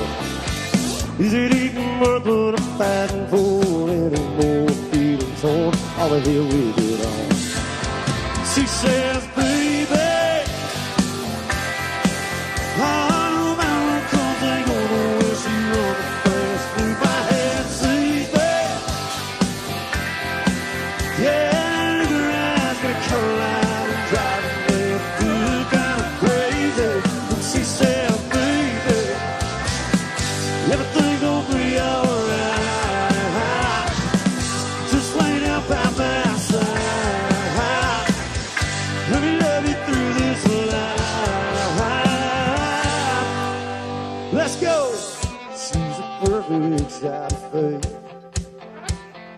If a bit of mine is gone, I can believe in this redemption of the lean on. When she says, baby, All my uncles ain't gonna wish you on the face through my head, say that. Yeah, look around, gonna come alive and driving real good, kind of crazy. She said, baby, oh, but she said, baby. Yeah, look around, gonna come alive and driving real good, kind of crazy.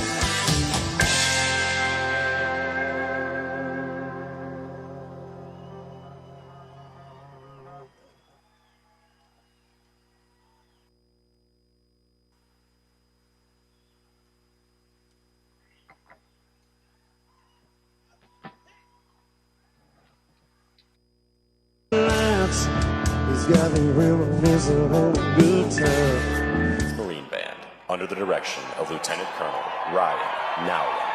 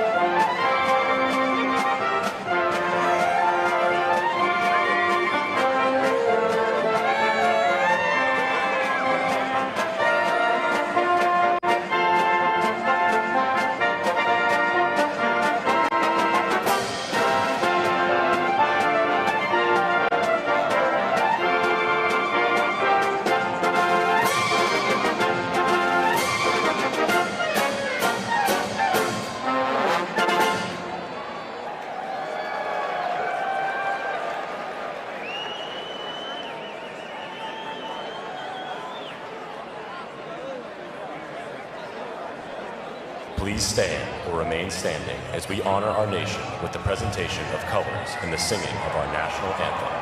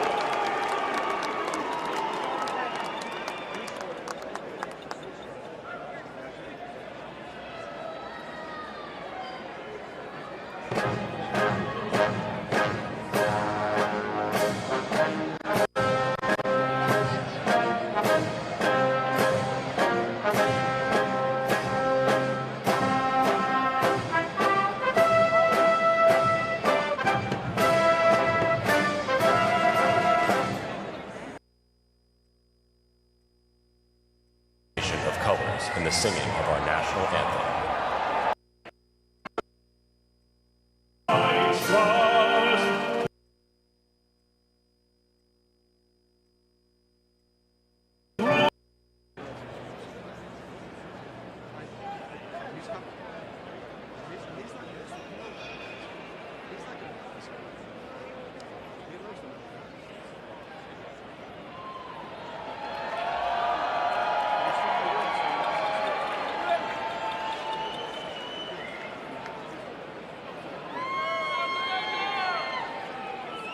Airborne.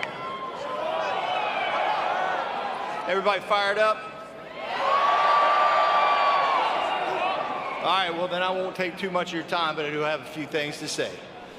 Ladies and gentlemen, distinguished guests, and most importantly, the incredible men and women of our armed forces.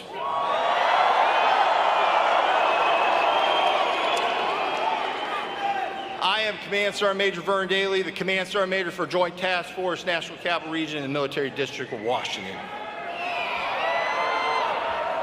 Good evening, and welcome to the Commander-in-Chief's inaugural ball. It is both an honor and a privilege to stand before you tonight as we gather to celebrate not only the inauguration of our Commander-in-Chief, but to also recognize the exceptional dedication, service, and sacrifice of those who make our freedoms possible, the brave men and women of our incredible United States military.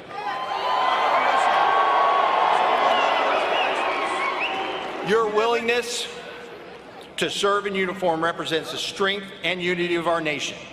Your courage and resilience serves as a beacon of hope and strength for not only our nation, but for the entire free world. Tonight, we come together to celebrate the strength and resilience and unyielding commitment of our military. From every branch, every service, from every corner of our great country and across the globe, our service members stand guard. You are the embodiment of our nation's resolve, and for that, we are forever grateful. It is no secret that the path to this moment has been paved by the sacrifices you make daily, not just in the heat of battle or in the face of adversity, but in the quiet, steadfast moments when you and the incredible families that support you stand ready. You do so with a spirit of service that is unwavering and a sense of duty and honor that is unparalleled.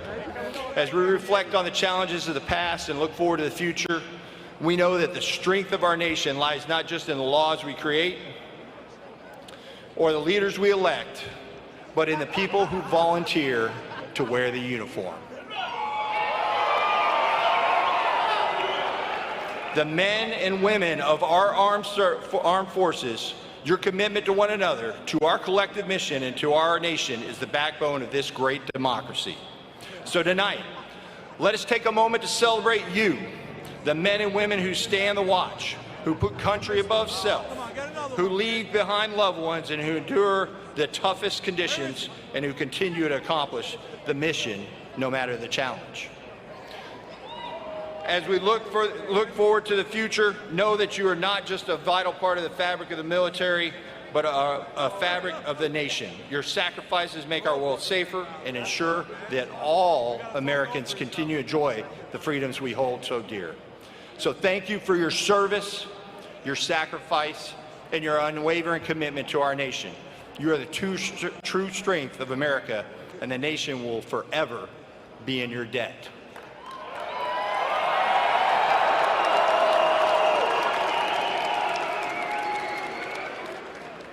Enjoy the evening, as some of you seem to have already. And may we all be reminded in every moment of the immense pride we take in you, the members of the United States Armed Forces.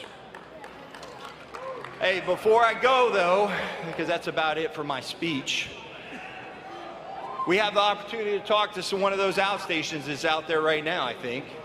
I believe we got somebody from Korea on. Hey, Sergeant Major Balmer, how you doing out there on the peninsula? Hey, Sergeant Major, can you read the station number? Yeah, we got you loud and clear, brother. Hey, we're here. We've got our commanding general beside me here, Lieutenant General Lee, and we got some great soldiers here in the 8th Army. We just want to say that we're proud to be part of this historic day and these festivities. To answer a couple questions real quick that we always get when we talk back home. One is, what time is it over here? Well, it's noon right now here in Korea on Tuesday. And it's not too bad here. I think it's in the 30s today. But we're all doing great. We're fired up to be here. We can't wait to be part of this great event. Hey, thanks so much, Kent. Hopefully you can hear that applause. We really appreciate you, brother, and everything that you guys are doing to stand the watch out there on. So thank you.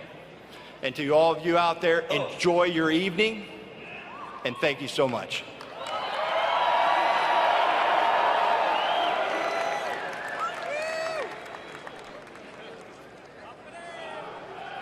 Ladies and gentlemen, our next speaker was awarded the Medal of Honor by President Trump on September 11th, 2020 for his actions during a hostage rescue mission in an area of northern Iraq controlled by the Islamic State.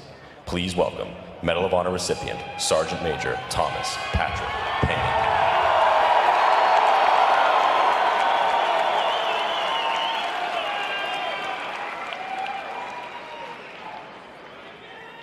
To the President of the United States of America, our Commander-in-Chief, President Trump, welcome home. Your warriors missed you.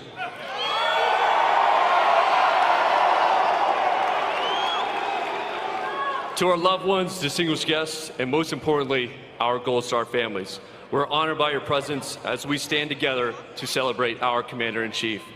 From the first shots at Lexington and Concord, to the frozen fields of Valley Forge, to the beaches of Normandy, to the mountains of Korea, jungles of Vietnam, across the deserts of Iraq and Afghanistan. Every generation of American warriors has answered a sacred call to defend the U.S. Constitution and our American way of life. When our boots hit the ground, we carry the legacy of every American warrior who has come before us. We are the living ambassadors of the American fighting spirit and a tradition of courage written in the sacrifice of our fallen.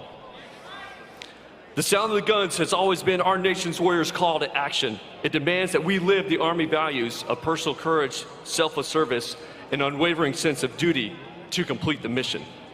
Throughout history, American warriors have answered a call to serve something greater than themselves.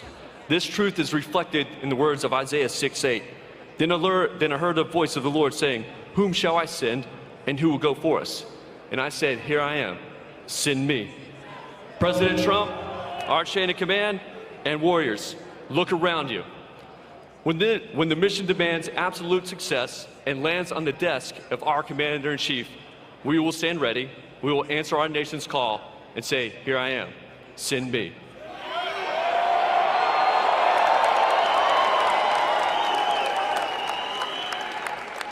When danger threatens, when liberty calls, Americans' warriors will always answer the call to service. Victory demands a full measure of our nation's commitment. From the great Americans who support us on the home front, together we are an unstoppable force. This is the strength, it is America's key to victory on any battlefield. Your U.S. military will train relentlessly because we understand the hazards of our chosen profession. When chaos erupts, when the sound of the battle calls, we respond with power and purpose. We fight to win our nation's wars and annihilate our enemies. This is the standard.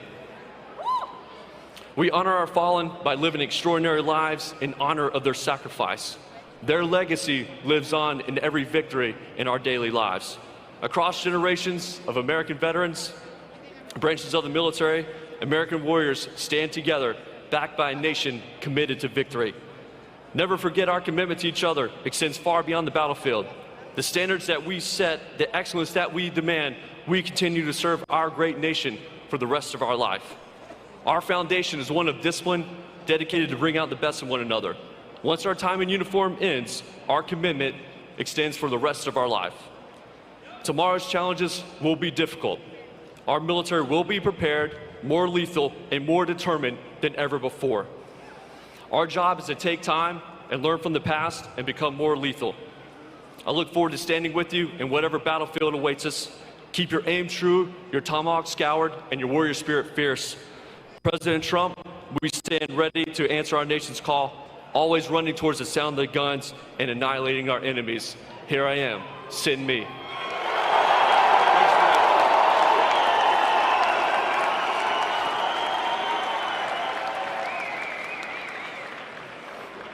Please welcome Senior Enlisted Advisor to the Chairman, Troy Black, and the Senior Enlisted Leaders for the services.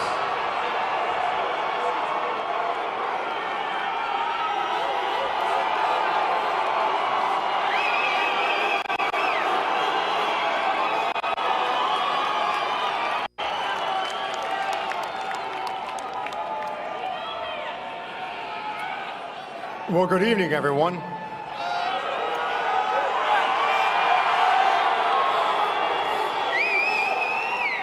My name is Sergeant Major Troy Black, and I'm the Senior Enlisted Advisor to the Chairman of the Joint Chiefs.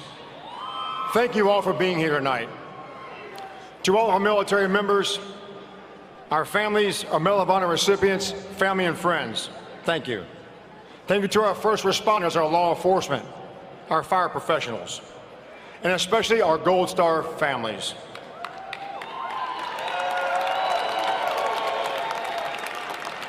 On behalf of the Chairman of the Joint Chiefs, it is my privilege to welcome you all here to the Commander-in-Chief's Ball, honoring the inauguration of President Donald Trump, our 47th President, and we now call him our Commander-in-Chief.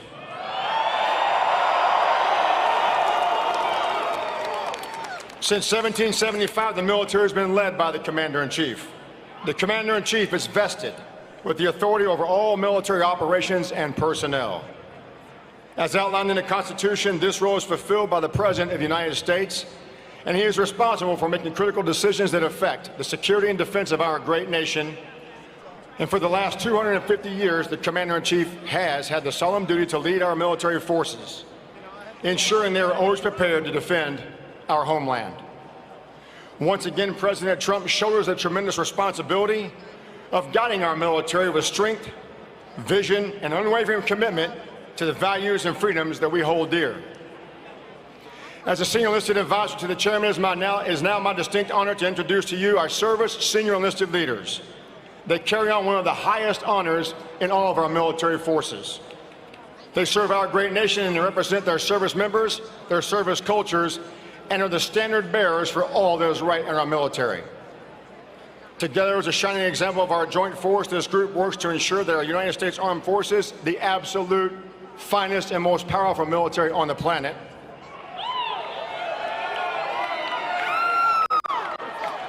that they have an enlisted corps that is empowered, well cared for, and above all else composed of the most lethal war fighters who are fully prepared to defeat our enemies and support our friends when called upon. First, let me introduce, on behalf of the Sergeant Major of the Army, Sergeant Major Mike Weimer, Sergeant Major Vern Daly.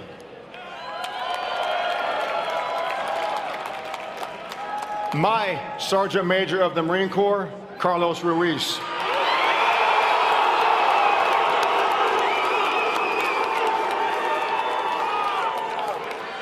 The 16th Master Chief Petty Officer of the Navy, James Honey.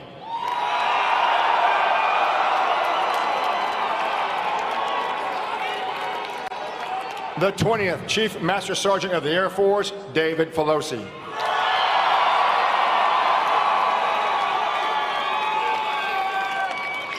The 2nd Chief Master Sergeant of the Space Force, John Bentavania. The 7th Senior Enlisted Advisor to the Chief of the National Guard Bureau, John Raines.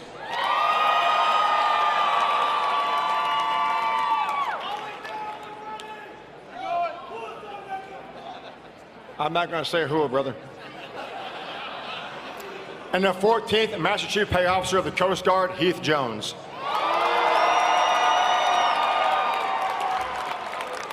In addition to developing our war fighters, this group appears before Congress to advocate on behalf of the total joint force and their services. They set the bar for the enlisted development and empower their NCOs with good order, discipline, and the mandatory adherence to standards. They build trust among our allied partners and their friends, and our senior enlisted advisors promote not just their independent strength, but also increase our mutual worth as a joint force. I want to take another moment to acknowledge the force behind our force, our military families.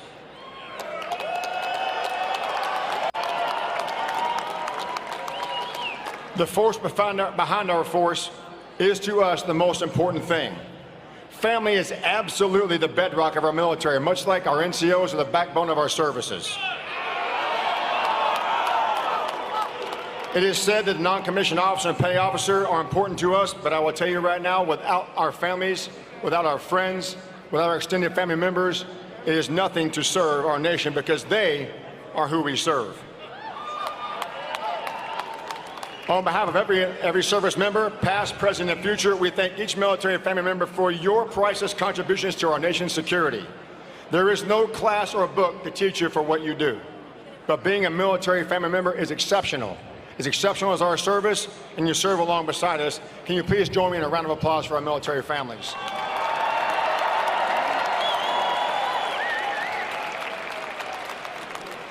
Ladies and gentlemen, the service senior enlisted advisors and their spouses and families and I are thrilled to join you all this evening at this momentous occasion. Thank you for all you do to support us and our nation. I'll now close up by asking you to join me in a few moments in the time-honored tradition of celebrating and welcoming our Commander-in-Chief, President Donald Trump. And God bless you, and God bless the United States of America.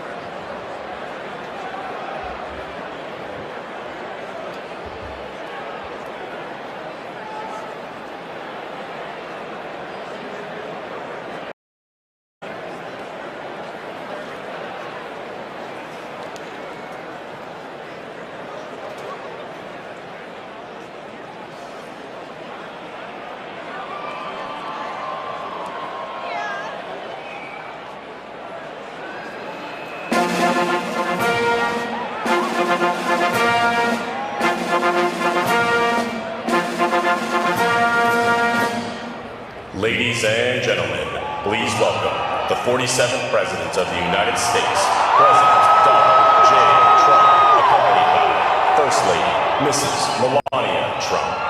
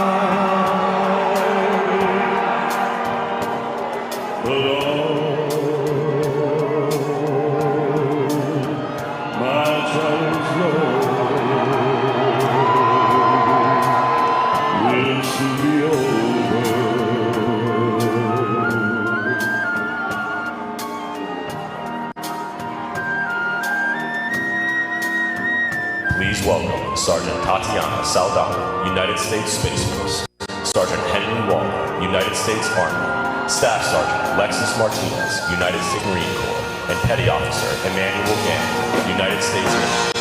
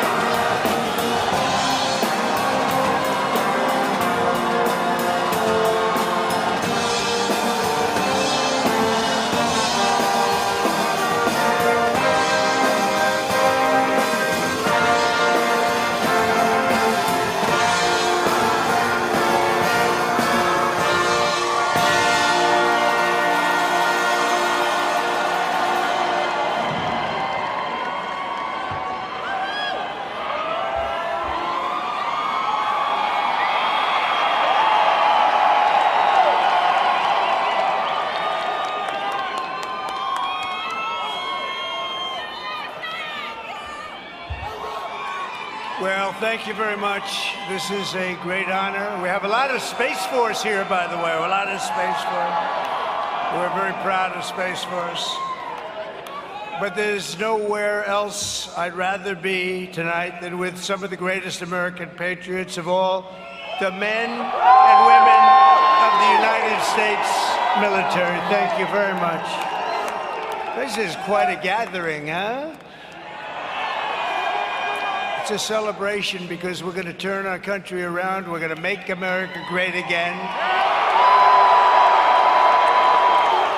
I've had no higher privilege in life than to serve as your commander-in-chief, not once, but twice.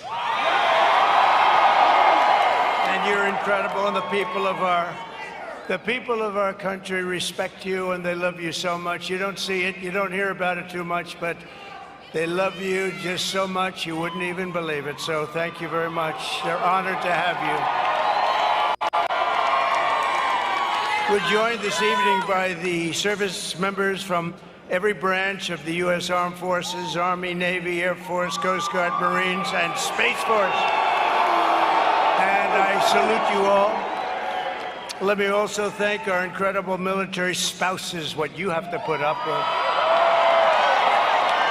They put up with a lot. And family members here tonight. We have so many and so many brilliant families. And you do more than anyone else to support our nation's heroes. And on behalf of every American, I want to thank you very much. We have some people with us tonight. You know, we have the head of the Republican Party, and we won. And then she said, all right, Dad, I think that's enough for me now. Let's win and let's go to something else. She wants to get back to her beautiful babies, but she's married to a guy known as my son, Eric Trump. And Laura was essentially chairman, along with Michael Whatley, of the Republican Party, and they were tough. They weren't going to stand for any nonsense, and they did a fantastic job, and we won every single swing state. We won we won the popularity. We were the most popular candidate in a long time. And I have to tell you, with the military, we really won.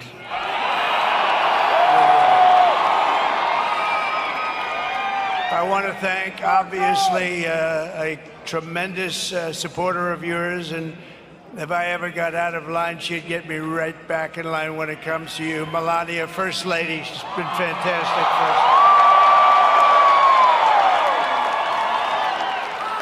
us. And our Vice President, you know him well. He's all about you. He's a big believer in our military, J.D. Vance and Usha.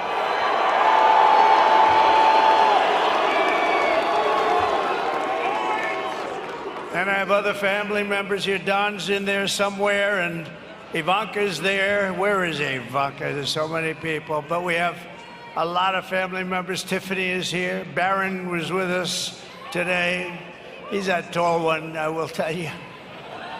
And he's doing a good job. But today we celebrate the enduring strength and resilience of our glorious republic.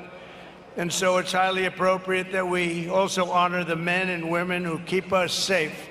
And that's what you are. Your bravery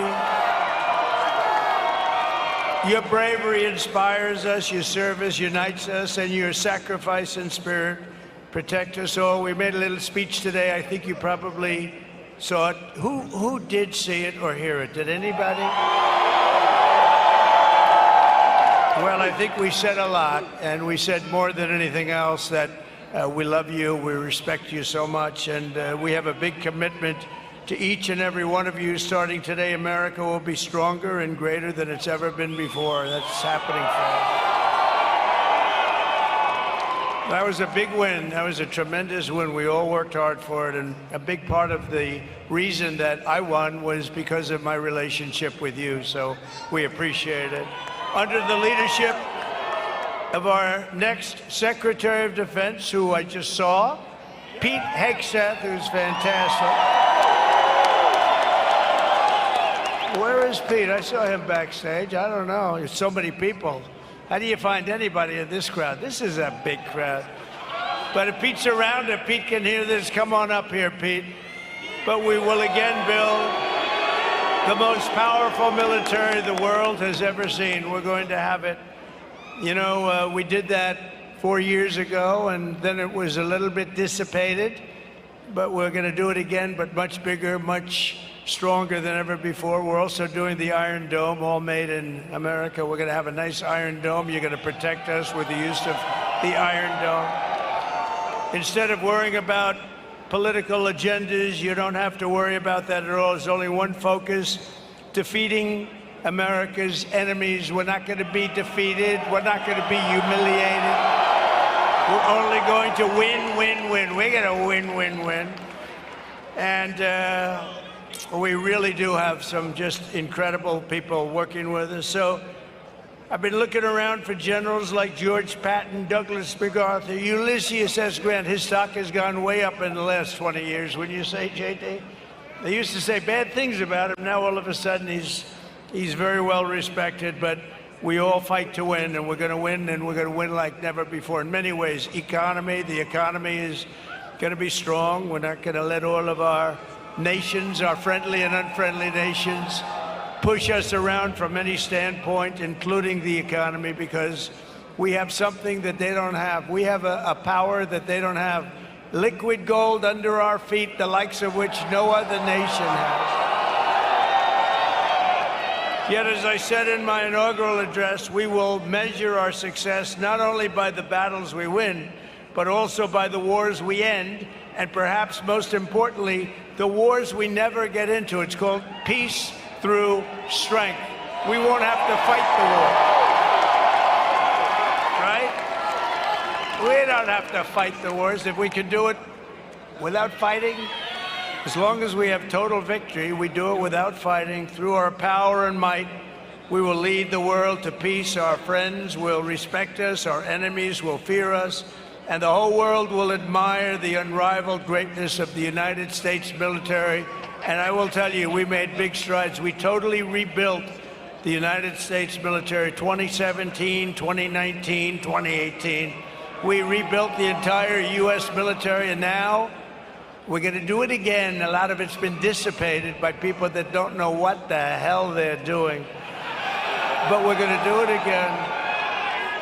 And this is going to be the dawn of the golden age of America. This is the golden age of America. And tonight, I'm filled with optimism for what lies ahead over the next 4 years. We will replenish the pride of our armed forces, end the recruitment crisis. And by the way, the recruitment numbers are through the roof in the last 2 months. I wonder why. I don't. Why the hell are they through? You know, you have a little problem with recruitment. That's not good. And now the numbers are higher than they've just about ever. You know why? They love what they see for the future of our country.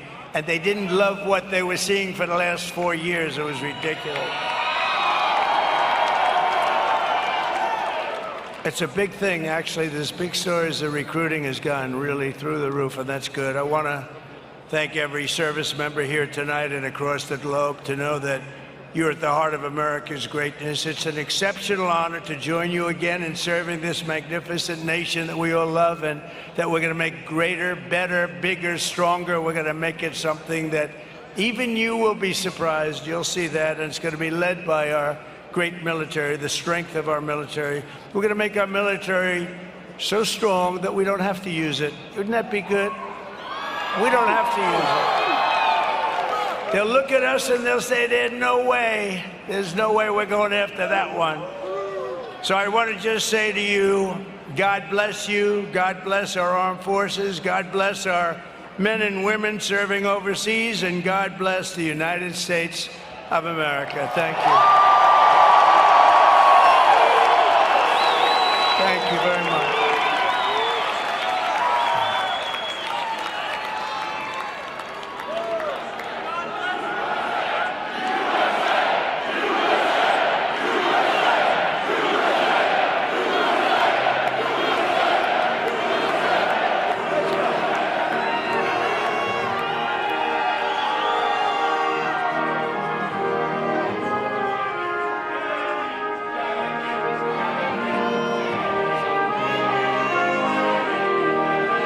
So they say we have some troops from South Korea, and I have no idea how we're getting them on this screen. I've been waiting for it for about 2 seconds. Oh, here it comes. No, that's a cake.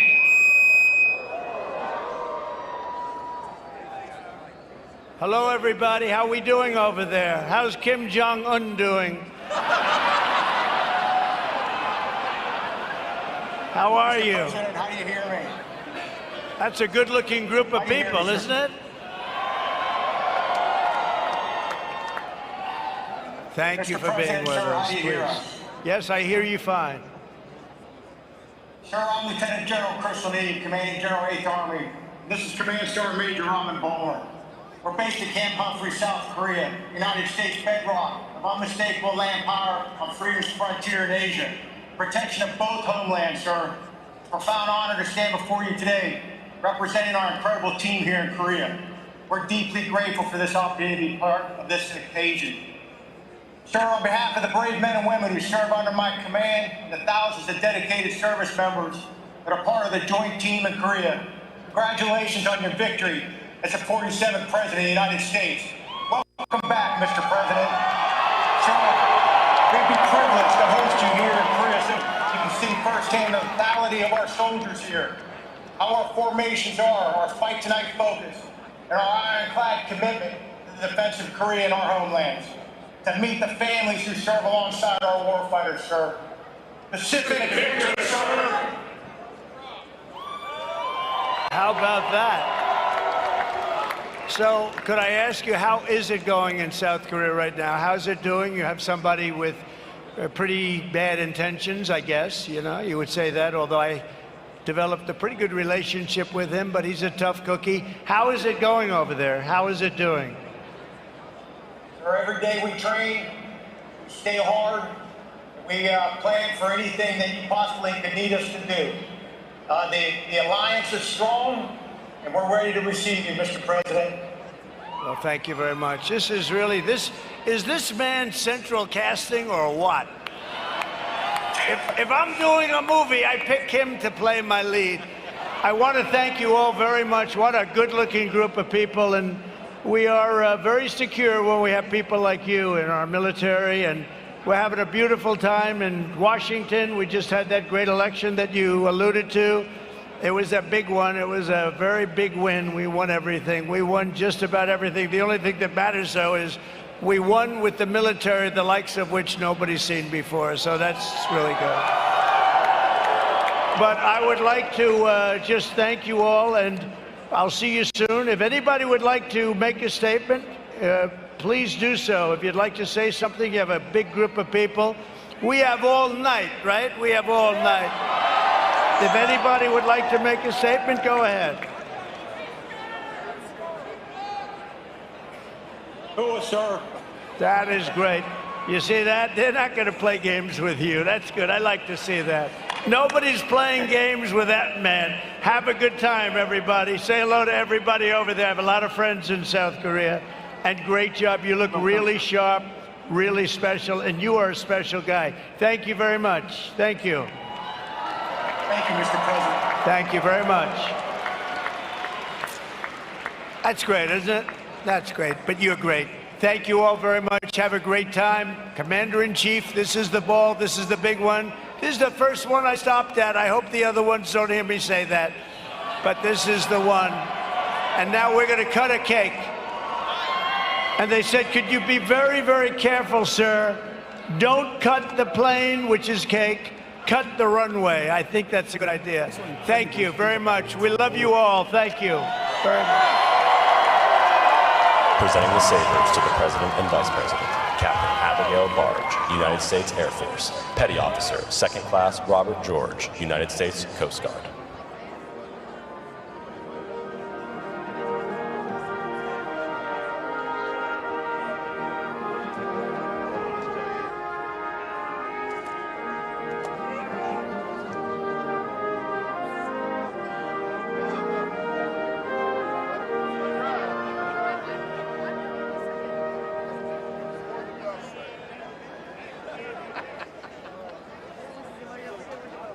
That's right. Nice to see you. Nice to meet you.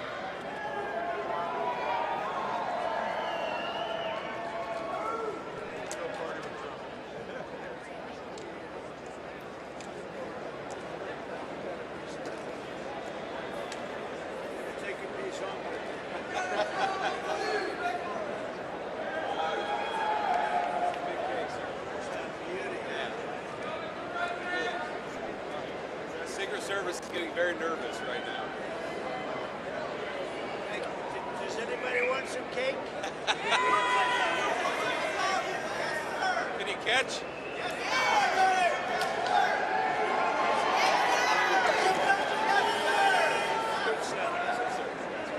Thank you all very much. Thank you.